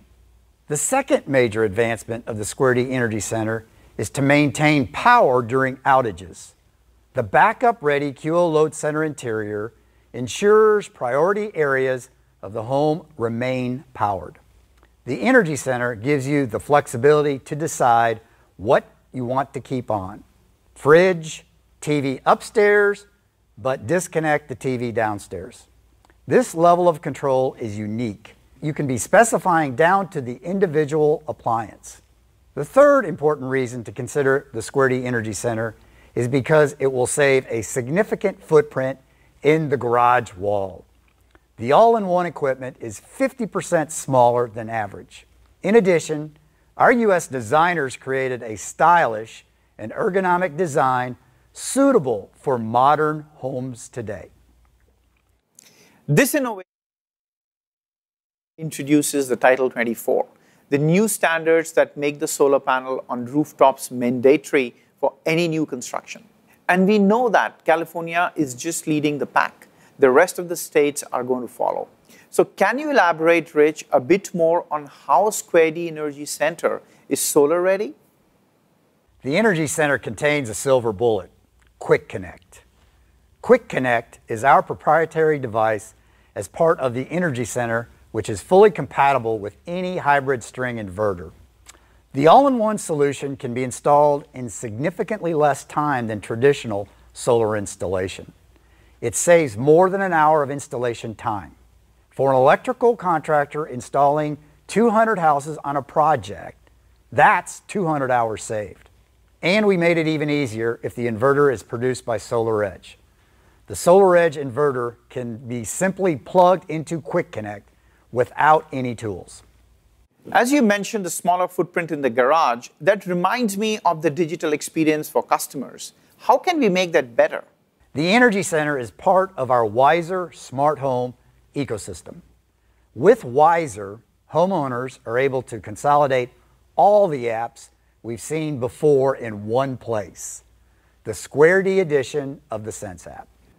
So now, Rich, we know the Energy Center as part of Wiser better. Can you elaborate a bit more on how Wiser makes your home more sustainable, more resilient, more efficient, and more personal? First, Wiser makes your home more resilient. It adds a layer of active safety for peace of mind, ensuring power is both available and reliable. In the same way a smartwatch tracks your heart rate and other health indicators, Wiser tracks your home. It's our grid-to-plug, connected ecosystem that monitors the health of your home, like the grounding system and the arc fault events that potentially may happen. And it can even alert you before the unforeseen events have taken place. In terms of resiliency, continuity of service is especially important. With the recent wildfires in California or tropical storms, power outages have become much more common. And homeowners need to be able to trust that their electrical system can solve issues for them automatically. This is becoming possible in 2021 with our new Square D Energy Center, which is the industry first and future-ready residential system that is coming from Square D. This Energy Center enables safe connections for all types of power sources, including solar, battery, generator, and the grid connection. In the event of a power outage, the Energy Center will automatically switch your home to the most optimal backup source, ensuring that you will have convenience, peace of mind, and of course, continuity of power. And with our future Square D connected breakers, which are going to follow, you will not have to guess why a breaker has tripped. Our application will show you the reason, and it will help you talk to your electrician directly if needed. This adds even more value to the Wiser platform, and it's a perfect example of how electric and digital are coming together and making our lives even easier. How does Wiser now make your home more efficient? Wiser also makes your home more efficient. In an all-electric home, Wiser can help lower your energy bill without compromising comfort. Our new connected home platform integrates your energy supply with your demand, empowering you to choose the most efficient time of the day to use electricity in your home. This includes things like when to run the air conditioner, your dryer, or even your pool pump. Wiser Energy automatically identifies appliances and devices that use power, such as a refrigerator or oven. It can track every load plugged into a Square D X and XD range connected power socket, as energy monitoring is included inside by default. Using Wiser, homeowners can easily track the energy usage of their appliances and devices, get notified when they turn on and off, and create goals to track savings. The Wiser Energy app also integrates with Alexa, Google Assistant, Philips Hue, and many more, allowing you to ask if your devices are still running. At the plug level, our solution offers not only the ability to control power on and off to a receptacle, but also to identify the power consumption, providing better energy management options for the consumer. All of this makes efficiency as a very important pillar for Wiser. And now for the next challenge, and probably the most important in the world we are living in, sustainability. Finally, Wiser makes your smart home sustainable. Wiser not only monitors your energy usage in real time, 24/7, but can also help you maximize your solar panel usage. It enables you to plan for future energy costs so that you're not surprised when you get your electrical bill. Together, Square D Energy Center and Wiser can optimize your energy use and power source switching. Through timely notifications, you can walk the talk of your sustainability values through your home. So now, Rich, we talked about the Energy Center. Can you give us more insights about our second innovation? And here, Manish, we have excellent news to share. Schneider Electric, through its Square D brand, is launching the first ever Square D connected light switches and outlets. This may seem like any other switch, but connected to the full Wiser ecosystem, the Square D X and XD range series will track the single kilowatt per hour consumed right at the switch level. Integrated by default into every light switch or socket, a tiny sensor will give this information real time to Wiser, where you can actually see it live. And there are more options that make our Square D X and XD range series unique. Our solution supports you at every moment of your life, whether you're at home, watching television, watching a movie, working, sleeping, and even while you're away. We are writing the next chapter in stylish, connected living. Residential wiring devices enhanced for aesthetics, durability, connectivity, and setting a new standard for what homeowners can expect from their electrical equipment. You can select from a panel of modern and sophisticated cover plates that you can change in no time at all. Did you change the color of your wall? Or did you install a new wallpaper? You can change the cover plate of the switches and sockets in seconds. That will give you the final touch to your interior design. These new Square D wiring devices include connected light switches, dimmers, outlets, and combination devices. In one device, we have included 3 functions: your fan switch, humidity sensor, and occupancy sensor. You save space and time. The occupancy sensor will switch off the light if you're not in the room anymore. Another way to save money on your energy bill. The Square D switches power your smartphone and tablets faster than ever.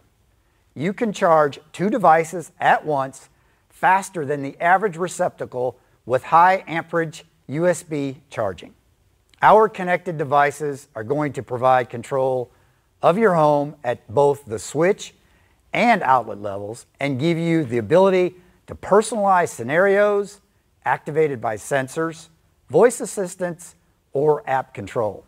When paired with Wiser, homeowners will be able to detect many of the Square D devices immediately. They'll realize even more value by seeing their contributed energy usage data, which is shown right inside the app.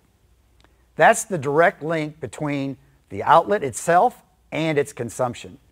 By having access to this real-time energy monitoring, homeowners are able to adjust their habits, turn off the devices, and therefore reduce the overall consumption. That's truly a personal approach. Many thanks, Rich, for taking us through these crucial innovations for today's sustainability challenge. You have noticed that we've only talked so far 2 of our innovations, while you mentioned 3 at the beginning. We've been honored with the CES Innovation Award for our 3rd innovation, which is Acti9 Active. This is a device for our international market, which adds the next level of safety to your home electrical installation and is integrated into our Wiser ecosystem. We invite you to join our breakout session where we will unveil the rest of the international innovations. Now you know Wiser, our residential connected home platform, better, and how we are helping consumers address the 4 challenges which are facing our homes around sustainability, resiliency, efficiency, and personalization. We all play a critical role in the journey to a sustainable world, and it starts right here in our homes. With Wiser, we empower you to transform your homes to be smart and sustainable. Thank you for your time. And now I invite you to visit our virtual booth at CES 2021 and participate to our breakout sessions.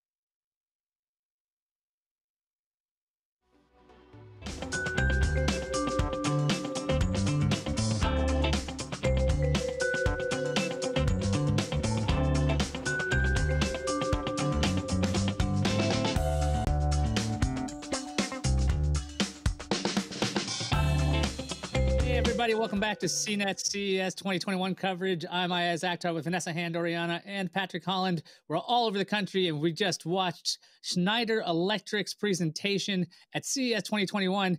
It was far from electric.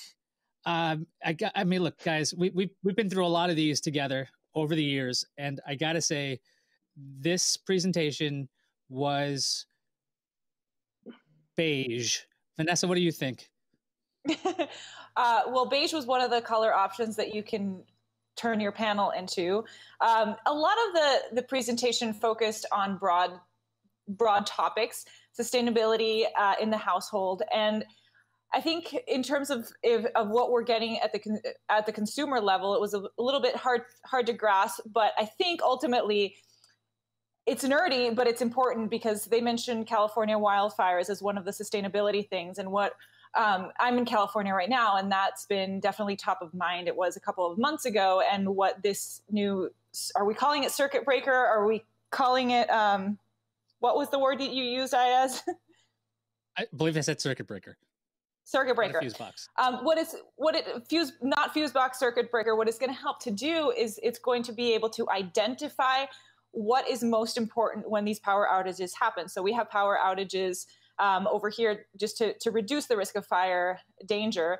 And so in that scenario, because it connects to both solar and electric and all the different sources of electricity, it can shut off certain things, and you can shut off, it identifies to the device. So you can decide that you want to continue running your heater, but not your big screen TV or whatever.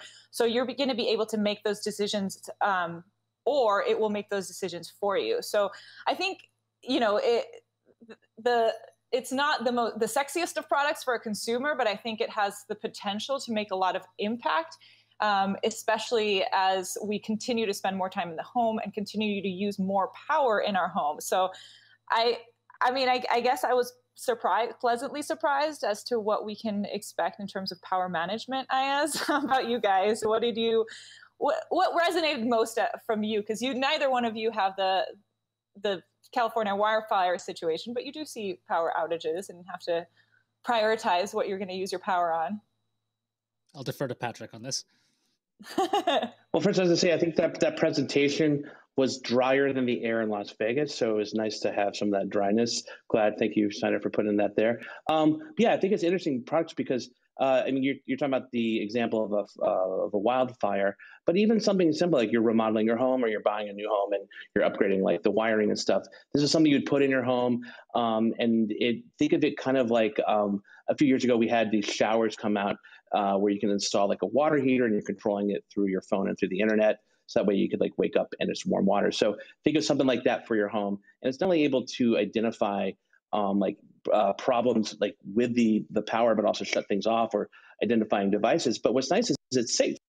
One of the biggest hazards in the home are electrical fires, because if you think about how many things you plug into an outlet, especially nowadays, it's a lot. So something like this is, I think, pretty smart. And even if it's not a Schneider branded Square D unit, I could see other companies coming out with something similar. And again, it's not something that I'm going to buy and put a hole in my apartment wall and install, but it might be something that if I buy a house, I might install from building a house or rehabbing a house. So I don't know. What do you think, Ayaz? I mean, you're an apartment person as well. Is this something that appeals to you? Can you see the use for this? Yeah, I used to be a homeowner at one time in a different life. And I will say, when it came to the Square D Energy Center, that's one of the devices they showed off. What Schneider tried to explain to us was that if you wanted to have, let's say, solar, or if you want to plug into wind power or the regular grid. When it comes to the stuff you need to have in your garage, it's a lot of equipment. And the Schneider Square D Energy Center is supposed to be a lot smaller. It's supposed to be able to attach the grid. It's supposed to be able to attach the solar a little easier. It's supposed to also be easier for the install. So as I'm thinking about this, I'm like, that doesn't sound so great for you and I. But if you think about it, the less time it takes to install these devices, the easier it is to get an appointment to get these things installed. It actually makes things a lot smoother for the process. Instead of it going like, when can you come in? 3 weeks from now, you can get your upgraded equipment pretty quickly. So I thought that was kind of a nice idea. The idea of choosing where to power your home in this whole Square D Energy Center, which is a mouthful, you can determine where your power goes into the house. Like Vanessa was talking about, if there's an outage, because this whole system is smart, you can say, okay, I want power in this particular room. I want the television to work so I can get the news. Or like in our case, we want our internet to work and our streaming to work because we're doing this video, and everything else can go to pot. We don't really mind where that goes. So I thought that was a really impressive kind of idea because it never occurred to me. And I will say this part, with no sarcasm, I was totally in love with. They said that with this system, it will give you the ability to talk to your electrician as to what's going wrong. Now, I'm not the most handy person in the world. If something's going wrong in the house, especially like the electrical, I would get frightened. If my device can tell me, hey, by the way, electrician, this is what it's saying. Can you tell me if that's right or wrong? At least I stand at some kind of position. Vanessa, what do you think? Well, and I think definitely you hit the nail on the head on that one, because I think a lot of us who are apartment dwellers now, who may become homeowners eventually, we're going to be way over our heads when it comes to electrical issues. So I'm glad that there hopefully will be something that kind of does the translation for me so that I can just point at an app and say, here's the problem. But also I like the fact that they kind of alluded to a future in which it may be able to do the repair itself. So it takes you kind of out of the equation. So it just kind of sends the whatever problem it's having to the electrician, and it just kind of does the work for you. So I'm excited for that future, even though we're not there quite yet. I also liked that it'll, I don't think it was at the Square D level. I think that this was just for the panel, but that it will be able to let you know what the most efficient time to run a specific device in your home. They mentioned your washer and dryer. I don't have a pool, but your pool as well. Anything like, I mean, I don't know what the most efficient time to run my washer dryer is. And if it could save me money, it could eventually make my home more efficient, then I would really be interested in having that live feedback as to when to use these devices. I mean, obviously our computer and our internet, just give it to me 24/7, but that kind of other thing, I may be able to adjust my other habits to make my energy use more efficient. I don't know. Would you do that if you had an app telling you when the best times to run certain devices in your home would be, Ayaz or Patrick? Apps can't tell me when to do stuff. I definitely would. You would, Patrick? The opposite. Well, I think, a smart answer would be yes. I don't want apps telling me what to do, but I think the real answer is, like, especially I grew up in the South. It's very, very, very hot here in the summer, and you're running those air conditioners all the time. So just knowing like when you can run other things in your house, and that's still a problem we have, not just like in the 70s and 80s, but today, especially with more and more things plugged in. So just being able to know that, and imagine if you had a whole subdivision of houses on these kinds of devices, it's pretty exciting. Also, I'm curious, like I love to stalk people who are doing van life or bus life. That means they live in a van or they live in a bus. They have these incredible rigs where they have sources for solar. They have sources for the power coming from the car engine or the van engine, but also they have sources for like diesel. So I'm curious if someone is going to adapt this into the back of one of those like schooly buses and stuff, because it does seem like a one and all solution, which I think is pretty appealing too. Now, I'm not a contractor. I don't know, like I don't think we heard a price, but in the sense of what it costs, if that is worth it. But as far as the features it's offering, it sounds pretty compelling. I mean, I could basically open the gray box, turn a circuit breaker on or off. That's about the most I have. And then I can look at my electric bill to see how much I've used. But beyond that, I don't really have knowledge beyond that. And if I want to add solar panels to my apartment, not that I would, or if I want to like get some hydroelectric power in here, not that I would or could, then that is also compelling because now it allows me to use some more sustainable things. What do you think, Ayaz? Is this something that you think is going to be more aimed at contractors and construction companies, or is it just something that like, oh yeah, this is not really for us? I'm not going to go out and buy an iPhone and a Square D Energy Saver Center. I think we're going to see a lot of this trickle into our new homes. I think a lot of this stuff's going to trickle into our new homes or new apartments, all that kind of stuff. And it's going to be like a little feature you see as a bullet point. Oh, by the way, we have Schneider Square D Energy Center, which actually is pretty cool. So next up, thank you, Patrick. Thank you, Vanessa. Next up, we're off to see one of the big hitters of CES. I cannot wait for this, Sony. Now, last year, they showed off a concept car. That's right, Sony. So who knows what they're going to show us this year. After Sony, we're headed to Verizon's keynote. But first, let's take a look at some of the other big news and product announcements that we've seen around this virtual CES. Stay with us. HP has a whole fleet of new work laptops at CES 2021, and those include an updated Elite Dragonfly G2 and the new Elite Folio and EliteBook Aero and the HP Envy 14. And all of them have features aimed at people who might not be working in the same place every day, even if that place is their home. Let's take a look.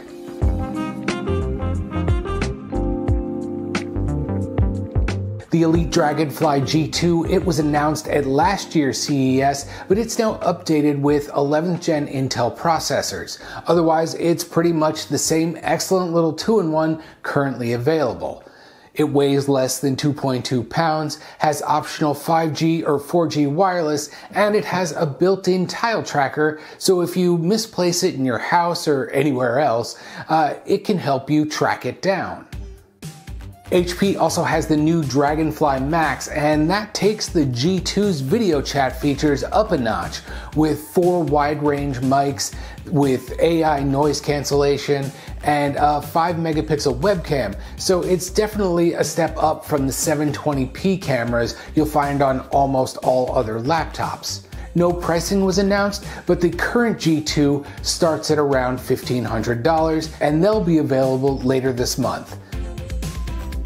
Next up is the Elite Folio, and this is sort of an update to the Spectre Folio 2-in-1, though that one is for consumers and this one is meant for commercial users.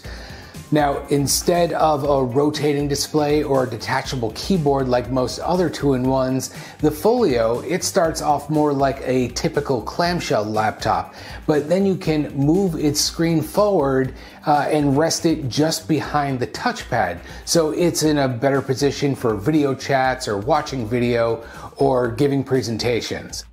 And then you can move it forward and lay it sort of flat on top of the keyboard, and you can use it as a tablet on your lap or the desk. And there's an AES pen stored just above the keyboard, and it's ready for you to quickly jot down notes, and you can even have it launch an app as soon as you pick it up out of its storage spot.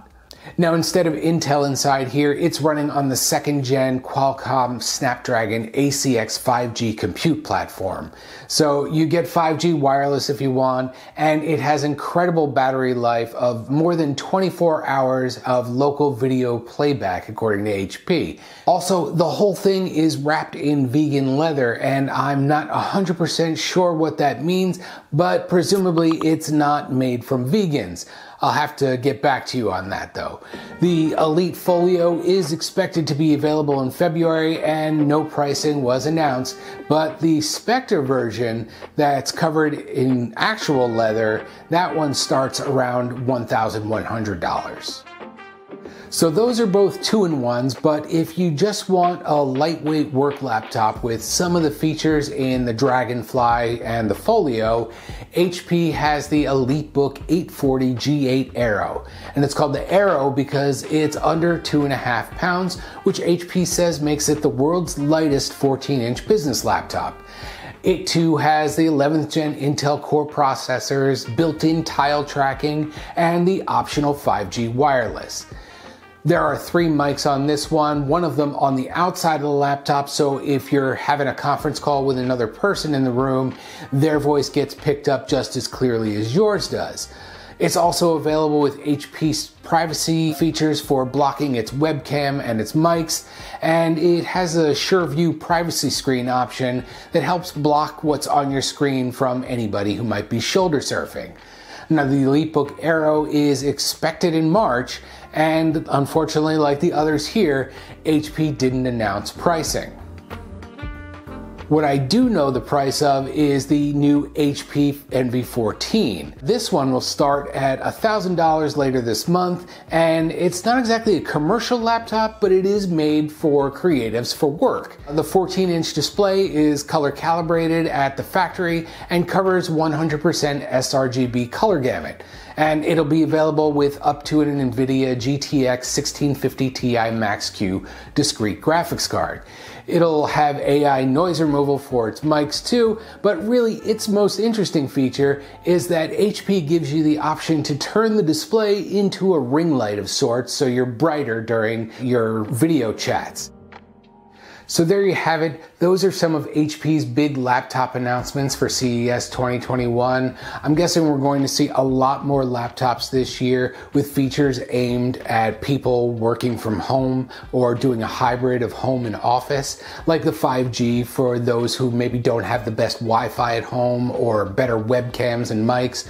What do you think? Let us know, and thanks for watching.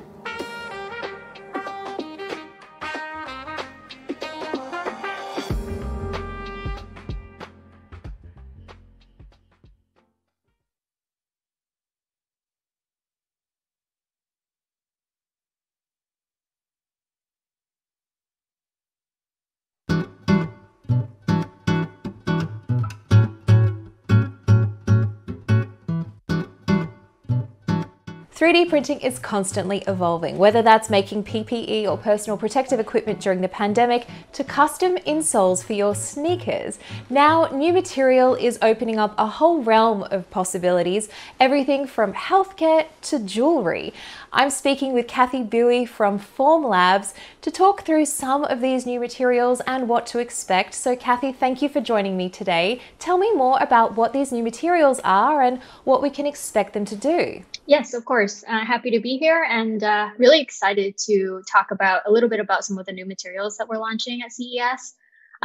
We have been doing a lot more kind of hybrid materials recently, meaning that it's materials that are filled with other things. So this is the next installment of that. So we are launching what we call Castable Wax 40, and the 40 stands for 40% wax. So it is a 3D printed material that has 40% wax in it. So you can actually print really detailed jewelry kind of patterns and things like that and do investment casting with it and actually burn out the wax so that you actually have an investment mold that you can pour your precious metals into and actually cast a metal part.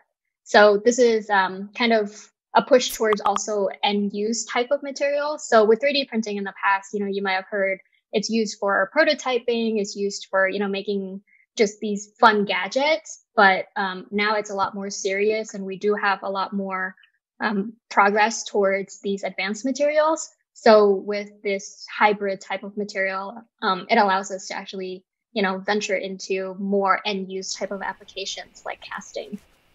So let's talk about some of those sort of advanced uses. Now, you've sent me a bit of a grab bag of a lot of different materials and forms that can be printed. So we have things like a spring system. There is like even a very soft grip for, I'm assuming, like a bicycle or something like that, a handle grip. But the most fascinating one for me out of this entire box that you sent me was this resin artery. Now, when we're talking about advanced uses, obviously medical applications and things to go inside the body or also to use as kind of diagnostic tools outside the body. Am I kind of going down the right path with sort of talking about that application for something like this artery? Is this actually something that you would perhaps put inside somebody, or is this for training purposes? Like, talk me through what this is, because it's really, really cool. Yeah, that's actually one of our soft materials. So it's called Elastic 50A.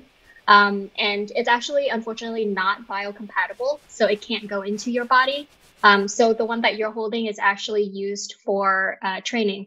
So a lot of our medical users actually use these soft, flexible materials for medical modeling, for training, and suturing, and for surgical planning before they go into the operation room, because each patient's anatomy is different. So they'll have scans and models printed so that the doctors can get a feel for what it looks like and where they should cut and where they should suture and things like that.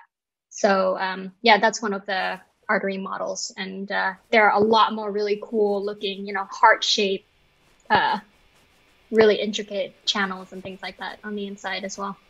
Yeah, very cool. And the whole box is just full of really interesting different shapes. The most interesting thing to me is, as someone that hasn't really been following 3D printing very closely, but kind of was very interested in the start, and then also obviously with biomedical applications, things like PPE, for example, I've just sort of caught up a little bit over the past few years, but just seeing the breadth of what can be done with 3D printing is excellent. Like, there's very consumer-based things like, say, for example, this dryer hood for a hairdryer, which is really cool, but it's very solid as well. Then there was that bicycle mount that I mentioned that was really, really squishy as well. Even more on sort of like the everyday items, like you were mentioning the ring for jewelry. Now, this is really fascinating, this material. Now, talk me through, obviously, this is to be used for a mold, as you mentioned, but how do you go about like burning out the particular material? Because it's not the fully formed mold, as you can see, because there's still like that bracing material. So what is that, and how do you get rid of it to become the actual final mold? Mm-hmm. Yeah, excellent question. So what you're holding there is the castable wax 4D material that we're launching at CES.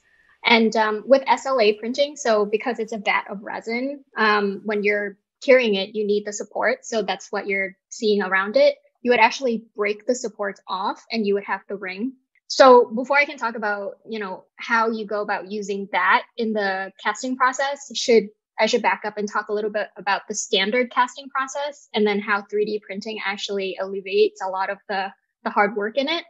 So essentially, normally in an intricate ring like that, you would have a block of wax and you would have to hand carve the block of wax into that ring. And then you would solder that ring, or not solder, but, attach that ring to a tree. And then you would dip that into a slurry and it forms like a shell, an eggshell around it. And then you put that thing into a furnace and burn out the wax completely. And then you're left with the eggshell. And then you would pour, your metals into the eggshell and you have your ring. So in 3D printing, it eliminates a lot of that hand carving and tedious work. And you can just design your ring and then 3D print it and break off the supports, attach it to the tree, and then, make your shell. And then you put, the shell and the ring inside it into the furnace to burn it out as you would normally. And you're left with the eggshell, and you would fill it with your precious metals. Very cool. So how are these materials actually sourced or made? So 3D printing resins, especially for SLA materials, a lot of the components come from your everyday, not a lot of people know this actually, your everyday chemicals. So if you've ever had acrylic nails done, a lot of the basic chemicals in that is in the resin. Really? The wax. Wow. Yeah. Yeah, so originally before Formlabs had our Form Cure unit, we actually recommended people cure their parts using a nail spa. So you would buy, the acrylic nail spa and put your parts under there, and the UV lights would actually cure it. Wow. Yeah, so it comes from, all over the place. And also epoxy flooring, if you've ever coated your floor with an epoxy. So a lot of the chemicals that go in there also go into some of these resins. But obviously, there are secret sauces that, each company does to get these awesome properties. But the chemicals come from your everyday type of things that you already know about. Well, it sounds like the sky's the limit. Thank you so much, Kathy, for joining me today. And I'm looking forward to seeing what users come up with all of these new solutions and resins. Yes, thank you so much for having me. This was really fun.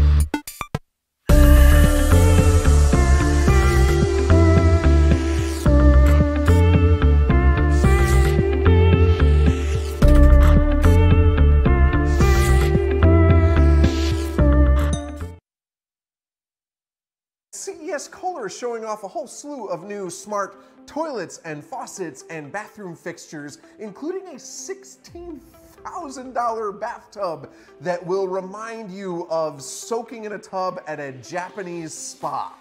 It's luxurious, it's crazy, and we're taking a look at that and everything else right now. Obviously, we're gonna start on that bathtub. This is called the Stillness Bath, and what you're looking at is the full $16,000 experience, complete with grates in the floor so you can create that infinity overflow, and something called an experience tower, which is where that mist is coming from. That's not a trick of the camera, you're actually looking at mist over the bathtub. It certainly looks luxurious, complete with colored lighting and everything you need to relax in a spa-like experience in your bathroom, assuming you're willing to pay $16,000 for a bath, which is how much my car costs. I have a fancy car, leave me alone. But you don't have to go all in if you want something like this. They do offer 4 tiers of the product. At the lowest, it's just over $6,000, so it is still not cheap, but you get the freestanding tub. It's a Japanese soaking style tub. It's 2.5 feet deep. Then at the next level, they add the autofill feature. So you can talk to your smart speaker or with the app and say, hey, fill it half full to 98 degrees, or I don't know, whatever temperature you like your bath. 102 sounds nice. Then at level 3, they add the experience tower. So that's when you get the mist, you can add essential oils to that for a little bit of aromatherapy. And then the full spiel is at $16,000. That's where you get the grates for the infinity overflow and the lighting and just, I don't know, probably a personal butler or something like that. Now, not everything that Kohler showed off is at that level of exuberance. There are other things, including just a simple smart toilet that lets you activate it with a wave of your hand. And to go along with that, there is a little puck that you can install, retrofit, to your existing Kohler bathroom faucet, and you can wave your hand over that puck and cause your bathroom faucet to go on or off as well. They've remodeled some of their similar faucets from the kitchen, and really what they're trying to do is a touchless experience throughout. So different models, different designs, both from the toilet and the bathroom faucet to the kitchen faucet, and being able to wave your hand and not touch it. Now, the toilet, you can still flush normally if you'd like, and that little puck does need to be installed on a single faucet Kohler bathroom faucet. It won't retrofit to anything. But Kohler is also debuting a standalone faucet if you're remodeling and would rather replace the thing anyway, that comes with that touchless technology built right in. And speaking of fancy toilets, Kohler isn't stopping at just one where you can wave your hand. They're actually rolling out what they're calling an entry-level smart toilet called the CNET toilet. If you walk up to it, the lid will open. When you walk away, it will close and flush all on its own. Super fancy. It also has a built-in seat warmer and a bidet. It's entry level because it's not actually app connected. They have another fancier toilet that is controllable with an app, and you can flush it remotely if you want to, I don't know, scare a relative while you're out and about. And last but not least, Kohler has partnered with Finn to try to help you manage and spot leaks in your home. They've debuted 2 versions of this water sensor. One is $300, it's DIY. You can install it yourself under your sink, and just by hooking up to the pipes under the sink, it will be able to detect the water usage in your whole home, and so you'll know if something's up, and it spikes dramatically because there's a leak. If you want to take that next step, there is a $500 version of the sensor that connects to your main pipes and can actually shut off the water automatically in the case of a leak, which sounds pretty cool, but you're paying a little bit more and you're going to need to pay for professional installation. Either way, a nice smart safety device that's a good add to Kohler's line, similar to what Moen and Flow have for their line of bathroom and kitchen products. So, from leak detectors that can shut off your water, to toilets you can wave at, to super fancy bathtubs, Kohler showed off a lot at CES, especially if you're into smart bathroom upgrades or you want a luxurious spa experience in your own home. And I'm looking forward to testing some of this stuff out, fingers crossed, at the CNET Smart Home. Thank you for watching. For much more from CES, stay tuned to CNET.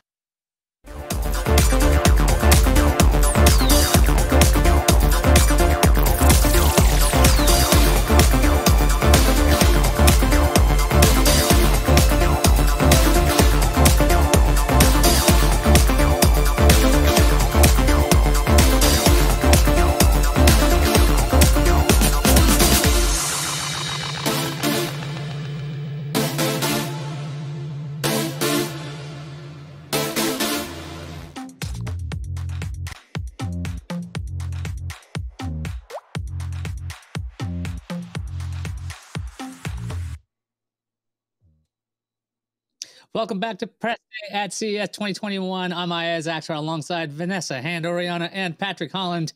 And the next thing we're going to go to after you hear us talk is Sony. Now, Sony released the PlayStation 5 right before the holidays, so they've had a busy few months. But of course, last year, they showed off a concept car, because that's what you think about when you think about Sony. This year, we've already seen some sneak peek announcements of new TVs. What's new from Sony, Vanessa?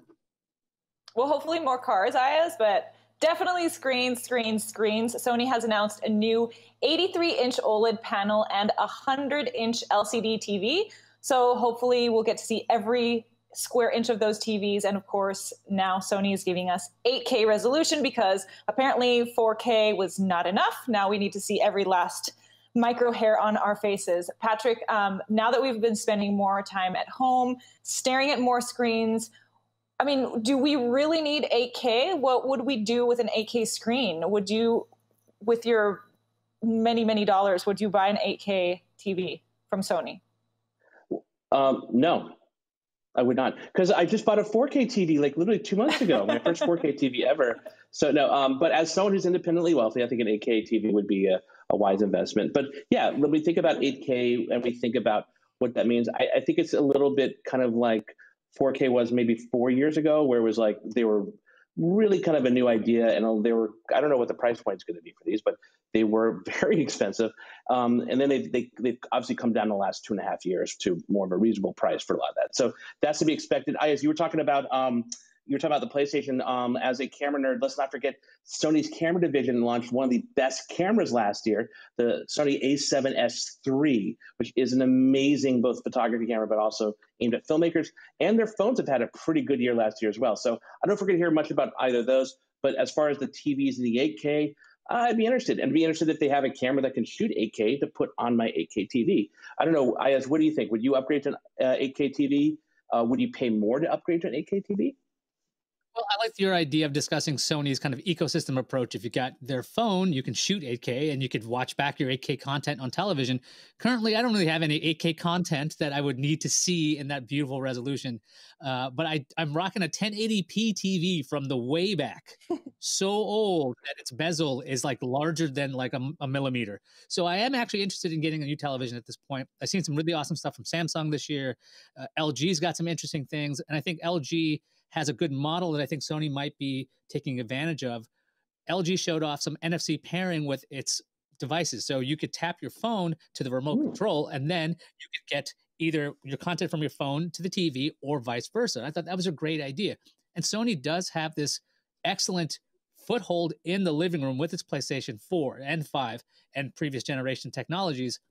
If they can leverage that, we can see some pretty cool stuff. But Sony is like a personal favorite of mine. I'm going to be honest about it. I've always fallen in love with their Aibo dog. That's my favorite thing. It's completely, I'm not going to say useless. It serves a different function for, I think, different people. But I love the thing. I love when Sony does weird things like that.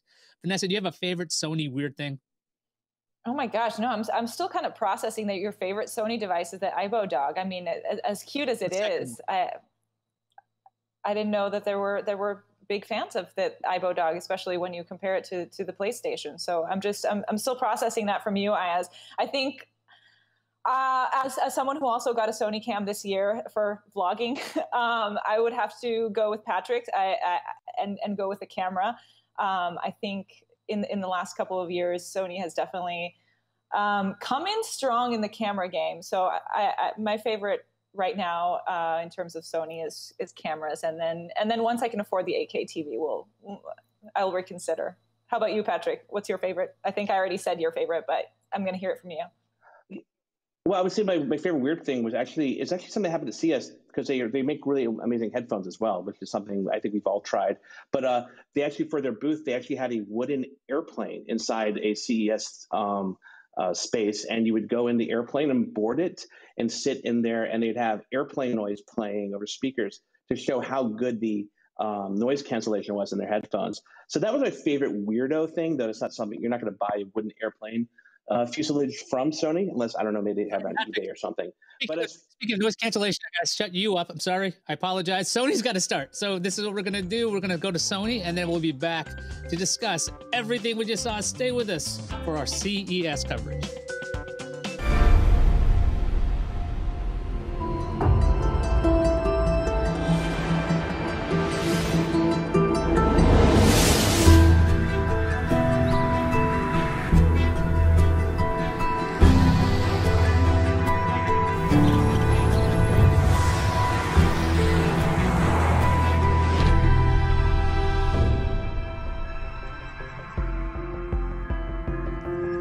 Welcome to Sony CES 2021. This past November, Sony launched PlayStation 5, featuring lightning-fast speed and an enhanced user experience focused on the player. This UX enables access to key gameplay elements and new discoveries without leaving the game. When combined with the DualSense wireless controller, players can enjoy the ultimate in immersive gaming. With PlayStation 5, play has no limits. Last year at CES, we unveiled Vision S. Our Vision S processes information from the surrounding environment in real time, utilizing Sony's advanced sensing technologies. Currently, we are working to optimize safety through test drives on public roads. Today, we'd like to introduce a new product integrating AI and robotics, designed for adventurous creators. This is AirPeak. AirPeak enables video creators to explore new frontiers for visual expression. With Sony's Alpha camera, stable dynamic remote shooting is possible. Creators have unlimited potential to capture stunning images from above. AirPeak transforms the skies into an infinite creative playground. Beyond the sky, as a future initiatives, we are also exploring new forms of entertainment by capturing real-time images of space and Earth. With Sony's technology, creativity has no limits. Please join us in looking forward as we continue to evolve as a creative entertainment company.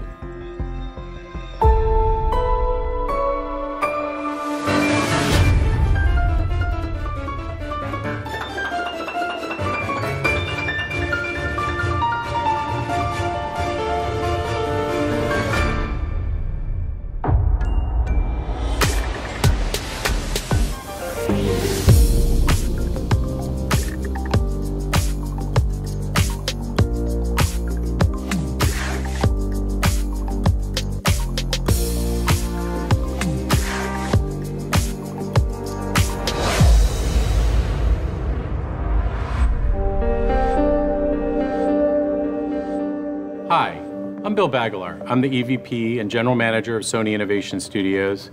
EVP and CTO here at Sony Pictures as well. Thought I'd bring you in and have you take a little look at what we're doing here at Sony Innovation Studios. I've got a volumetric asset behind me, one of our assets that we've taken from the Sony Pictures lot here. We've got the Sony Thalberg building. Sony Innovation Studios opened in 2018, exploring new ways of doing production. And today we're pioneering production technologies to bring you state-of-the-art entertainment experiences. At the heart of Sony Innovation Studios technology is AtomView. And that's a point cloud-based technology that allows us to capture the real world with incredible detail and be able to bring that into a real-time gaming engine in order to drive that asset up on an LED wall or in a green screen environment. These assets, using our volumetric image acquisition technology, are point clouds, and that's really more like a 3D photograph. It's really a capture of the real world in such a way that it's not a CG asset, it's actual photography. It is representing the real world in a way that you've never seen before. And Sony Innovation Studios have been collaborating with Sony Electronics on the next generation of LED wall technology. Today, we're using Sony's Crystal LED technology, and that next generation is going to bring it to a whole new level.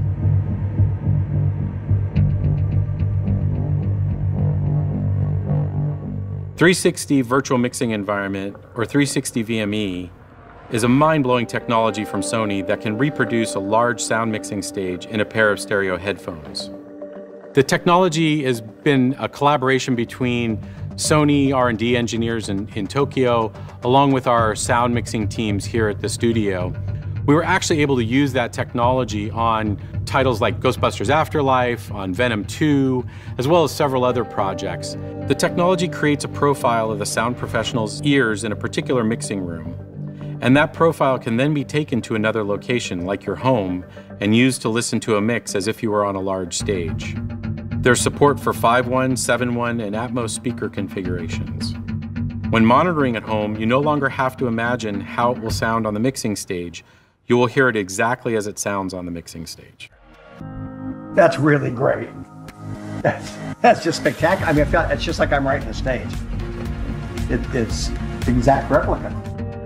Sony's new line of Bravia TVs are powered by the new XR processor, an innovative chip that delivers content with great contrast, color, clarity, and motion. Available on these new Bravia TVs is Bravia Core. It gives you access to our great content from Sony Pictures, including the largest collection of IMAX-enhanced titles. At the heart of Bravia Core is PureStream, a technology that gives you the highest streaming picture quality available. It can stream up to 80 megabits per second, the same as 4K UHD Blu-ray discs. At Sony, we're matching fantastic content with these great new displays to bring you an unparalleled experience at home. And I can't wait for you to experience it.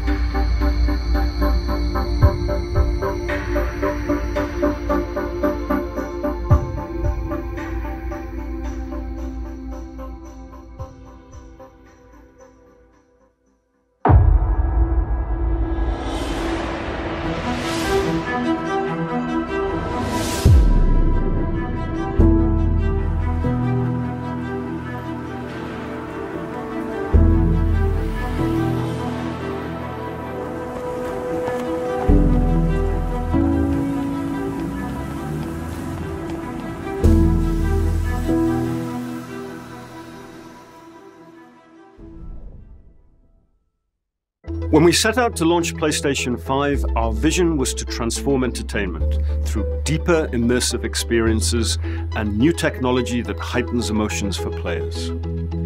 We drew on 25 years of experience in R&D and a deep respect for our community to develop a true next-generation console, PlayStation 5. Our community is networked like never before and is more diverse than they've ever been. Diversity across backgrounds, ages, genders, locations contributes to the magic that is the PlayStation community. And we celebrate and embrace the differing viewpoints and tastes that make up our community. We believe in storytelling at PlayStation. It's part of our DNA. We'll continue to bring incredible quality games through our PlayStation studios after years of organic growth and selective acquisitions. Our studios have helped deliver the best launch lineup in PlayStation history. And what a diversity of content, from Marvel's Spider-Man Miles Morales to Sackboy and the upcoming Horizon Forbidden West. Our studios develop premium content for a wide variety of PlayStation gamers. And we have the best partnerships in the business, from big blockbuster titles like Call of Duty to inventive indies like Bugsnax. There's something for everyone. This one's lively.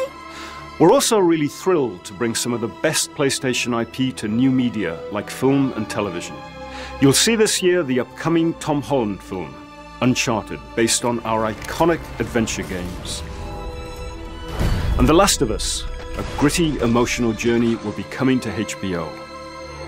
This is just the beginning of the expansion of our storytelling into new media and even wider audiences. Sony is a creative entertainment company, and entertainment has never been more important.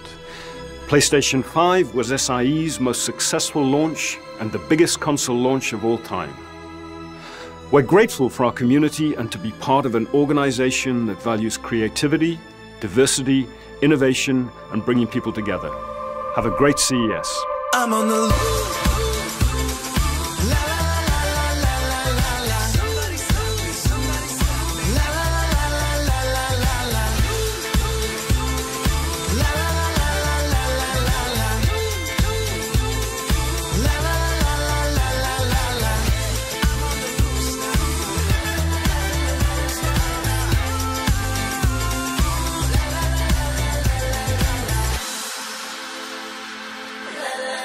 PlayStation.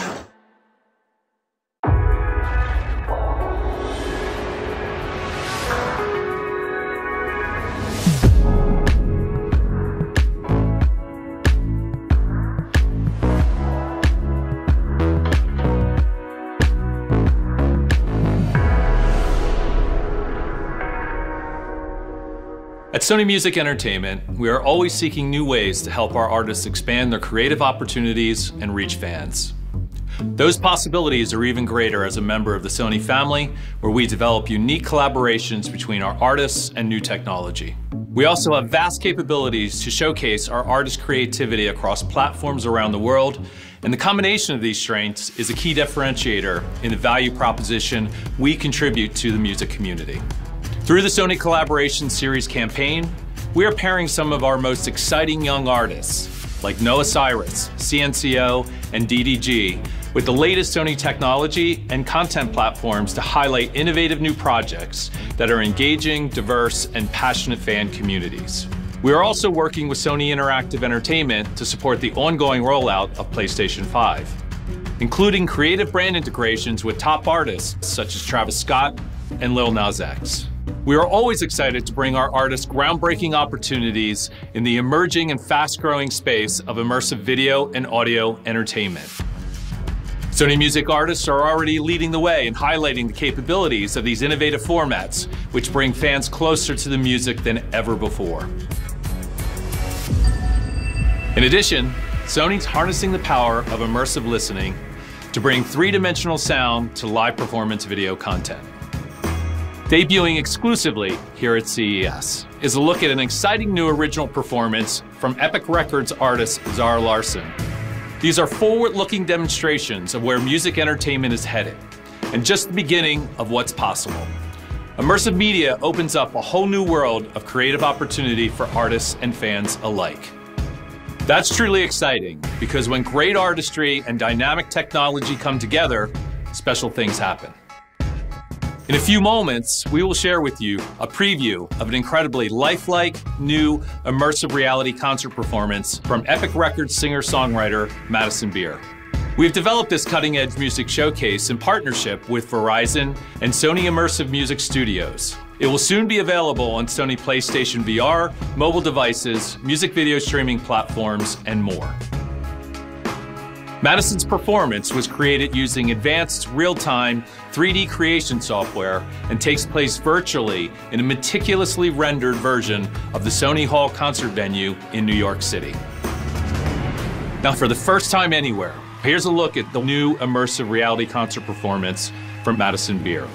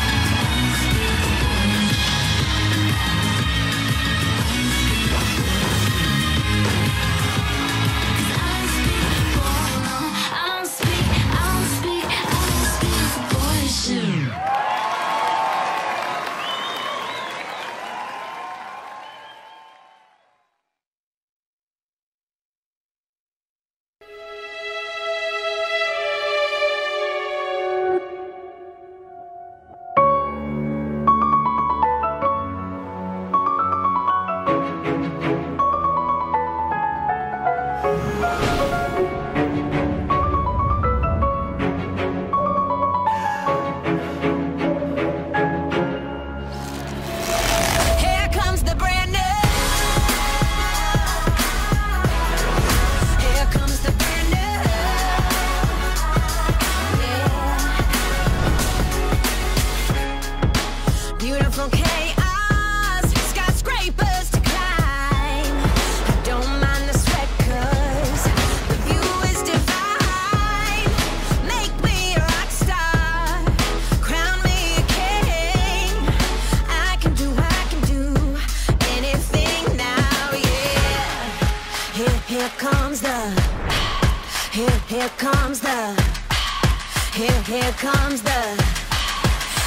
comes the brand new. Here comes the brand new.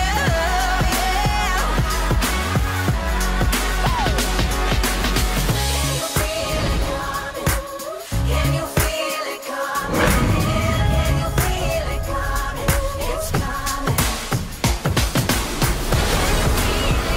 Can you feel it coming?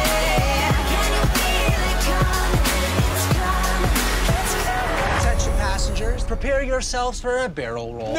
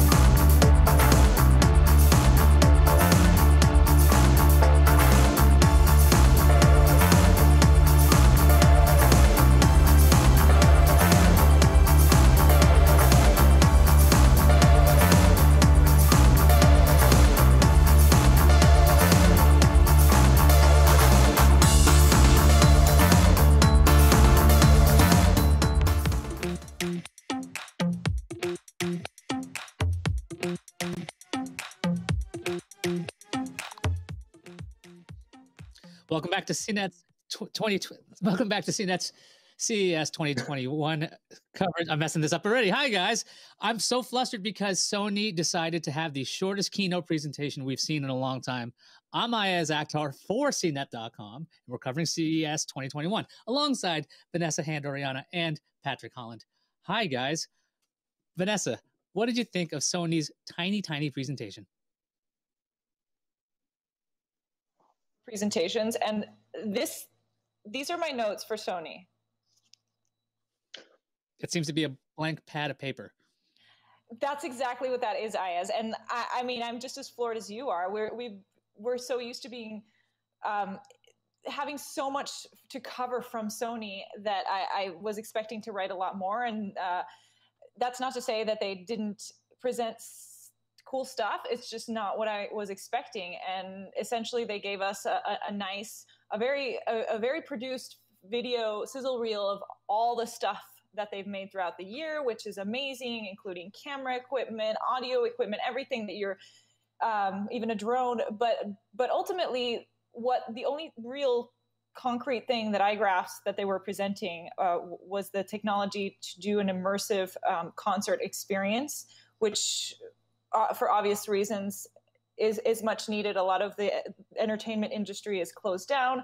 One of the things that's suffering during COVID right now is that we can't go to concerts. So yes, the Sony has the power to create a virtual concert experience for your phone, for the VR headsets, but I guess I don't want that to be my reality. I want concerts to still be live and in person. If there's one thing that I don't want virtual, I can live with CES virtual because I can still get to see you guys on virtual boxes. But but the concert experience, it looked amazing. But I still want to go to a physical concert. I feel like that's the one thing you can't recreate. Did I miss anything, Patrick? Like, was there something that was I so blinded by the idea of a virtual concert that I didn't see in anything else that they presented? Or? Yeah, I think there's one thing they could have done that would have just like made all the headlines, and that's to say, hey, PlayStation 5s are back in stock everywhere, and you can buy them. There's no waiting list. I think that would have blown everybody away, right? Also, that was like when it comes to sizzle reels, that was a very beautiful sizzle reel. And, let's just talk a little bit about that, because if you think about Sony and their ecosystem, it's amazing now when you think of companies like Amazon and Apple and these companies that are both creating content but also distributing the content and creating hardware that some of that content's made on. Sony's been doing that forever, and it's just a reminder that how long they've been around doing it. That said, I had a hard time knowing what was the new thing, what was the car, what was the robot dog of this presentation. That air drone thing looked pretty cool. I didn't even air reveal or something like that. I didn't see the name. If you guys saw that, please correct me. But other than that, I think Sony had such a big 2020, not in the sense of just PlayStation, but also in the terms of cameras and TVs. It's got to be kind of hard to top that. And when you see their integration that they have a Sony Alpha camera on a Sony drone filming maybe the Sony car, I don't know what that was. That was a joke there, by the way. And that's going to be content that will be broadcast on a Sony TV. It just, again, shows that power of the ecosystem and the quality. I think there's one thing, by the way, the air drone was called Air Peak. I misspoke about that. But if anything, it shows the power of the Sony ecosystem. But I'd say if there's one thing that has people having at Sony sometimes is the price of their products to be a little more on the premium side, aka more expensive. So again, all they had to do is say we have PlayStations in stock, and I think people would be going crazy. What do you think, Ayaz? Was there a product you were hoping they would announce, or did you see a product that Vanessa and I did not see? No, I think you nailed it with the Air Peak. That's the biggest thing that they showed off that seemed to be new. Sony discussed its televisions and its processors to make its signals and pictures better than the other guys. Pretty much same stuff that everybody says about their televisions. Our TVs are great because of the tech inside, so nothing amazing about that.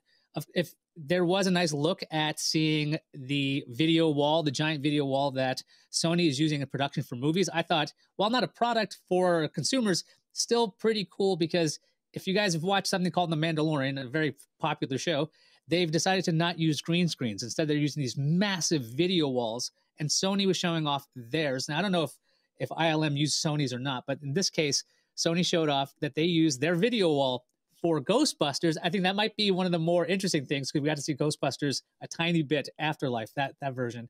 They said that some other movies have used it as well. So I thought that was a really cool thing that we'll see in the long run. There was also a lot of emphasis on movie making. They were talking about editing audio, and you could put on a pair of headphones and go home and have the same soundstage, which I think for us regular people, again, we're not going to see how that matters to us on the day-to-day.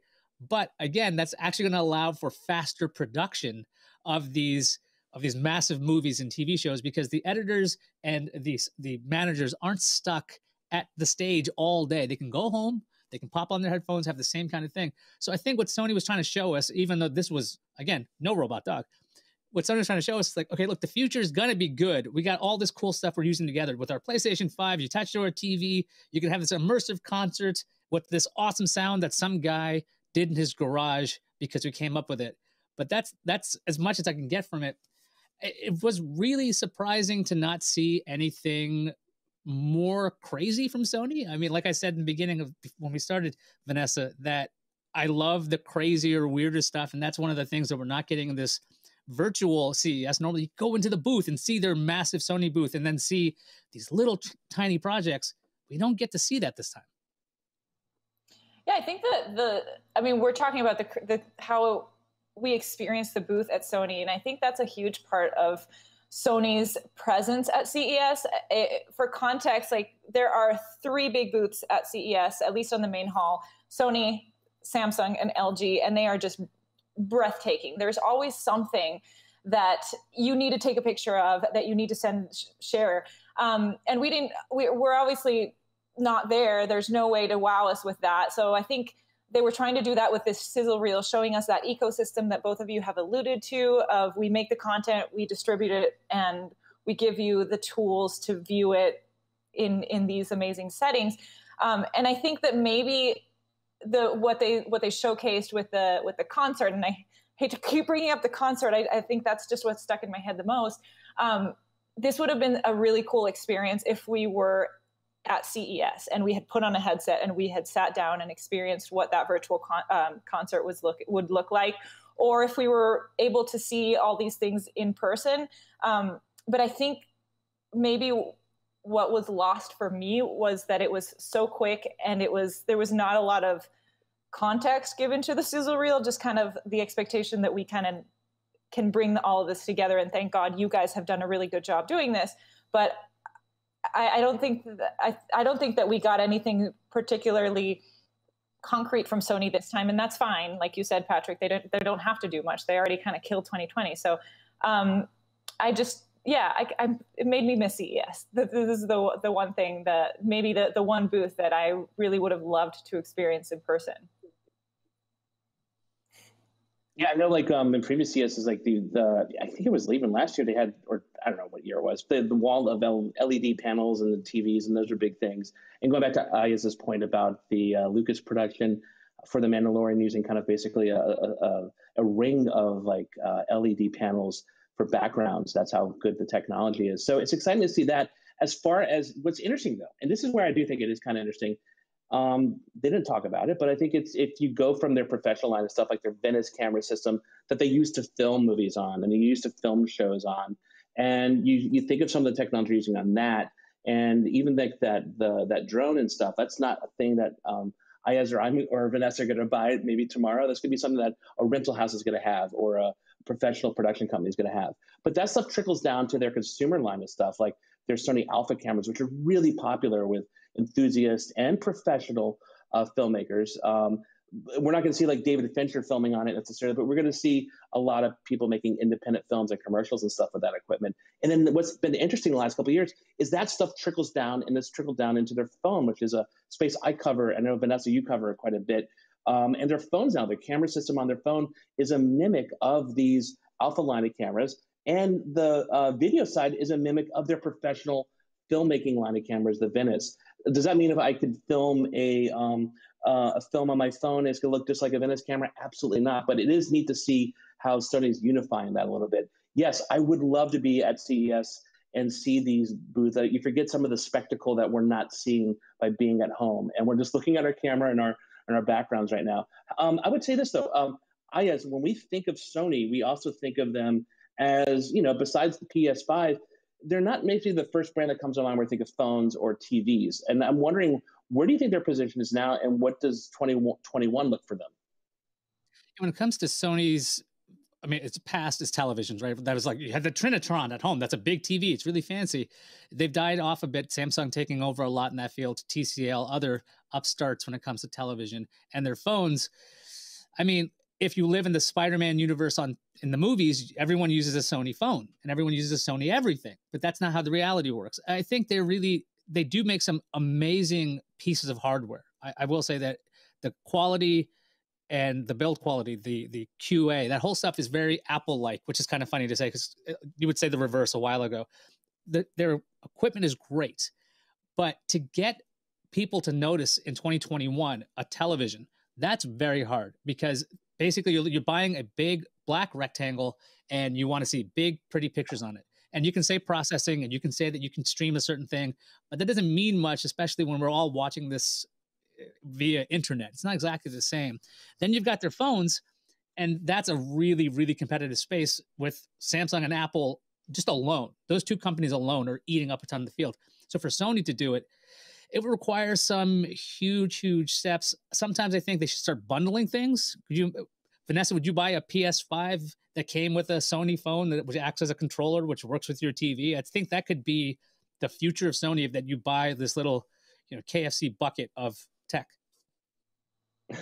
I like your reference to the KFC bucket of tech, but wrong crowd, PS5 for me. But I definitely can see a lot of people buying into the KFC bucket, and I think that's kind of the value proposition of the companies now. I think it's not enough, just as you mentioned, it's not enough to have good hardware anymore. Like, you have to have another value proposition. And for Sony, they're kind of building up this resume of products and services and the content to go along with it to kind of draw you in. And I think this year they've really cemented that. Patrick, you kind of touched up on all the entertainment stuff and what they have in store for that. So I'd like to get your opinion, Patrick, about what would make you buy into kind of this Sony ecosystem at this point? The drone? Yeah, I mean, well, the drone is exciting. I think definitely I would need a license to fly that thing.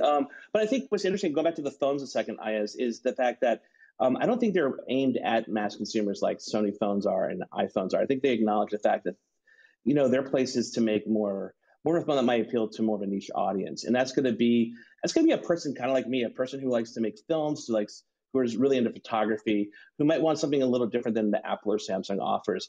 That being said, is that going to be a big, oh man, Sony's blown up to be the biggest company because of the phone? Probably not. However, that being said, I do like the idea of a KFC bundle with all that. And I should probably stop saying KFC because it's dinner time here and I don't have access to such things.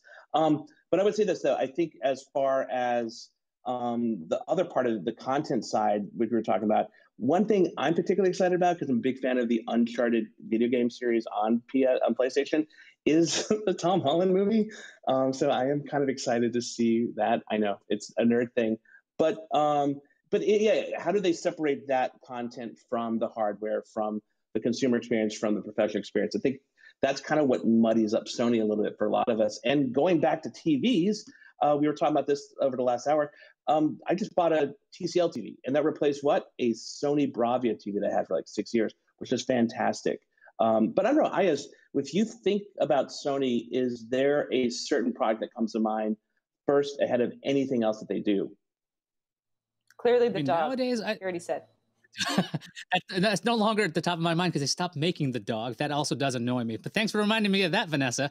Anyway, when it comes to the one product that I think about when I think of Sony, it's definitely still TVs, but I've been more and more intrigued by their phones. And Patrick, your comment about they're not necessarily going after everybody, that's a really great message or note, because it's one thing to try to appeal to everybody, and that's very, very difficult. But if you're making really specialized phones or televisions or whatever it may be, that means that you're taking something seriously. You have a really niche audience that's willing to pay a lot more because they know this device can do the thing they need it to do. And I'm telling you, when it comes to convenience, it usually is a lot better to spend a lot of money on something that actually works than something that you have to kind of rig to work. So I think Sony's got a really great idea if they actually would go all in with the idea of, we're just going to look for this elite bunch of stuff.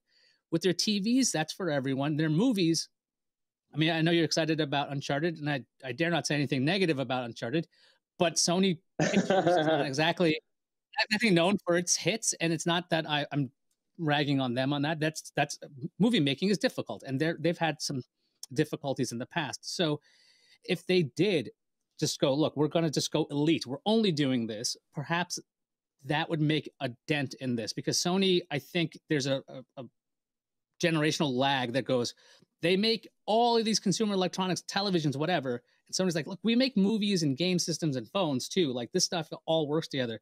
And to kind of harmonize its image after being around so long, I think Sony might be having a little bit of difficulty with that, which is something like other companies, Apple and Samsung, usually don't. Sony's kind of running into like an LG style problem, I think, that people are like, yeah, we know you exist, but nah.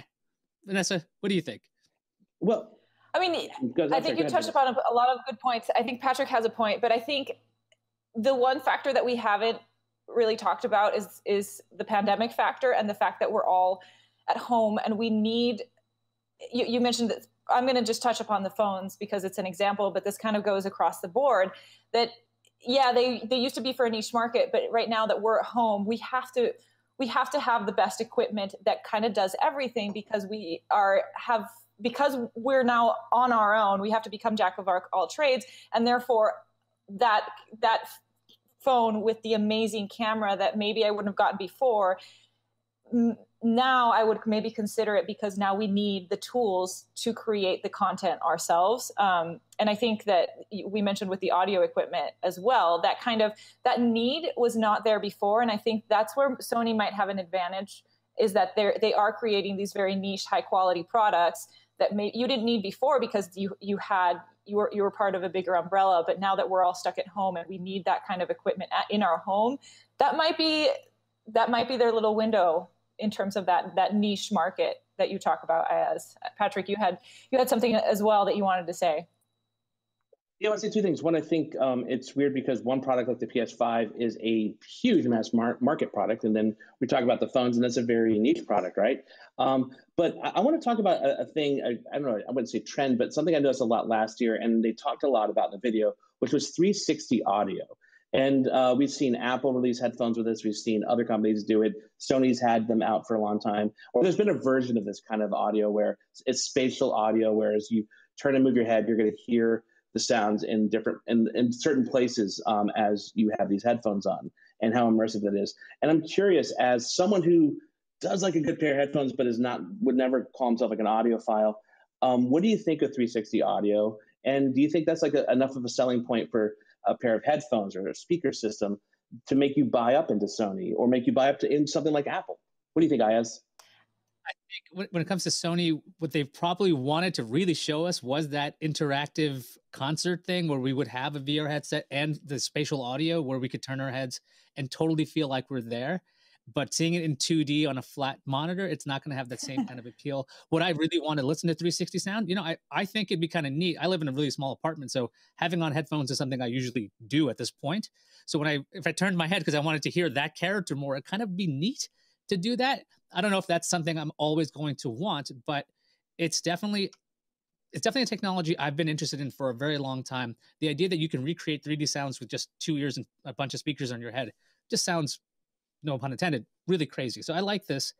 I don't know if it's the future. I think it's something that will eventually be in everything at some point. Kind of like, remember when all TVs were 3D for like a little bit? Like, I think this is kind of like that.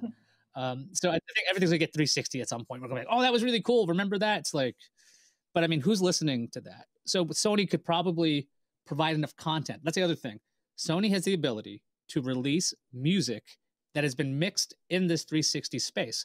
So that gives you the opportunity to actually experience it, because if you can't take advantage of the technology, it's kind of pointless. And that's where I keep landing on this stuff. If there's not enough content, you don't have the backing, and Sony's trying to show that they can do it all from the beginning to end. Oh, that was a lot of stuff. Vanessa, I'll leave you with the final thoughts. Go. Oh my God, that's no pressure for me. Well, I think you just summarized it for us, Ayaz. I mean, they were trying to prove exactly that they have the whole line of distribution, right? They have the product that we're going to consume it on. They have the means to make the content that we're going to be consuming. And then that's the virtue, and that's what's going to move the needle in terms of Sony throughout the next couple of years. And I think that us being at home and needing better equipment in our homes is going to play to their advantage. Those are my final thoughts. Just restock the PS5. That's all they have to do. Restock the PS5. Thank you guys so much. It's been so nice talking with you guys again. Even though this is virtual CES, it's still CES. And it's shown us so many things, and it's only press day. Now, after the break, because we're going to go to break, we've got CNET's Claire Riley joined by editors Roger Cheng and Jason Heiner to talk through everything we've seen at CES so far and to break down all the biggest trends we're seeing at the show. And after that, we're off to Verizon for their CES keynote. But before then, we're going to take a quick little break. We're going to take a look at what we've been seeing on the virtual show floor. Stay with us.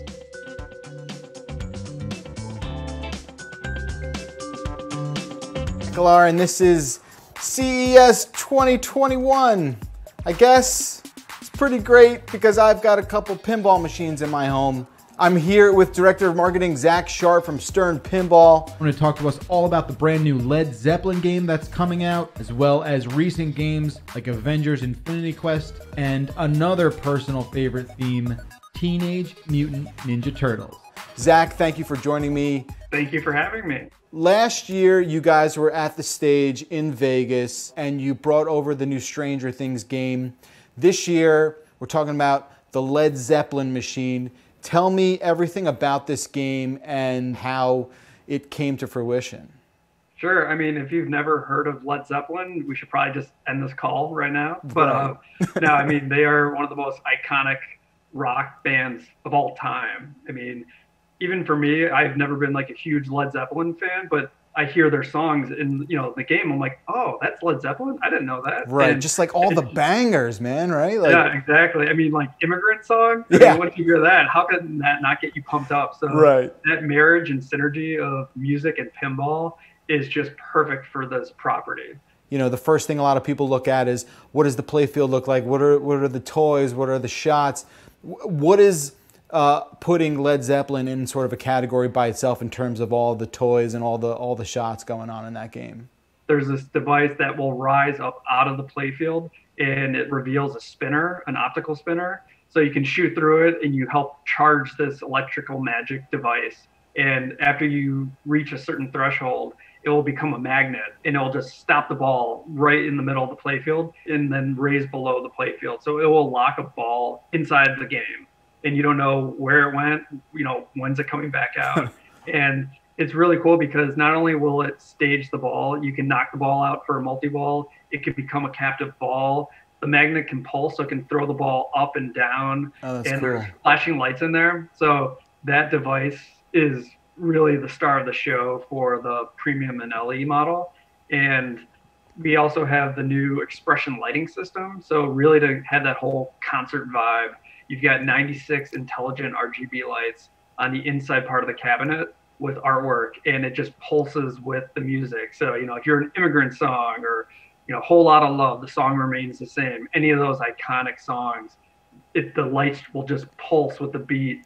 And that kind of ties into the gameplay. Our programmer did something that's never been done before in a pinball machine where, you know, typically if you're in a mode, it's kind of a set shot pattern of, you know, you're going to shoot this left ramp and right spinner. Well, depending on where you are in the song, the shots will change, whether you're in the verse or a chorus. So as you're trying to, you know, accumulate points and get, you know, platinum records, which kind of goes to the deeper end of the game, it's cool because depending, I mean, you could be playing the same song, but depending on where you are in that song, the shots are constantly changing with the motion of the machine. Led Zeppelin is, correct me if I'm wrong, it's available for pre-order now? It's starting to ship? How's it rolling out? It's shipping right now. So the Pro model is available right now. Okay. I mean, our dealers might be sold out, but Right. it is available right now. The LEs will be shipping out in the middle of January, and then the premiums shortly after. So pretty much you can get in line, and well, not with the LEs, they're all sold out, Yeah. but the premiums you can get, and they're all available. All right, let's move down the line of some of the games I want to talk with you about today. In my possession, have had Avengers Infinity Quest for a couple days now, and Zach, I gotta say, this is my new obsession. My son and I have been playing this game nonstop. What's the story with Avengers? Well, first, let me say I am jealous that you have one to play. You've probably played it more than I have now, but I mean, that game is truly unique and special. Keith Elwin was the designer of that, who did Jurassic Park right behind you and Iron Maiden. And besides being arguably the best competitive pinball player of all time, he just has a really unique perspective and approach to game design.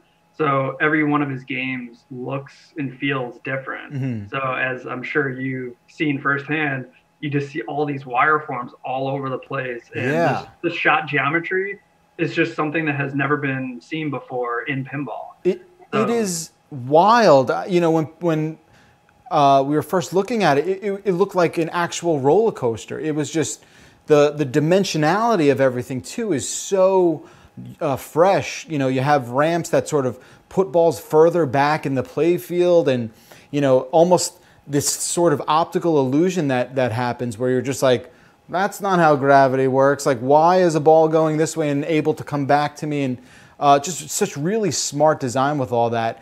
It seems like there was a lot of risk taking and, you know, kind of gambling there. What was a big sort of hurdle with getting all that to flow and all those shots to kind of speak to each other? Avengers was definitely the most unique game launch because in terms of its development cycle, it was right at the point of where the pandemic hit and we, you know, had to stay at home back in March.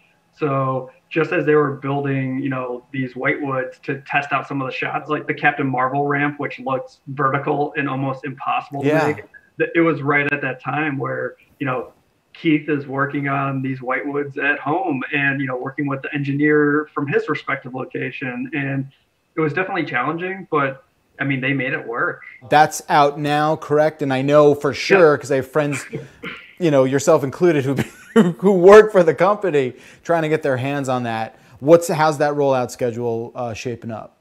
You contact your local dealer and they'll know more than I do in terms of when they're getting their allocation filled.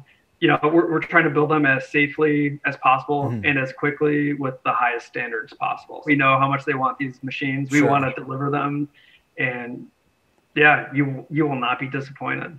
Finally, we got to talk about a game that was probably the worst kept secret in all of pinball. Which one, Jeff? Teenage Mutant Ninja Turtles. That was not a surprise to many people when that came out. We were obviously, you know, happy to see it. This game has its own set of wild toys. It's got a turtle van that houses 4 balls in the LE and the Preem and that spinning pizza disc. I mean, this game really is a wild sort of ride. What sort of things went into this game that was maybe a stern first? You know, it wasn't a first, but it was definitely more prominent. It was a player-controlled diverter. Yeah. So you have Raphael on this glider in the middle of the playfield, and you can control which direction you send the ball. So if you want to just, you know, keep looping the left ramp, you can do that. Where on the Pro, there's only one path the ball can take. So that was really a cool moment for him to kind of implement this new way for a player to control the pinball action.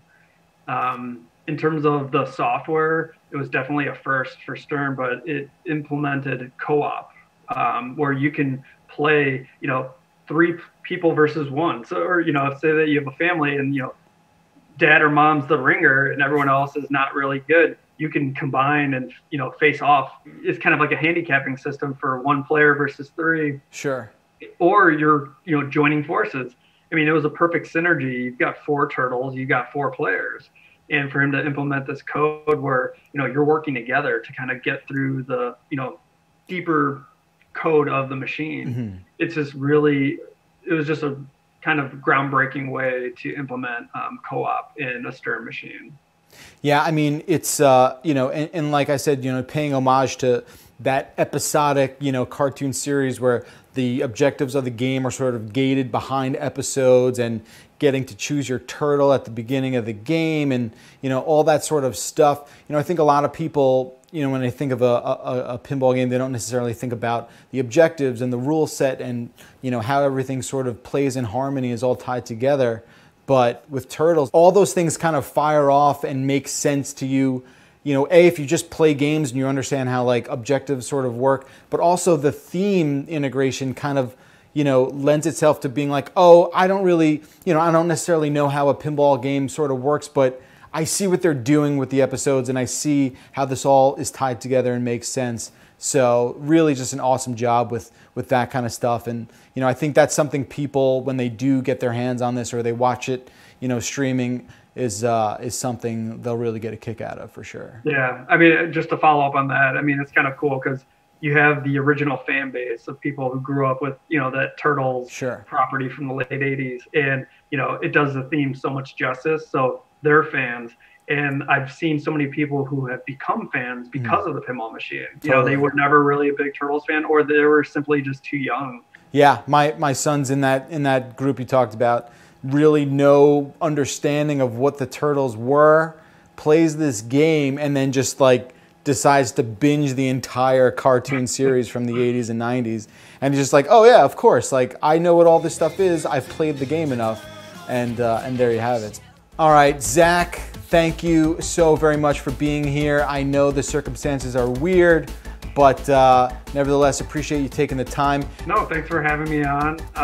I'd say, support your local arcade. I mean, you might not be able to go there in person, but maybe you can buy an e-gift card or, merchandise from them, help them stay afloat until we kind of get on the other side of this thing. I know it's soon, not soon enough for many out there, but, just stay safe, keep flipping, whether it's at home, digitally, mentally. I mean, just stay safe, play pinball, and rock on.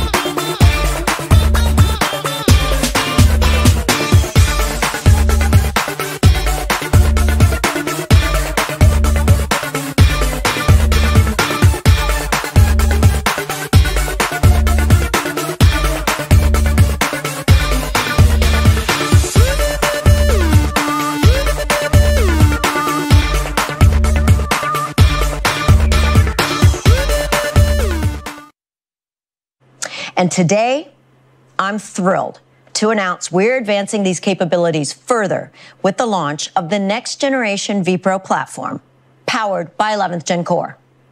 By pairing the world's best business processor and the world's most comprehensive hardware-based security, we're delivering an unrivaled business experience. Others can't compete. Let's take a look. Here you can see we have two systems. The first is powered by Intel vPro with technology invented by Intel to help protect systems from control flow hijacking. It's called Intel Control Flow Enforcement Technology, or CET. The second system is a non-Intel system without the Intel security advantages. Both systems are open to the same web page. As we scroll down the page, there's an advertisement that's hiding a control flow attack. Let's click on it to see what happens on each system. On the non-Intel system, the attack begins completely undetected. Now, in this demo, we've written the code so that you can see the attack. But in the real world, this sort of attack is invisible and could install malicious code designed to steal your data, install remote bots, or even hijack your whole system. Now, on the Intel vPro system, let's click the same link. As you can see, we detect and block the attack. Only the Intel vPro platform delivers the world's most comprehensive hardware-based security. But being built for business requires more. We must also deliver the best real-world performance. The new Intel vPro systems provide the best productivity experience, up to 23% faster productivity with Office 365. The best business collaboration experience, enabling more than 50% faster productivity compared to the competition while on video conference. And the best creation experience for business with 1.8 times faster video editing. These advancements are not just steps, they're leaps, resulting from Intel's platform engineering approach. And we're going further to build on these advancements. With that, I'm excited to announce our first ever Intel Evo vPro platform. A platform tuned and tested and verified to deliver the world's best thin and light laptop experience for business. It combines the security and manageability of vPro and the beautiful thin and light designs of Evo. Simply put, Intel Evo vPro is built for what IT needs and what employees want. In total, we're introducing more than 60 new high-performance vPro and Evo vPro laptops this year, scaling from Core i5 and Core i7 from all our top OEMs, including HP, Lenovo, and this Dell Latitude 9420. It's the world's first business PC featuring Express Sign-In 2.0 with Intel visual sensing technology.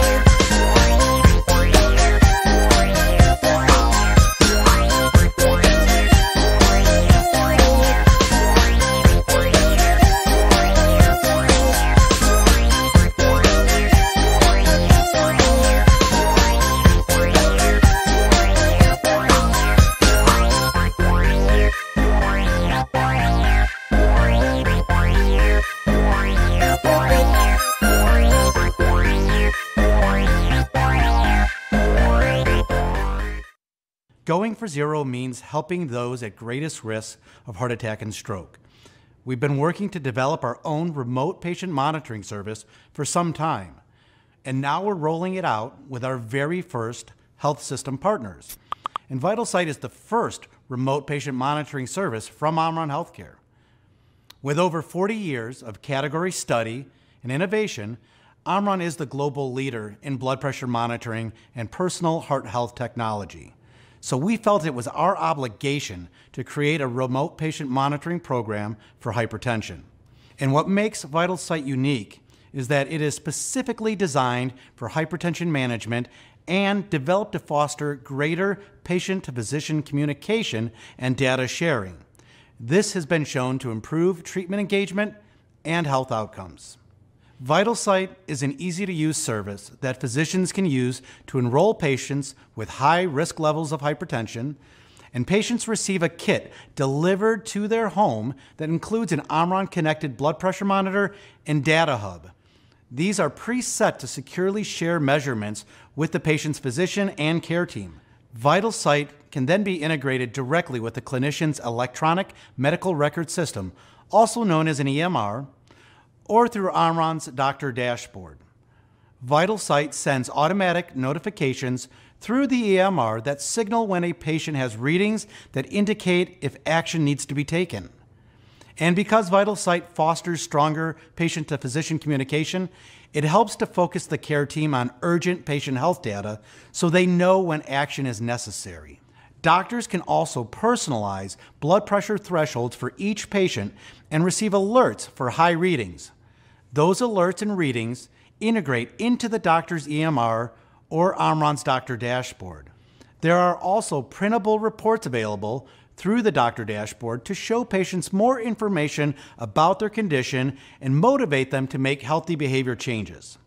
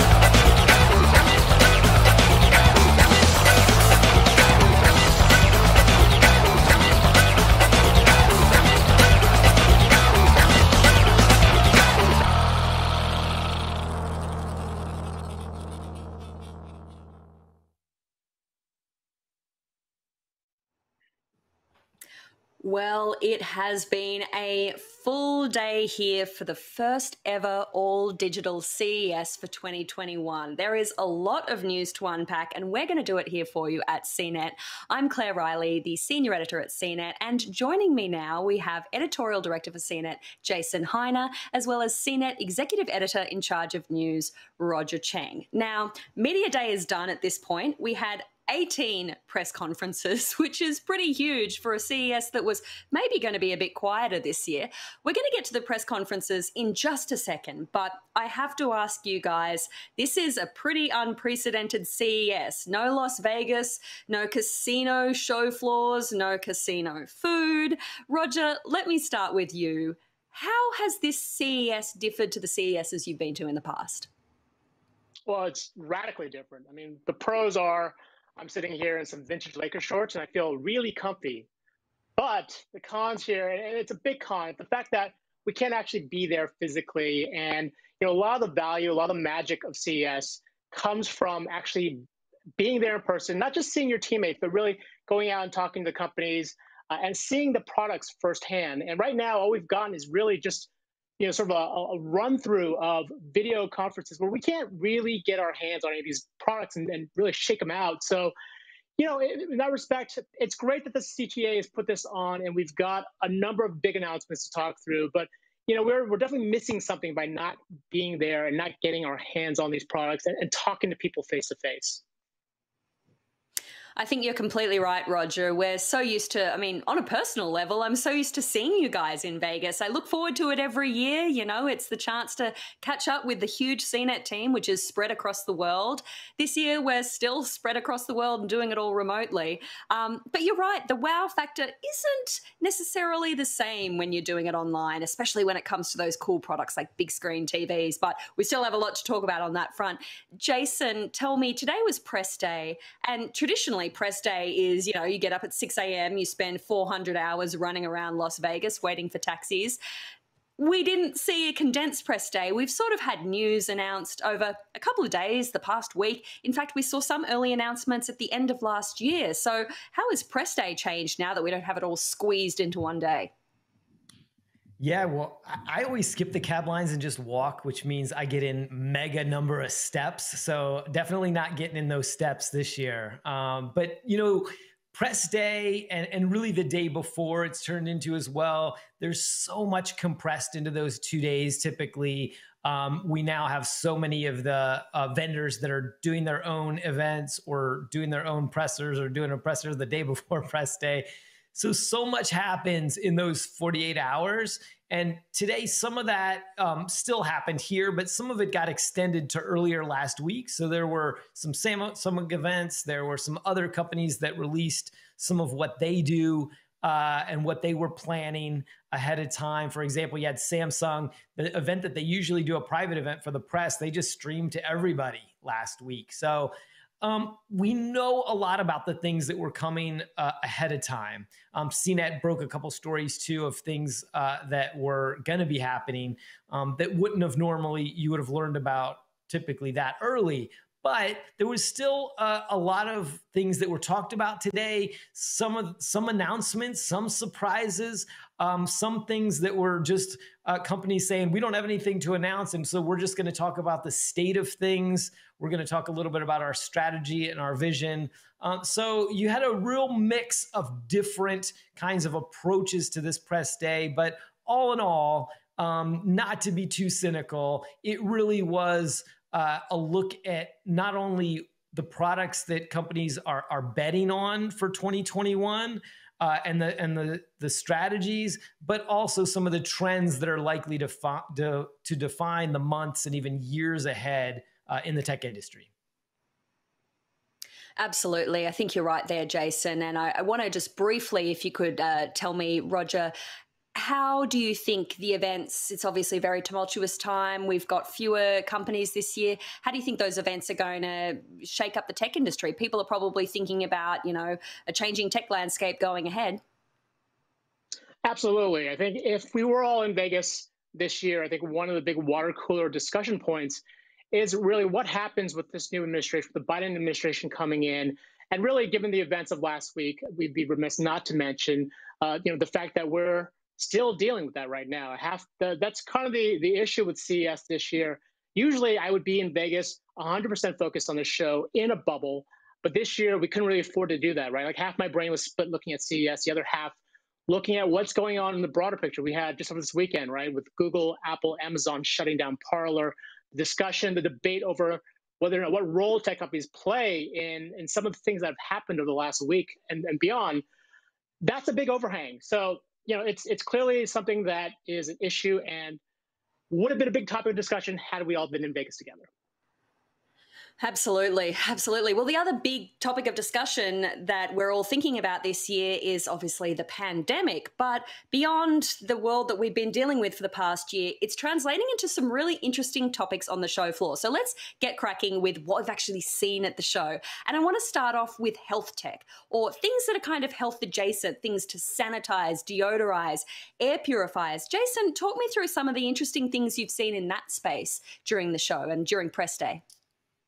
Yeah, well, it didn't take long for this show to quickly become about the pandemic. And you can understand marketers try to connect whatever they've got to the trends that are happening in the world or the things that are top of mind for people. And so we saw this early on. One of the earliest press conferences was LG, and they came right out and talked about interestingly enough, some things that they talked about last year, but were kind of anomalies and we didn't necessarily pay a lot of attention to, but this year are pretty big. So for example, they have these masks that are essentially air purifiers that you put on your face. And we got a little chuckle out of it last year. But this year, it's a big deal. Also, they have this robot that goes around and is sanitizing, can sanitize your business. It uses UVC light.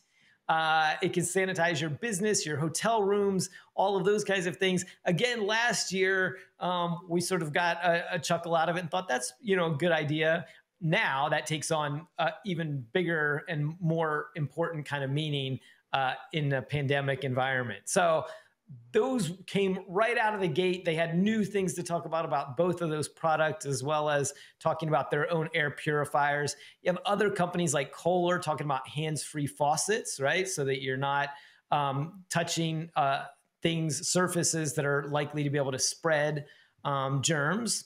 And then you're going to have more companies talking about air purifiers, masks, other pandemic tech. Another thing that LG showed off was an air purifier that you can take with you anywhere. You can take it, put it in the car. You can take it to your desk at work. You can take it to your hotel room if you're traveling. Obviously, not many people are doing that now, but probably will be later or in the second half of the year. And then work from home is also big too, right? And tie in work from home, either products, laptops or accessories, those kinds of things are going to help you do your work or educate from home, as well as entertaining from home.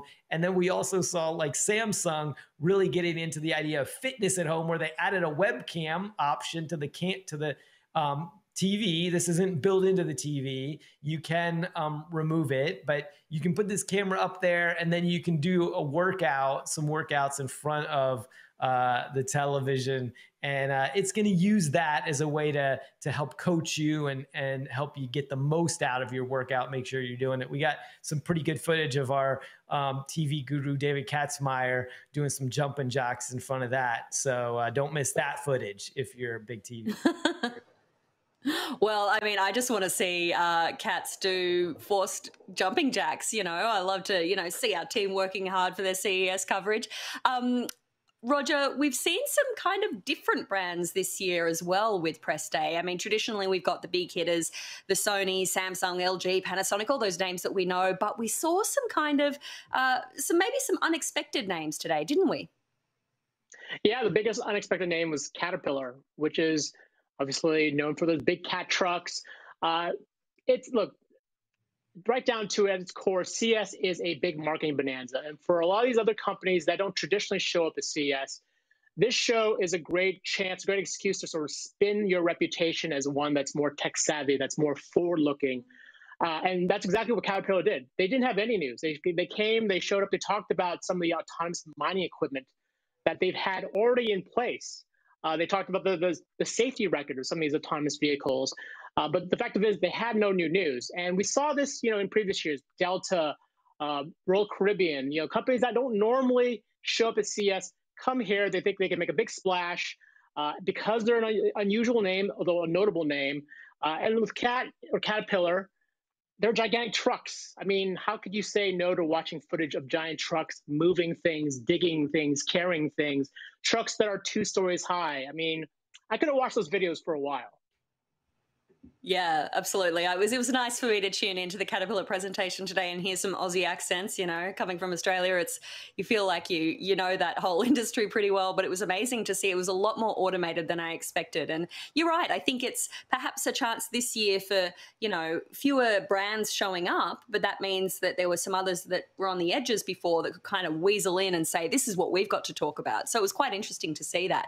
Now, Jason, smart home tech is always a big category. People think of CES as a tech and gadgets show, but really appliances are breaking into the technology world, and there's so much interesting stuff happening in this space. Can you tell me some of the cool and exciting smart home tech that we saw today?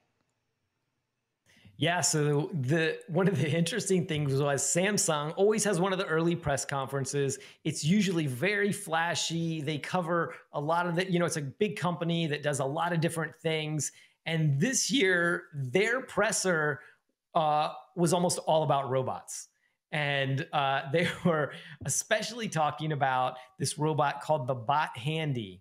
And the interesting thing about this Bot Handy is it really looks like kind of a giant Roomba with a big sort of cylinder up the middle. And out of that cylinder comes a robotic arm.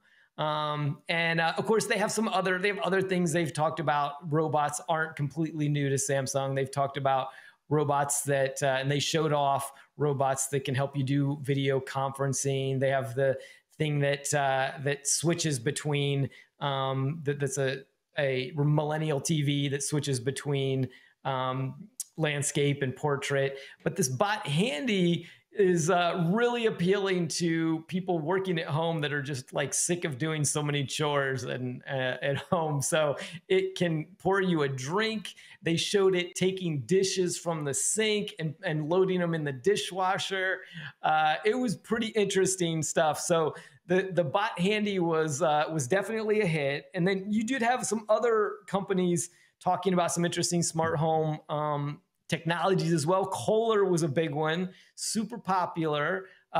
They talked about this Japanese soaking bathtub, which is really meant to simulate, and this was new to me, simulate the idea of a Japanese forest bathing retreat kind of thing that people are apparently really interested in doing now that they've been stuck at home for a long time. This is a real thing. But the cool thing is this bathtub is just supposed to be very luxurious, very smart, also super expensive. It tops out at like $16,000. But they also showed off you could get You could get a flight to Japan for that price. So yeah, that was the thing that really blew me away. It was like, maybe I should buy the Japanese bathtub, or do I go to Kyoto and actually have a soak in a Japanese bathtub? It was pretty wild to see. I think that's what's so fascinating about this show is that we see such a mixture of technologies.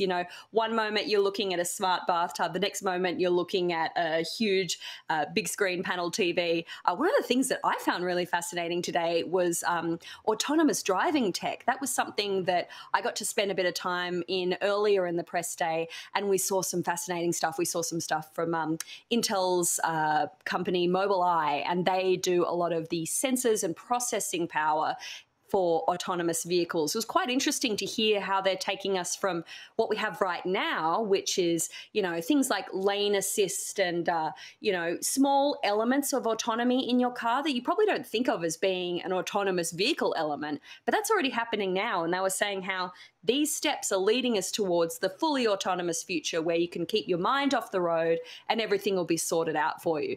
And then straight after that, we saw the Indy Autonomous Challenge, which was mind-blowing. It was autonomous cars on the Indy 500 racetrack. So I guess if you don't like the idea of cars driving, 30 miles an hour around the suburbs, you can just go to Indianapolis and just check out cars going at 200 miles an hour, and they're being programmed by uni students. We'll talk about this a little later on, Roger, because a lot of this is going to be powered by 5G. And I want to come to 5G a bit later, but this is the kind of amazing technology, this autonomy and autonomous cars. It's a pretty fascinating topic at CES, isn't it? Absolutely. That autonomous technology, autonomous driving, that was sort of a pie in the sky concept. And obviously a lot of companies have been working on it, but there's been a lot of pushback with regulation. I think last year's pandemic and the social distancing status quo made the idea of a car that could pull up by itself, pick you up, a far more attractive one. And so one of the things I looked into is how 5G helps enable autonomous driving. A lot of it is the idea that the vehicles can talk to each other, right? Vehicle-to-vehicle communication. A lot of that will be powered by 5G because I'm going to get geeky. The low latency aspect, the responsiveness of those networks allow for these cars to talk with each other instantaneously in real time. So there isn't any lag like you would see with a 4G or a Wi-Fi connection. And so that's why a lot of folks see 5G as this real bridge, real foundation for how we can get self-driving cars on the road and working correctly. Absolutely. I think you don't want to be waiting for your car to buffer while it's driving at 50 miles per hour down the highway. You don't want that kind of system going on. Jason, tell me, TV is obviously a huge category for CES. And this year, past year, everyone's been staying at home. Everyone wants to have the biggest panel in their house. Talk me through some of the TV tech that we saw this year. We've seen some really impressive, high concept, as well as stuff that we'll hopefully be seeing coming to stores this year. Yeah, there were some big leaps this year. Not as big a leaps as self-driving cars or robo-taxis or autonomy, which when we come to CES 10 years from now, it's going to be a different world because of that technology and robotics in general and AI. But everybody still thinks of CES as a TV show at its core. And we weren't let down by what we saw today. We did get a glimpse of the future. One with LG and its transparent OLED. So LG has been the world leader in OLEDs for years. They showed these OLEDs that had, they say, gone from 2% transparent to 40% transparent. Although when you looked at these on their marketing videos, they were almost completely transparent. And they showed a couple use cases. One was this screen that comes up from your footboard so that you have a completely transparent OLED, at the end of your bed. They showed one that was a window in a train where on the window you're seeing the map and you're seeing the schedule. And then they showed a restaurant where either it was a partition between booths where you ordered your food on it, and you could also potentially watch a camera that had this is a new thing in a lot of high-end restaurants where you can watch your food being prepared in the kitchen. And then there was also a version of that was a barrier between the people in the booth and the server where that transparent OLED served kind of a safety feature. So there again, everybody jumping on the pandemic bandwagon. And Jason, I want to talk about Samsung. We saw from them the Frame, which was an update of their previous kind of artwork on the wall style television. But we also saw micro LED as well, which is this capability. There we see the Frame, which is that, I like the idea of having that on my wall. Whether I want to pay the price tag for it, different question. But micro LED, that's a really exciting technology. And when we're talking about price tags, that can really start creeping up in in price, but it's a very exciting technology as well. Can you quickly talk me through that? Yeah, so micro LED or micro LED is prohibitively expensive right now, but in much the same way that plasmas were in the 1990s, right? It is essentially the next level of technology. Right now, OLED is the most advanced technology. Micro LED is going to compete and potentially surpass it and be the next level of technology. It has smaller lights. I won't get into all the technicals, but just think better picture, brighter, and superior in lots of ways, so that you have this more realistic, more vibrant picture. The frame TV is a more traditional LED, QLED in this case, television. You can swap out the frames. The frames are just magnetic. They're even making it compatible with third-party frames. Very cool. The technology's thinner. It has even better ambient mode. So when you're not watching it, it can be a piece of artwork or a photo album of your family.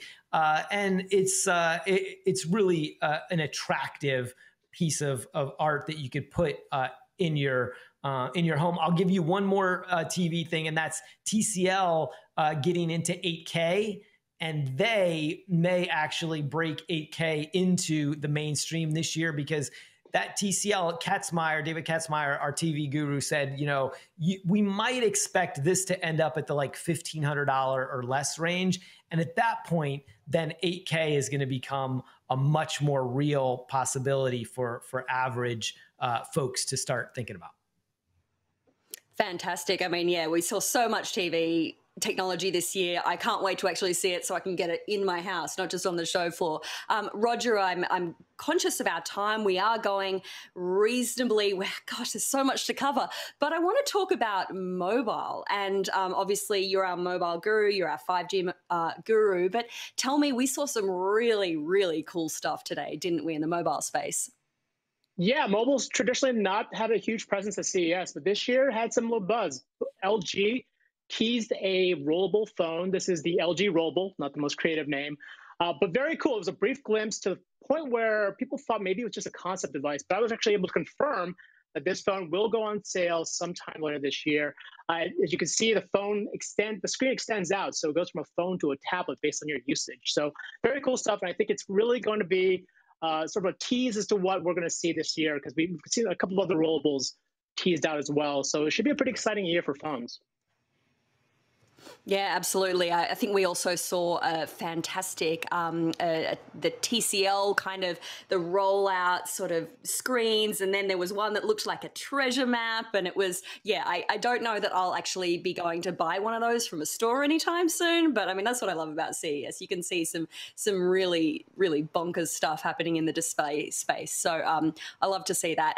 And Roger, while we're on you, tell me, we talked a little about it earlier. Are we going to see some more stuff in the 5G space? You expecting a lot of announcements? Verizon's obviously got their keynote. So are we expecting a lot of big news on that? Yeah, I wouldn't expect any product or device news or even pricing plan news from Verizon. Hans Vestberg, the CEO, was here 2 years ago, or not here, but in Vegas, doing a keynote where he talked about the 8 currencies, which is their jargon for applications. And I expect a lot more of that, looking at how 5G is being applied to areas outside of your phone. So other things like potentially drones or self-driving cars that we talked about earlier, I think you'll see Verizon hit upon those topics. Okay, well, I want to very quickly, we're almost out of time, but I want to very quickly go to each of you. Jason, coolest, best, weirdest, fun thing you've seen so far? Definitely the advances in autonomy with autonomous cars and the vehicle to vehicle and vehicle to infrastructure. It's very geeky stuff, but it is the stuff that a decade from now, when we come to CES, it's going to be a different world. And we're seeing these things unfold before our eyes, and we're seeing the advances happening year after year, especially the last few years. And it really is gaining velocity. I'm just really excited to keep learning more about it at this show and then throughout 2021. Fantastic. And Roger, what's your favorite from the show so far? You'd expect me to say the rollable phones, and they are pretty awesome and cool, and I'm really keen to see what they look like this year. But really, the Caterpillar trucks, just watching them roll, just gigantic trucks rolling by themselves with no driver in them. I know they're not new, but it's just a kid in me. I just love giant trucks moving around. Who doesn't? Those tires are You're like a kid 2 at heart, stories Roger. high. Yeah, it's I love to see it. I love to see you guys just getting excited about trucks. That's what it is at heart, right? CES is just about getting excited about cool new stuff. Look, thank you so much, Jason Heino, Roger Cheng. It's been so great to unpack everything that we've seen today. I feel like we've only just touched the tip of the iceberg. And for everyone watching at home, don't forget we've got 90 journalists from CNET covering CES this year, all remotely. It's a huge task, and there's a lot to see. It's a very different year, but all of those journos are rising to the occasion, and they're bringing you everything you need to know from the show. We've got lots of stuff lined up in the days ahead. We've got exciting new exclusive product demos. We've got some interviews with the big movers and shakers. We're doing some really interesting panels as well on everything from fintech to 5G, as well as the future of working from home. You're definitely going to want to watch that one.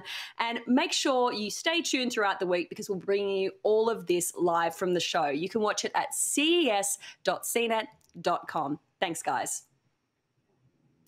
All right, and make sure you stay tuned this afternoon because we got one more thing. That's right, we're doing that. We've got the Verizon kickoff keynote for CES 2021. Make sure you stay tuned and stay with us. Thank you. Is a snap. Another way we're bringing AI to you is with a cool new home device that I'm excited to introduce for the first time today. CES, meet JetBot 90 AI Plus. JetBot 90 AI Plus uses object recognition technology to identify and classify objects and decide the best cleaning path.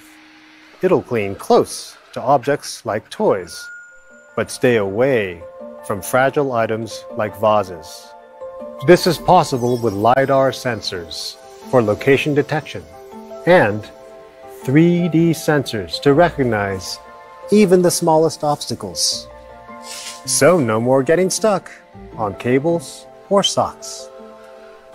JetBot 90 AI Plus also comes with a camera. So while it keeps your home clean, you can check in on your furry friends too.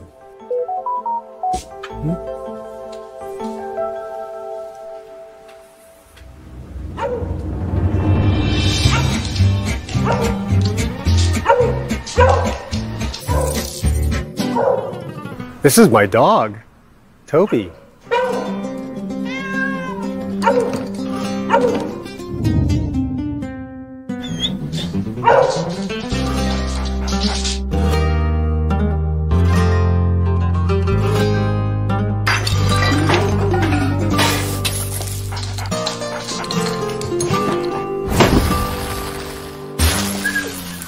Oops, you're making trouble again. Starting to clean.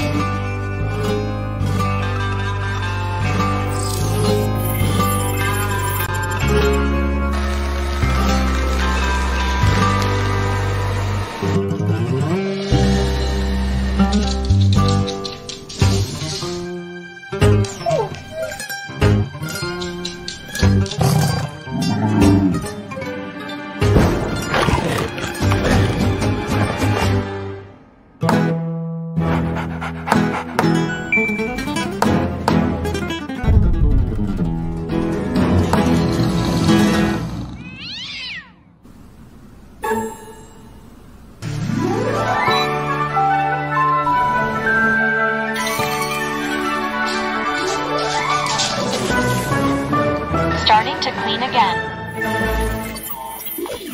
Avoiding an obstacle.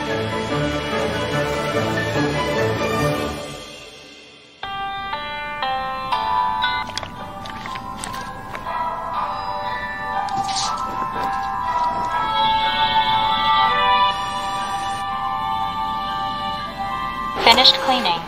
Returning to the station.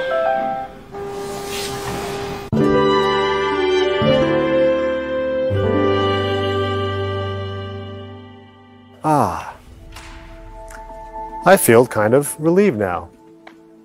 That was pretty cool. Our SmartThings pet uses the AI technology, cameras, and sensors in JetBot 90 AI Plus for a first-of-its-kind pet care service. From real-time barking alerts to customized pet services via the SmartThings app. Keep an eye out for JetBot 90 AI Plus, coming to the US within the first half of this year. Robots like JetBot 90 AI Plus are bringing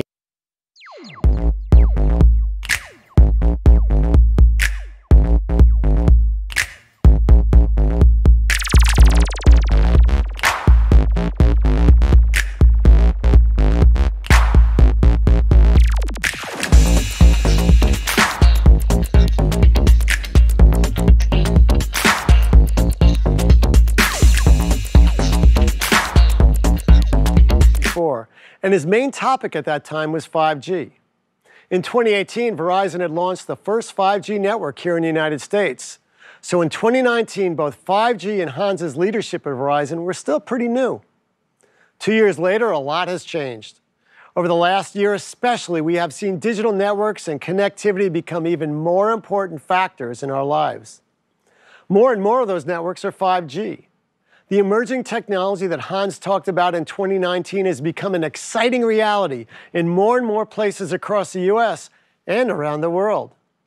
Verizon's 5G nationwide network is now available to over 200 million people in 1,800 cities and towns. And 5G ultra-wideband is now in over 50 metro areas. Just to give you a sense of what this means for all of us in the consumer technology community, consider the potential for a true Internet of Things. Right now, 14.2 billion connected things are in use, and that number is expected to grow to more than 55 billion by 2025. Verizon's 5G ultra-wideband is a technology that is suited to handle exactly that kind of radical growth and connectivity. And the possibilities are endless, not just for our industry, but for so much of our society, from healthcare to green energy conservation measures. This is just one slice, one layer of the extraordinary promise of 5G. Hans has come to join us to tell us more about all that this network could mean for the lives of everyday consumers. We're delighted to have him with us, so let me now welcome the CEO of Verizon, Hans Vestberg.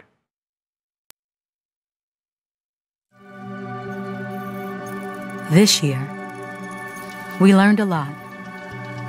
We learned that a city can still think and learn even when we stay at home. That closing physical doors opens new ones. We learned that a class can go to the moon and back without even going to the classroom. That the show can go on even without the crowd. That when the stadium is empty, we still get loud and stay close.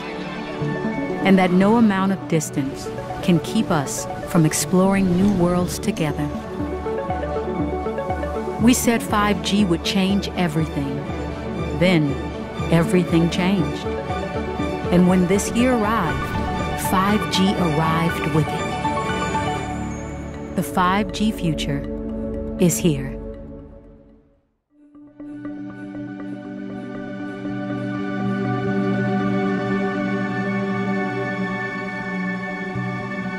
Good morning, good afternoon, or good evening, wherever you are. It's great to be back here with you at CES. I had the honor of delivering the keynote event back in 2019. My primary message then was the sheer technology power of 5G. How different it would be than previous mobile technologies. How much faster it would be than 4G. How much more data it can handle.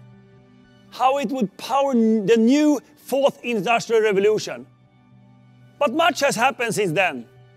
Our world has changed, and it keeps changing. There's a reason why we can't be together this year for CES.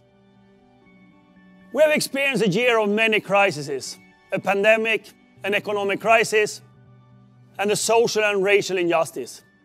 It's been a year of unrest. In 2020, one thing became very obvious very quickly as COVID-19 began to spread around the world. We leapfrogged 5 to 7 years in the digital revolution, This mass shift sped up the timeline for work from home, distant learning, and telemedicine. We knew it was coming, but it was closer than we realized.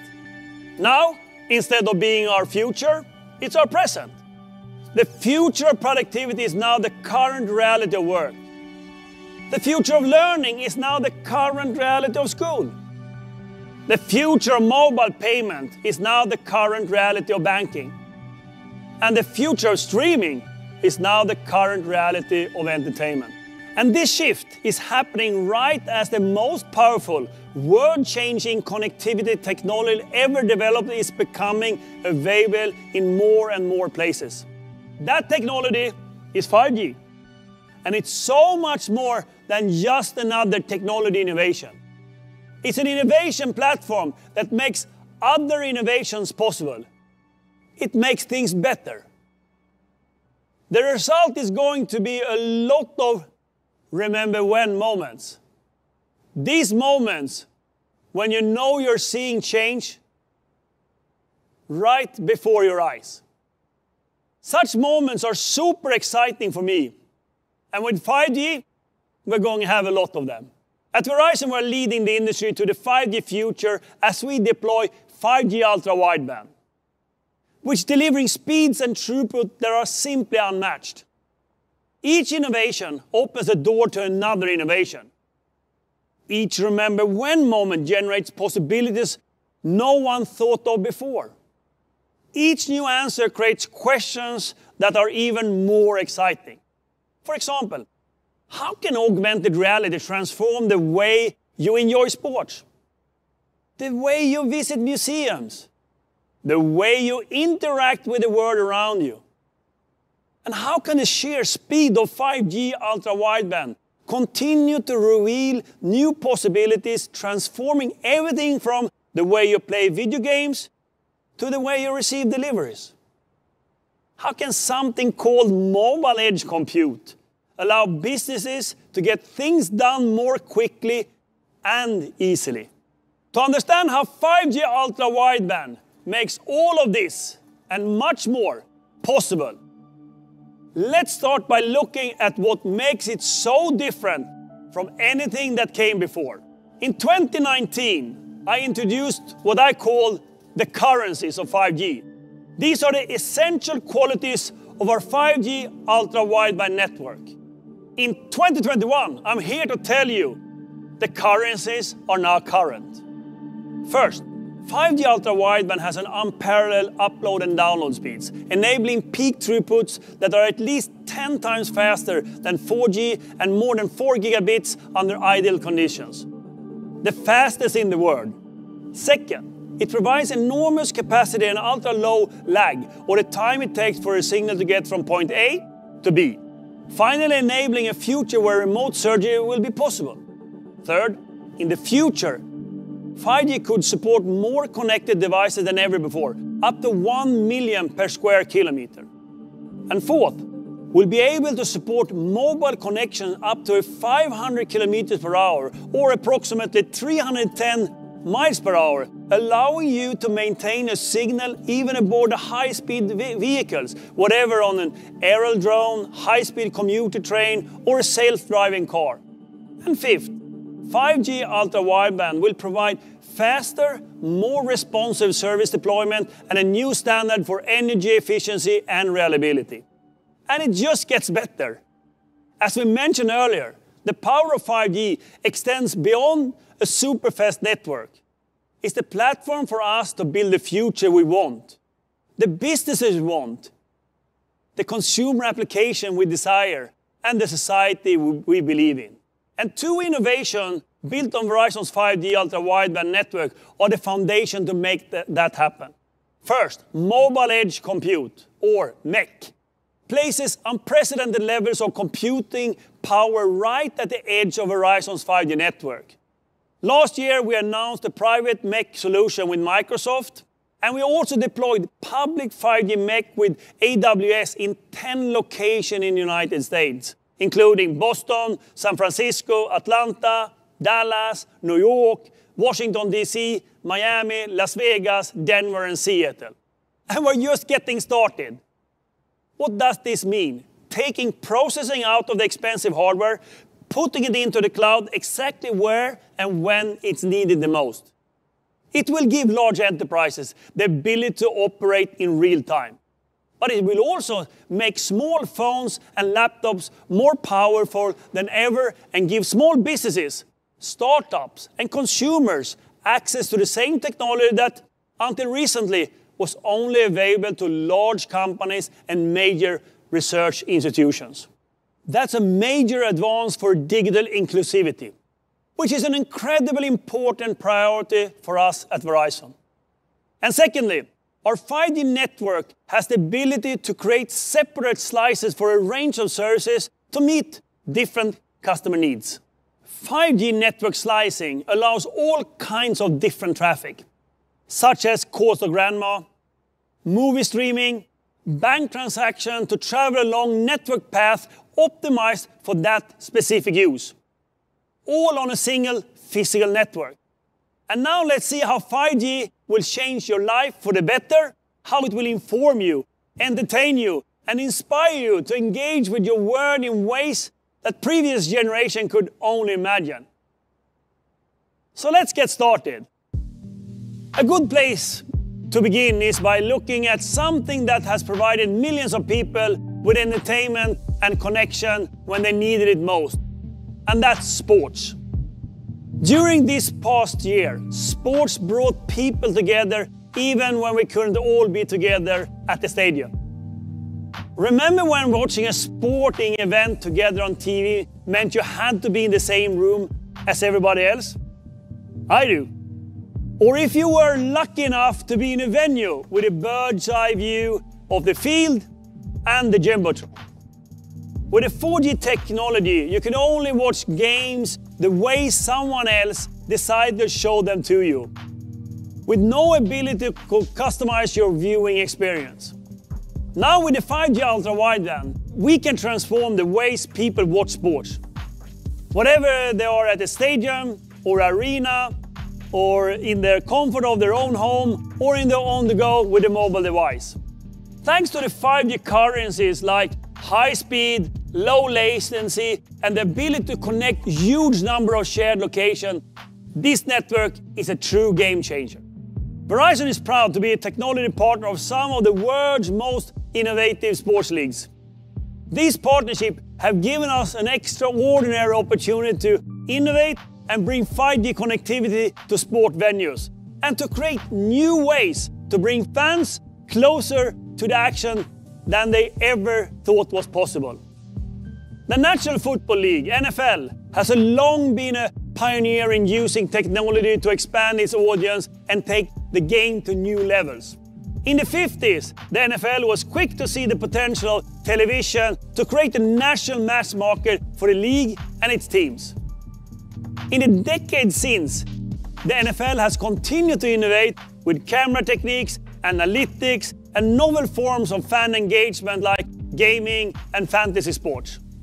This track record has made the NFL an ideal teammate for Verizon in developing new ways to bring sports closer to the audience. I'm so glad to introduce the person who is leading that partnership for the NFL, Commissioner Roger Goodell. Hey Hans, great to be with you. Thank you for being here. Commissioner, it's great to see you. I know how excited you are about the possibilities that 5G brings to the NFL sports experience. Tell us a bit about what you see for fans. Hans, we're always exploring ways to enhance the fan experience. Our 100th season in 2019 got everyone thinking what the league might look like over the next 100 years. Certainly, a key part of that is the fan experience. Roger, we are thrilled to collaborate on transforming the experience for fans. We're introducing more immersive ways to watch and engage with the game than ever before, at home or in the stadium. And that's exactly what we're looking for, Hans. And I understand that Raymond James Stadium, the home of Super Bowl 55, just went live with 5G a few weeks ago. You're right, and it's so exciting with the 5G ultra-wideband. A higher level of connectivity at incredible speeds will support large number of fans streaming their devices at once. And for the NFL teams, 5G ultra-wideband has the potential to change in-game communication and provide faster transmission of key data and stats.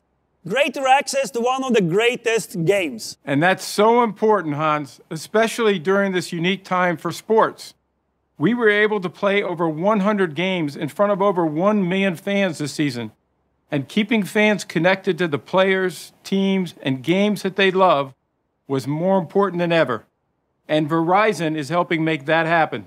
Indeed, a perfect example is the Verizon 5G Super Stadium experience in the NFL app. It delivers up to 7 different live camera angles of action, enhanced augmented reality features, and more. We're making next-generation fan engagement a reality. Thanks so much, Roger, for joining me here today. I'm looking forward to the postseason. Me too. Thanks, Hans. Thank you, Roger. You heard me talk about the power of Verizon's 5G ultra-wideband and how it will transform how we watch and experience sports. Let's see how.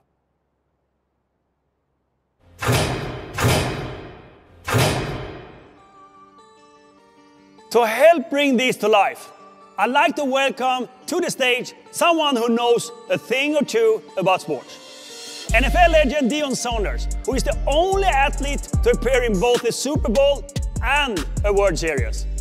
He's now the head football coach at Jackson State University. Hey man, Deion, how are you doing? I'm doing wonderful, my man. I'm doing good. You're looking great. I don't know. I'm trying to stay in shape, but you're looking good as well, so it's great to have you here. But you know, a lot has changed since I played a long time ago. That's right, Deion. The game continues to evolve. For example, with the 5G Super Stadium in the NFL app, fans can engage with the select games with up to 7 different camera angles, bringing them closer to the action. And augmented reality lets fans project virtual players with the real-time stats. We're talking immersive, next-generation experience not possible until now. Absolutely. With all of the different camera angles, I felt like I was right back in it, man. Yeah. And the AR virtual players layered with stats is such a cool way to enhance our viewing experience. These 5G-powered features give viewers the ultimate fan experience at home or on the go. So if you haven't already downloaded the NFL app, I don't know what you're waiting for. I don't know what's going on with you. You need to check it out in time for the Super Bowl. Deion, that's a very exciting overview of the new Verizon 5G Super Stadium experience. But as I'm sure you know by now, with the 5G, it just gets better. We're thinking about how we are reimagining sideline innovation. We see a future where 5G will provide real-time analytics and visualization for teams, giving them a whole new ability to learn from the last play and prepare for the next one. Doing this all in real time will only be possible because of 5G. Imagine how Verizon 5G can transform the rest of sports. The possibilities are endless. 5G can change how coaches, athletes, and fans experience the sports they love and become even closer to the game. And that's what they want. Now that's a tremendous opportunity, my man. That's a tremendous opportunity. You're right. Thank you so much for being here and good luck with the season. Thank you, my man. Thank you. Together, we're rolling out 5G ultra-wideband in 28 NFL stadiums in 2021, with expanded coverage in selected stadiums. As soon we'll be able to transform 5G-enabled NFL venues into digital arenas that can host mobile game events with real-time, on-site multiplayer action. While 5G is transforming how we watch sports and interact with fellow fans, that's just a small part of what this technology can help us to achieve as a society. Remember when a school field trip meant getting on a bus? Or when visiting a world-class museum was usually impossible unless you lived in the same community? I do. As this past year has shown, digital connectivity is vital for educating students from all backgrounds, at all levels, from primary school all the way through trade school or college. As teachers, parents, and students have sought new digital resources to make up for lost classroom time, we are changing the way we look at education. We know it all starts with connectivity. As we begin 2021, we're empowering teachers and students to follow their curiosity wherever a network can take them. But a desire to bring students inside an experience through their laptop or phone needs greater data capacity and low lag times. Not possible with 4G. They can see a museum, but can't experience it. They can watch a lecture, but they can't interact with the material. Doing this and other things requires new technology and new thinking. Through the power of 5G, we can bridge a digital divide for students and learners of all ages, helping everyone experience art and culture in a completely new way. Take the museum experience. With 5G, we can now expand that experience like never before. To see how, let's go to the Smithsonian in Washington, D.C. We're using technology to unlock the rich history of artifacts housed across their museums. When you can't get to the exhibit in person, new high-fidelity 3D scans of objects and their stories can come to you. Thanks to AR, made possible by one of the currencies of 5G, extremely high bandwidth, students and educators from across the country can explore objects like the Apollo 11 command module you see here. It's exciting to be able to place this remarkable piece of history in your living room and move around it to see every little detail from the re-entry marks to the seats the crew sat in. With Verizon's commitment to digitize more historical artifacts, the Smithsonian can engage more people in more places, opening up a whole new world for students, artists, teachers, and lifelong learners, no matter where you are located. And with this knowledge comes greater understanding of our shared history. To tell us more about how the Smithsonian is making use of this technology, I'm excited to talk to Lonnie Bunch, Secretary of the Smithsonian. Mr. Secretary. Thanks, Hans. It is so great to be here to talk about the Smithsonian's Race, Community, and Our Shared Future initiative, which explores how Americans currently understand, experience, and confront race, its impact on communities, and how that impact is shaping the nation's future, and how Verizon's support will help bring it to life. We're so happy to be part of this initiative because we know that technology, and 5G in particular, can really bring education to life beyond the classroom and help all people explore important subjects like this that will help us reach more inclusive future. Exactly. Technology is a huge enabler of that. And over the next 5 years, Verizon's support will allow us to accelerate the digitization and scanning of our collections and artifacts with the most possible detail. And what's more is how this initiative will be supporting the creation of new digital experiences for the Smithsonian across our museum network, including the use of those 3D objects in ways that bring our shared history to life, wherever the viewer is, whether it's students, teachers, parents, whomever has come to learn. Yeah, it's really exciting. We've already been an early user of the Smithsonian's open access platform to bring some 3D artifacts into augmented reality, like the Apollo 11 command module you just saw next to me. That's right. And we're actually adding a few never-before-released 3D artifacts, including some of the amazing objects from 2 exhibitions at the National Museum of American History. Girlhood, It's Complicated, which commemorates women's suffrage and how girls changed history across politics, education, work, health, and fashion. And Playball, which shows how Latino communities played, celebrated, and changed the game of baseball. We're so excited for how Verizon's 5G will put exhibits like this into the hands of anyone who wants to learn. And honored to work alongside your curators to make it happen. Thank you so much for being here with us, and we can't wait to see what else we can create together. But that's not all. I'd like to now go 200 miles up the road to New York City, where I'm really excited to announce an incredible, immersive art experience that we have been working on with our friends at the Metropolitan Museum of Art.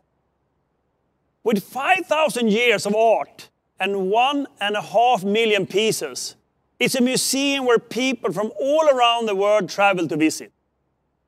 But this new experience brings the museum to you in a way you've never seen it before.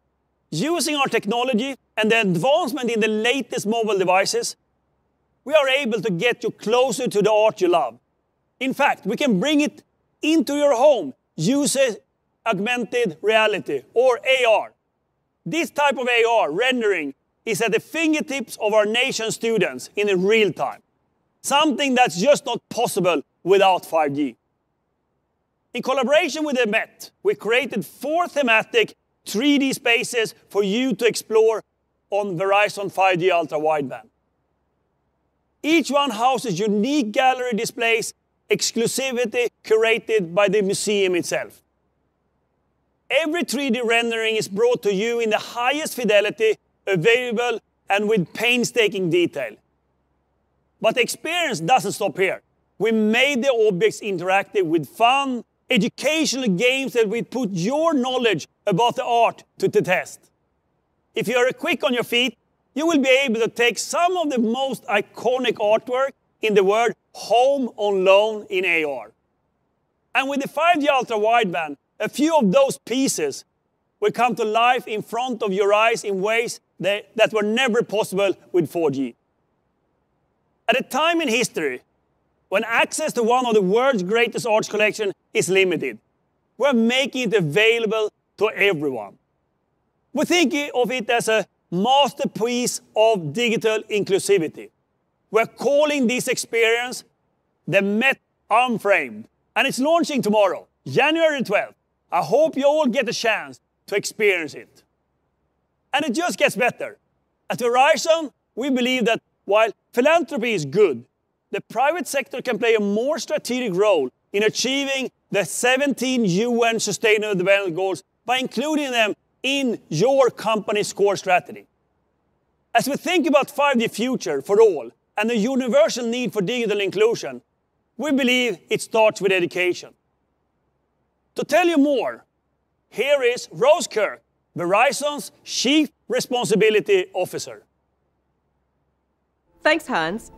At Verizon, we were first to bring 5G to schools through Verizon Innovative Learning, a first-of-its-kind digital inclusion initiative created by Verizon to provide free technology, free connectivity, and technology skills to under-resourced middle schools and high schools across the nation, allowing every single student to thrive. We built 5G-enabled learning laboratories in these schools and provided 5G applications that dimensionalize math, science, and the humanities by using augmented reality and virtual reality, only possible because of 5G.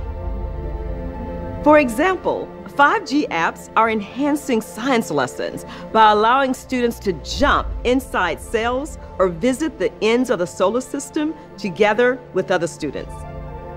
That kind of access radically expands learning opportunities, both inside and outside the classroom. We're proud of the fact that we're providing these solutions to under-resourced schools who typically don't have the access to the same technology-enabled education that more affluent schools are using. Through Verizon Innovative Learning, we've invested more than $500 million since 2012 to help students with the skills they need to put them on the path to success. And adding 5G to our education program is one more investment we're proud to make. That's why we've made a commitment to equip 100 schools with 5G in the coming years. And more broadly, as part of Citizen Verizon, our responsible business plan to help bridge the digital divide for 10 million youth by 2030, we're building a technology-rich education platform that will be available to students, teachers, and parents around the globe. And in keeping with the theme of today, we're just getting started. I'm so encouraged by the students we've worked with thus far, and even more excited about what a 5G future will mean for them.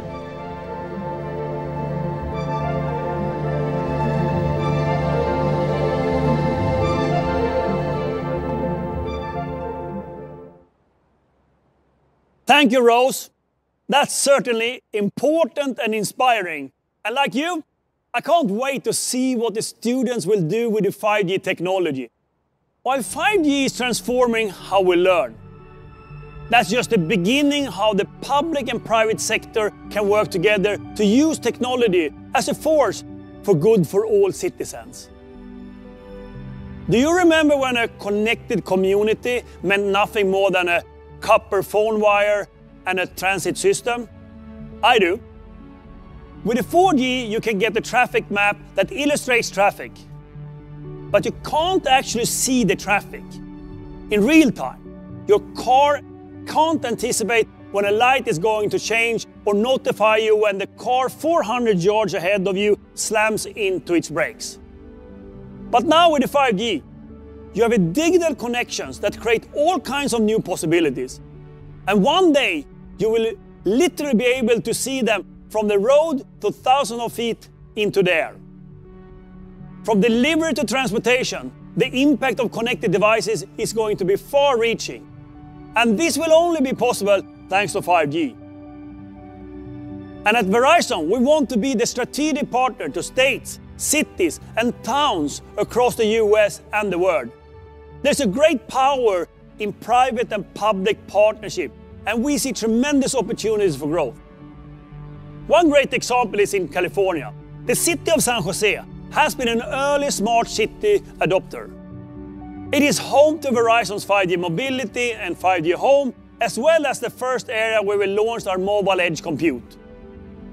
The city is on the cutting edge of what smart city technology can do to reduce greenhouse emissions. In fact, in 2019, Verizon installed TDS, or Traffic Data Services, that assist in the optimization of traffic patterns and reducing computing time. Implementing creative traffic solution was a big reason why the International Data Corporation named San Jose as a Smart City of the Year winner. San Jose is on the cutting edge, and what Smart City solution on Verizon's 5G can do to help lower our collective carbon footprint. We're outfitting cities like San Jose with 5G technology and customized solutions. And we're not waiting for the future to be better. We're doing our part by setting a goal for Verizon to become carbon neutral by 2035. And again, it just gets better. One of the other ways we're building solutions to the challenge of tomorrow is by leveraging 5G and mobile edge compute, with use cases across many sectors. Today, we're fortunate to hear from a few of the people who are at the center of building these next-generation technologies and smarter cities, all powered by the new innovation made possible by 5G. Let's take a look. 5G is going to change the way we all interact with each other. My name is Sanyugita Shamsundar, and I'm the Vice President of Technology and Product Development at Verizon. My team essentially works with the innovators inside and outside the company to create technology-based solutions and products for our consumer as well as enterprise customers, taking advantage of all the capabilities that 5G brings. The large bandwidth, the lower latency, capabilities that incorporate the new 5G architecture, like the mobile edge compute, to build applications and services that impact the entire population. We are working with many different robotics companies. My name is Jaron Parikh. I'm the president and CEO of Ghost Robotics. We believe we have an incredible purpose here at Ghost. We build robots to keep humans out of harm's way. Think about a firefighter. Burning building, robot goes in, can sense the fire, the gases. That's pretty amazing. Verizon's 5G network is really critical to the capability of our robot as we move forward. As these sensors are capturing more and more data and processing is taking place in the cloud, we have to have a very high bandwidth network that can transmit enormous amounts of information that are being captured by these sensors. And a fast, efficient, secure network is absolutely critical to the operation of these mobile devices.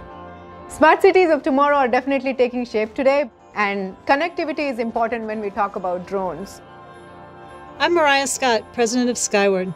I love technology and I love aviation, and drones sit at the intersection of those two areas. Skyward invested in creating an aviation development center. You can think of it as an outdoor testing facility for next generational capabilities. 5G ultra-wideband will allow us to manage drones safely and securely and to integrate them into our communities. That technology is like what broadband was for the internet. I'll be able to coordinate fleets of drones remotely to do deliveries, to deliver packages. 5G makes that possible because of the ultra-low latency, the massive capacity and bandwidth, the security and reliability. Those are all critical components to achieving that future vision and doing it in a safe and reliable way.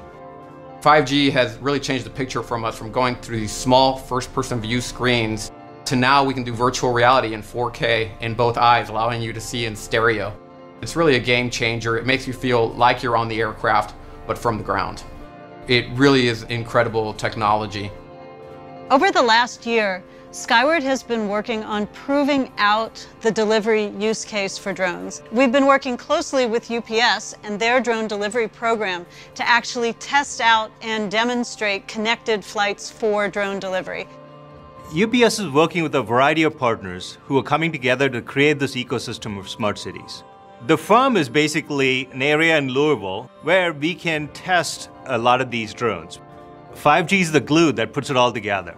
That is what enables us to control and communicate with these drones that are flying around.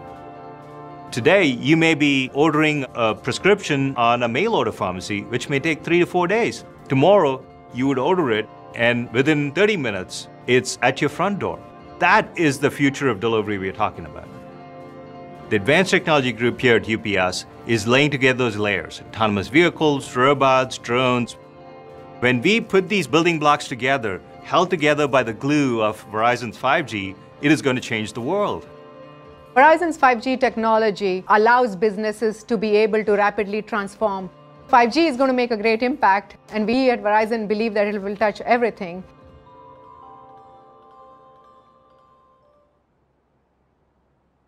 Verizon's Skyward team has been taking connectivity to the sky and testing the network for drones over the past year. This is to support not only connected cameras and sensors, but also for applications that will transform our daily lives, like package delivery, an initiative that UPS has been working on for a few years now. But now with 5G, you have a digital connection that can create all kinds of new possibilities. And again, it just gets better. Here to tell us more is UPS CEO Carol Tomé, who has an announcement to share. Carol. That's right, Hans. At UPS, we created UPS Flight Forward, our drone delivery company, certified by the FAA in 2019. Since then, we've operated more than 3,800 successful drone delivery flights. But what's more important is how we're leveraging the technology. And we continue to test new concepts that will make this technology more accessible and effective for specialized deliveries. Today, our drone operations help the healthcare industry reduce time in transit for things like lab specimens, cancer transfusion kits, and life-saving medications, just to name a few. Skyward and UPS have been working together, testing drones, and now we're committed to exploring new opportunities. The global pandemic has driven us to accelerate the development of new and creative solutions to ensure our customers get what they need, when and where they need it. Autonomous mobility, supported by advanced technologies like 5G and drones, will be more critical in the future, and we will continue to rely on partners like Verizon and Skyward to enable them. As we develop our UPS Flight Forward business, we will need the capabilities to manage and support multiple drones flying simultaneously, dispatched from a centralized location, operating in a secure and safe environment. To do this at scale, alongside Verizon and Skyward, we will need the power of 5G. For example, we are working with Verizon on using drones for delivery of retail products at the Villages in Florida. Drone delivery has the potential to be more on demand and more sustainable for communities. Managing these aerial delivery vehicles over the 5G network will allow us to lift up from congested streets.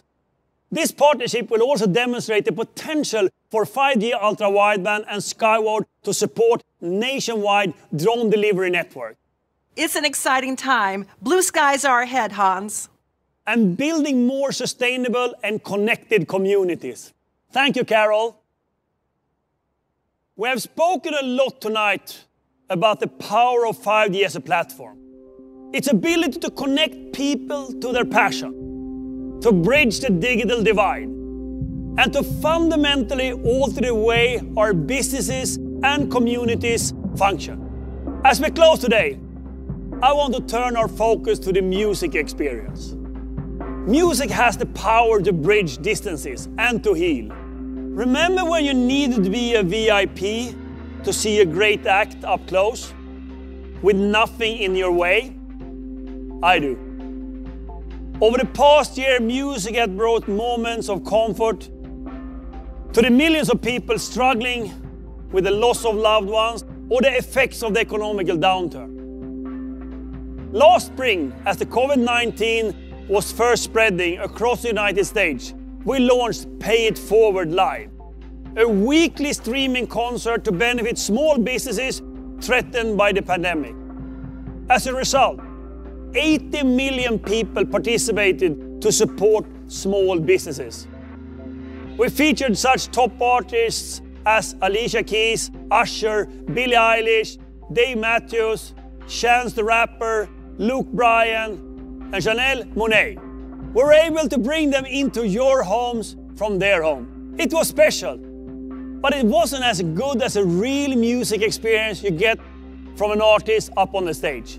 At some point in the not-so-distant future, we will be able to return to music venues and to experience live music shows again.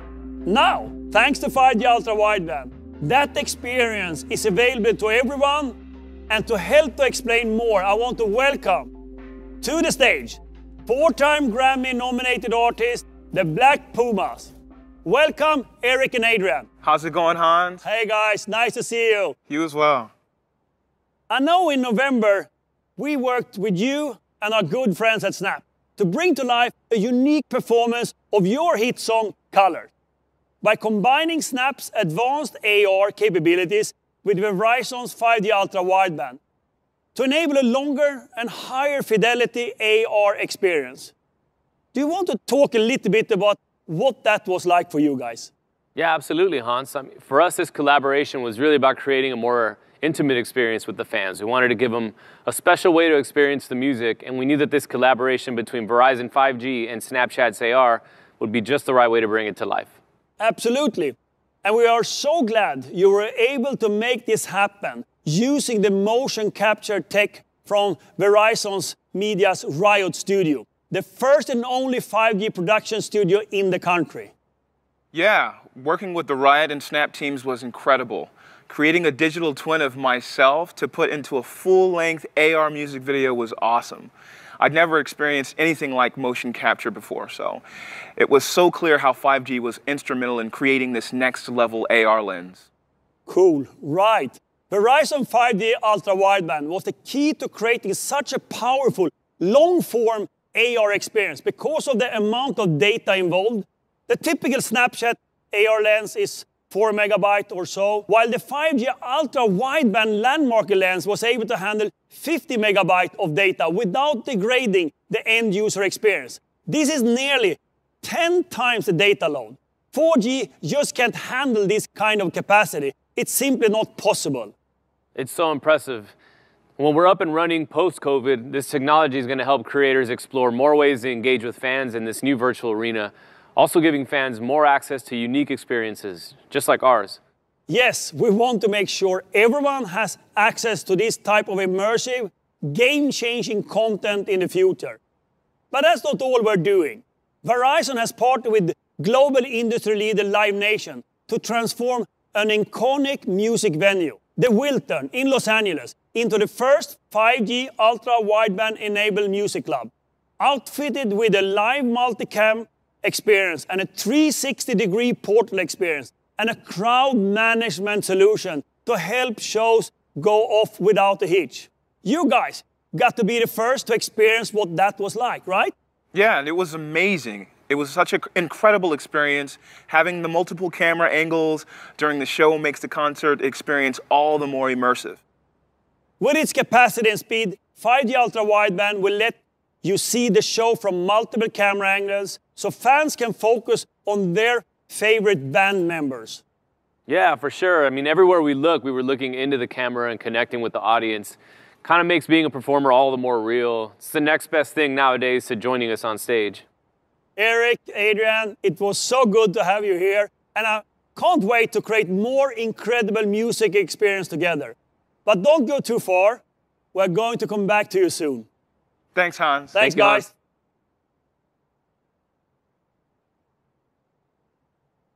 This partnership with Live Nation will give our customers a whole new way of experiencing music and watching performances, both live and on screen.